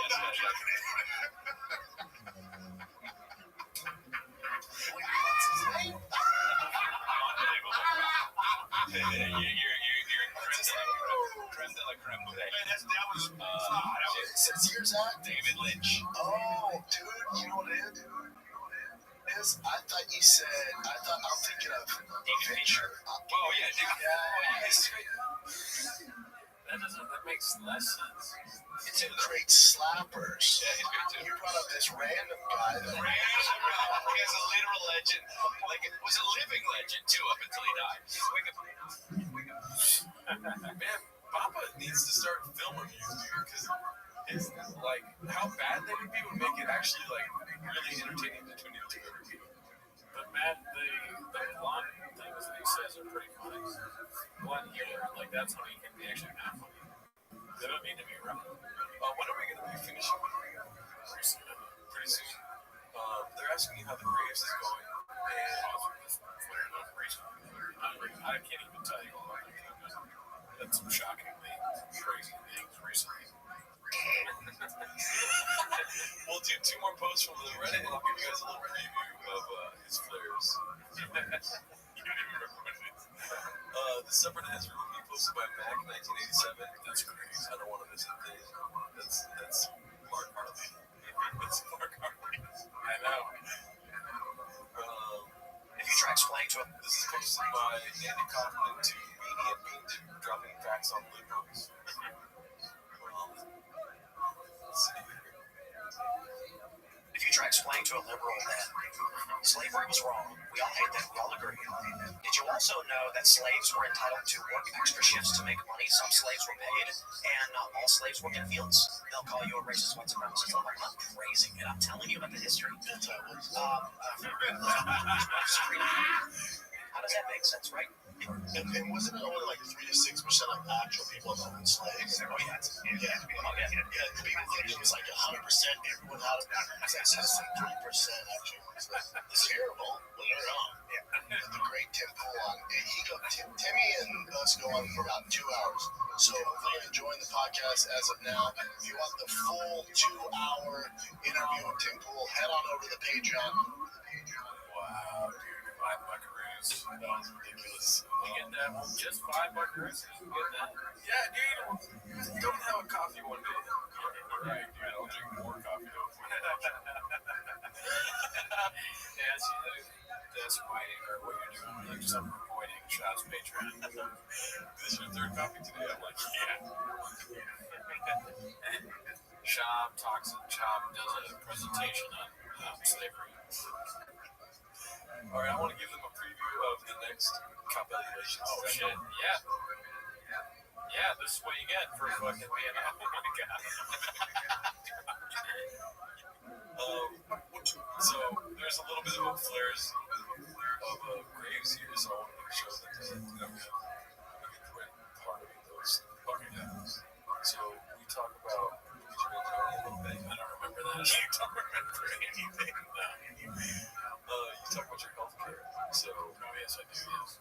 All right, check it out, guys. This is the preview for this week's Patreon compilation. You go into this pretty. They're gonna make the beer was. Oh, you know what? Actually, let me put an endpoint so I don't go too far. Yeah. That's very important. Yeah. Like, please don't show the baby. Let's go right there. So I do say like one or two things that are offensive. Yeah. So that was probably. Yeah, let's see this real quick. Healthman. She's whack. Healthman's focus. They didn't kill my CEO and shit. Actually, just gone. Sometimes in life be like that. You be gone like gone in 60 seconds, bro.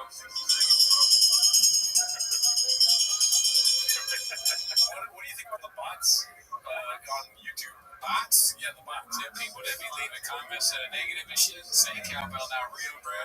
Some people be hating on YouTube. It's like, I'm cowbell, dog. Would you come here? What'd you expect, bro? Facts. What you get. And then some people don't want facts. Some people want you to lie to cowbell. Tell you that they want cowbell to come out and be like, I'm not different. Okay? I'm not 10 toes down. I'm not fucking, I ain't got no violence in my DNA and shit. I ain't gonna lie to you. I'll tell you how it is. I ain't never sugarcoated nothing in my entire life. Some people leave. Alright, yeah, that's it right there, dude. I love it. Cowbell is different. I gotta tell him. It's very good.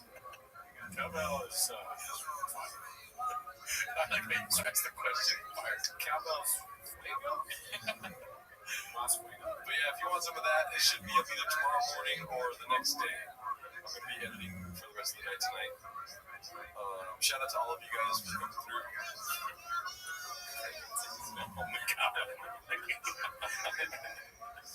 When the graves take Soka, only cowbell remains. Cowbell is all love, brother. Cowbell with some salsa on top. Cowbell spicy. You know, it's funny. It's like, I can't imagine what TFATK's Patreon is, but our Patreon's pretty lit, too. Yeah. They got a guy talking about slavery. Yeah. That's not their Patreon. They come to our slavery. Come to our Patreon where we're like, we talk about the good parts of slavery. Only $5 a month to get to your home. Alrighty, y'all. Well, shout out to you guys for coming through. I think we're going to end here, dude. Another great week of some pretty job content, dude. And how many months? 116. Be surprised you'll wake up in the morning. Alrighty. Alright, so guys,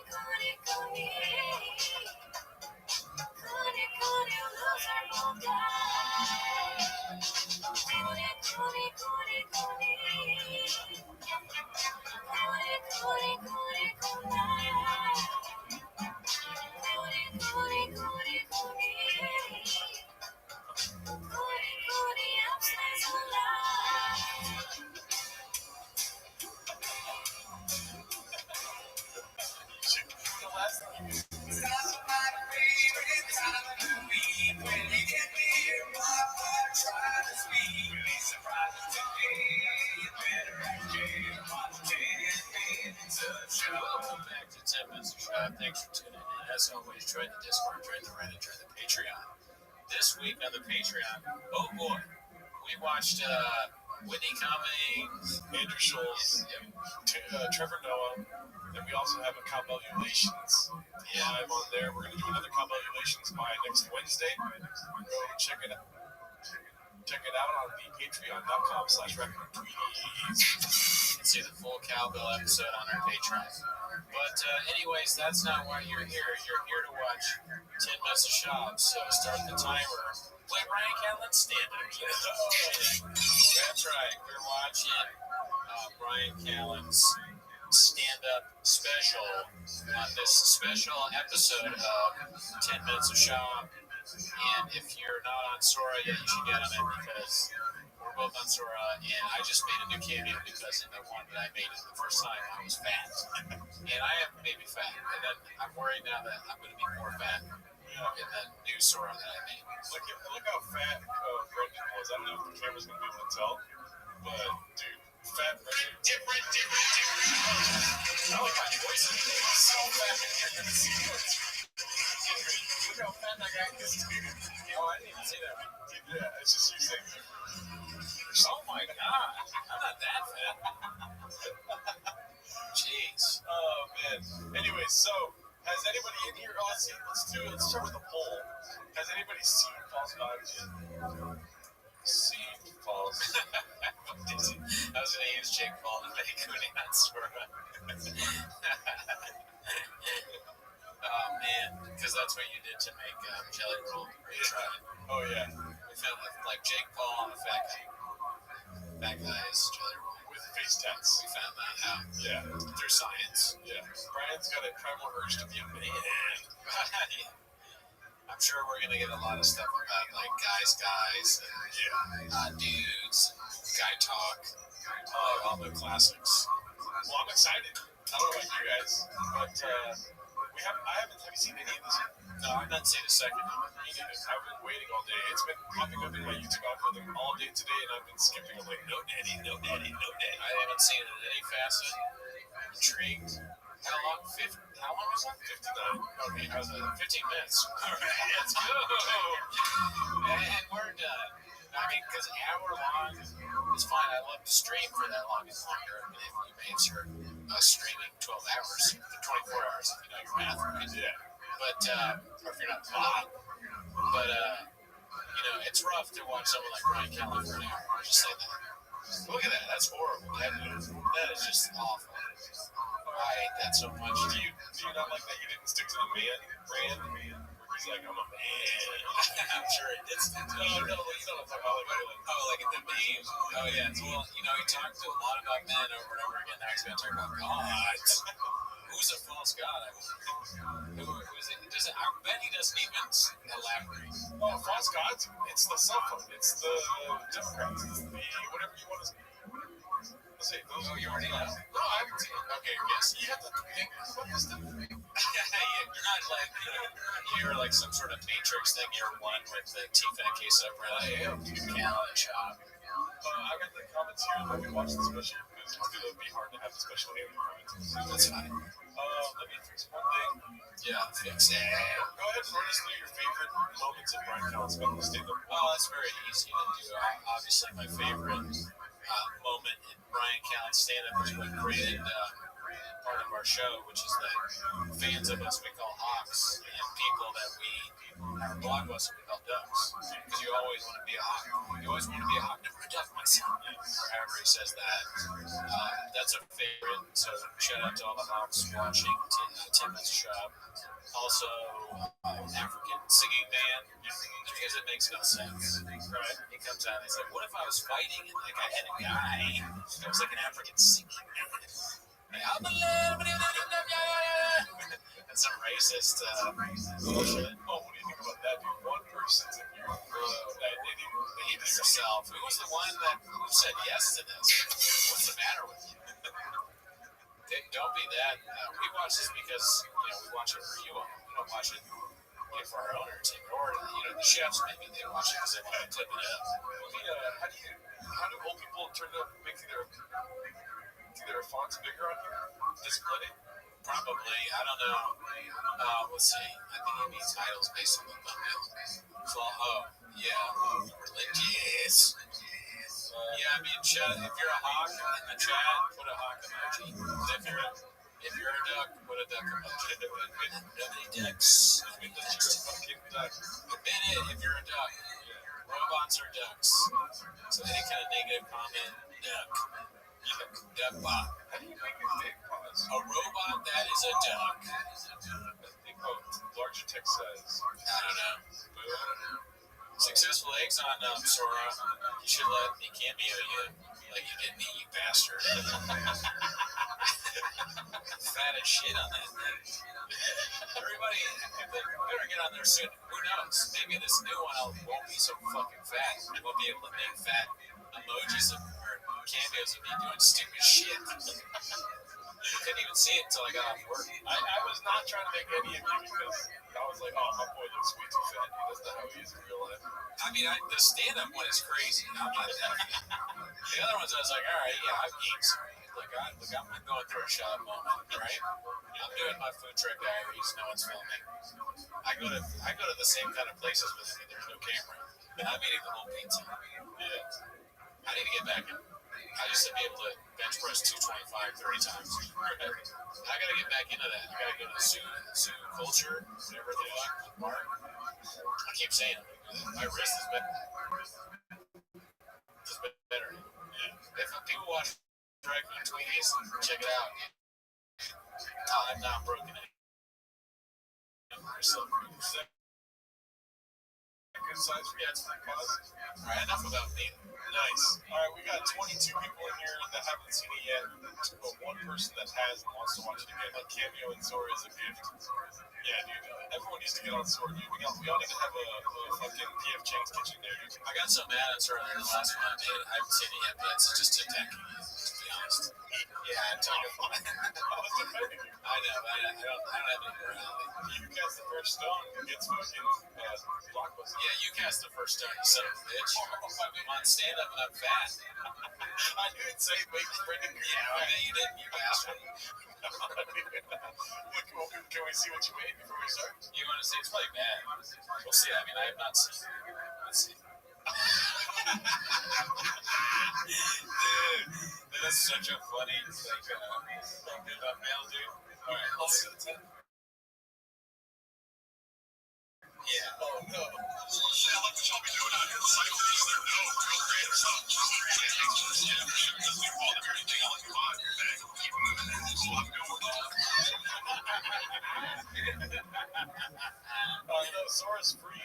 The first 3 people to DM me on Instagram can get a free Sora invite code. Ryan, I will send you an invite because you're on the Patreon. Oh. DM you if I don't chat me. I will forget. Without further ado, let's get this 59 minutes of our lives over with. This takes me back to the time when we watched the first 18 Ryan Callen specials. I don't know exactly how many we watched, but it feels like a lot. Let's bring it up, Nikki. Yeah, no, this is gonna suck ass. But damn, that was a good ass story. I'm sorry that I'm not paying attention. I knew it. You giving me something else to watch was a bad idea. Yeah. But no, I'm locked in a calendar. That was good. That was terrible. It was not good. It was so good. What are you talking about? It's hilarious. It's a funny premise, but like the execution of it was yeah, well, I mean, it makes you said they make the other guy sound like you. That's what sucks about it. Yeah. But it's very funny.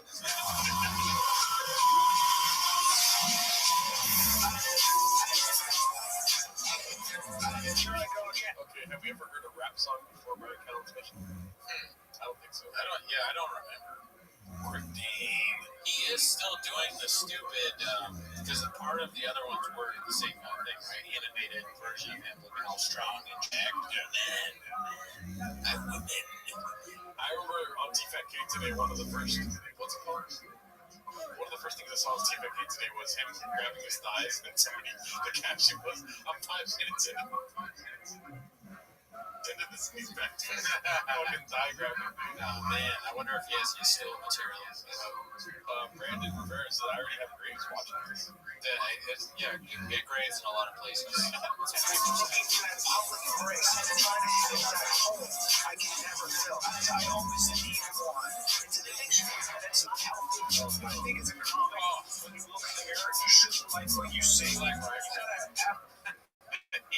He's smoking cigars, drinking Black Rifle. He's doing merch drops in the beginning of the special. I don't think. Look, we've watched a lot of specials. I'm not sure there's been merch drops or not. Well, you know what I mean, like selling shit at the beginnings of specials, right? Even the really bad ones. It's usually in the middle. Like big motherfucking scene. Oh, that's right. Schultz did the steak stock in the middle. But at the beginning, you know, like Pete Holmes doesn't have a thing with Magic Land at the beginning yet. But I haven't seen it yet. Good observation. Japanese follower of ours, he did put Joe Rogan in the title to boost the algorithm, being the beast of a marketing team. Oh, yes. Right. A healthy dose of self-improvement all the time.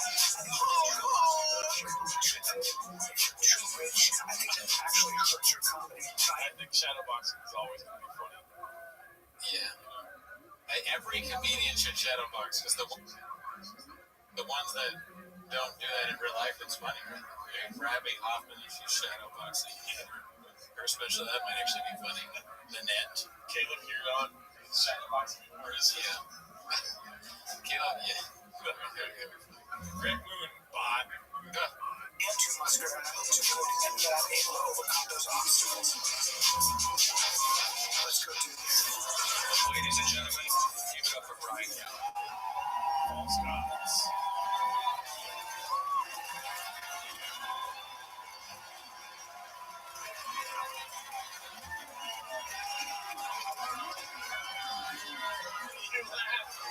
I'm laughing at not a comedian if you don't do karate or jiu-jitsu. I've had that same thought. Yeah.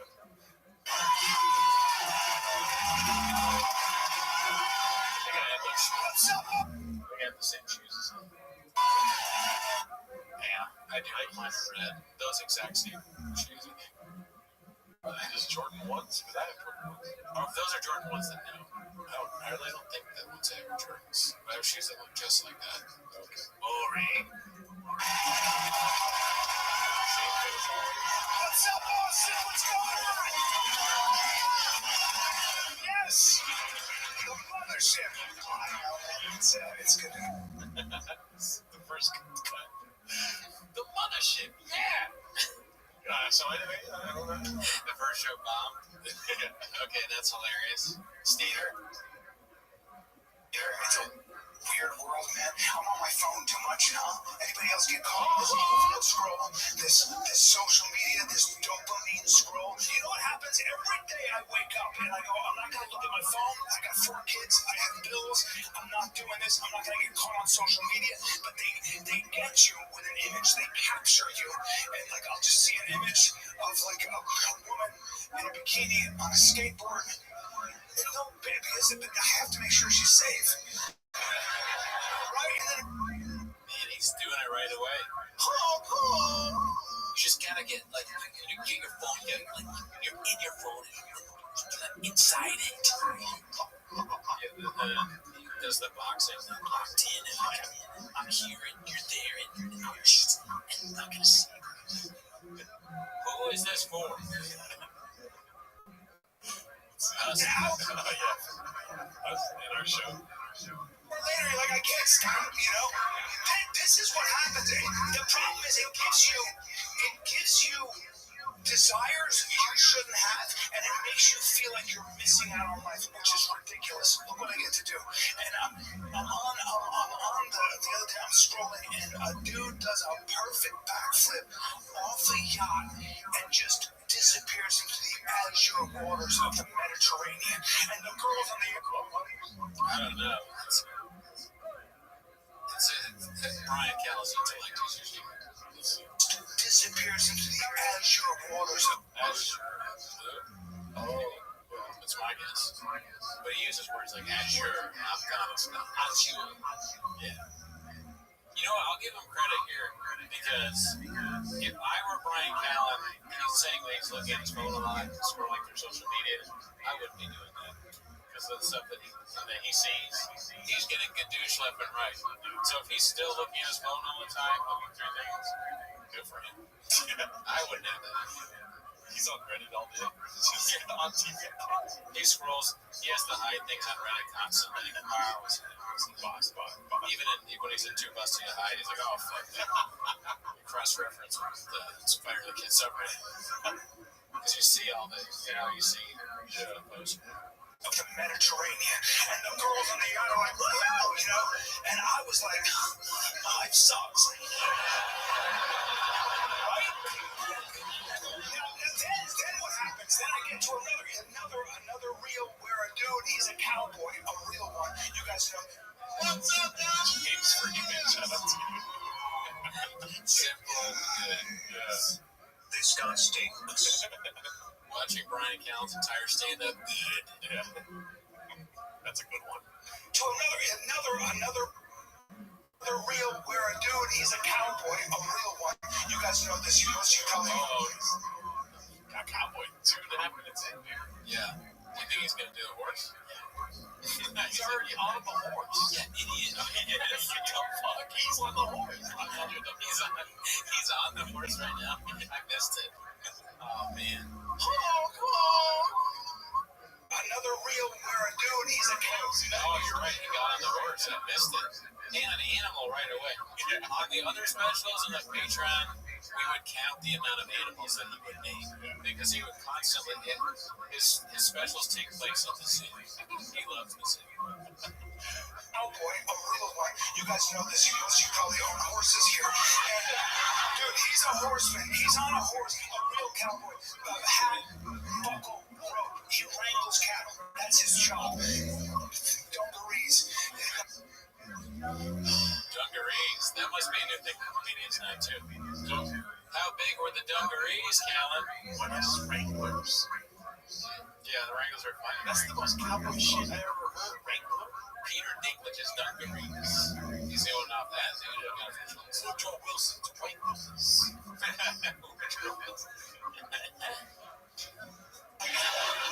Like this is a man who comes home and he smells like steer, you know, and rawhide. His wife is probably traditional in a prairie dress. She's like, I baked you a pie, you know, right? Listen, we don't know how much we owe to cowboys. You guys eat your steaks. You never think about what it takes. You know how unruly cows are? Do you know that cows are like, I'm free, and one of them breaks off? You need somebody to be like, hey, get the fuck over, you know? You know, you have to. Damn, they came close to the Hong Kong. You guys ever dressed like a cow? I mean, it's fucking different.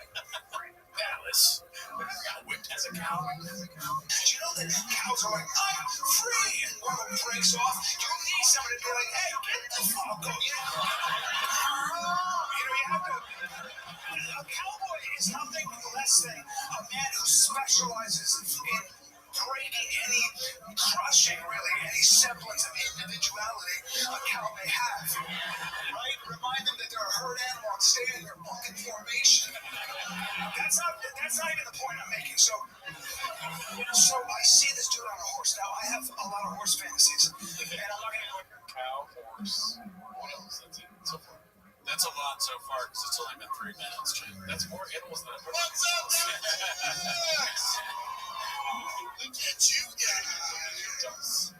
Green room on the ship talk. If I were there and I'm a comedian at the mothership, door guy or something, it'd be kind of funny just to time it, just randomly, like, oh, he's doing an animal thing, let's see how long that's like a stopwatch, and then you got a bunch of things someone's taking, it's like, oh yeah, 4 minutes on horses. I don't know how he does it.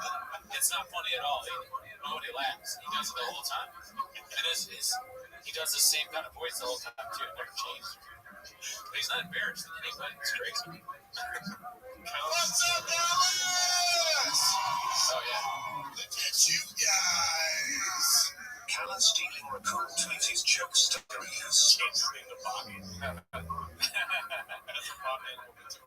And then we got a guest on here that he's going to talk about monkeys next. I like guessing too. Like, what's the next monkey? Or what's the next animal? What's the next monkey? Monkey. Yeah, well, monkeys are the same fact, but humans are monkeys. You know that? This next Where it comes from monkeys. Apes. Yeah, you keep the apes. And then ape will fucking rip your dick off first. Yeah, definitely. Yeah. Especially because those super apes got outward. No, it's a stupid thing. I don't want to go into other time, but so he's the dude's on a horse, and he's no saddle, just bareback, bro. That's a horseman. You want to talk about being connected to a horse? That's not a guy who can ride a horse. That's a guy who will break a horse. That's the kind of guy who can be like, and his horse shows up, right? I mean, dude. Look at you guys. Who else is that by Brenda? Love from Chicago. Shout out Chicago style. Another old reference. Chicago style. Chicago is going great. Rest in peace to your Cubs. What do you think about somebody that stands like this during stand-up? Listen, I'm not the kind of guy to paint everything black and paint everything white. I'm more of a brown guy, dude. Okay. I love UPS. Yeah. What can Brown do for you? I don't like Brad Callen doing it. But if that was how John Mulaney did his whole next special, I'm sure I was like, oh, it would make it so much worse. I just picture somebody, they do stand up comedian. They have this, maybe they walk the stage, maybe they don't, but they're ready to do their set, and they go into the club and they see a guy standing like that, doing in that voice too, like a karate guy, kind of dressed up like a karate guy as well. Yeah, he doesn't not look like a karate instructor. He's in the stance too, and he always does this. Yeah, this is how he does stand. Yeah, he's ready for the attack. He's ready to defend himself in the audience. Yeah. That's okay, so you don't look like that when you're looking at the woke. That's why he does it. You're at the wall. Okay. Yeah. So is he is the wall. Yeah, he's the wall. The woke ends here. Right. Right. What up, man? You guys know. You know. Here's what got me. I watched this 5 times. He's not moving a muscle. He's on the horse, okay? It's just him and the wranglers. I don't know what he did. Terrible. I can't stop thinking about other people's reaction to his team. Yeah. Right? It's just the woke meets the wall and he's standing like that. I literally forgot what that made me think of. Oh, my bad. No, it's not your fault. Yeah, so it's just another reason. What's up, guys? Look at you guys. Oh, that's what Brian Callen's feet are never less than 3 feet apart. So, thank you, Hagel. So, what I was thinking is, yeah, no, I won't forget immediately. What I was thinking is, woke, he is against woke, right? You said. So obviously the main guys that are defending us from people trying to stop what we say are obviously Joe Rogan, Brian Callen, and Joey. We thank them. Thank you. You guys like your freedom to talk and chat? Thank all 3 of those guys for your freedom to eat. Okay, so these are really important people. But anyways, what I'm thinking is you got these woke people, right? Maybe some of them are aware of Brian Callen and they hate Brian Callen. They hate him because he's free from freedom, right? So they go to the show and they're expecting to hear offensive shit. They're expecting him to talk about trains and how protesters deserve to get shot. I see what you're saying, right? And they get there and he does 10 minutes on a guy getting on a horse who's hot. Yeah. And they're just confused. This guy sucks. But they don't even know the wall. Don't even know they met the wall. The wall is that there's nothing interesting being said. Sometimes you're more of an assist guy. You're not looking to score. You're setting and then you should have lobbed that one instead of trying to dunk it because you just hit the back of the backboard and the ball went all over the place. Okay, you're wrong. Okay, you were right for like 80% of it. Listen, the audience fucking loves this, right? And then they forget that they were going to a place where they were supposed to see both sides of the issues. But they walk out going, you know what, I might be a Republican because that guy was funny about the horses and stuff. Right, sell this place. It's like a place where you can fucking discuss openly and not be judged for it. And then so they talk about politics and shit like this, And then Brian Callen goes up there and just talks about animals. Right. And then people are like, you're chilling, you're laughing. That's all of Austin. Brian Callen's on stage. That's them, but I'm talking like the people, like woke people that he hates, right? If they were there.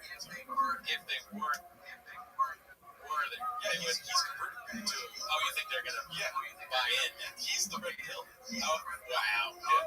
That's it. Yeah. Okay. He red pills everybody because of the funny. Dude, liberals are all cat ladies.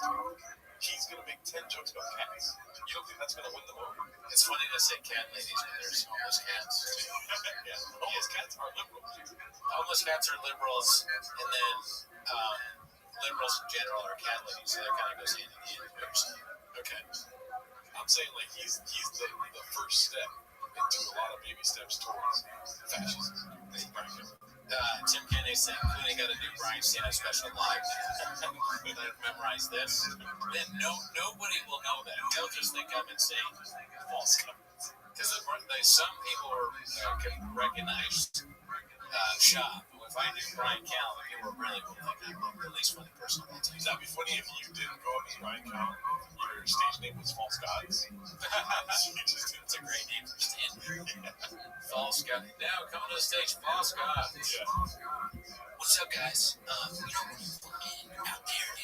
You're locked in. Right. Hassan Aziz is in the chat. I would love to see Cooney act like he's riding a horse, but super great. I can do it. Dude, you can fucking do that on, what is it called? Sora. That sounds like a Sora video that Jordan would make. Bro, nothing moved on his body, nothing. But whatever he did, that horse from a dead stone still stopped. Took off full speed. That guy sent a signal from his root chakra through his taint into the beast's back. And that signal was, go now. And the horse was like, yes, master. And boom, took off. He's riding the horse again. I've already seen this. Can we please get this as a GIF on the fucking... He's not going to do the... What is it called? He's not going to do that. Like, can we get this as a GIF on the Discord, dude? I want to see this. Yeah,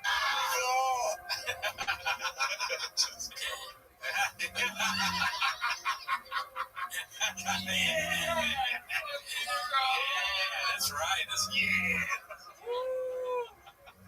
Yeah. Ride that horse, you fucking crazy old bitch. Where's the green screen at, dude? It's crazy he's doing this at 85 years old, too, like Sean would say. Let's get a little bit of audio.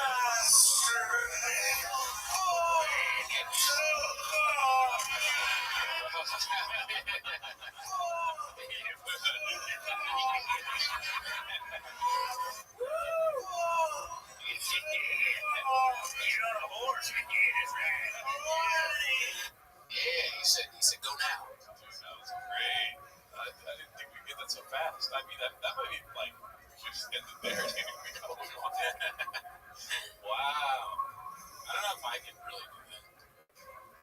I can't do this again. You never really rode a horse, huh? That's true. I actually have never ridden a Use horse. the shoulders and like it's a weird like aerobic exercise with it. Dude, the horse was like, yes, master. And boom, took off. Oh, okay. It's thrust. Yeah.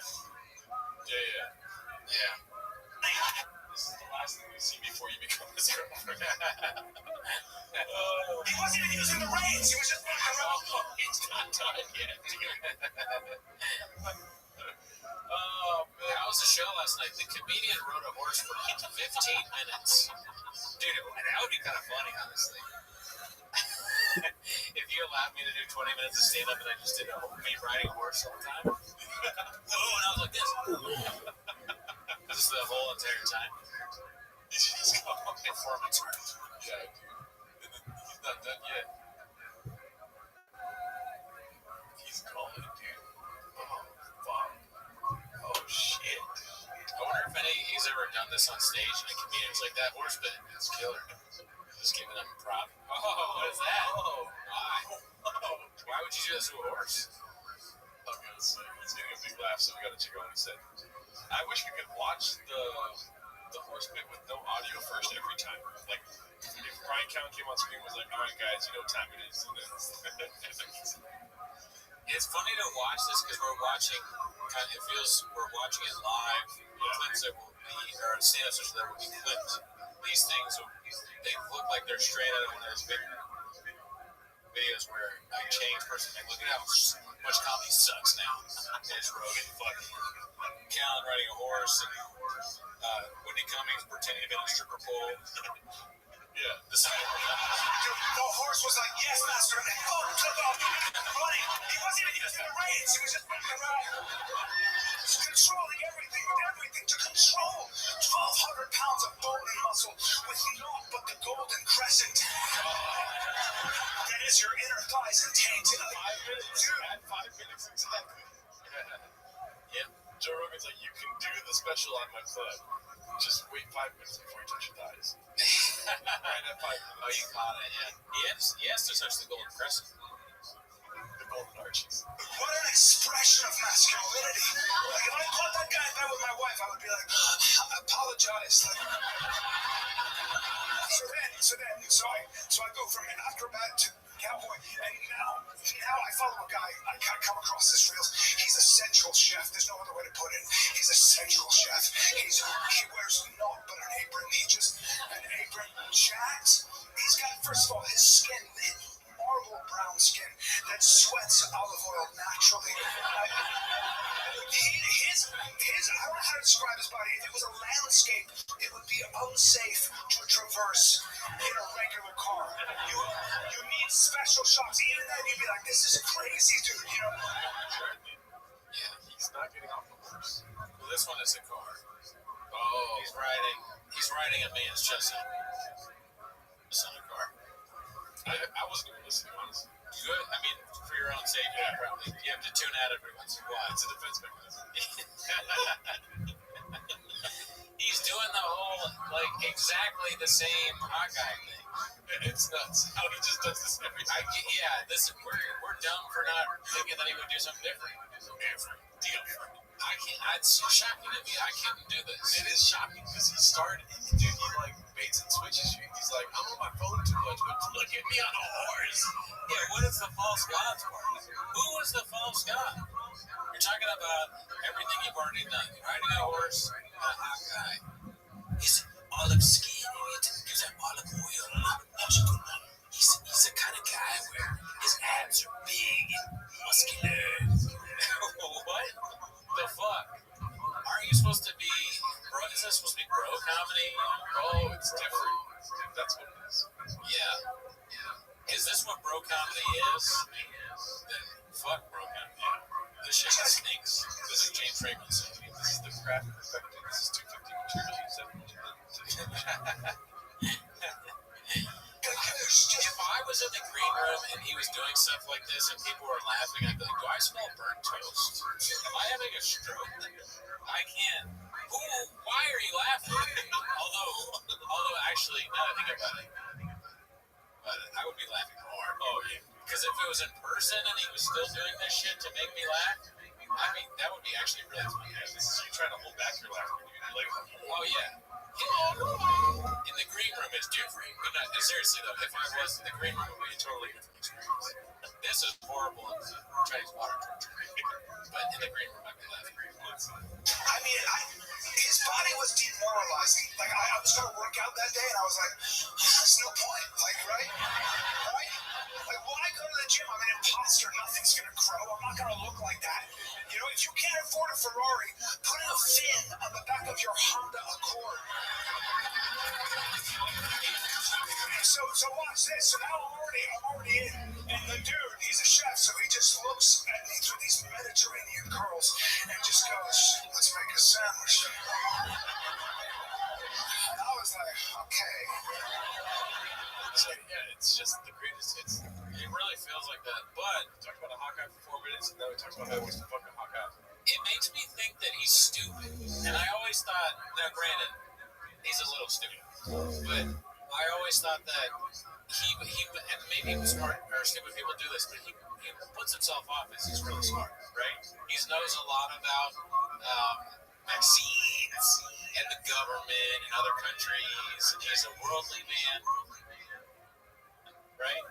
But it is a stupid thing to do a bit that's bad over and over again and not change, because that is kind of what I used to see at open mics, where somebody like we know that you all have never heard of, but like GT or Nick Country, you get excited because you know they're going to do the bit you want to see, right? The same exact thing, because it's exactly, you're like, when they're like, all right, we're pulling the name out of the bucket. All right, next up is, what is it? They never know who he is, even though everyone else does. The whole micers now, though. GT is next up, and he comes out, and I'll go like this, I'll be like, to my friend, I'd go, high five. Oh, yeah. We got a fucking pussy and the beer coming for us, baby. Abu Dhabi, baby. I get fucking in for Nick Country. I'm like, hey, all right, let's go. He's going to talk about fucking some chick. It's going to be amazing. He's never had sex. He's so drunk. I can't wait to hear what offensive things he says. So that, but Alston Fitzgerald. Allison, I wouldn't give anyone a high five for that. But this maybe is to Austin comedians. Maybe they're having the same feeling that we have. We're just not in. We're not in the fucking. We're not in the green. He's riding a horse. Exactly. They're like, Callan's on. He's gonna do the horse thing. Yeah, dude, do we have time to get to the beer? Literally, that's how I felt back in the day. What do you think of Bob's comment there? Read it out. Brian Callen on a horse be like, ding, ding, ding. When Cannonball on a horse be like, ding, ding, ding, ding.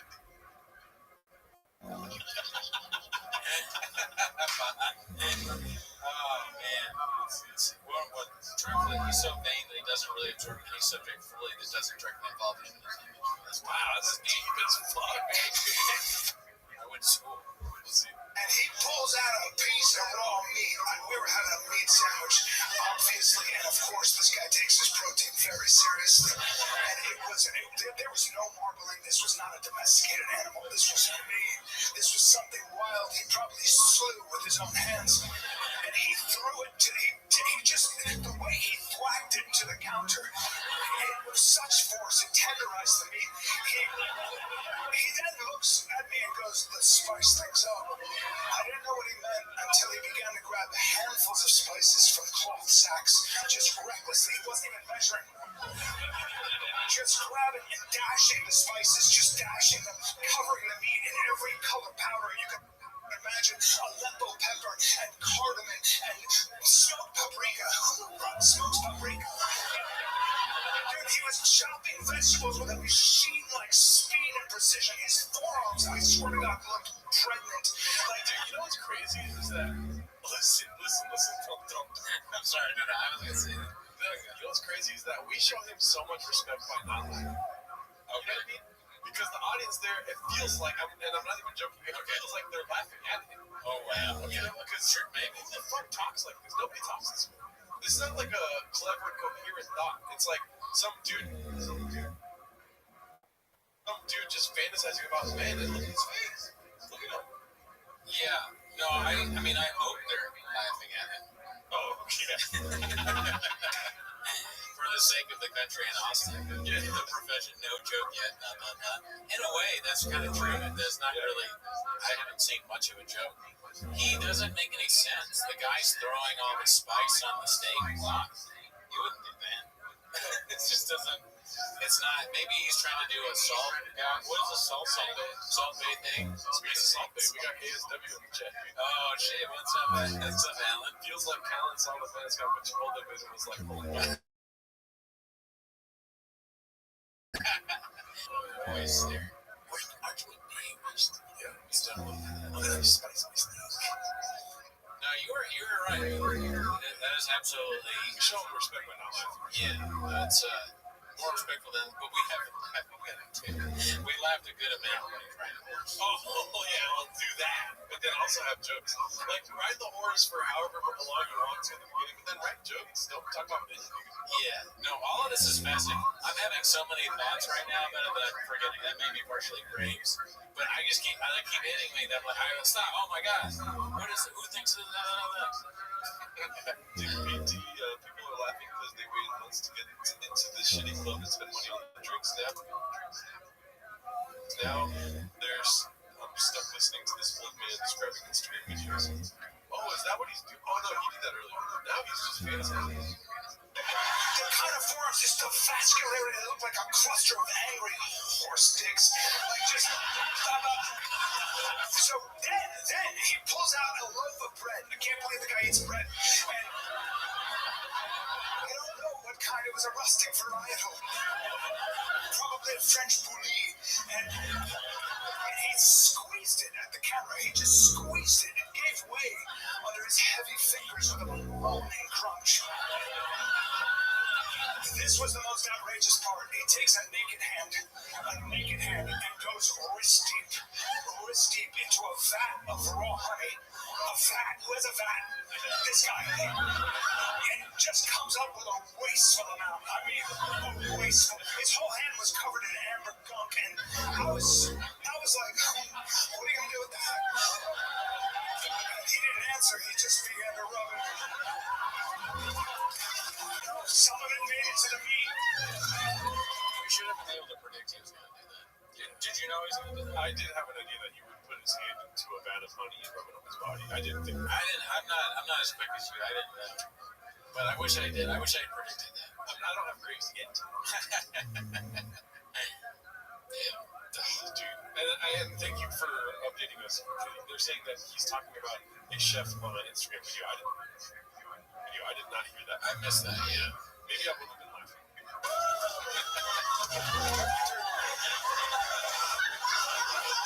Anyway, the sandwich came together. I can't remember how, it's a blur, but he took the kind of bite your mother would scold you for. Just the choking hazard alone. The juices. Jackson Pollock, his chest and apron.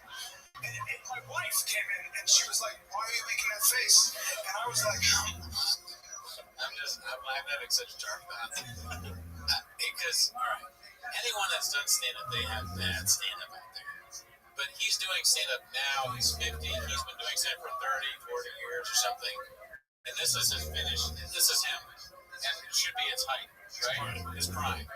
And it's this bad, so what that makes me think of is his children when they see and how they would react. And what, maybe they have a normal life because they've never seen us stand up. And one day someone's like, "Hey, dude, I'm watching your dad do stand up." He's like, "Oh, I never watched somebody." They don't know what it's like yet. So they go, "I've never seen it." They're like, "You sure you want to watch it?" Well, I guess I've kind of just been avoiding it. I have a normal life, I'm happy and married with kids and all that. Well, let's just check it out. And so his son finally watches the stand-up, and then the next day, the whole family finds out the son's killed himself. "Oh my God, no!"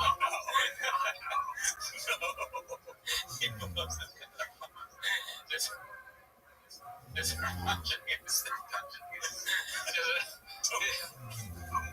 because of the horse thing, because of the hot guy. Actually, he kills himself. He decides to do it after the honey. They rubs honey off, and he's like, "I can't live any longer." Even though he leaves his whole plan. He was found in his studio apartment on a YouTube video that said 7 minutes and 30 seconds into his father's stand session. So he came in cool. I went a little farther. You think that's far? Think about what the other thing I was going to say was. It was actually much worse. Oh my God. I spared you. But I hate to say that you're wrong all the time. You know what I mean? I don't want to be that guy. Okay. But you don't think he's like this all the time with his kids? Maybe. If you're his son, how many times do you see this man ride a horse? That isn't there. And they like it because he's being goofy with small children. Maybe. Or it'd be funny if he is very serious with them. Like he's not funny at all. And they go, "Man, I wish Dad would be more confident. He's all about business and numbers, and he keeps telling us that we need to drink rain at school and wears one of the sandals, toe holds. I can't. He doesn't let me wear shoes in gym class. I have to wear toe holds. I have this whole script I have to say to other kids.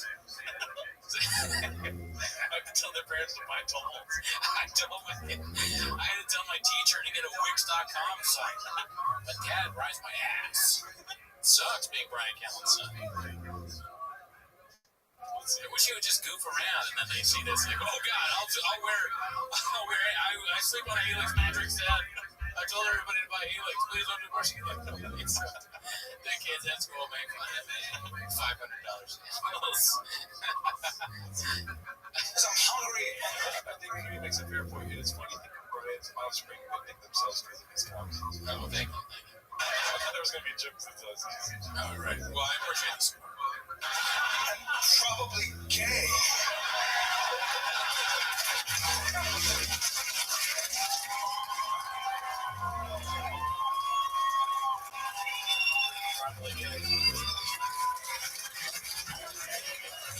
Several days later, I purchased an apron. I wanted to make my wife that sandwich, my younger wife. Put it on, I began to make the same sandwich in earnest. She came into the room and told me I looked like I should be washing dishes in prison. It's like, I told this on the show many times, I think, but there was that one time I went to the Comedy Store, and I went just to watch a show with my friend, and 8 of the 10 male comics there did bits about, like, I might be gay. And if I had power, I would say, we're shutting the Comedy Store down for a week. Yeah. We need to figure out what's going on here, and we'll talk with everybody. We'll interview, but a week, maybe 2 weeks, we're going to shut the club down and figure out how we can move forward from this. Why are you shutting it down for a week? If you don't know why, we're shutting it down for another week. Say that over. Actually, now we're shutting it for 5 weeks because you asked me why. You should know already. Did you watch the stand-up? There was one comic that was a straight guy that didn't say they were gay on stage. One. And that was a woman. It was so fucking infuriating. But then he's essentially doing the same shit. Yeah. This is like if your dolphin model didn't stand up. He'd probably do it, though. Let's see, but it's harder to do it. Oh, we got one.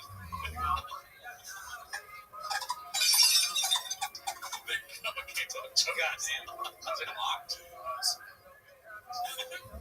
see. All right. Daughter screamed gross and ran from the room. So the point is, I spent too much time on my phone. You know what I mean? Yeah, I bring the dolphin. I go back in the stand-up. I bring the dolphin bottle on stage with me. I'm no better than Cal. And it was so, remember the first time I did how funny it was outside? It was so fucking loud. It was so crazy loud. And I spit out my drink because I was thinking, what if I did it at the office? I'd probably fire myself.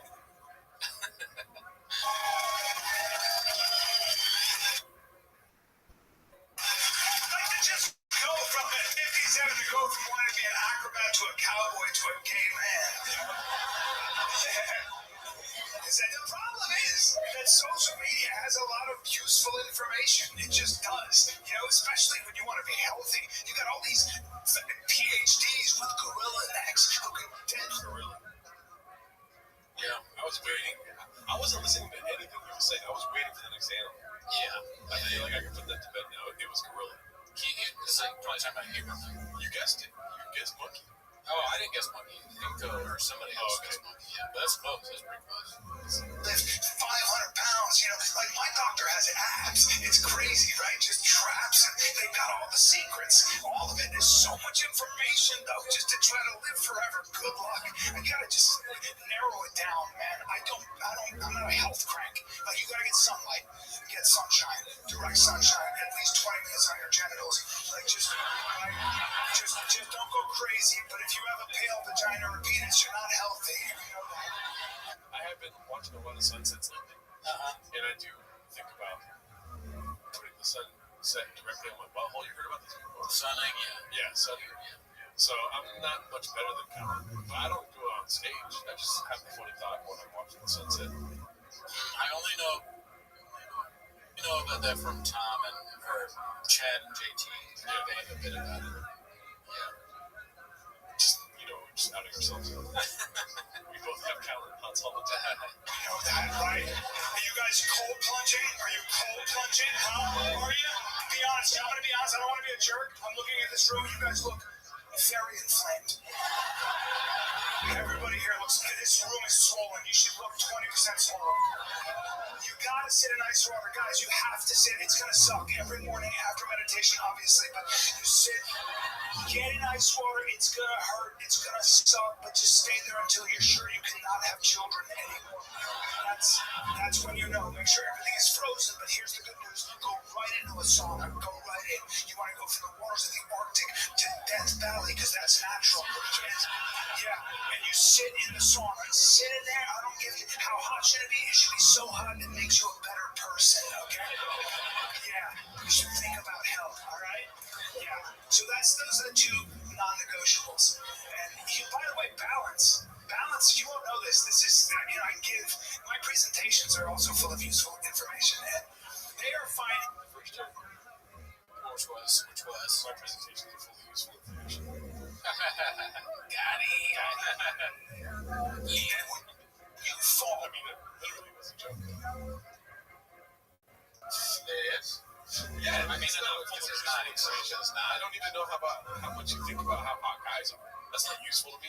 What if you did the Borat thing? You said that and you went, nah. That's what he missed there. What's up, Eric Flat? When you fall in your 80s and you break your hip and die, it's because you had bad balance. And the reason you had bad balance is because you have weak toes. So you don't know this? Who knows? It's amazing. We don't talk about toe strength. That is the most, if you're working your whole body, you're doing nothing for your toes, that is so irresponsible, all right? Listen, if you're not running in heavy sand,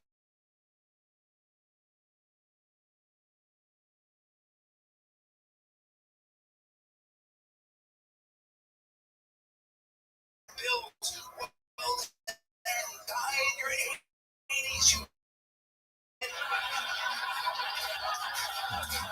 yeah, you want to live to 105. That's That guy was not laughing at all. It's like Krakamiko is not happy with the he fucking does not give a shit. He's studying the great speed. Yeah, he's about to write a rap. yeah, you want to live to It also kind of looks like me too. You're into this special. This is how we find out that's successful eggs. My fucking disguise is just blue light glasses. 5. That's the new 50. Yeah, let your friends die at 85. You want to get to 105. Don't miss those 20 years. Yeah, oh, that's a blast. From 85 to 105. Woohoo! Yeah! Can't wait to get to 100. Do you ever see what the average 100-year-old person looks like? You can't tell if they're male or female. Become involuntarily non-binary. That's what happens. 100-year-old, like your face looks like a used catcher's mitt. You're walking sideways like a crab. I won! I have strong toes. I eat kale. I sit in ice water. All my friends are dead. I'm a winner. Yeah, dog, that's like Jim Bird. That was very much like Jim Bird. Yeah. That's like if Jim Bird and Casey Rocket had a baby. What the hell was that? Yeah, I would kill that baby. I'm a winner. What the fuck, dude? That was a little too close to Jim Bird. That feels like Avery. Yeah. Keep talking about it. Yeah. I think that because he's walking like Jim Bird does with a it's so much funnier with that sound. It's so funny that Callen's facial is better without sound. Brian Callen, better without sound. You might laugh at this if you can't hear. The worst thing you could do to somebody that can't hear is put captions on this. Because they probably, just watching this, that guy is really going to be silent. Like, I think my favorite comedian is Brian Callen. Like, have you ever heard him or seen him? No, I haven't even seen the captions. Why do you ask? And then you go, okay, well, let's just real quick, we're going to caption it. Okay, I'm very excited to see this. They're a week later, they're dead. They're dead, okay? That's not by someone else's hand or natural causes. That's all I'm saying. All right? I'm the same as Kim. I'm good at the same. I'm going to do the same thing over and over again. But I tell you, that one is funnier than that first thing.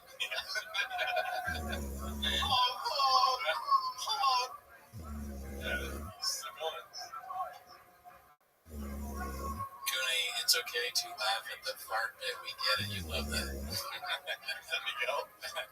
That's true. Backdropper Wednesday for coffee. Yeah. I remember watching the first Rogan special as a kid and thinking he was a comedian. Now watching him and all his friends do comedy, this hurts me. Yeah. Shared sentiment there, brother Dan Dalton. Sometimes I forget he's doing this for comedy marks, and there are people that actually find it funny. I disagree. I think there's nobody that finds this funny.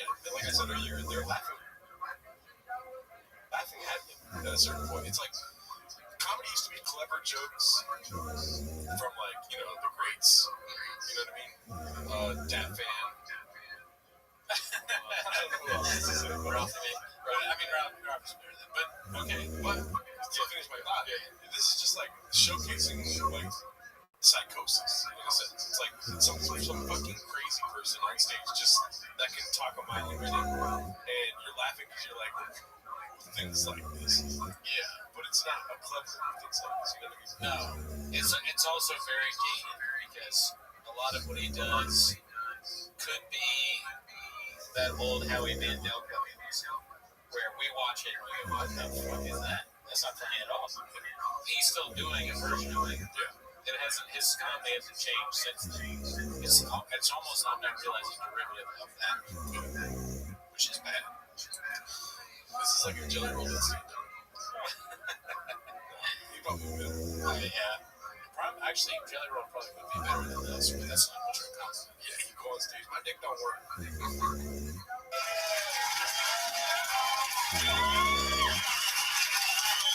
What's up, Dallas? You guys.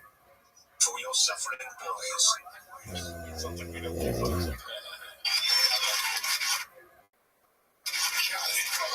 That's such bullshit. I'd rather die smoking than robbing a bank. That's how our man goes out. Right? Salads for cowards. You know what the other thing is, though? You know what's funny? Is you can do everything right. That's the other thing you realize when you get older. You can do everything right. You can literally take your vitamins. You can wear your seatbelt, go to church, pay your taxes, give to charity, eat all the food that's good for you, and somebody can still step out of the shadows and kill you. Right? You can. That's a fact. That's the other thing social media reminds you of, that you can die at any time of anything. I've seen all the death. I didn't ask for it, but I've seen people die of every way you can imagine, every way. And I think they do that. I think the social media gods monitor our levels. I think they're like, his dopamine levels. All the gods. They're the social media gods. That's facts. Calvin has been doing stand-up since he was invented. He's a drop in the group. I know he's smart, so he has to be aware of the audience's perception. And I agree, the Gringo Poppy is better than this. Oh, yeah, 100%. I lost where he was going with this, but I was trying to keep up. You can't have a fun time watching this. Well, except if it's like... That's what I tried to say at the beginning. At the beginning, I was like, I don't know if you recall all the times we watched it before, but eventually we are literally in pain. Yeah, no, it's bad. It's so good that we look forward to a Callan special. But we do. We gotta see. Even though it's bad, you want to see how it is. Right? Is it really the same? How can it be the same? Right? It doesn't change at all. That doesn't seem possible. It reminds you somewhat that there is some truth to the people who change them. Yeah. And I disagree. I think people do change, but a lot of times they don't too. We're both ways change. It's like watching the characters don't grow at all. It's like, really? We just watch the day in the life of these characters, and there's no growth. Hard to grow when your job is that you work in a storage unit. He works and maybe lives in a storage unit. He might live there with one of his three families. Chin. The gods monitor our levels. I think they're like, his dopamine levels have been a little too high. Let's bring his cortisol and adrenaline levels up. That's a great point. D is saying, how does he transition this back into animal sounds? Thank you for keeping us in check. We should be thinking this the whole time. And like how soon till that happens? Yeah. And Kringleberry, what the fuck is up with his thumbs? We brought this up before on T-Bumps. He does have strange thumbs. He's got an ability to hit a seat that we will never get. What's up, Dallas? I'm giving Tony run for his money in the race. 4 games commanding Texas. I like how that's the screenshot. I'm very low on stage. And where the comment pops up on the screen, it looks like he's looking at that, rubbing his head. The video of the escape circus elephant stomped that poor guy to mush. Elephant. That's quick. Wow, I did not. Dude, Elephant was not on my bingo card for a Brian Collins special. It'd be cool if he slipped in it. He's like Elephant Graveyard. Oh, yeah. We're not gonna do that. Do you think he'll mention raccoons? Did you watch one where he did that? Oh, Dolphins. Somebody got money on Dolphins next. Next in the order is either Bears or Wolves. Okay, Bears, Wolves, or Dolphins. We got you guys on. We got who's the guy on the side taking bets? The bookie. The bookie. We got the tarantula hawks. The bookie's a raccoon. Every count switch on the immediately regretted it, and then Suey eyes by the last one. That's what you're at. Yep. You don't even know it. You don't see it coming. You're just like, oh, I love that one. Why is it shaking its head so violently? You know. It's unbelievable. I thought a guy was running away from a bird. I'm like, look at the pussy running away from a bird. I'm like, that's a fucking drone. But, you know, they were doing video. These kids were capturing themselves and sucker punching people on the street. I went nuts. I looked at my wife and go, first of all, you're too relaxed. I need your head on a swivel. When you're walking down the street, I want you, your hands up. I want you bobbing and weaving at all times. You want to see that? Yeah. That might be way funny.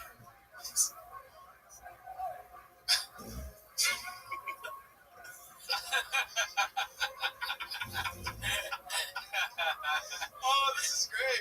It's so much better without sound. Better. The little act out right here. And the guy in the white, look, we'll go back again. Watch. The guy in the white, this guy is deaf. He's for sure deaf, dude. 100%. He's like, what the fuck? What you fucking show? Okay, I'll stop. All right. Bobbing and weaving at all times. You know what I mean? And my wife is like, the kids are opening their presents. Christmas can wait. But, you know, by the way, I still box. I still keep myself. I'm always ready. And the other day, this is what happens. I would say, go like. That one was kind of funny. Like, not on purpose, of course. But that one made me laugh. I heard it. I'm not going to pretend like I didn't hear what he said. I still box. Oh, you box? Wow. Couldn't have done that. Just shocking. Wow. I don't think I could take any more. Chris. Man, that was great. I still box. Everyone should have that in their stand-up special. I still box. It's funny. I look at Callan and I know that just looking at him, I know that he doesn't say karate. He says karate every time. There's a kind of guy you can look at him and you go, this is a guy that says karate and thinks that it's funny. Afghanistan. Yeah. But, you know, by the way, I still box. I still keep myself. I'm always ready. And the other day, this is what happens to me. I don't say go like. I'm rolling with this kid, 26 years old, who gives me his ankle. Don't give me your ankle, bro. You can't just leave your ankle like that. I'm an ankle guy. You must have forgot, you know? I picked that. I just got that. I scooped that up. Drove him right. He's doing all the hits right now.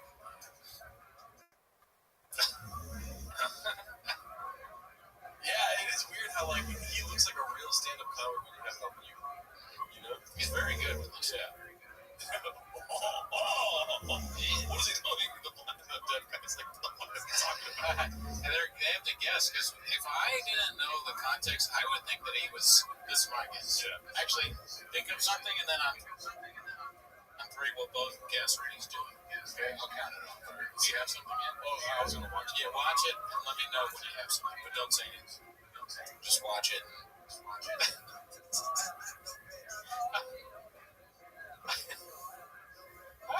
Okay, I got it. All right, on three. Okay. We'll both say what we think he's doing. Okay.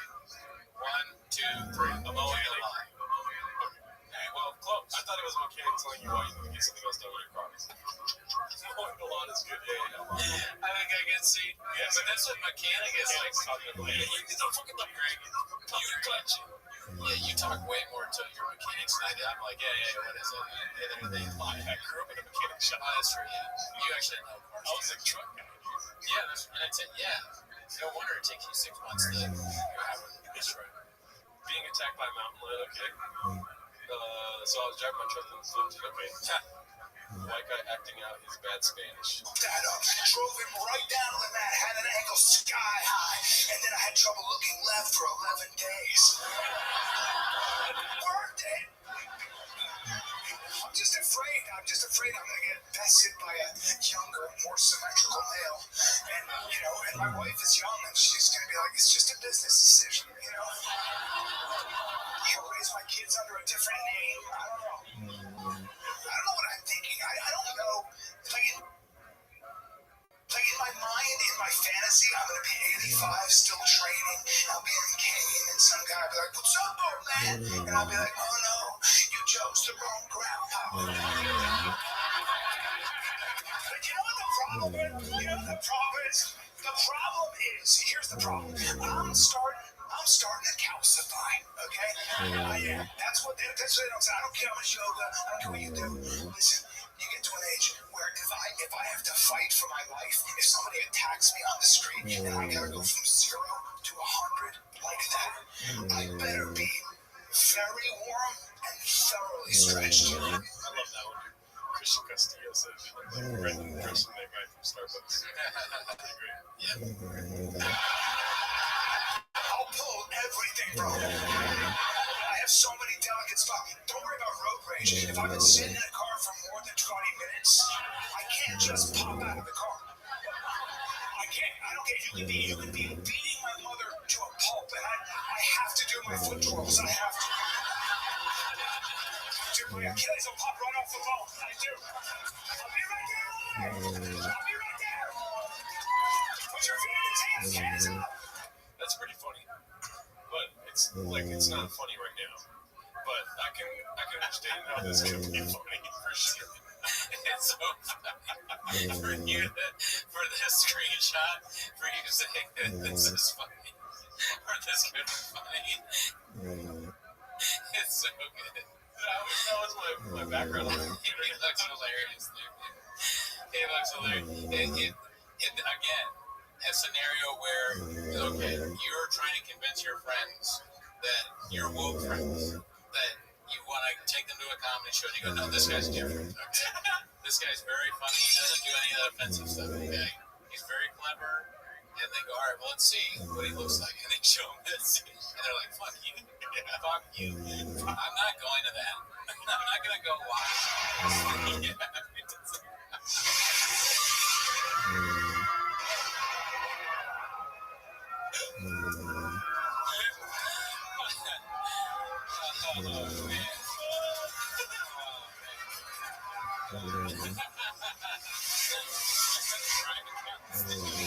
did you think of Ray Concept?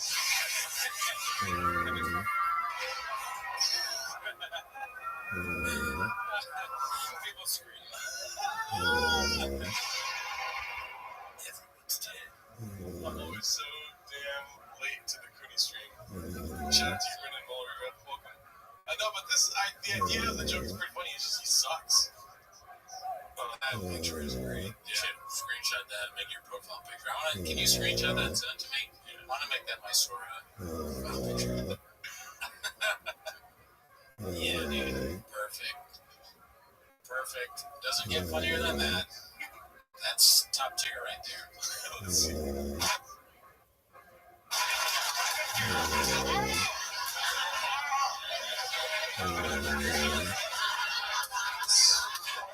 So true, dude. I think the responsible thing to do now, I'm getting to an age where if I really want to be safe, I have to start. All right. I like that idea for Walking Dead. Only because you're always here, dude. And I'm sure he's done it. But tell me when, yeah? You guys should watch every 30 seconds. Not every 30 seconds, but we're going to do it one time.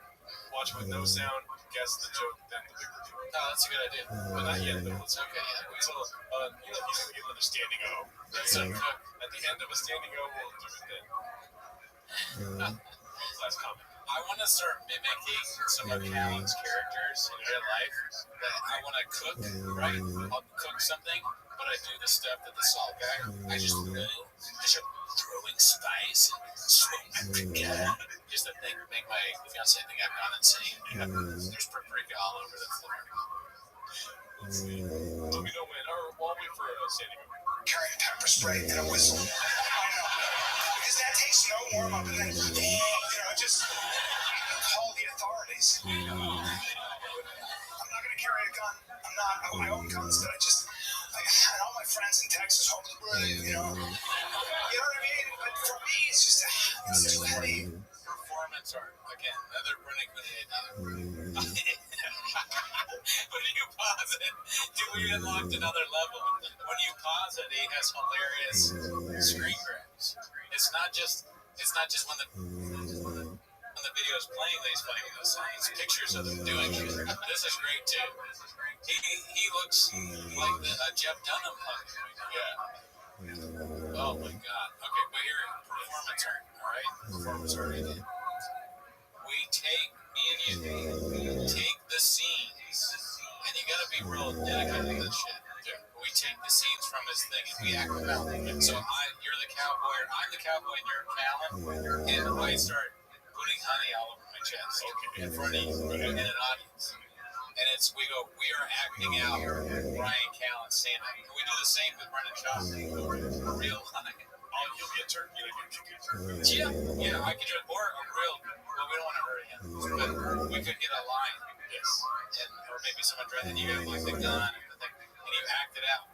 I think this is a good idea. I mean, I got to get in shape. Take my shirt off, but it's like, I like where this is going. I think it's a good idea, dude. I think we should do it. Yeah.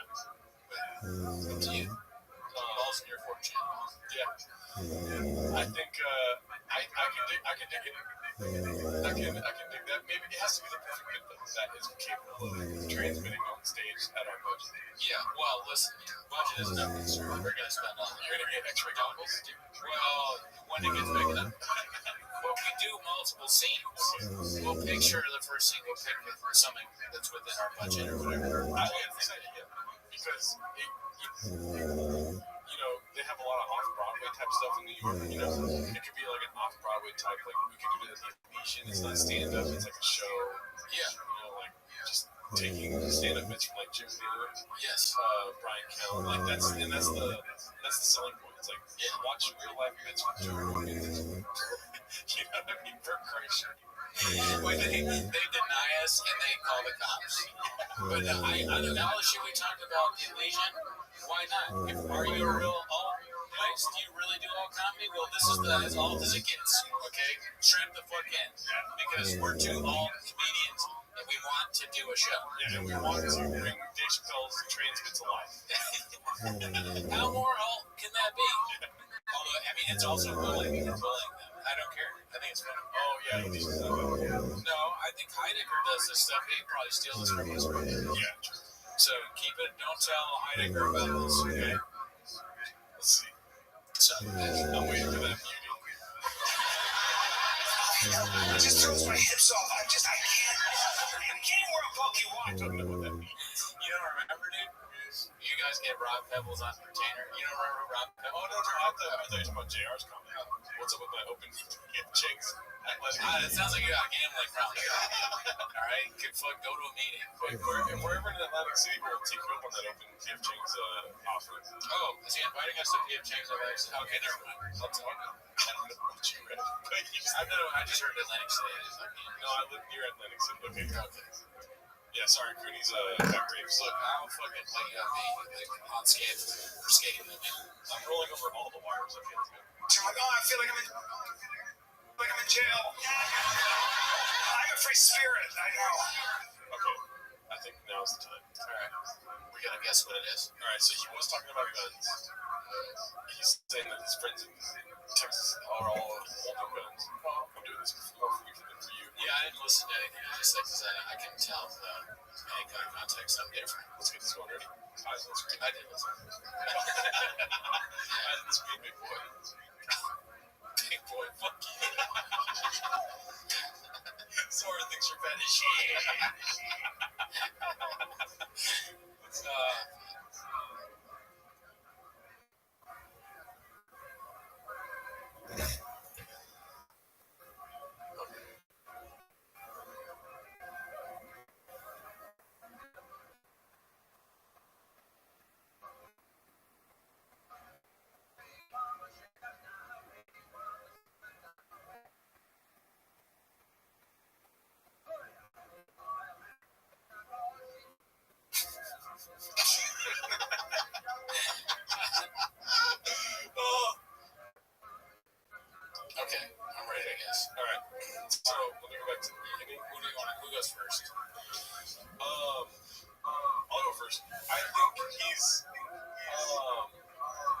I think he's talking about how you have to be fit to wear a gun. You gotta be fit to have the gun. Because you can't have the gun and not be solid.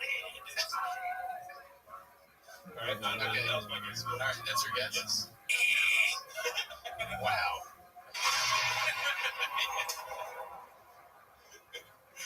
Who are you? I mean, that's the worst guess I've ever heard. That's a good one. No, I know exactly what you're saying. Okay, cool. And I've never been more sure of anything in my entire life. Okay? Alright. So obviously, he's in a subway. Okay, he's waiting in the line to get a sandwich. Alright, obviously. Are you asleep? Somebody's gonna kill themselves with it. Oh, fuck, I wasn't gonna do that. Shit. No. Alright, so he's in the subway. Pay attention, okay, because I'm a little worried right now. Yeah. Honestly. Alright, so he's gonna get a sandwich. He's waiting in the line. He's thinking about, do I want Italian BMT? Do I want to fucking get in there and get a fucking veggie sandwich or whatever, 6-inch or 12-inch, I'm hungry. Right? So he's thinking about that, but then all of a sudden, a fucking hawk comes in and he's looking for his gun. He pulls out his. He's like, I can't get my gun out. You have to get your gun out quick. If a bird is flying at you, everybody knows that. So there's gonna be your fucking ready stand, like triple threat, like pass it along, right? You gotta pass your gun. Okay. So yeah, that's what happens. That's I'm definitely more right than Noob's right. If he brings up Subway, dude, I'm gonna lose my shit right now. Obviously, he's in Subway, dude. Let's see what he says. No, I'm not a gun guy. Even if I carried a gun, I'm just not responsible. I'm not. Within 3 days, I'd be like, where is my gun? 100%, that'd be me. Dude, I'm not carrying a knife. My buddy, this is great. My buddy, I look at him, he pulls his shirt up, he's just kind of adjusting his clothes. He's got a dagger, a sheath knife. I mean, horrible looking dagger. Like, it's made for one thing. And he's wearing it this way so he can pull it this way, I guess. And I'm like, excuse me, sir, what is that for? And he goes, isn't it crazy how much funnier it is? You did. Yeah. That's a good find. I love it. Yeah. In case, bro. In case what? Is that in case there's a situation I gotta open somebody up? Open somebody up? It's like this thing will unzip you right quick. Unzip you? You sell real estate. Why are you talking? How many situations are you in where you're like, you know what, I gotta unzip? You said 3 bedrooms, fuck this. Like, what if he has a knife? What if the other guy has a knife? Now you have a knife, now you're in one of these things? I wish I saw that movie with you. Yeah, we get a guess. With that, I don't. You really want to be safe? You really want to be safe? Oh, we're gonna guess again. We're gonna do this forever. Okay, this is so fun. Until it's not fun. Who the fuck is laughing at this? It's gotta be a laugh track. Thank you. Yeah, no, I think so. It was a mistake filming with some dollars and no construction paper. What are we doing here? Okay. Let's see what he does. What do you say? Oh, something about a knife. Safe. Very nice. If you want to be safe.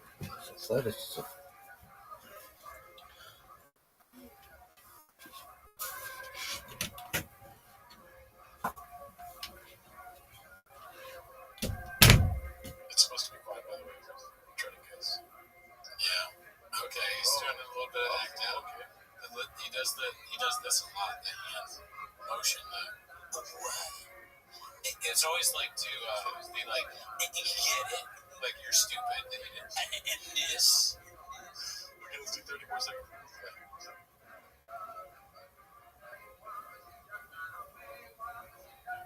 Okay, I think I got an idea, guys. I got an idea. Alright, so let's end it there. 2019 is where we stopped. Okay. So, let's go first. Alright, I'm a little stumped on this one, I'll be honest. But it's like, ways to make you safe. He said, you want to be really safe? You want to be really safe? That's what I think he said at the beginning. Yeah. And then, oh, dude, what if it's like even dumber than, okay, I'm going to go even dumber. What if he just says pretend to be gay? What if that's what it is? Just to, I think that might be it. Or some version of that.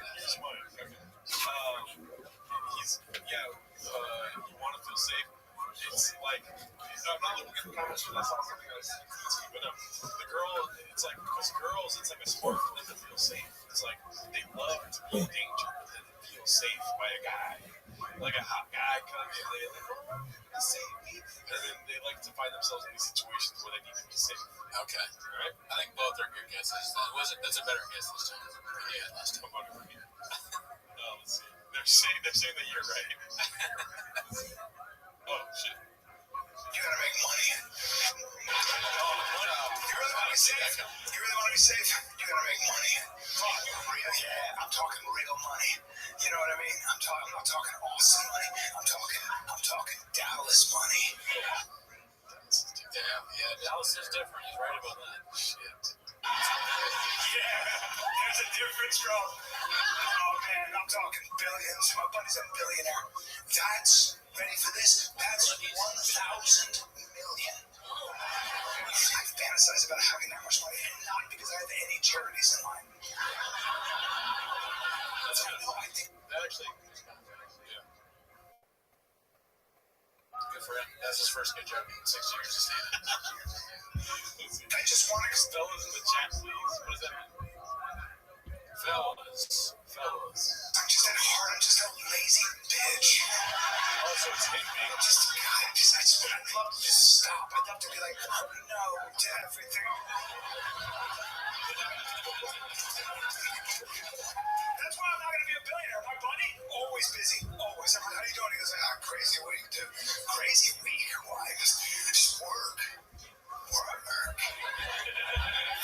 You have $1,000 million. I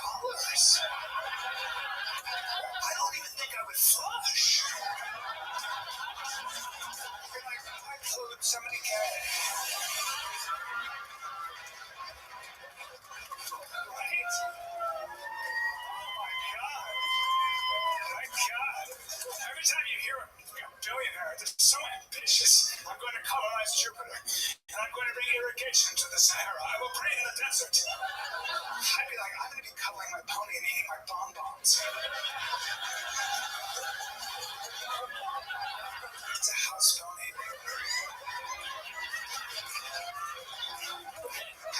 That's way different than my rich thoughts. You know, I pony bonbon.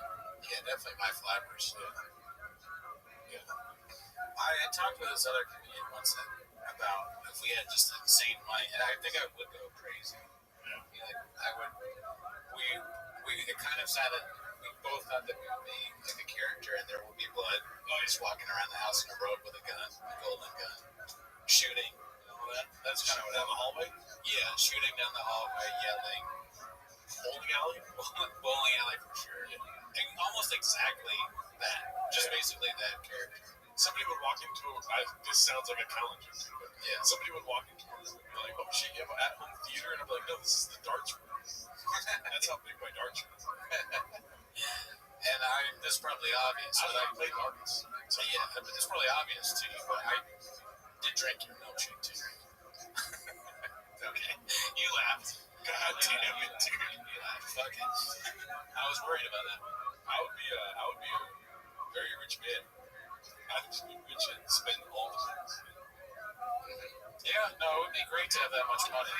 Bonbons and being effeminate wouldn't play a role in it, but I do think there's a chance I would turn to that character for there would be blood. I'm offended by humor.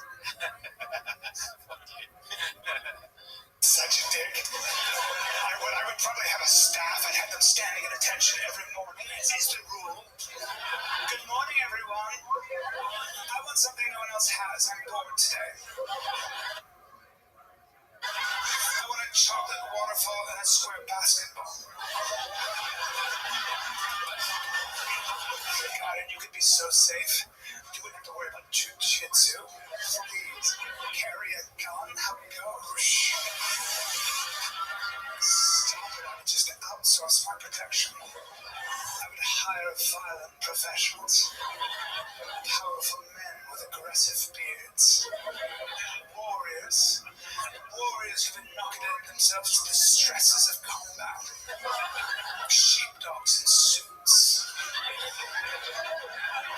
God, you can go anywhere you Tickle Rich. This probably hit in 1980. It's funny because he's gay. Oh! Yeah, what the fuck is this, man? Shit is fucking lame. I like making wild assertions, but do you think he's making fun of Joe Rogan here? He's only doing it to Joe Rogan sound like a gamer. Yeah, for sure. It's a clever inside the Jishin. It's you guys. So it's just the same shit over and over long. I'm redacted. Brian Nyberg, welcome. Yeah, I feel like he's saying that he hires Navy SEALs. He doesn't want to go outside. Big dick, sorry about that. Yeah, I mean, that's the dream, I guess, for being really good at stand-up. We all do that. No, it's not about making fun of Joe Rogan. But yeah, Rogan does that. But maybe Callums, if he had that kind of money, he could do that too. Or he's just shitting on it. Yeah. Maybe sign all feminine, mentioning all these things that Joe Rogan does. Okay, interesting. Always be protected if you... Are we just explaining it? Fuck you, Gordo. Did see someone coming for you. If you did see the wolves coming over the hill, you could just be like, get them. Wolves! Somebody guessed wolves. Fuck. Who was that? Who guessed wolves earlier? Damn, you guys are smart. I said hungry wolf.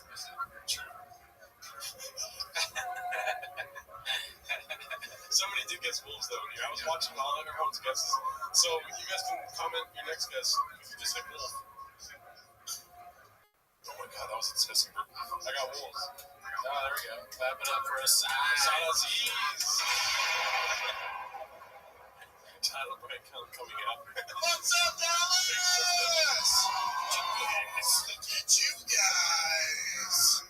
Retitled Brian Callen coming out. Okay, so Ryan Hardy again with Coyotes. And everyone else's guess is still standing. Let's see. I don't know why I get so gay when I think about being that rich. Oh my god! A little bit. As I said, just be gay. Yeah. Jesus Christ. Badger, elk, okay.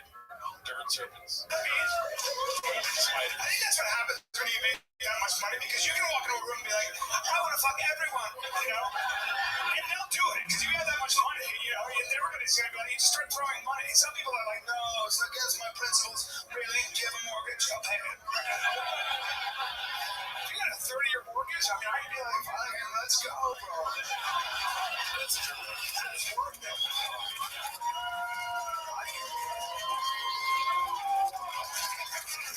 But money makes you do weird things. Listen, I'll tell you a story.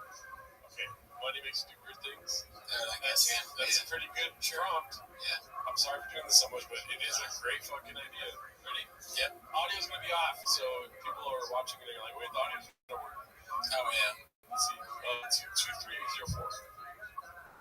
Money makes you new friends.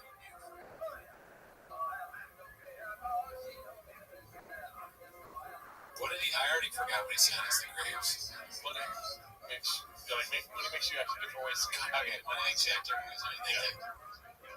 You said he had a friend that does something. Yeah, my friend, let me tell you a story. My friend does this. My friend.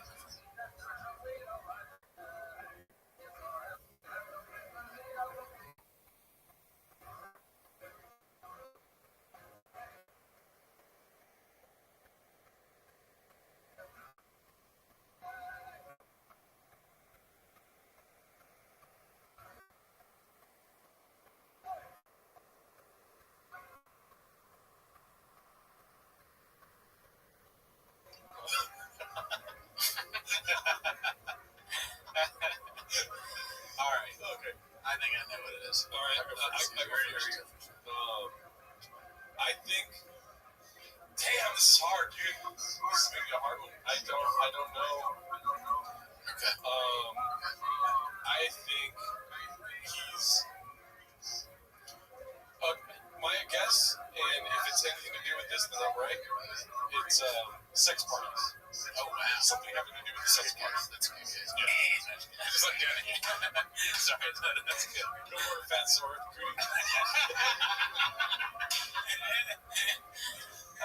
That's good. Okay. Sex parties. I was guessing dinosaurs. Sex parties is good, but I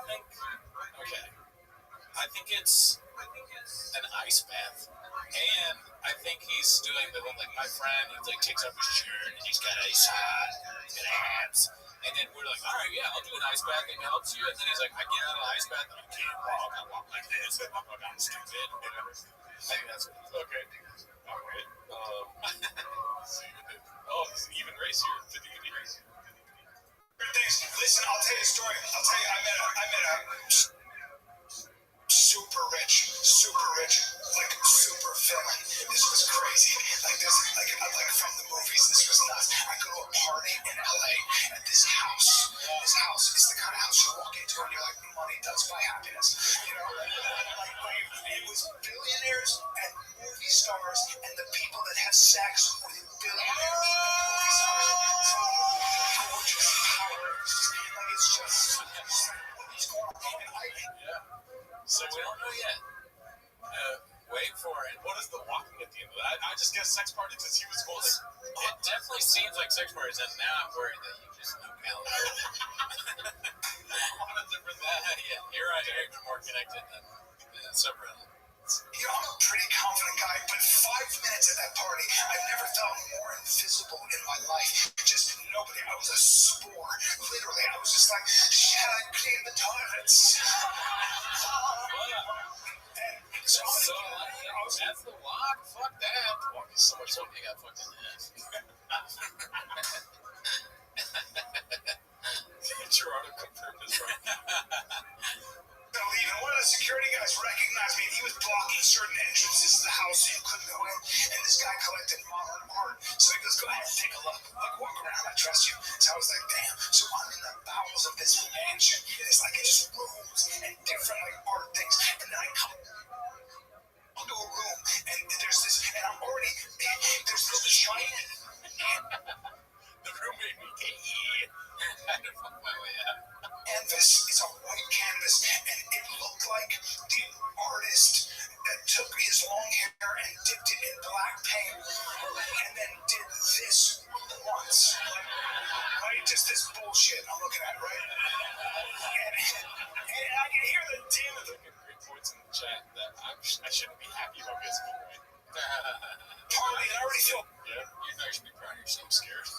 bad about myself, right? And I'm looking at this thing, and this duke, this count, this striking Dracula, this like, I didn't see him at first. I just heard him. I'm just looking at this painting, and I hear behind me, I hear this voice, and it just goes, "Do you hunt?"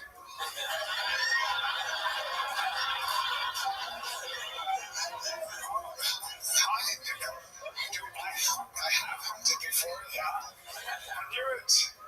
You move like a hunter. I'll be honest, when I first saw you, I thought someone had thrown clothing on a jaguar. Oh, I threw the falcon voice again. I'm a falcon. A falcon. I'm a falconry. You gay. You gay. I have birds. Shut up. Stop. Stop what you're doing. Stop. I should arrest him. Ice comes on thing. What do they call you then? Oh, jaguar. Yeah, that's the headstone said he was gonna guess that. Or they were gonna guess it up. Yeah, I forgot.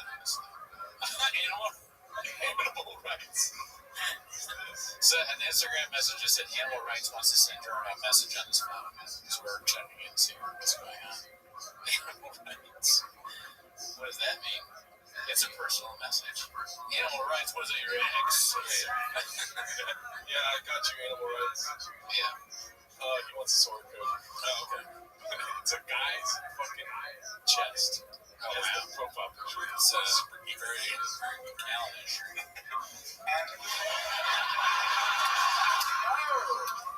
I'm afraid that won't do. Would you mind if I call you Tarzan? I don't care if you want. That was the first time I met P. Diddy. So nice. Really nice. You're right.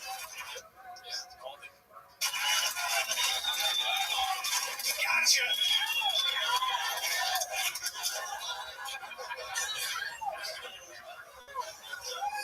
Yep, that's what money does to you if you're not careful. That mug says Black Rifle on it, I think. No, it says mothership. That was his mothership flag. Or no, it says Black Rifle, right? I told it, see? Black Rifle. Always be selling copies for closers. ABC, dude. Alright, we got 4 minutes left. Yeah. So, what we're going to do is, he gets an applause break here, we'll do one more silent game. Okay. Yep. 25-53. Alright. Ready? Let's see.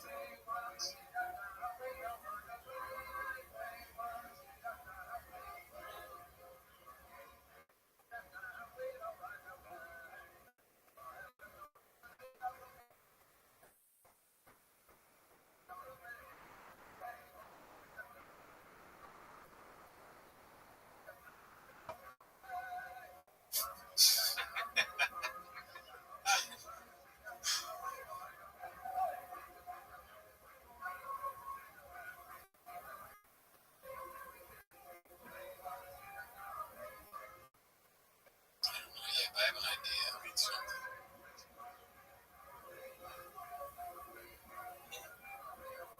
So, I'm picking up something. Good? Okay, yeah, sure, I'll go. That's me. You go first. Okay. I think it's something to do with being in line at Subway. I think it's something to do with, like, you can't compete with rich guys. Okay. Like, if you go, I got a fucking Mercedes GSX, they're like, oh, really? I have a fucking helicopter. Something like that. Yeah. I got my girlfriend is hot. Oh, really? I'm dating the sun. That's pretty good, dude. You should do that. That was pretty great. Is that I might legitimately that might literally be like a thing I could say. That's it. Fuck. What's it called? My idea is that it's along the same lines as you, when he mentions like you work in an office. You know, like people that have $1,000 billion,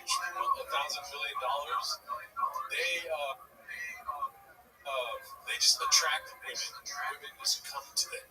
Yes. They don't need to do anything. You can work in an office all day long and try to be great, and nobody will want to fuck with you. You can be a hard worker, and no girl wants to be with you. It's like I know a rich guy who works in an office. He does okay, but he works in an office. He's cool. There's no water jet, a water cooler. There's snacks. He pulls plants and hurts his wrist. That's it. Yep, that's what money does to you if you're not careful. If you chase a sensation, you gotta keep up in the ante. I give you $1,000 million, and you'd have a different set of problems. And I guarantee if you spend it on nothing but safety and comfort and sensation, within about a year, you'd go so nuts, you'd be so numb, that you would start importing danger and discomfort right back into your home just to feel alive. That's what happens. Yeah, no, you can't you cannot surround yourself with all that safety and comfort. You need struggle. You need it. You need uncertainty. We read the Garden of Eden. I think we read it the wrong way. I don't think it was paradise. I don't. I think it was a form of hell. I really do. Because think about it. You want to be in a garden where nothing can kill you? Where nothing can hurt you? That's not a way of saying nothing happens. No adventure. You need to not know what's going on. For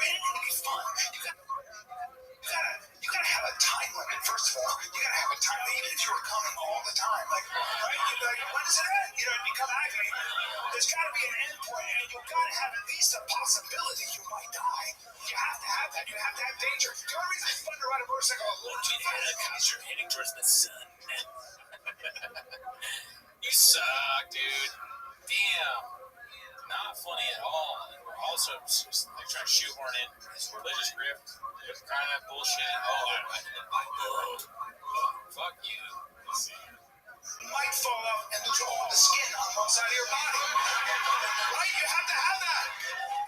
That's why it's more fun to pet, a tiger instead of a Tiger. Somebody got Tiger, dude. I didn't see Tiger in the chat at all. Good catch. Jay Freeman said this guy stinks again.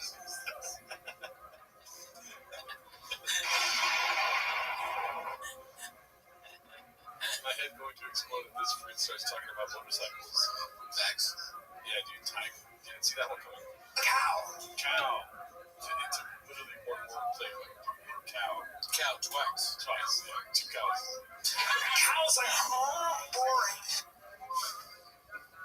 A tiger instead of a cow. Cow's like, pet, a tiger instead of a cow. Cow's like,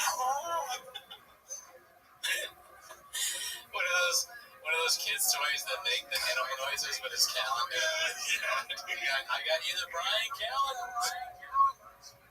pet, toy. a tiger instead of a cow. I want to see this. Dad, there's something wrong with my toy. It sounds like Brian Callan doing that's all I could afford this year. It's a tough Yeah. The economy is regressive. The economy is so bad that people are choosing to have Brian Kalamazoo toys for their children this Christmas. One kid requested black coal in his stocking instead. Let's see.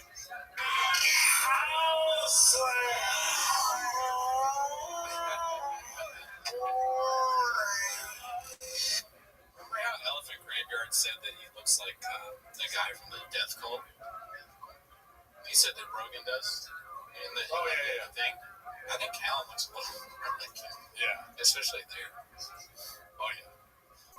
But like a tiger's like, it was Kelly, Yeah, man.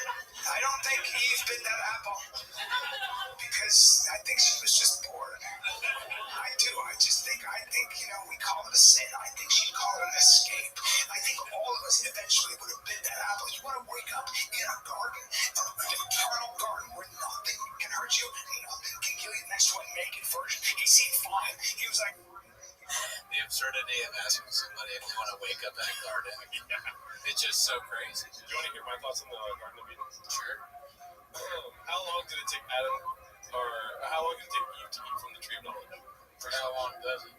No, it's just a question. Oh, how long did it take her? Yeah, but I'm not asking for answers. Just hear me out. Okay.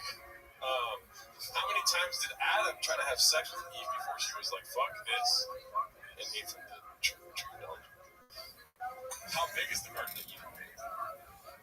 How big is it? I don't know. These are questions. Oh, okay, sorry. I'm so used to being a sales party. When you do that, you gotta have somebody. Obviously, the person with the answers is fucking Brian Callan. Don't ask me. Yeah, that's it. That was it. Usually when we sell it there, but how big is the garden? And how many times did Adam try to have sex with Eve before she was like, I'm gonna eat that fucking, how do I get out of here? That apple? Because he's too rich. Yeah. Adam's trying to fuck her every 5 seconds. So give me that apple. It's like paradise for you, not for me. Keep putting your dick inside of me. That's my thoughts. I like where you're headed. How many apples till Adam turns gay? You like that more, you fucking bitch. Well, I was supposed to get to shop, and now you get to laugh at me. Let's see. what do you want to do? Climb out of a tree, cuddle a vegan tiger? Take a nap? She was... I don't understand. Is it a vegan tiger making that noise? Vegan tiger. Vegan tiger. Wow. It's like, get me the fuck out of here. Right? That's what happens, man. That's what So people... was it a leftist moose? I keep thinking you're gonna be like, God was gay for you. Oh, thank you. I appreciate it. You're great, man. You make enough money, man. You make enough money and you spend it on the wrong shit. I promise you, you will wake up one day and say something insane. Like, I want to see the. I wanted to keep saying animals and give them political or like a fucking lactose intolerant goose. Promise you, you will wake up one day and say something insane. Like, I want to see the Titanic. Too soon. Yeah. Too soon. But that shouldn't be surprising to us as human beings. That shouldn't be, because, you know, you can get to a point where the only way you feel alive and connected is to get into a tiny submarine, to cram into a tiny submarine and go 2.5 miles under the surface of the ocean to the coldest, darkest, wettest place on the planet to see that much of a boat. Shine the light over here. Look at the hull. Woo! But that makes you feel. I fully relate to that. I would love to see the Titanic next. What are you? You're not impressed by the fucking Titanic? You're impressed by the fucking mothership? Fuck you. Well, we're at 2 hours now. Yeah. We'll do the rest of the special on motherfucking Patreon, daddy. Yeah. So if you want to see us submerge, this is actually braver than going to the Titanic, honestly. Watch it submerge. Is it submersible? Submersible. Yeah, this is watching the rest of this. That's submersible. Yeah. Let's actually do a quick poll here. And this is more to see if Cody remembers than asking for your guys' opinion. We need to check the likes thing on this shit. Oh, you don't want to see? I've been checking Yeah, it's probably bad. Yeah, it's bad. Yes. Guys, if you don't like the videos, then better watch Brian Callen stand up again by myself. And you know what happens after that. That is really low, though. I might actually do that. Yeah. Callen's gonna make good. I used to watch Ricardo and Cody stand up, but something happened to Brennan. I wanted to heard of him again. It wasn't by his own hands. I want to go as Callen special to see his audience. Cisgender camels. Ross Singh, welcome, dude. Oh, hell yeah. I see you always leaving comments. I never see you in the actual chats. 62 likes. It's insane, dude. 231 people and 62 likes. Are we doing something wrong? Well, there was enough donations that I would. Oh, yeah, you're right. Money for road. What is that? Dumb. Oh, shit.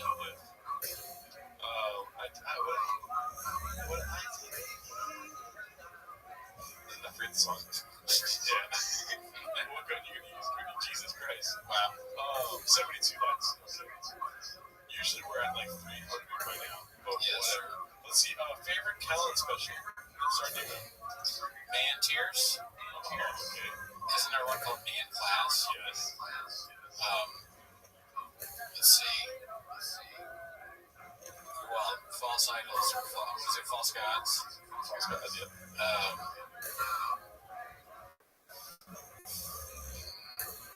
I can't remember the other one. A bomb next year. Your brain is going. I immediately remember after a bomb sound. That would be so funny. What is that? Man, something about growing up. What is the one? And Something dad. growing up is one of them. Grown man. Oh, Grown ass. It would be funny if it was grown ass. Wait. Probably not though. Man Tears, Complicated Apes. Oh, I remember that was horrible. Never Grow Up is the other. I don't remember Never Grow Up, but I remember reading Complicated Apes. Painful. Yeah. Apes, Complicated Apes. All right, let's start the poll. What do you guys think? I can't remember the difference between them. That's the problem. That's the problem I got. You got to talk to your doctor. I mean, do I? For sure I do, but not because of this. I think I like the man class the most. This is a very people are looking for the 8 inches answer, and they're like, "Where is he?" Oh, else come up? People like this research for Callan. I mean, False Gods is maybe it's because we're watching it with them. It's easier. But yeah, I think it's probably better than a live. On mute? Yeah, dude. The Hawk thing was pretty cool. I mean, so far, we still have to watch the rest of the future. Yeah. So we should have the second half of Brian Callen's special. Listen, it's What's up, that's so loud. Why is that louder than you guys? Can I boycott this poem? Yes, thank you, James. I like that he's committed to the bit of hatred towards Cal. It's very good. Very good. Always funny if you find something that's funny, that you're doing it becomes more funny unless you're Cal. What was I saying? We'll watch the rest of this. Like, when we watch a Callen special, we go through a lot here at TFAT Camera and Quick Tweety Studios. It's a very hard pill for us to swallow watching a whole special. Yeah, so we'll do the second half as our usual comedy special reviews on Patreon. Also, look forward to another compilations. Man Class got a lot of no love, dude. Yeah, I mean, it's important to them. Yeah, they probably don't know the difference because they're normal people. Which special is the oldest? That's probably the better one. When you first did this thing. I don't know, man. I was talking to a comedian about a long time ago about Callen. So we were still doing shop, but it was a while ago.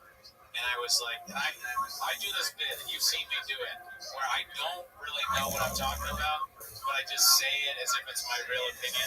And I know that's not great, but I did it with Jessica Person. But I go, I don't know. Callen's a real stand-up, right? He's probably like, he's better than Chop. And the guy looked at me and he was like, no. I mean, he's just not. You really think Callen's good? And I was like, I guess. And he was like, nah, I think it works. He's terrible. And as a headliner. And then we started watching these things, and I realized how truly wrong I was. Let's see the early one. Seeing one over again. What works? So we actually got better. Yeah. Oh, well. Oh, yeah, dude. Fuck yeah. Brian Callen. Gotta love it. Him and Rogan are just very one note. Yes. They just say the same shit over and over again. And it's like, if you don't ask for that, You guys may never see me. You guys. What's that? Adam? If I didn't have raccoon tweeties, I could get so much done. Shout out to you. See, where's San Diego? Never thought that I'm alone. Laugh the loudest. Too depressed to go on. Didn't like my YouTube song. Hell yeah. Well, thank you guys for coming through. We're going to get out of here. We're going to go to fucking Lucky Boy and get 3 burritos. One for the homie that passed away. Shout out to Anthony. We found out that one of our fans died. Oh, yeah. So sad. Yeah. Anthony was the guy up here we always talked about. Rest in peace to Anthony. Love that guy. Yeah, he's great. We actually met him in real life. He came in one of the mics. He was a nice guy. Sad to hear. Sad to hear that he passed away. I found out that he passed away this last week, and he died in April. But it's because I didn't ask anything about it. I thought I would always run into him, and then I finally asked about him, and I guess he had some sort of what's it called, chileno type thing in his body. We stopped hearing about him. We just assumed yet another grocery worker that lost interest in us. But yeah, that guy was great. Yeah, I feel bad for him. he was a cool guy. We talked about basketball all the time. I've never seen him again for a little while. He said his whole family listened to the show, and then I trashed him on an episode, and I was like, because I wanted his family to hear it. And then I was like, maybe I should. Anyway, shout out to you, Anthony. Yeah. Peace out. All right, later, all. Bye. See you next week. Oh, yeah. Oops.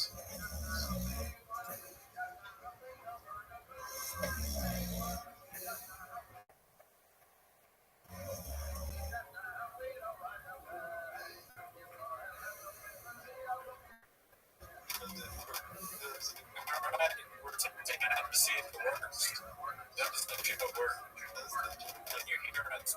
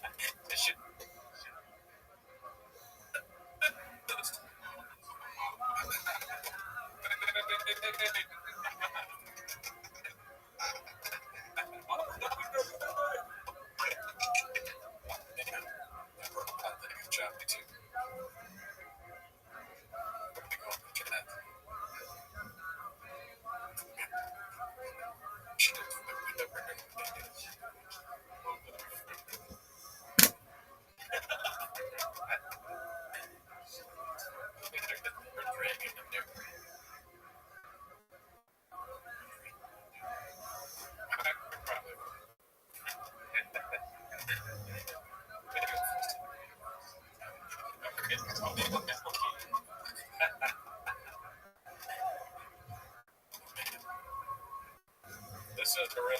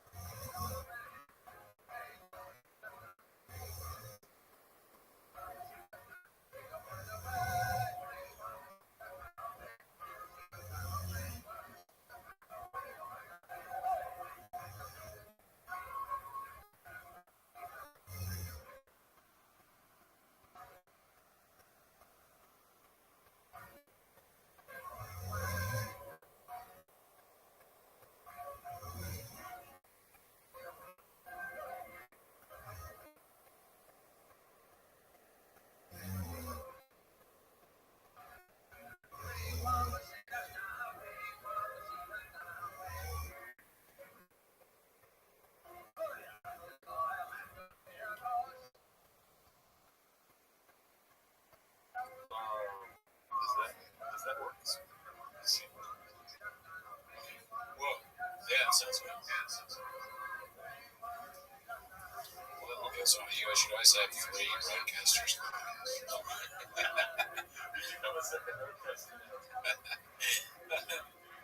Oh, shit. Okay. Oh, wait, they can hear me now? Oh, shit. Okay. Oh, shit. That's what I did. All right. Yeah, we're back on. Yeah, no, that's good. Yeah, no, that line's good. All right. Well, you guys got pranked. That was a huge prank that you all fell for. Yeah, I mean, huge payoff at the end. All right. Well, listen. you're here for 10 minutes of shop. If you didn't hear earlier on the Patreon, we watched Adam Conover's special, so check that out. We've also seen Jordan Johnson special recently and Jim Brewer. We're big into Brewerverse right now. Jordan, and if it's not evident to you guys, we are in dire need of financial help, dude. Oh yeah, the donations are why the thing is working. Like I said in the chat. So if it could stop working again if we don't get like 10 to 15 Patreon subs during this episode. So just keep that in mind. Also, what does it smell like in here, Queenie? Sausage salad. It smells like sausage. I can't smell shit. Somebody's been busy making sausages in here. Did you spill it? You spilled it on the roadcaster? Yeah, I spilled some sausage on the roadcaster. But I make sausage salad on the Patreon too. I made a video of me making sausage. I'm trying to think of more ways we can sell the Patreon. When did remember when they were filming T5K and the lights went out on it? That was worse than this, I think. I think you couldn't hear, or you could hear us still. You could see us, but not how you want that. Not what we were hoping for. Very annoying audio. Shout out to the people that stuck around here. Hey, we got 22 likes on the bad audio. That's pretty good, dude. 2 donations, 22 likes. I'm not a numbers guy, never been. Yeah, but that's pretty good. So thank you to everyone for staying. And we're back. Yes. All right, are we ready to pull up the chin clips? I don't know. Are you ready to start playing? Oh yeah. Let me start the timer, and I'm also going to put in everyone right back on Discord. Okay, well, shout out to you guys that are on the Patreon already. Oh shit. Shout out to you, the MNS6D bot. Raise being engaged doesn't make us straight. It doesn't make you straight. Fair enough. Congratulations. Oh, thank you. I appreciate that. Sorry, that's right. That was very fucking loud. That's a good one. Okay, what else? Oh, shit. Yeah, see, the audio will stay good. Yes. This is the only way to keep the audio. Still a better start to a Boba Metzia. I'm not going to hear the end of this, dude. I don't remember that one. It's Grapes. The Journey. Oh, yeah, I know The Journey. Yeah, Mencia's fucking. I thought there was like an inside bit with that. Oh, no, Bert. There literally is. Oh, shit. Thank you, Adam. Appreciate it. Listen, it's not about me that I don't manage. Frank's brother. Yeah, dude, it's a special day coming up. Oh, okay, that's the vibe. That's a good one. Yeah, I like that one. I like it. Yeah, dude. When's Timos? You're close to being not on this one. Oh, my bad. I had the camera on me the whole time. That's my fault. Dude, rocky start, but guess what? We rockin' roll, daddy. Abu Dhabi, baby. Let's see what we got first coming up on the motherfucking. Okay, here we go. This one's posted by Reaction GIFs. Theo Hunt just bombed. Saw Theo at Beacon Theater tonight for his Netflix taping. Double ouch. 1/3 of the crowd walked out, myself included, and it seemed to keep walking. Worst set I've ever seen. Pandering to the dumbest with people in the room. Failure of epic proportions. You know what I'm now thinking about that? Did anybody walk out of the Griggle Coffee? Doubt it. I know. Yeah. Isn't that kind of crazy? Well, it's kind of telling us to how elite of a stand-up comic one of the best of us are. Oh, trap? Yeah. How crazy that you can walk away from doing what you're meant to do. Right. I mean, 2 things really there. I agree. So it's crazy that he's not going to do stand-up anymore because he's so good at it. Yeah. But also, what was Theo thinking walking away from being on a show with someone like that? Someone with that talent? Yeah. Maybe I have an emotional aspect. Maybe it took him 3 years while on stage doing a Netflix special to be like, I fucked up! I'm not like angry at Theo, but I'm still sort of, alright, I am angry at Theo for not. And he left and he didn't eat the chip. That could have been a moment. A thing where it's like, alright, I gotta go figure whatever he's figuring out, but he could have at least eaten the chip. And that's why our audio is fucked up, because he didn't eat the chip. You fucking bald bastard flying to Turkey with your fake hair. Why don't you be real, Danny? Is that worth it? Not so much. Oh, yeah. Well, this being so close is not good. Okay, there's a lot of sound. Yeah. That's facts. That's facts. Brandon's special was like 27 minutes. Not even true. More like 25, 24. No, we like Theo Von's stand-up doing bits. What's up, Dallas?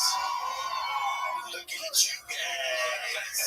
Wiley Just love that. Shout out to you, dude. Wiley Harris, how are things with the lady, Mrs. Elizabeth Marsden? Are you pissing yourself? I'm trying to like this goddamn. Oh, I can't. There we go.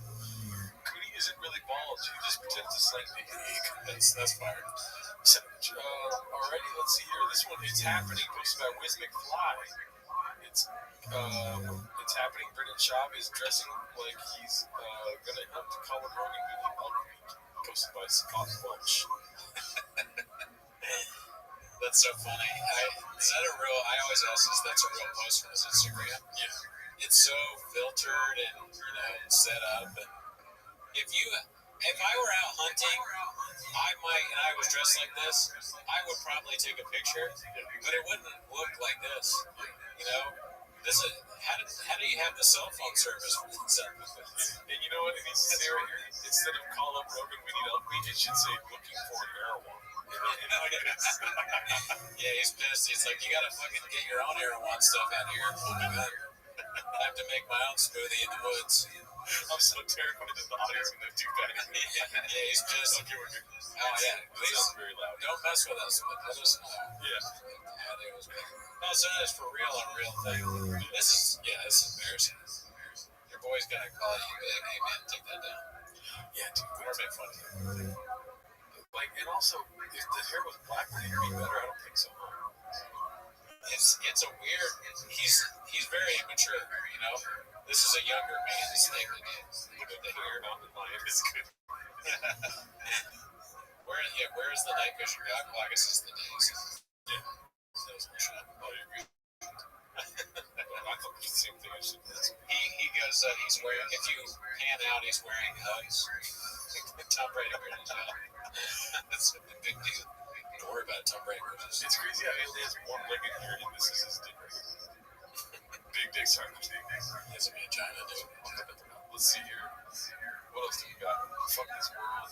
So this is okay. We already did that. 24 days ago, 10 days ago. Keep it. Oh my god. Post my one usual 4416. That's an aggressive ass flick. It's funny to do that. Oh, it's their closet. I thought she was in a store. I'm poor. I'm so poor I thought this was a store. Not really poor. But, I thought that was a store. It looks like a store kind of thing. Because they have so much clothes. Yeah. I will give her respect. Because usually ladies will post this kind of stuff and be like, rest in peace, Charlie Kirk. You know what I mean? But she's saying, by the way, these leggings love my ass. Which is like, alright, she's addressing the ass. Yeah. Fucking predominantly taking over 10% of the screen. Yeah, she worked hard for it, I guess. She's in someone else's closet. I was like, yeah. Doesn't that look like men's clothes? Like some of those purses. I was going to suggest Shop's closet is a person. Shop has purses. If Shop is he's a forward thinker, man. And purses. Alright, shout out to that. This is a store, they're saying. Oh, it is a store. So if it's a store that has purses next to menswear, that's strange. Right? Yeah. What store is this? It's Erewhon. Look at this comment, dude. Okay. Alright, you're gonna get muted. I'm kidding. You're gonna get prioritized, Daddy. Or some junkie bar. Too much Taco Bell, but there's no burger. One of the ones is GameStop.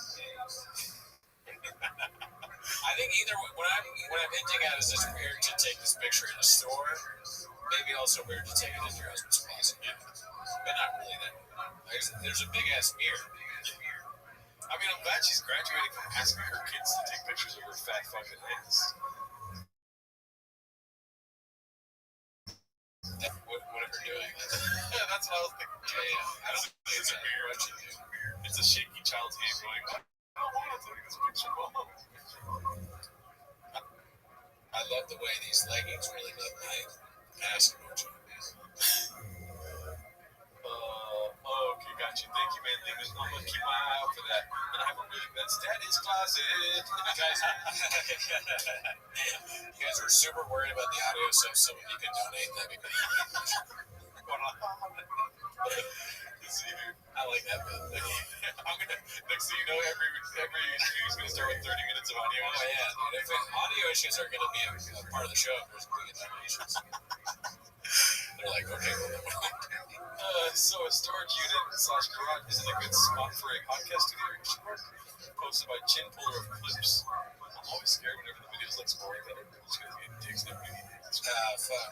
I mean, I heard about. I think this might be the one that big Robin Goodwin sent me, where something bad happens in the studio, and everything falls apart. He sent me some text. He's like, "Did you see when they did that?" I forget what he said. Let's see here. That noise that we're hearing today. Oh, hey, dude. This is We're becoming fucking decade, dude. They don't know what to do either.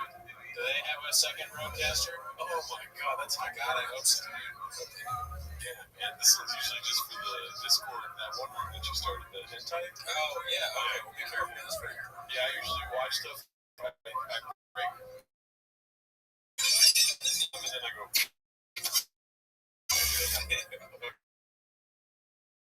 Okay, sorry. that noise that we're hearing today.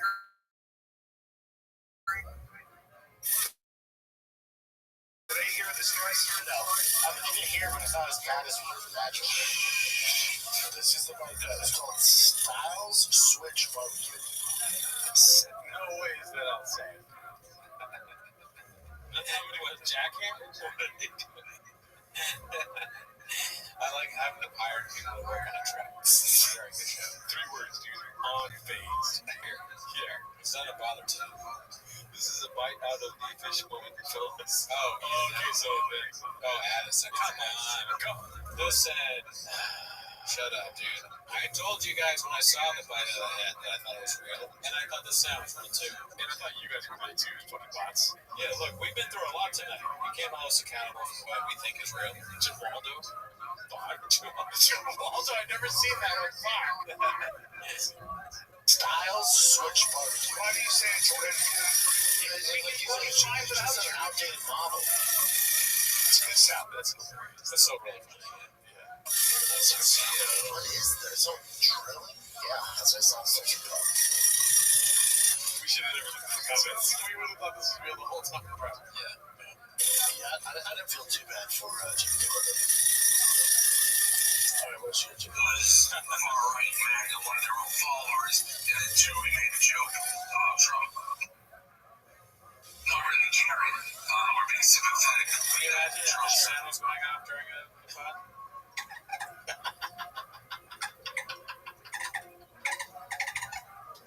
The dolphin bottle. We brought it back, baby. Abu Dhabi, dolphin. That's a good one. Texas, maybe like the take on this. I gotta stop drilling upstairs. Upstairs? Did he say drilling upstairs? Yeah, what the hell? He said text the lady that got stop drilling upstairs. Be sympathetic for that. Texas, like the take on this. Up there. Because upstairs, drilling inside. Or like, maybe like a hand drill. Yeah. Someone's working on another floor. It's Bill Burr's new airburst helicopter. Upstairs. Better audio than my mom's first homemade phone. Okay. Charlie C. Well, if I was wrong and this is legit, I feel terrible. No, there's no chance that's legit. There's no way they would continue doing a podcast with this. No, I don't think so. I think they're right. Because I run a fairly large media company. I also do media. So you're seeing a lot of people right now that tweet about right-wing like cancel culture. You're so their right is so hypocritical. They're so anti-cancel culture. You know, they want cancel culture. To me, this is not cancel culture at all. Like what cancel culture is when you don't like somebody saying me. And then you're like, we want to get rid of Dave, so we're going to comb through everything Dave. Yeah. Oh my god, someone is podcast. Yeah, podcast. Right. Here's a body suit, bro. I want to quit right now. Oh, there we go. Damn, dude. Well, it's interesting that we don't deal with that much here because we're sort of out in the open. Yeah, but we guess we don't have as many trucks and we're not working on as many projects as they are. Yeah, I guess that makes sense. I mean, dude, we have half the budget, less than we have 1% of the budget, right? Half the budget, as ridiculous as TFK is, having half the budget for this show would be such a crazy. Like, I'd be on the phone, like, yeah, but my friends might come, yeah, I'm doing pretty good out here, yeah. I don't think I'm going to go into work anymore, actually. No, I'm doing pretty good. We got half the budget of TFK, and we've never had one audio issue. So that's why I was trying to. And we've only had one. We've only had one. With the team's phone. Yeah. The early never had one. No, Early is not. No. We never had one. Between the two of us talking to each other. What solved the problem? Team 5. Yeah, George is gone. He fucked up. We already told him that. I mean, listen, if I fire you, you see me drive around in my truck, don't even talk to me. Listen, Mark Harley is the equivalent of someone drilling upstairs and being cool, dude. What the fuck? Drilling cheeks. Your guys' budget was maxed out with 12 donuts per bar. I know, right? The $30 for 4 donuts. Now, that's we already watched that one 7 minutes the other day. Not a hot weekend change. That's why the audio was fucked up. Let's see what we got here. 15 days ago, did we see the shop learn the hard way? The only people paying for his Patreon are his haters. Let's try to get away with this without having it on screen if it's going to be his Patreon. oh no. Okay. This is the let's see. Back off Theo, but you know how he struggles with cocaine. Gordo. Oh shit. Gordo's he watches this. Oh, okay, nice. Shout out to Gordo. Yeah. Actually, yeah, I remember that. Let's see here. You guys doing that Theo right now? That ain't the move. It's not like Theo Vaughn came around cocaine. Y'all need to back the fuck up. If you want to hate on anybody, send it my way into the Theos. I don't give a fuck. A guy that struggles with the way he does, and he's very open about it, doesn't need you to pile on him at this time right now. Like if there was cocaine on him right now, he'd fucking straight to right field, you feel me? Back off, Theo, I'm telling you. Back the fuck up. Oh, Theo. If I pile on somebody, pile on me. I don't give a fuck. I can handle it. I know I look like this stuff doesn't bother me. It hurts my feelings. Pile on me. I don't give a fuck. I can handle it. I'm telling you now. So all you guys know. It hurts my feelings more than you know. Pile on me. I don't give a fuck. He looks nuts. He looks nuts compared to that. Yeah, he changed. He looks like he's been at the beach all day or something. Yeah, I don't like your beach shot. He's bronzing. He's in his bronzing mode. It's like when you're growing older as a woman, right? And you get like new Barbies, and then like you're like turning, let's say like 11 or 12, and you're like, I don't want Beach Barbie, I like the old Barbie. Oh, that's how you feel. Yeah, I was gonna shop, yeah. I don't want Beach Shop. I want Trade-Walk Shop. TFK Studios. I have some things I want. One thing is trying to go back to when he was hot. But I mean, it's look. You're right. This is a good call out here. Let's stop. Let's pause on this for a second. So that is, I guess, the first one's kind of normal shop. This is like, yeah, I guess, kind of, broed out. What's up, Maybe Black Sunshine. Feeling that. Congratulations on the engagement, Dream Me. Wedding cake with salsa. Thank you, James. You just turned yourself an invite to the wedding. So the second one, all right. So this looks like beach, kind of like guy that maybe works at a boardwalk t-shirt shop. And he's all bronzed out. But what was making me laugh when I saw this was I was just thinking about how crazy it would be if I tried to mimic how Shot looks for shows. Like I get fucking bronzed out and I do fake blonde hair, like bleach blonde hair. You got a good eye for the bronzing out. I didn't see that. I don't like that. No, that's weird. I miss when my shot was white. Yeah, I mean, no offense if you tan. I think this tanning's great. It's obviously helped the show quite a bit. Yeah, don't come after Cooney because I'll come after me because I hate to. That's what it is there. I missed that on the chat. Earlier, somebody was like, "Don't go after me or come after me," and I thought they were glitching. I said,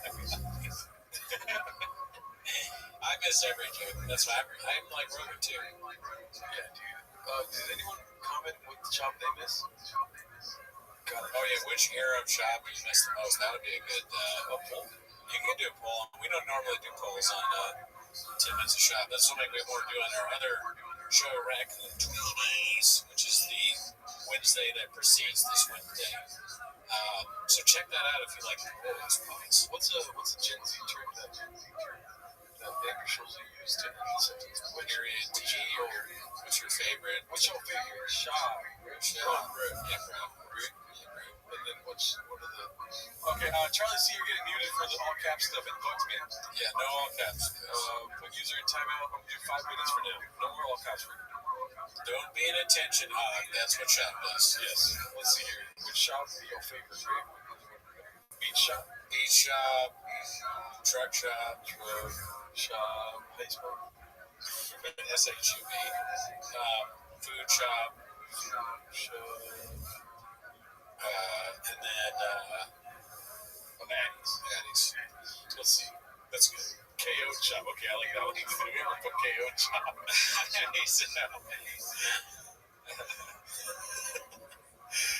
Addie's is KO shop. I guess truck shop is probably like the first one. Yeah, it's gonna be the favorite. No, I don't know if it's be the favorite, but it's probably if you were to rewind what he's in the Philly side. Yeah, I guess I sort of consider that truck shop. Yeah. I mean, there's so many areas of shop. Yeah. Can't get them all. I miss them all, honestly. I want them all to be at once. I want them to be more. I want them to self-actualize into all these shops and where you just like it's like a picture that's really good. You don't know what he's gonna throw. You know what I mean? Oh yeah, he's got a lot of his, behind his deck or whatever they say. But so Shab, when he was saying earlier, he's like, "Dad, where's my feelings?" Now I've seen that many times, but that time I kind of got to me a little bit because I remember how the kids that would get bullied would, they'd have that moment where they stood up for themselves and they would smack very hard. And that's kind of remind me of like you have it. Sometimes people have it in their mind that they're like, you know what? I'm going to show them exactly. I'm going to be real honest and like authentic, and I'm going to tell them like, hey, it hurts my feelings to do this, and then do it, Jimmy. And then it's worse. Actually, you should have just been like continue to pretend like it didn't bother you. Cut to your face in the toilet. Let's see. I want me. I don't give a fuck. I can handle it. I'm telling you now. So all you guys know, it hurts my feelings more than you know. Power you. I don't give a fuck. I can handle it. And a lot of people can handle social media. God bless you, man. Damn, there is a difference. Like he's taking testosterone now. He's more intense. He's gonna say something. This shop wouldn't tell you that your kid needs it if he has what is the thing? What is the CTE? Epilepsy. Well, they wouldn't sell you CTE. Yeah, the cannabinoid CBD.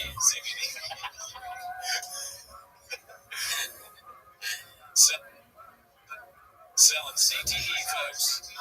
I'm too sensitive. I don't give a fuck. I can handle it. Because I look like this, you think it's okay. It doesn't bother me. This is where. Damn, you did a double chest. Crazy.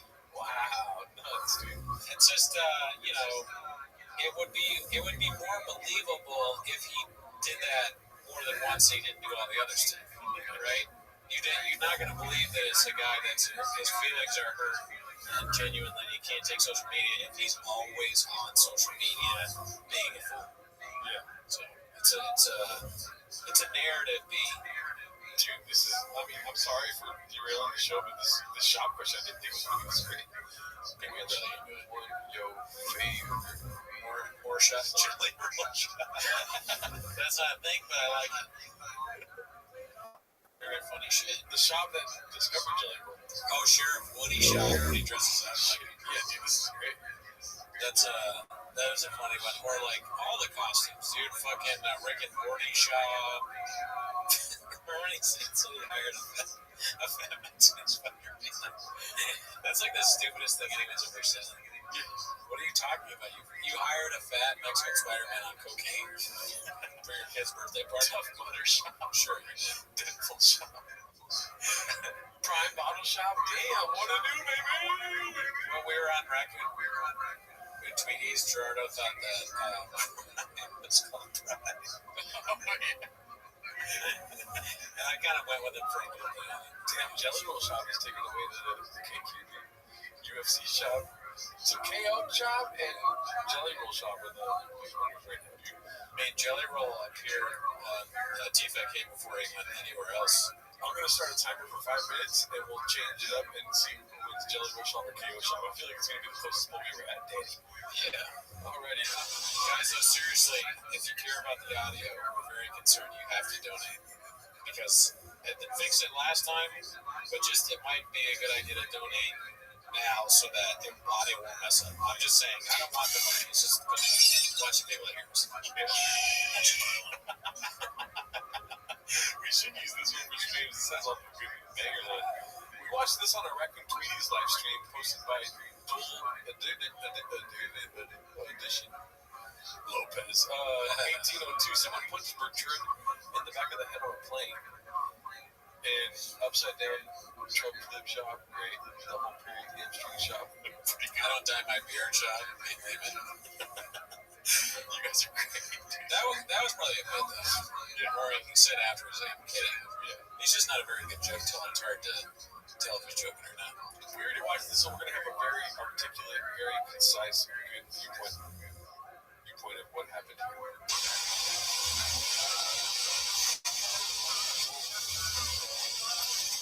Dude, it's crazy how anything does is hilarious. This is so funny, dude. Yeah. I mean, just the breathing. Yeah. And a lot of stuff, because you see comedians do airport material and you think, oh, okay, that's hack, but not when Burton is. No, very good doesn't even need words. He's back to that chamber, too. Yeah. It's like, what's the deal? Oh my god. Oh, that's good, but it's not enough. Thank you, Tom. Abu Dhabi, baby!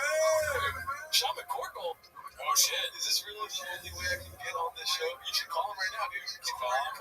You want to put out, or can we do a Zoom thing, or just call him? Can we Zoom him in? Possibly. This is I wish I had an alert button.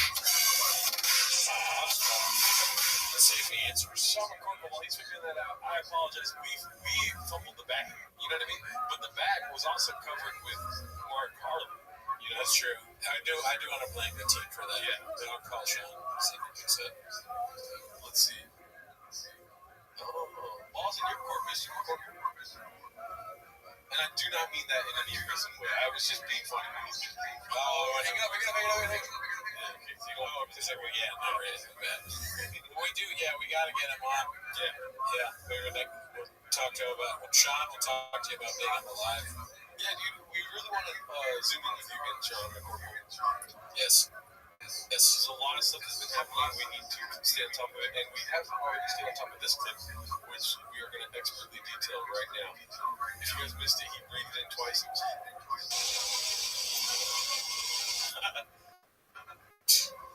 That was very good. Dude, some comics are like, you know, what's the deal with airlines peanuts, you know?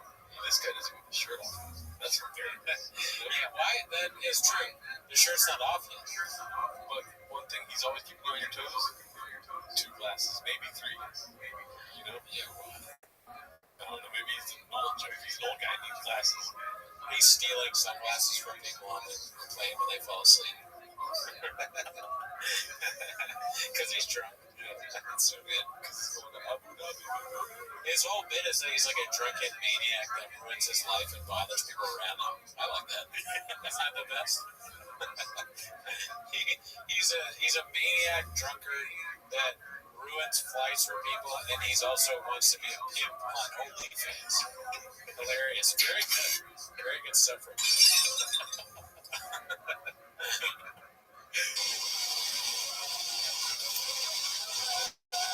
Oh, it's eyeglasses. Oh! I'm done. I'll take that back. Maybe he's being serious. I thought this was good. This is like some sort of movie poster for some Gen Z horror movie. The TikTok. All these guys, like, we find out more. Oh my God, it's so loud. Thank you, Brian. Thank you for your knowledge. Atrocious. My problem, and I refuse to do any kind of self-examination. So if I do this, who cares? But they always talk directly out of their ass. Yeah. Like with Bert, remember when he did he said Rite Aid is going out of business because of crime or whatever. Yeah, that's even dumber. You chill at Rite Aid? I'm sure it's a joke. There's so many much. Woo! Thank you. Live from India. It looks like Jelly Roll Shop won. I have my timer. It just went off. We could watch this some more while I set up the winning between the two.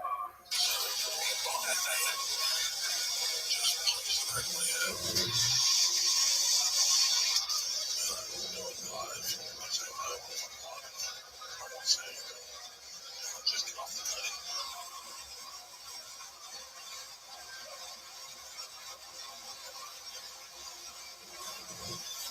Just stay with me. Stay with me. Keep me honest. Keep me a good person. Wow. Does he fight people if he doesn't have live on? Yeah. A little old for that. No, that's cool. Dude, that's fucking hilarious. You know, one time, one quick story about me. One time they had cops come to my house when I was a kid. I had a sleepover and my parents were gone. They knocked on, yeah, of course. What are you talking about? They knocked on the door, and I opened the door, and they asked me, they said my dad's name here, and I looked around and I go, no. And they were like, why? I'm like, why? And they leave, and I call my parents, and I go, hey, and my mom answers the phone. She sounds a little bit nervous, and I go, hey, the cops were here, and they just asked about Dad. What's going on? And she's like, don't worry about it. It's nothing. I found out my dad, he got into an argument with this lady about parking, and she came up to her, and she was really rude to her. He knocked her hat off. He went like this. So she called the cops on him. Is that hilarious? So I wish he had a phone so he could go live. So they wouldn't have done that. He wouldn't have knocked it. Allegedly. But I told you I have violence in my DNA. That's where it comes from. All right? He knocked a person's head off. And he'll knock your head off. Yeah. Well, were you selling comic books? I had a bunch of comic books. Yeah. I was inviting old men into my house. Yeah. But yeah, that cop was they put a warrant out for his murder. Dude, Jelly Roll Shop is losing the KO shop. It's pretty close though. Well, Cooney telling college stories again. I'll be cool man leaving. I thought it was just thyroids. Cooney's dad is a Zodiac. Alright, let's go to this next one. Acrobatic Draft 4609. He's got the best brains, right? Wrong. If Kimmel stayed canceled, he'd probably do a podcast or a show or on YouTube and be able to really let loose and reach way more people. So is Kimmel canceling his show actually the way to silence him? I think you're completely missing the bigger point, which is the administration using FCC to for sure, go with you. Nobody has free speech at work. Calling someone baby girl. I think that's the worst part of the whole thing. That'd be so cool if you could reset a comic to open mic level. Oh, yeah. Like how Spider-Man 3 is the last one? My favorite. How he's canceled, he's kind of canceled in everyone's brains. Oh, okay. Remembers who he is. Right. And he starts off as zero. He's still Spider-Man. They're going to love him. Yeah. Definitely. Which is our plug for this week's episode. It's the new Spider-Man movie. Go check it out in 2026. We're sponsored. Oh, that's right. But yeah, I wish Whitney comes to Surf Missouri again. That is a funny idea. Because if you guys don't know open mics or whatever, your life is good. Open mics are horrible. I don't know if I'd ever wish that on anybody. But she's so untalented that yes, it would be painful. Yeah. Yeah. She probably wouldn't end up in Abu Dhabi, baby. She's so lame. I mean, this tweet and most of her tweets during all that thing was just kind of, look at me, like me, please. She's sucking up to Kimmel, but like, hey guys, don't worry, Kimmel did this, but also sucking up to podcasting, I guess. Like, oh, well, podcasting's cool, we're the Wild West. Just stop. Yeah. Give up. In other news, I think this is important to bring up right now. The 2 failed videos we did, I'm going to delete them right now. 5 comments and 6 comments. Should we see what they are? Why not? All right, let's see. Let's check out the comments. Hawk bot sound off. 8 inches, more like 4 minutes. I like Blue Shirt's comment about how this is the missing 12 hours. That was pretty funny. Need to tell this. Gotta get here early to hear the bells must be big. Oh, yeah, that's true. It's a hidden benefit. Yes. Let's see here. I'm gonna delete these. Both of these. Keep talking. Sorry. Jimmy Kimmel Tech. Cooney's teeth are so small he needs to draw to start his apples. She's sucking on Kimmel. Yeah, probably. Remember when Cooney thought Africa was huge? What's up, Look at you guys. Oh, why didn't they read it yet? What the hell? T. Young says I paid for Gerardo Spider-Man reviews. Fuck shot. Super important that you keep commenting or else the audio could go.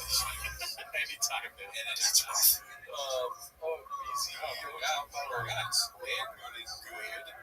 We didn't get a chance to watch this even though it was posted 15 days ago. Yeah, sure. You can't let me clip that beautiful audio that got the team fired. Listen, you can clip it off this one. There's a lot of it on this one, too. So what's that? The fencing gym. Oh, yeah.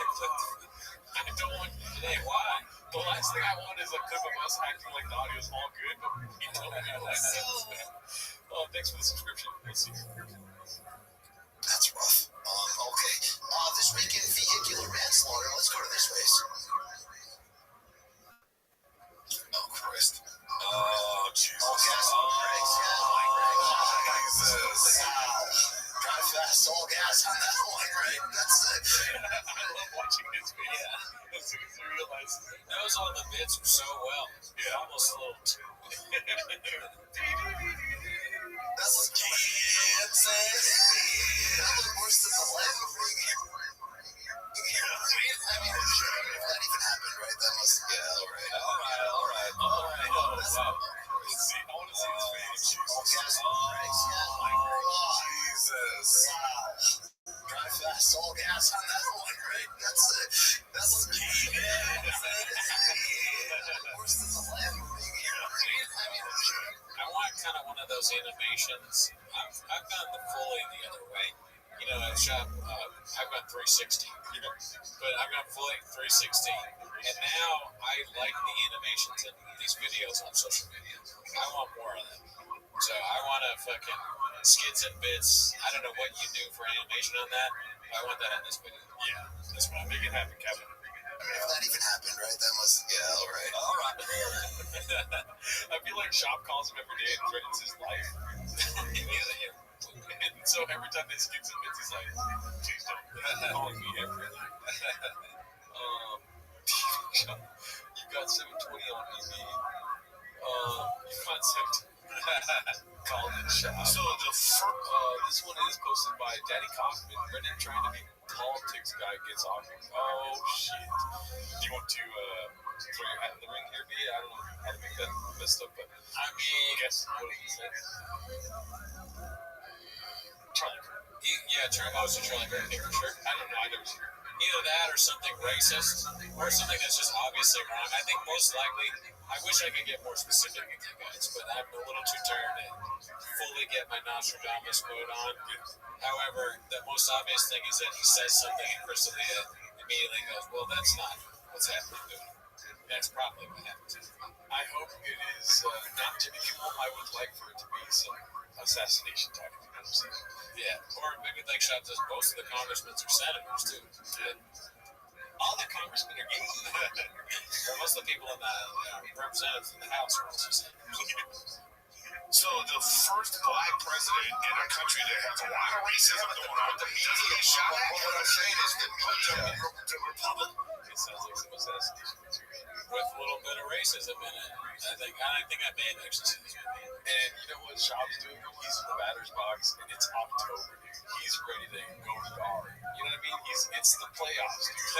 He got racism and an assassination. Oh, yeah. Shab's like, don't kill me, be cool. What does he say? I don't know yet. I can't remember. I'm itching the top of my dick off. Waiting for this. The president gets shot at. What I'm saying is the media. Look at the media. Look at how the media portray Barack Obama. Look how the media portrays Donald Trump. Yes, whether you like him or not. It's funny how Shab has all these guys look dumber just knowing he's there. Yeah, associating with it. Yeah. I think I know. He says that no Democrats have ever been killed or something like that. I think that's what he says. That's, you know what I mean? The social media. The left aren't going to shoot their own, and the right don't shoot. So, of course, no one's going for Brock.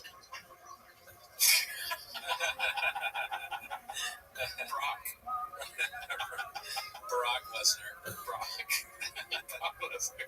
I mean, they both shoot, but yeah, not true. No, that's not true. I mean, what's up, Dallas? Oh, shit. Look at you guys. Is Jelly Roll invited to the wedding, Cooney?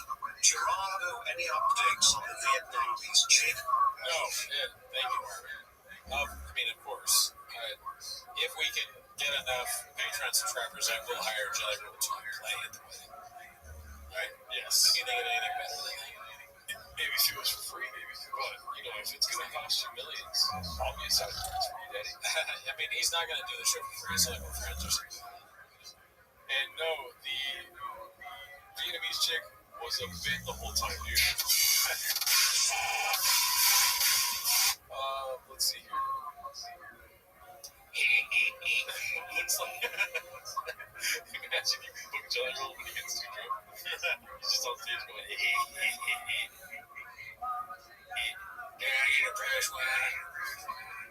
Is Nanette the flower girl? Great question. I mean, if I knew Nanette, I would love to have her too. Would you honestly love to have those people at your wedding? That'd be awesome. I don't know if you're a girl. Yeah, that's the one issue she'd probably be mad about it, but I know that would be hilarious. Yeah. I would absolutely take a picture.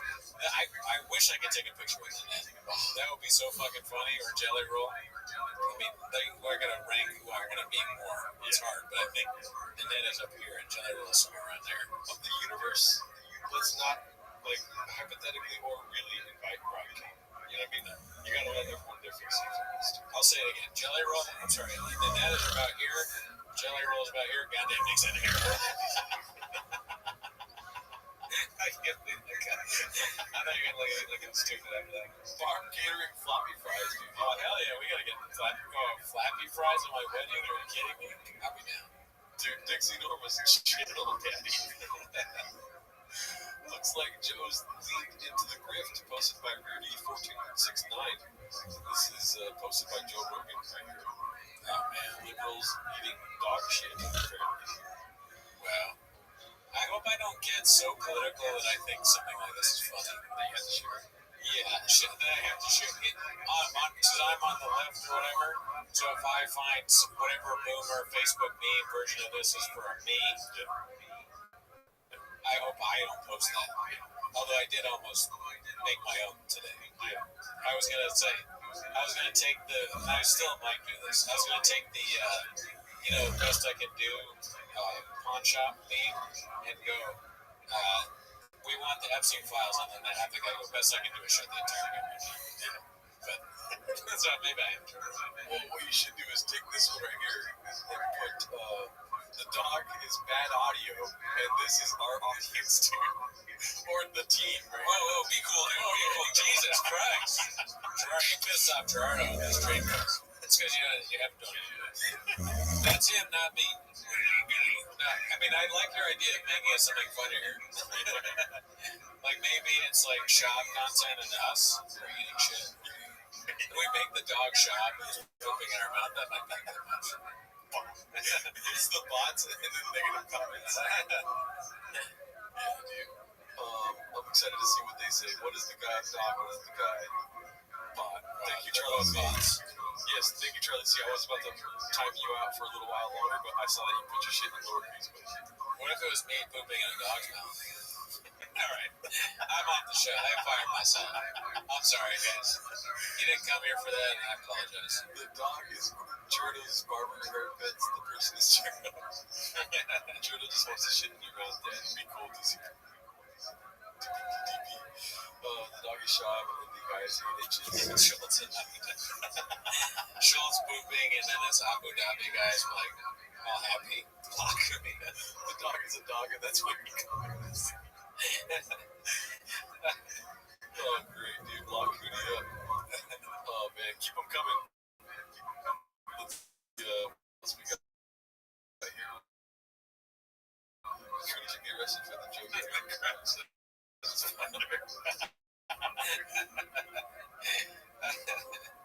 Joe Rogan is John DuPont of comedy. That's all I ask. Hating it, I'm just here in my SVR eating a number $400 breakfast menu while still having abs and running my own business. It's just a little too much, you know? You should, if you really think that, you kind of keep it to yourself. I think that's my advice. Oh, dude, the dog.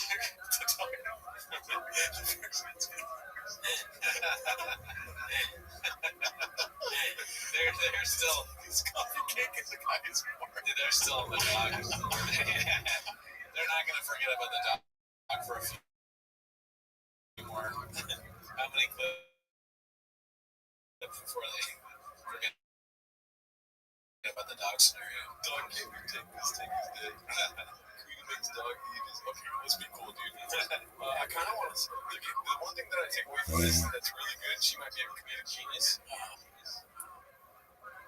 One of the 250. Yeah.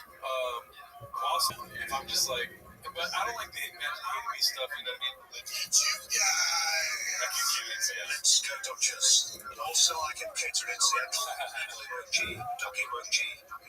Well, you're not getting married in Seattle. No, we're going to be in New Orleans, Danny. I thought you were Abu Dhabi. Oh, Abu Dhabi, baby. The not hating me thing, though, if it was just imagine eating a breakfast burrito while still having abs, you know, stuff like this. Oh, yeah, just me, picture of me with my double chain and shit, you know. What did you say she was eating? Number 4 at McDonald's breakfast. Yeah, but what is that? What she's eating? Tater tot. Doctor. What's it? It's a tater tot. Tater tot is actually really good. Yeah, that's good, dude. It's that. Yeah, dude. Is she even Mexican, dude? Oh, good. The fucking stream's dead. Formula 1, she hates me, but mom. I'm sorry if the stream is lagging, dude. Abu Dhabi, baby. We got some chumakis in the house, in the chat tonight. Any chumakis? Oh, yeah, the dog is salsa and the guy is cookies. Ooh. The dog is fucking Abu Dhabi and the salsa and the fucking poop is chumakis. I do want to look up this video because it was just a screen grab. What is her name? Joanna, yeah, slow jam. I was thinking, I meant to do chumakis is the dog and the poop is vape. Oh, it's been meant to say. Alright, go ahead, I got it. Ready? Let's see. Eating, but I don't put ketchup on the hash brown. Like at McDonald's. It seems like, the hash brown is so good, it seems like overkill. Yeah, see, you know how I lost a lot of weight? When? Fuck you. I stopped putting ketchup on shit. That was the solution. Yeah, before the dog was ketchup and I was the guy. You know what I'm saying? That shit. But, that was one of the many things I did to stop eating I stopped fucking squirrels. Good advice. I started eating salsa salad. Yeah. It literally is the time when I started losing weight. I started eating salsa salad. Kiwis, of course. I don't eat the kind of food that you put ketchup on, right? That's my problem. Okay, I got a donut problem, coffee cake problem, ice cream. None of the stuff that makes me fat. There's no need that you don't put ketchup on that stuff, so I can't take ketchup out of my diet because it's not in it. I'm just eating coffee cakes all day long and don't need ketchup on that shit. They have like a victim complex, these two. Why does she think people hate her? I don't think this legit. Goody. Likewise. There we go, got it. I will say, love you, great person. Wish I was her. One of the best. What I will say is, I fucking hate people that video themselves eating in their car. That is a weird move. Stop. Yeah. You know McDonald's. McDonald's? I don't necessarily want people to know when I'm eating McDonald's. Okay, you cook, right? Yes. It's one thing. Sometimes I'll be like, I just have McDonald's, but I'm not doing it every morning. You know what I mean? Like, I got a bag full of McDonald's, like McDouble and fries or whatever. It's like my pathetic order, which is a McDouble and small fries. And I go, adjust the camera, put like a come on. All right, guys, I'm just fucking eating McDonald's. Imagine hating me, dude. I'm bald. I'm just got small teeth. I'm eating French fries and shit from McDonald's during the day. You have no job. But listen, Cootie, hilarious, yes, but you're forgetting one thing, and I think you're going to be more empathetic after I tell you this. Yeah, they're dealing with the world that they're in. Oh, that's they're reacting to that. Yeah, wanting. Do you want to apologize? I do want to apologize, but look at what Bud DC said. What? That's my bad, dude. Oh, come on, Bud Easy.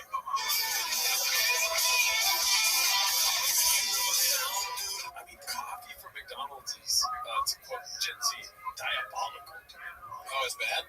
I mean, do they even have iced coffee? Like, yeah. Okay, we're never going to do that. Oh, they got iced coffee, dude. Well, you know how I am about coffee.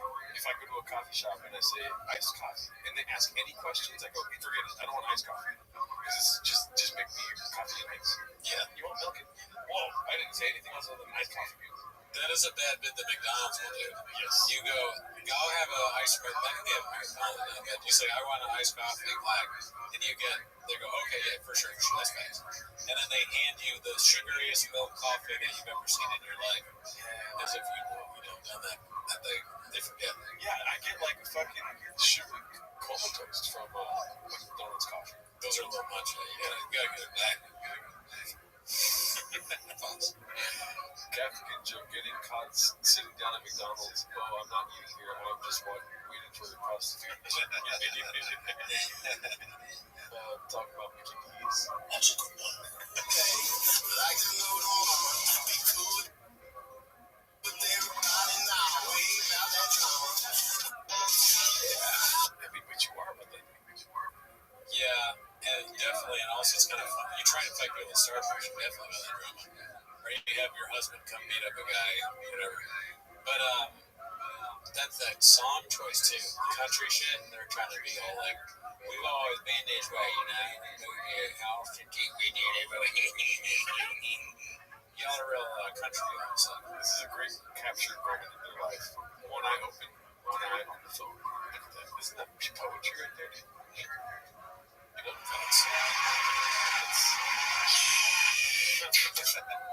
that's our son. She pulled up. What would you like today at McDonald's? Or using the app? That's what I'm gonna do. They ask me if I'm using the app. I'm not using a fucking app. What do you think I'm gonna die? This is hopefully one time I'll come here this month. One night doesn't. Oh my God, sorry. No, I'm just kidding. Hate on Papa, big deal alone. Maybe this is a different take. It was by Danny Kaufman too. Someone said Kim K. One night doesn't define Giovanni. Is that the air conditioner? It's hot there, dude. He's screaming into the mic. Y'all need to back the fuck up. If you want to hate on anybody, send it my way instead of Theo's. I don't give a fuck. But you guys don't have Theo right now, that ain't the move. A guy that struggles with the way he does, and he's very open about it. I hate this guy, dude. Yeah, his energy's too much. Yeah, Theo doesn't want this. I mean, he doesn't need you doing this. This is making it worse. Did Theo relapse? I don't know, because what I've heard was that he was at the show, he was asking people what his punchline was, acting kind of erratic, and then there's that clip, which is hard to tell if it's a joke or not. He's like, I've had a hard week in my life. I'm trying to think of my laugh. I'm trying to think of my laugh right now. I tweeted before I do all that stuff that he kept asking if somebody could, if his producer would come on stage and give him some raccoon math or something like that. I mean, if he did relapse, everyone in his life should act as if Sean being there is a problem. Oh, yeah, not a good. Be like, oh, dude, and by the way, I appreciate you wanting to get sober again. What's up, guys? Just cut out Sean, too. Look at you guys. Neither is Salujo / Short of Jobs and hate each other. Well, thank you, Trey Young. Trey Young's watching this after training camp. I mean, probably. Yeah, let me send him. Dude, Trey Young, huge fan, dude. We're big with the, is he still in the Hawks? Yeah, we're big with Atlanta Hawks players. Yeah, I'll cut the part out where you asked if he was still there. Doesn't need you to pile on him at this time right now. If you want to pile on somebody, pile on me. I don't give a fuck. I can handle it. Back off. I mean, I'm genuinely sad for Shaq. Like, nobody gives a fuck. When it comes to Theo Vaughn struggling, nobody cares. What shot? Yeah, it's not even, it's only big on the Reddit. Nobody outside the Reddit has even seen this video. That's hilarious. The people that listen to this go like, what the hell? I'm trying to listen to his podcast, damn it. But I do like the idea of Shao in real life going, stand behind me. Just pushing it back. I got this. It's clear that he just wants, I mean, I don't like saying the word clout, but like, he needs views. Oh, yeah, he's trying to get the, Fucking sad. Yeah, but he's still doing pretty good. He's got a fucking really cool studio, trucks and Hot Wheels stuff in the back. Like 3 years after this, after I decline a hot chip and this and that, you're doing the show and I'm doing the show, and one of us is doing better than the other, but I have to relapse, you know what I mean? Right. And then the last thing I want is Cooney going on your phone with your jelly roll laugh, like, Right over there, just hate on me. I got violence in my DNA. That would be so funny if I was like, I can take it. He can't. You've seen what he's like. I started insulting you. He's kind of insulting me. He's kind of insulting me. Look, Gerdo can't take it.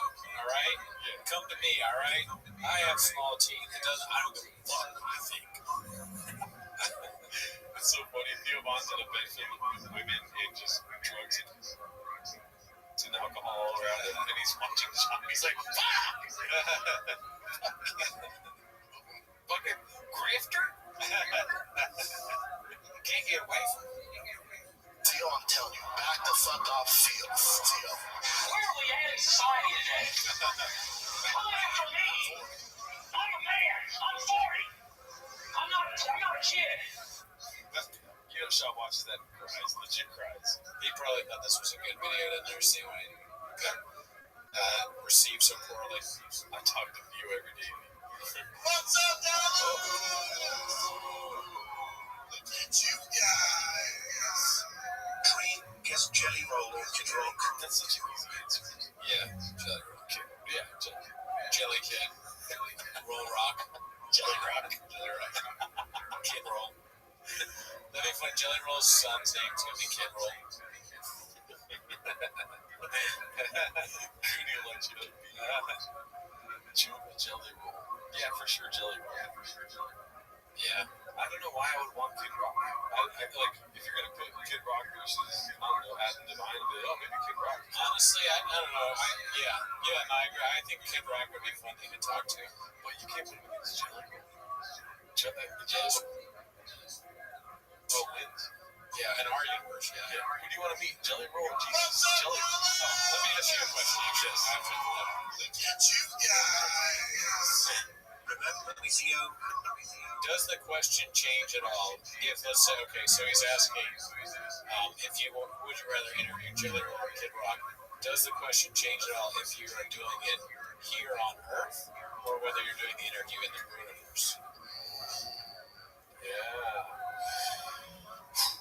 Well, no, because Kid Rock is already pretty open about his political stances. And also, like, maybe faith would be more of an like, maybe that'll be a different. I would love to hear Kid Rock talk about how God is funny. Yeah. That was how Universe interviews anybody interviews. It's like all they talk about is a story about how funny it is, like how funny it is that God works. Yeah. They start talking about their life. They're like, whoa, is God working funny in this at all? Yeah. Make God work funny.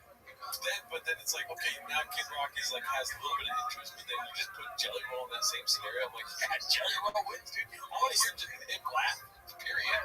But also laughing about how God works in his life. Jelly Roll only exists in the movies. He's not real. In Chop's Head, not much going on there. I don't want that. Adam Devine on the right field.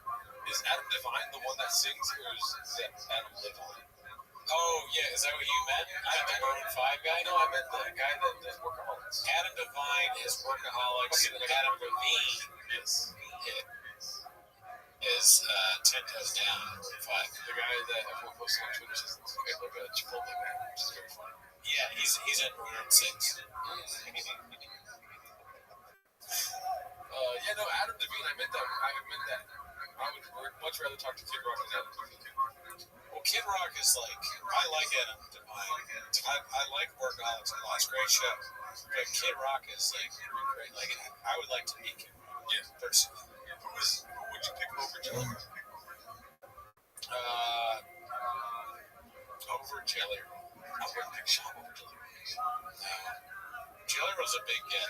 Yeah. That's probably the big. Now that we've spoken to Brian Campbell, I don't know. Maybe Luke is up there. Jared Hawani. Rose is better than Jelly Roll. Rose. Kristen Lee. That would be kind of funny. I mean, he'd be mad at us, and he's also a bad guy. Well, I'll tell you what, if it was Crystalia coming out like Mark, then yeah, I want to talk to Crystalia. We do a 24-hour stream with Crystalia. You make it 12 hours. No. I don't know how these guys do this shit, right? Like, what the? I mean,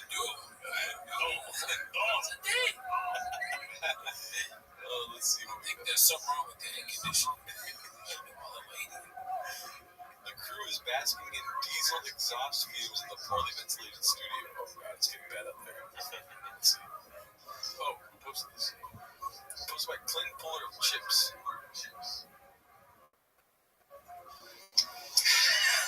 Can we take a little break, guys? Your truck. Yeah. You know who came to the Tigers game to this tournament? Brett Forte. He moved off. So everybody knows I'm breathing in fumes right now.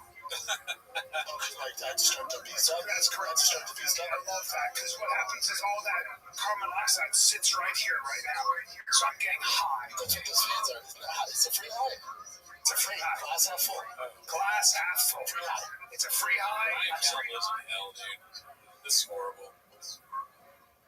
And the studio sucks. Yeah. Like, listen, we're no one to talk, right? But they didn't, like, this is how bad things are, dude. The top is still on the Magic Line. You know what I mean? I like that. It is still on the Magic Line. It's also kind of open. Like, it's just unprofessional. It looks weird. Open it up. Why leave it like a little, like you it looks like something. I might try this. What is this? And then another person said Magic Mind. They went, oh, never mind. They closed it again. They didn't even open it. They partially opened it. They found out it's Magic Mind. They decided not to drink it. I got a big in the car. Oh, man. What a great ad for Magic Mind. Yeah, dude. It's just like whoever put this here just put it there. Didn't open it up. Dude, people. Yes, dude. If you saw that, oh my god. You don't fuck up Brian Campbell. We said all that. They didn't even see what the video was. It was not open. Yeah, see how it's like slightly open on the side there? It really looks like somebody partially opened it. when they found out it was Magic Mike, they said, "Oh, no, sorry, I don't want that." Oh fuck! Although Brian is sitting next to two Magic Mike. That's so funny that we can't see nothing from there. Listen, look, okay, it's important to look at the chat. You know what? We would have seen that had it been a donation. So look in the mirror, Gordo. Look no further than the mirror.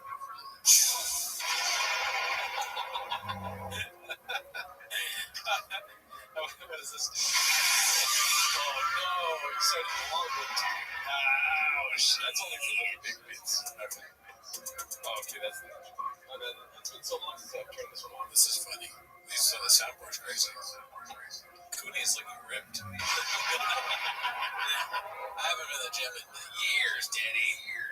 Alright, let's see here. Abu Dhabi, baby. Oh shit. Apparently Papa would ask the baddies to talk about the black dicks they've had. Jesus. Great animation posted by Gordo. Shout out to Gordo. Is he in here? He just commented. Man, it smells like sausage in here. Good job, Gordo. Say that quite a bit. He called Marin a cook. Yeah. And like, I feel like it's an overused word these days. It's like it was a little clock. It's like, yeah. I said that I heard from a girl that you fucked that you like to hear. This is from the girl's mouth. He would get, during sex, he would say, describe the biggest black dicks you've ever had. I was like, I can't agree about black. You know? This is a shop sexual fetish. Wait, women tell people that? Yo, so Gordo. Oh yeah, Gordo's here. Shout out to Gordo right there. Look at that face. What the fuck? Savage. It's a back guy right there. Hell yeah, dude. Shout out to you, Gordo. Thanks for posting that. Oh god. I saw this earlier. Such a gooner. Oh, but why is this on Old Marty? This is slow jump. It is? Yeah. Oh, wow. I don't know that body anywhere. Okay. Oh, shit. Who's taking the video, dude? Yeah, who is filming that? Josh.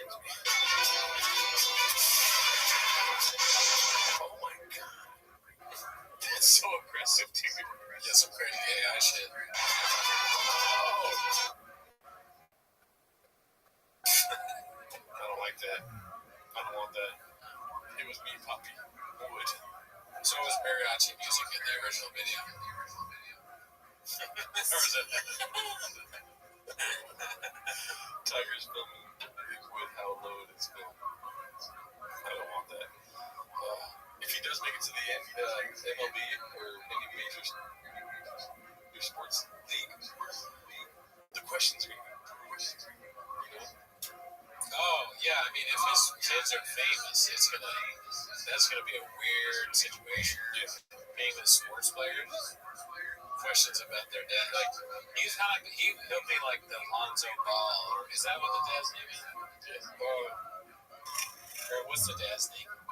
Fuck, the ball, sorry, I don't remember this shit, I don't give a fuck. Whoever balls. LeVar, thank God. Okay, LeVar Ball. Yeah, Ball. LeVar Ball. I really gotta piss you. Pause. Yeah, go ahead. Pause. LeVar Ball. LeVar's balls. Damn, dude. LeVar's balls. Papa would ruin it. Alright, talking to the chat. Yeah, dude. So I'm glad that the audio. Yeah, dude. I'm glad the audio works now. I'm sorry at the beginning it's fucked up so much. But when you guys weren't on stream, I got under the hood of the Roadcaster. I flipped the track. I checked all the levels. I was like, man. I'm gonna be honest with y'all. I called up King Tech on the phone. I got them on speed dial, and I go, guys, big problem. We got an audio problem, y'all, and they were like, what's happening? I was like, all right, audio's all fucked up. I mean, I sound like Peter Dinklage's Dungarees, and they were like, okay, cool. Cool story, bro.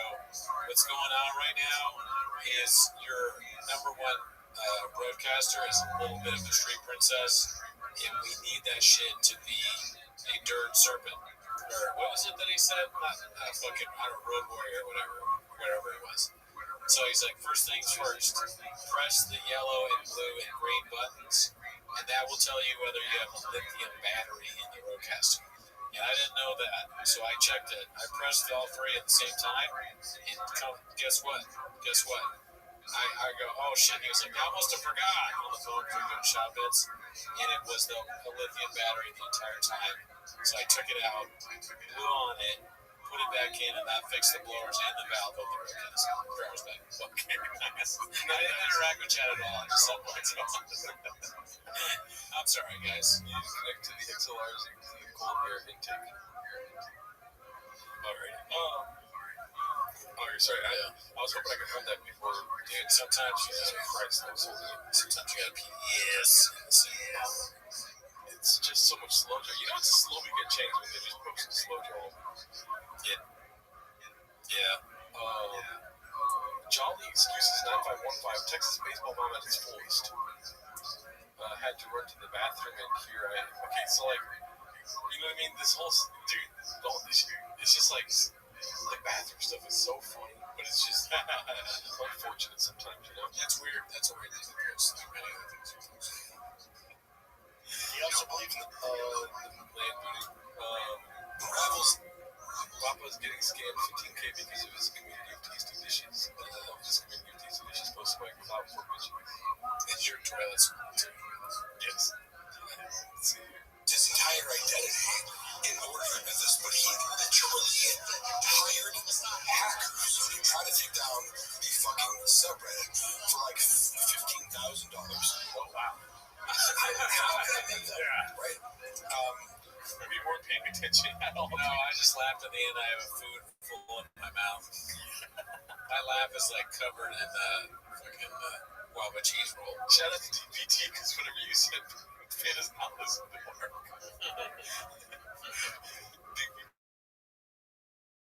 Teasing you somewhere is embarrassing for me too because I pride myself on being a good listener. The eagle has mooned 2 men all on the land. Been hunting Jonathan since just a kid, posted by Clint Wood Chips. Yeah, just this is a terrifying photo. The photo to me looks like something you'd see on a website of advertising clothes. You know, like it looks like a Diet Surge Monday post. Those might be Diet Surge Monday. That might be a Diet Surge Monday outfit, honestly. That's something you get there, dude. What do you think he's going to do with this photo? Get another color tattoo. It's disgusting, dude. I hate it. I hate the color tattoo. The Chombies is crazy. Yeah. Good touch on that. I will say this is a terrifying picture. This is like whatever that guy's name is getting on top of the roof of that building at the university in Utah. Oh, okay. You know what I mean? Oh, because the back looks like it has weapons in it. And this is him walking into the studio here. He does look mad, yeah. That's your boss. You're going to have a bad day. Brennan Chop in the studio. Real Tree Outdoors collection exclusively available at Morris. So it is a fucking amazing 4 tags. Why would Nordstrom or this clothing company hire Brennan to do this? He must sell a lot of clothes or something. They keep advertising with him. And the beard thing. So maybe they realize something we don't. Shops, listeners buy clothes. What if it's an entire thing and people just mocking it like we do? That's not realistic. Honestly, dude, this makes me want to never stop. This makes me want to go to like 2 times a week T-Mo's. Just like, we need to bring it down somehow. Santos Studios. Santos Down Studios. On Skatewear. I want to see this Yes. So here it is. Oh, okay, there it is. So they just do fighter clothes. UFC guys wearing clothes. Been hunting out of the closet at my mom's house since I was a kid. Vicious Aleos. I don't know if you see Great clothes from Trovo. What else you got, you? Damn, that's awful. Fuck this guy. Used to sell ammo out of his phone's closet in True Texas. 16 likes. What are we doing here, Bo? 36 likes. Where's Don? Nobody knows what that means. Good, because it has 3 likes. Yeah. Look at this. Shaw got 7 likes. Damn, he's getting ratio. That's fucked up. My culture is not your costume. I can only see his face. Yeah. Let's see what else we got here. The Chalkies. That's a lot of focus. It's terrifying. I want to see this though. Where are the other people tag? Jiu-Jitsu. Santo Studio flagship. Santo performance. Dude, here's the thing. Given our past, right? You know what I mean? We start a clothing company and we hire him. No, we wouldn't be able to get away with it because we're too surface level. But there's been people he's worked with in the past that have reached out to us. Oh, yeah. That's what I'm saying. I don't want to have to spell it out for you, you know? Yeah. Spell it out, dude. A, B, C, D, E, F, G. That's facts. And who knows? Santo Studio might. Like, a lot of these things are fresh. You know what I mean? No established brands are really reaching out to Reddit jobs. Yeah. And it's people that are homeless that are like, they're trying to start a business, but they cannot help but be homeless. Homeless brands. I like it. Some cats, but I think we should. Yeah. I think we should start a clothing brand and hire a printing shop where we make him wear ridiculous shit. Obviously, we will be behind the curtain so he doesn't see it. Yeah. Right? Behind the red chairs. But can you imagine we make him wear funny shit in ads? Oh my god. Pretty good. You're not thinking outside the box. Okay, let's go outside the box. We got a mission. What's the mission? To make Brendan do stand up again. Well, yes. Okay. Yes. Also, to stand up. Yes. Right. What's the real mission? Get people to join the Patreon. So, put sugar on my dick and tell me it's delicious. Pause. No, to make a documentary about that. Oh yeah, that's what we have so many goals. So whatever the cash is, whatever our Saudi princes be, 1.5 mil. You know, we need you for a day of filming. That's true. He does need to do the movie for it to actually work at Sundance. Right. We have clothes, right? We can't really afford clothes. We're going to get 1.5 million, right? And then we tell them 1.5 million come through. We're going to do anything with you and the fit on. The fit happens to be a hazmat suit. You know what I mean? And then we ask him exclusive questions about the Gringo Pop. That's such a when they do the interview, you gotta do the fucking hazmat suit. That's so funny. That would be so fucking funny in the documentary. Do you think he'd rather come on our show or do the Riyadh Comedy Festival? Yeah, probably. Yeah, that's true. It's like his career is wearing camo too. Yeah, that's talk to him. Dude, you should write poetry. Goddamn. Yeah, that's fucked up. Name the waters, Gerdo. It's not Gerdo. Come on. Balenciaga hazmat suit. Yeah, we gotta make the hazmat suit look like ASAP Rocky. You know what I mean? Or we get ASAP Rocky to wear it too, and then he's like, oh, dude, Rocky. You know what I mean? Yeah, he probably gets the name wrong. Rocky. Shop should do he should join that aspiration company. Scamming people, I'm surprised he's not involved. You know what I mean? We get ASAP Rocky to wear the fit. Maybe ASAP Rocky's homeless because we're gonna pay him. You know what I mean? That's what I want to know. Famous people that are homeless that we don't know. Kai Shane. Yeah, like is Shane really homeless? Who else is homeless? Yeah. Who watches this? Who goes on the subreddit that's like, this is so fucking funny? AOC. Don't know Formula One. Let's see here. Trey Young is homeless. Trey Young, obviously. Well, thank you, Trey. Get Trey Young in it like this. Ice Trey, baby. Just get a random black guy and talk about it's a rapper. Dude, Truck Flip has the best brains for yards, dude. That'll 100% win. Yeah, always bet on his racism for sure. Jason. James asks when Bobby Lee will return. I did watch this, and he's basically just obfuscates the question. We're not going to watch Patreon content. It's just like, I wouldn't want people to do that to our video. You know what I mean? But this was posted by Danny. I just played it. What was I going to say? Well, I was thinking, okay, what I was thinking is Formula wants us to get Ted Cruz to wear a hazmat suit.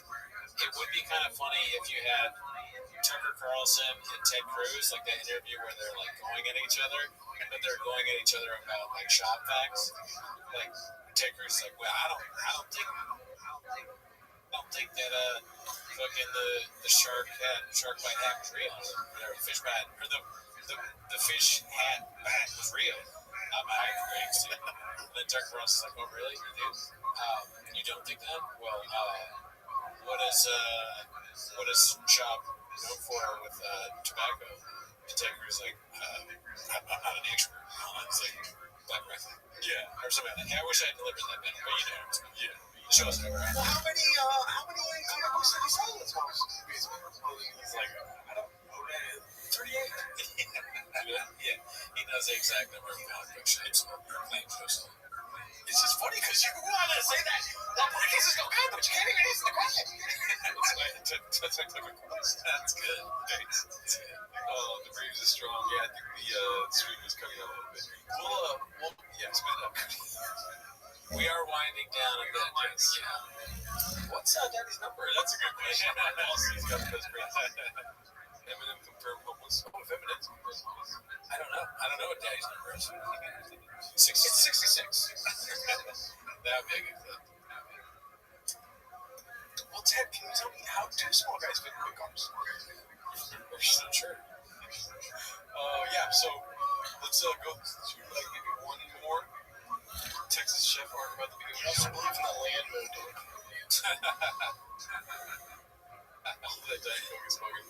That's why the audio was so bad. It's real fans with you. I told you that room. Chin calling Baba out on his douchebag behavior. Okay, you got to stay for more. Post by Clint Buller of Chips. Let's see this. I told you that roommate in college I ended up fighting where he put labels on everything in the cupboard. That's the most annoying. I'll eat all your and then he couldn't. Damn, I can't believe they're going back to this shit. Yeah, I mean, Brian knows that he has to. I don't think he can't be serious. That's so strange. It is. Like, there's a reason for the name on stuff. I wouldn't care if somebody put their name on it. Oh my god, that scared the shit out of me. Oh, fireworks. It's just right there in the window. That's why we're dying. Well, if it happens again, I'll tell them I seriously suffer. Yeah, text line. Dude, the team is fired. That was ridiculous. My neighbors are the team. It's a little late for fireworks, dang. I don't care here, dude. The motel sitting on fireworks. I don't even know what we're talking about. I'm sorry. So we called his mom, and then I got a random call. His mom's like, you gotta quit eating this stuff. I'm like, who is this? Call her. Freshman in college. That's it. You're out. You're out. You're a loser. On all these Nutrigrain bars, he took everyone individually out and labeled them with a Post-it. Hey, what? He took them all out. They come in Nutrigrain bars, just come in a box. Then they're each individually. He took every single one out and wrote his name on it. Well, that's like people who they buy a really nice car. I mean, listen, if you believe shopping, it's a real problem. You can eat this stuff to the point where he has to take every single individual one out and put his name on it. He's worried that shop will forget. Yeah. He's doing it because that's such a crazy thing to do. It must be that the roommate is doing it to help Shop. Yeah. Because Shop is eating too much. I love the guy. Doesn't know what food is his.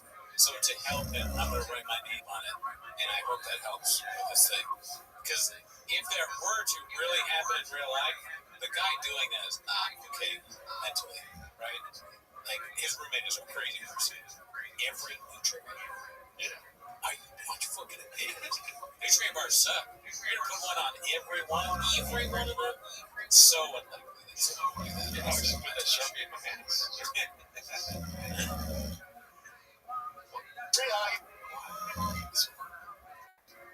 And I know this is different, but they'll keep a car cover on it, and they'll drive it once a month. That's so I'm like, hey, listen, honey, I'm like, fucking drive it. You precious bitch. drive it. But Greg, did you actually take the stuff after you labeled it, or only before? Oh yeah, I took it. That's on you. I'm halfway through the Charlie Sheen documentary. Change the subject so fast, dude. Wow. Well, it's been an excellent stream. I don't know if you want to, but I'm interested in seeing what the likes are like. Yeah, it tells me I'm introduced off, dude. This is ridiculous, right? Oh, you guys, dude. I thought we talked about this. That is going to cause serious audio issues. It's like if 85, they may not be able to hear me. Is this thing working? I don't even know if the computer's working. Maybe there's something wrong with the YouTube counter again. Yeah, sometimes it gets off and shit. Just like a YouTube counter, just like a roadcaster. Sometimes you gotta go to the backup YouTube counter, flip it up, check the hood. Audio is king. Audio is king. Yeah. Audio is very important. Yeah. Otherwise, you can't hear what people are saying. It's crazy how you can be in the middle of a podcast and be like, damn, I'm being real funny right now. You know what I mean? And then towards the end of the podcast, you go to the light counter and go, I said nothing funny. Not even once. You did the whole dolphin thing too. I did it. I'll do it again, but our podcast hasn't been funny any fast.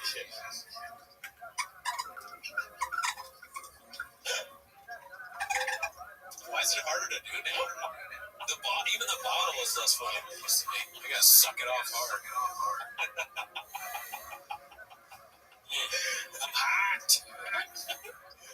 Oh, can we just get to 100 then we can end this fucking thing?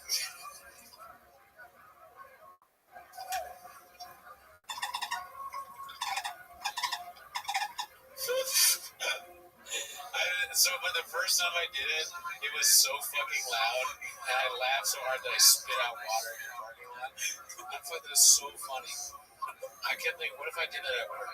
What if I not unknowingly did that sound? I'm a moron. I don't know how straws work. I don't use straws. I'm a man. I told you.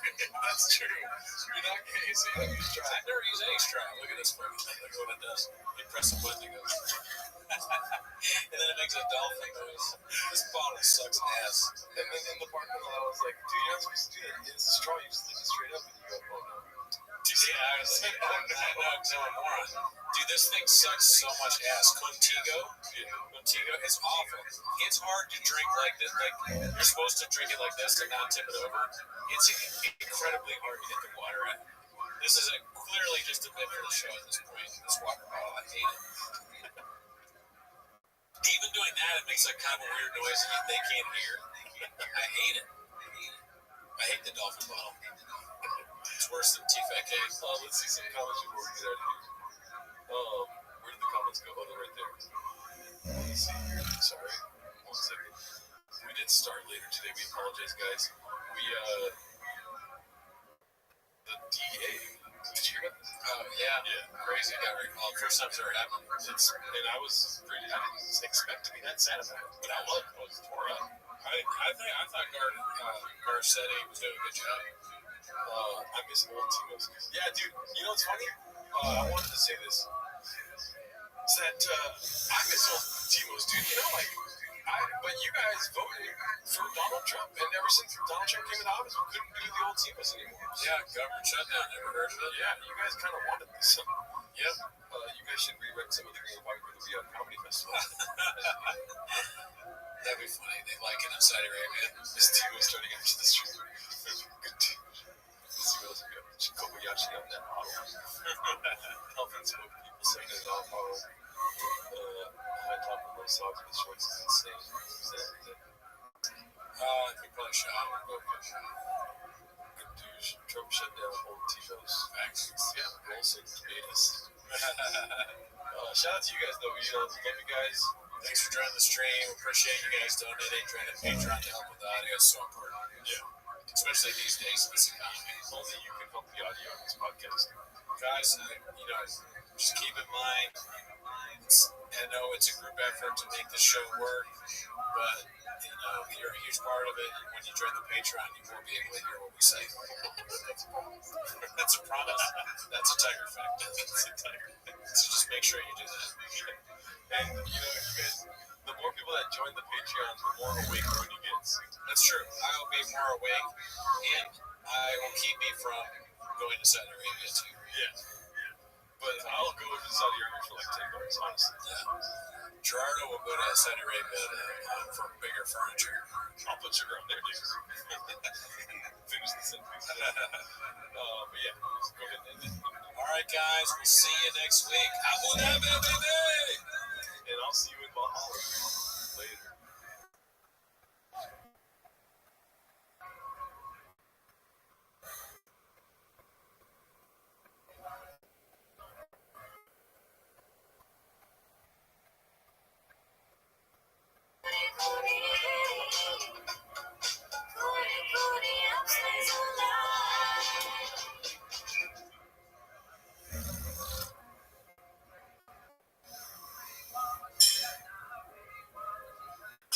Hey, what's up? My name Cowbell.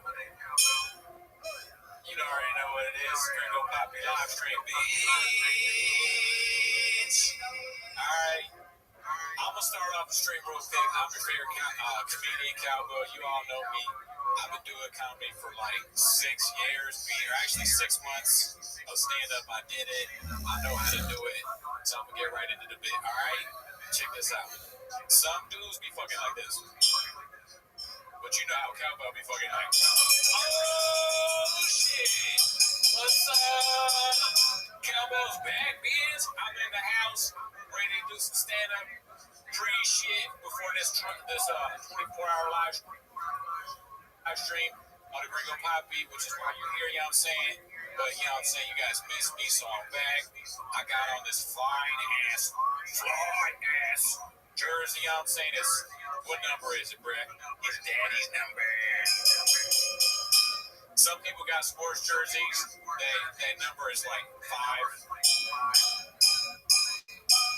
But you know, Cowbell's got Daddy's number. That's 66. Y'all so big up in this bitch. I only got the finest shit that I wear, Brett. And you know what I'm saying? Cowbell, I gotta address something real quick. I did get tricked into voting for Trump, alright? But I didn't think that Trump was gonna be doing all that shit, alright? I'm saying, I didn't think Trump was gonna. I got like, they tricked me, bro. I didn't know he was gonna fuck up my whole shit. Right? I'm saying, like, some people vote like Trump like this. Cowbell voted for Trump like, yeah, motherfucker, listen up. Alright, bro, but big surprise though, alright? Because we're gonna start off the stream right now, okay? We gonna get live with the Gringo Poppy. We got guests on the show. We got Gerardo. Gerardo. Yeah, we got Gerardo in the house. Now I'm saying we got Americanos for everybody. Now I'm saying, Mark, why don't you go ahead and grab a coffee for yourself? Mark. Harley was like, what's the motherfucking big deal on the house? Mark off camera. It's been all you 24 hours. It's just you. All right, I'm stopping with you. All right, you can say I'm gonna set everything else. Go for it. What's up?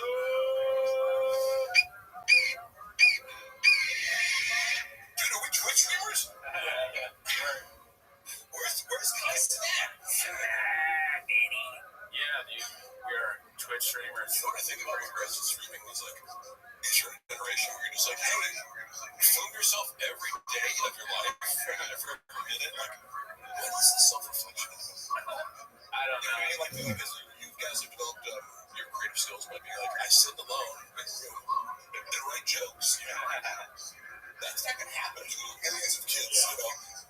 They're just like, I'm paying attention to a chat, you know, as if I'm looking in the mirror or flexing or something, which of course I'm familiar with, but, you know, I try to do less and less of this. Oh, dude, he's built for this. Has he ever talked about that? Or when he was there, they were like, dude, we got to do like a live stream like Carrie Sinat or... Well, you know one of the funniest lines ever was when he was on Logan Paul, and they just completely disrespected him. They're like, what's up? Yeah, it was like a 40-minute episode. They're like, oh, we have to go to dinner. It was like, oh my god, you're punking Brendan. Like, why do you even have him on? Also, at the same time, it's an acknowledgement to, like, we don't actually give a fuck about doing this as a favor, but it was awkward. Oh, yeah, they like shit on it. And, what's the guy's name? Like, you're a YouTuber now? That was the best thing about that. I was like, how is it on YouTube? Getting into their Brendan pretended the whole time, saying, oh, you had a bunch of offers. I'm like, no, you didn't. That's crazy, because you told me how you're like, yeah, you gotta lie sometimes, which, oh, man. The business sharkiest element of Brendan's personality is the fact that he's willing to lie in negotiations. When he says that, like, oh, you gotta lie sometimes, is that something that he's coming up with himself? Like, he says his own Brendan 48 laws or 55 laws of power? Yes. Or is it like somebody told him that? I think it's a facet of his personality.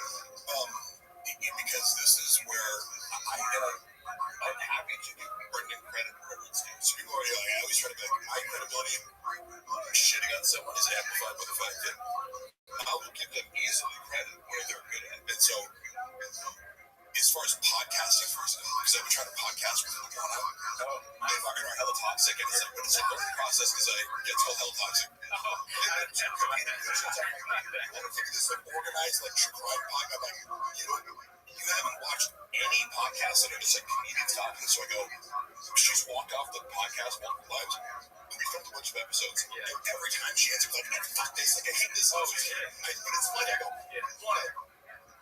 but this is the entertainment. Like us fighting is the entertainment. But she, in her mind, because she watches these true crime podcasts, she's like, it has to be structured and it has to like tell a story. I go, no, that's a totally different genre. This is the genre of conflict and humor and riffing. It can't be. You can't be like, oh, what's next in our outline? Oh, we're going to talk about the toxic traits of it. We want to start show sheets. Yeah, but it makes her. One is charismatic and funny. Like, she's funny, and also even her being angry, it's like she's funny when she's angry. If you're on the budget, you're good. Like you do a good brand. If you put somebody in front of your camera, and I know the first time I can podcast as a solo podcaster, I kind of freeze up a little bit, right?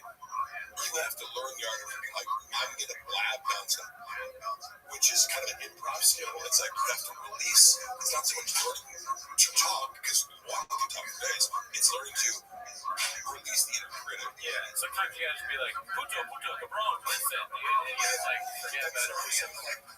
Brendan Schaub is the master of that. He doesn't give a fuck about anything that comes out of his mouth, whether it's true or false, or his opinion or someone else's that he's quoting. He is great at just put the microphone on. He will fill however long he needs with bullshit. Yeah, he can do 15 years. He's like, did he say that? He did say we didn't know that. We were watching on the live the other day. Yeah, and we just saw that. We both burst out laughing. The girl's like, how did we miss that? It's so good. I mean, he's like, George Bush, because you're of 2 months, you're like, this guy, like, killed 1 million innocent Iraqis, but also he had malapropisms. Because that's kind of what he's like this, Brendan's cluster B personality disorder traits are masked by the fact that he comes across as a rude because of like his dyslexia that causes, I assume it's dyslexia, but so, like his inability to say things like Chateau Marmont or whatever, he fucks up everything. The secret could just be if you were like, hey, you can only post here if you're posting videos of shop fucking words, it would still be just as full of shit. Because it happens every day. I just went bring it up. The Chateau Marmont. Have you heard of it? I went there the other night. I saw Dolph Lundgren.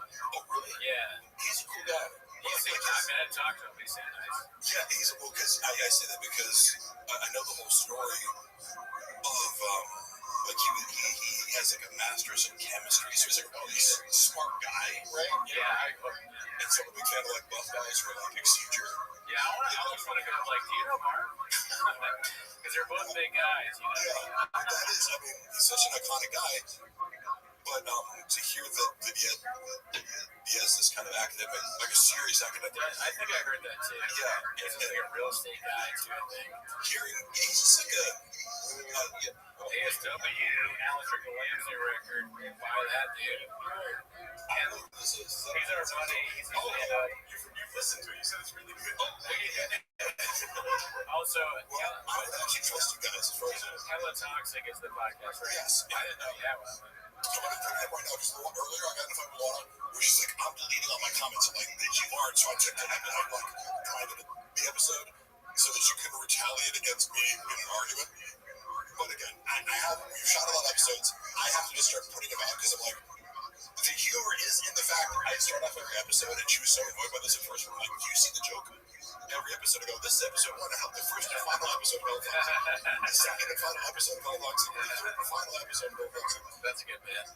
Which you didn't get at first. I'm like, no, you just only walked off of the first one. And made us reshoot it and pretend it was the beginning of it. The thing that people do on podcasts, and everybody loves when you talk about the craft, but the thing that they do, all three of us are black belts, and we've been, I'm on a different level. Most of you are civilians. That's fine. I will twist your neck off. I will twist your fucking head off. Yeah, well, me and Mark, dude, they put us in a room, we'll fuck our way out. Yeah, it's fair. But one thing they do sometimes, like Charles mentioned this, is like you do a podcast and somebody asks them a question and they just go, no. Oh, like, yes. Yeah, I don't know. And some people will comment on your podcast like, I know I talk a lot of. If it's an issue for people in the chat, you can go ahead and tell me. But I was talking with someone last night because some people are you guys are very patient with my communications though, but some people aren't. That's fine. Now you're good. If you want me to fill space, I will talk. Much needed on this show. And it annoys the shit out of some people, and I'm okay with that because I wouldn't want to listen to myself either. So, I don't want to put this.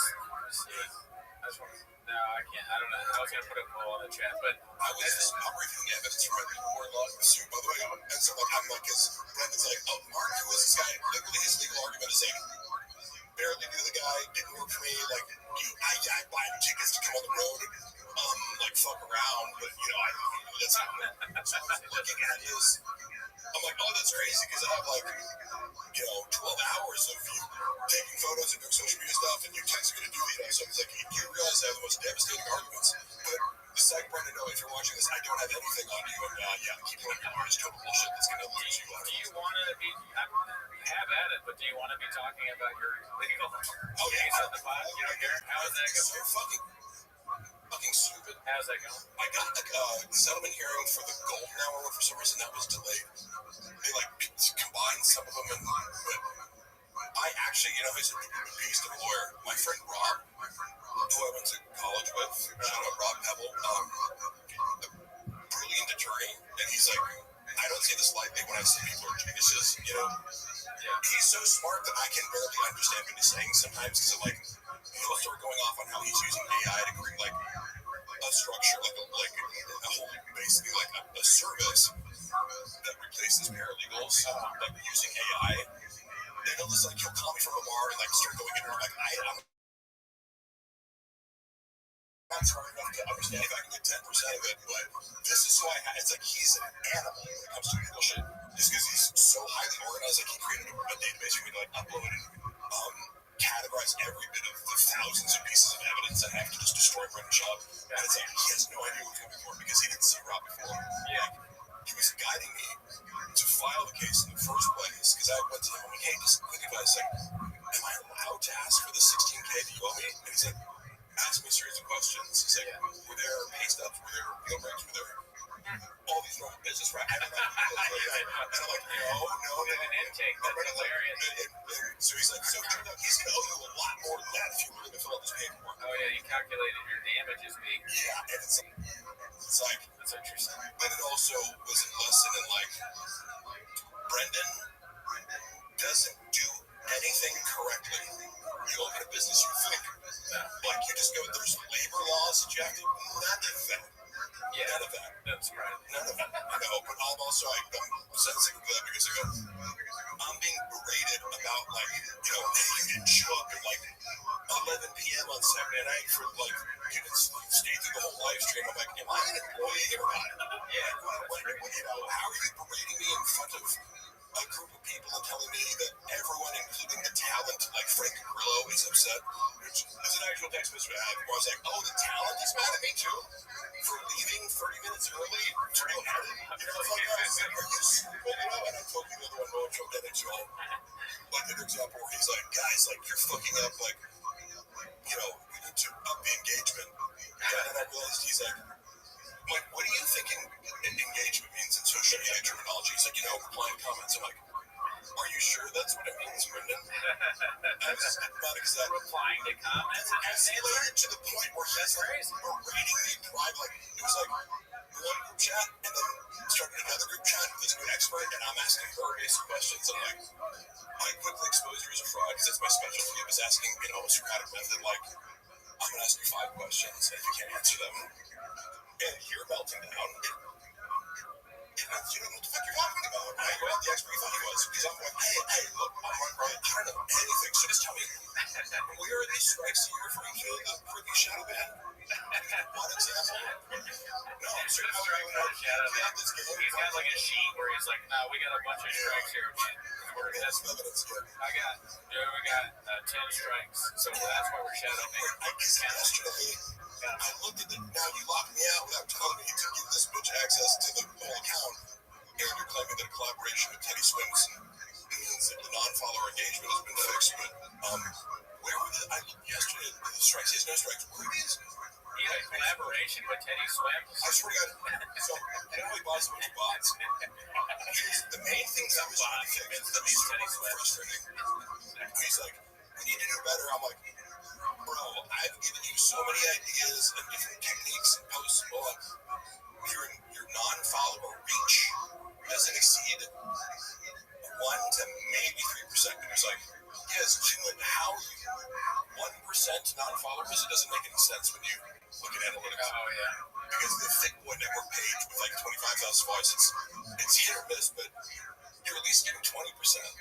And if it goes viral, it's like 90% non-followers or whatever. But I was like, every single time you're getting 1%. Like, what I couldn't figure it out, and I've tried everything to break it. Like, and so he brings in this expert. He's like the creative director. He's doing from refer to these people as the magic bean salesman. He's like, the magic bean salesman here is, you know, to get Brendan Payne. Another person tricking him, yeah. When a revolving door of like fraudsters. Yeah, and my specialty is kind of being like, without any expertise, I can prove that this person is wrong just by a series of like Socratic questions, you know? Which again, I'm bad at everything but 2 things. Yeah, it's funny that he pushes you out when it sounds kind of like you're giving him advice. You're like, you're one of his guys. And he's like, no, the magic beans guy wants to tell me about CBD. He helps kids with the cirrhosis of the liver. Yeah. What do you think about this right now? Oh yeah, that's form. Great form. Yeah, that's perfect. Yeah. Fuck yeah. How many can you do? You're coaching 10. I think I wasn't that pleased or not. Oh my God. That's good. Numbers guy. Okay, 2 more. If you do 10 more, you can have a cookie or failure or near failure. Cheese roll. You're at a great point right now to do something. That's awesome. Seriously. Yeah. See, we told you Jordan was on the kiwi diet. He's fucking shit up right now. Yeah. You know, during the pandemic, the podcast is switching. Jordan is getting fat. So, you can, in fact, get super jacked doing push-ups. Oh, yeah, I love it. Yeah. It's just that it's more time consuming. This you have to do. Street's over, dude. It's over. Yeah. Dude, you were mentioning, I have like it reminded me, the Frank Grillo thing reminded me of, I remember that interview where he was, because we watched a bunch of clips from it, and I saw him, I went to this movie premiere that he was in, and he was dressed like very like metro, kind of tight, DCV shit. And you said he got mad at you? I always wondered what he was like after that. He didn't get mad at me. I didn't make this up. What's funny is, so this is, again, as I collect my evidence, one of the things is, it's like, I have to prove the hours that I claim, which was like around the clock, is what I really work for. So when Brendan started smearing me privately, like, I'm not super good at it. You know, like, I just go, look, give me the fucking money, you'll pay, I'll walk away. And the only reason I even started, I didn't start, like, I didn't leak his DMs. That was actually somebody else. Somebody who I sent them to.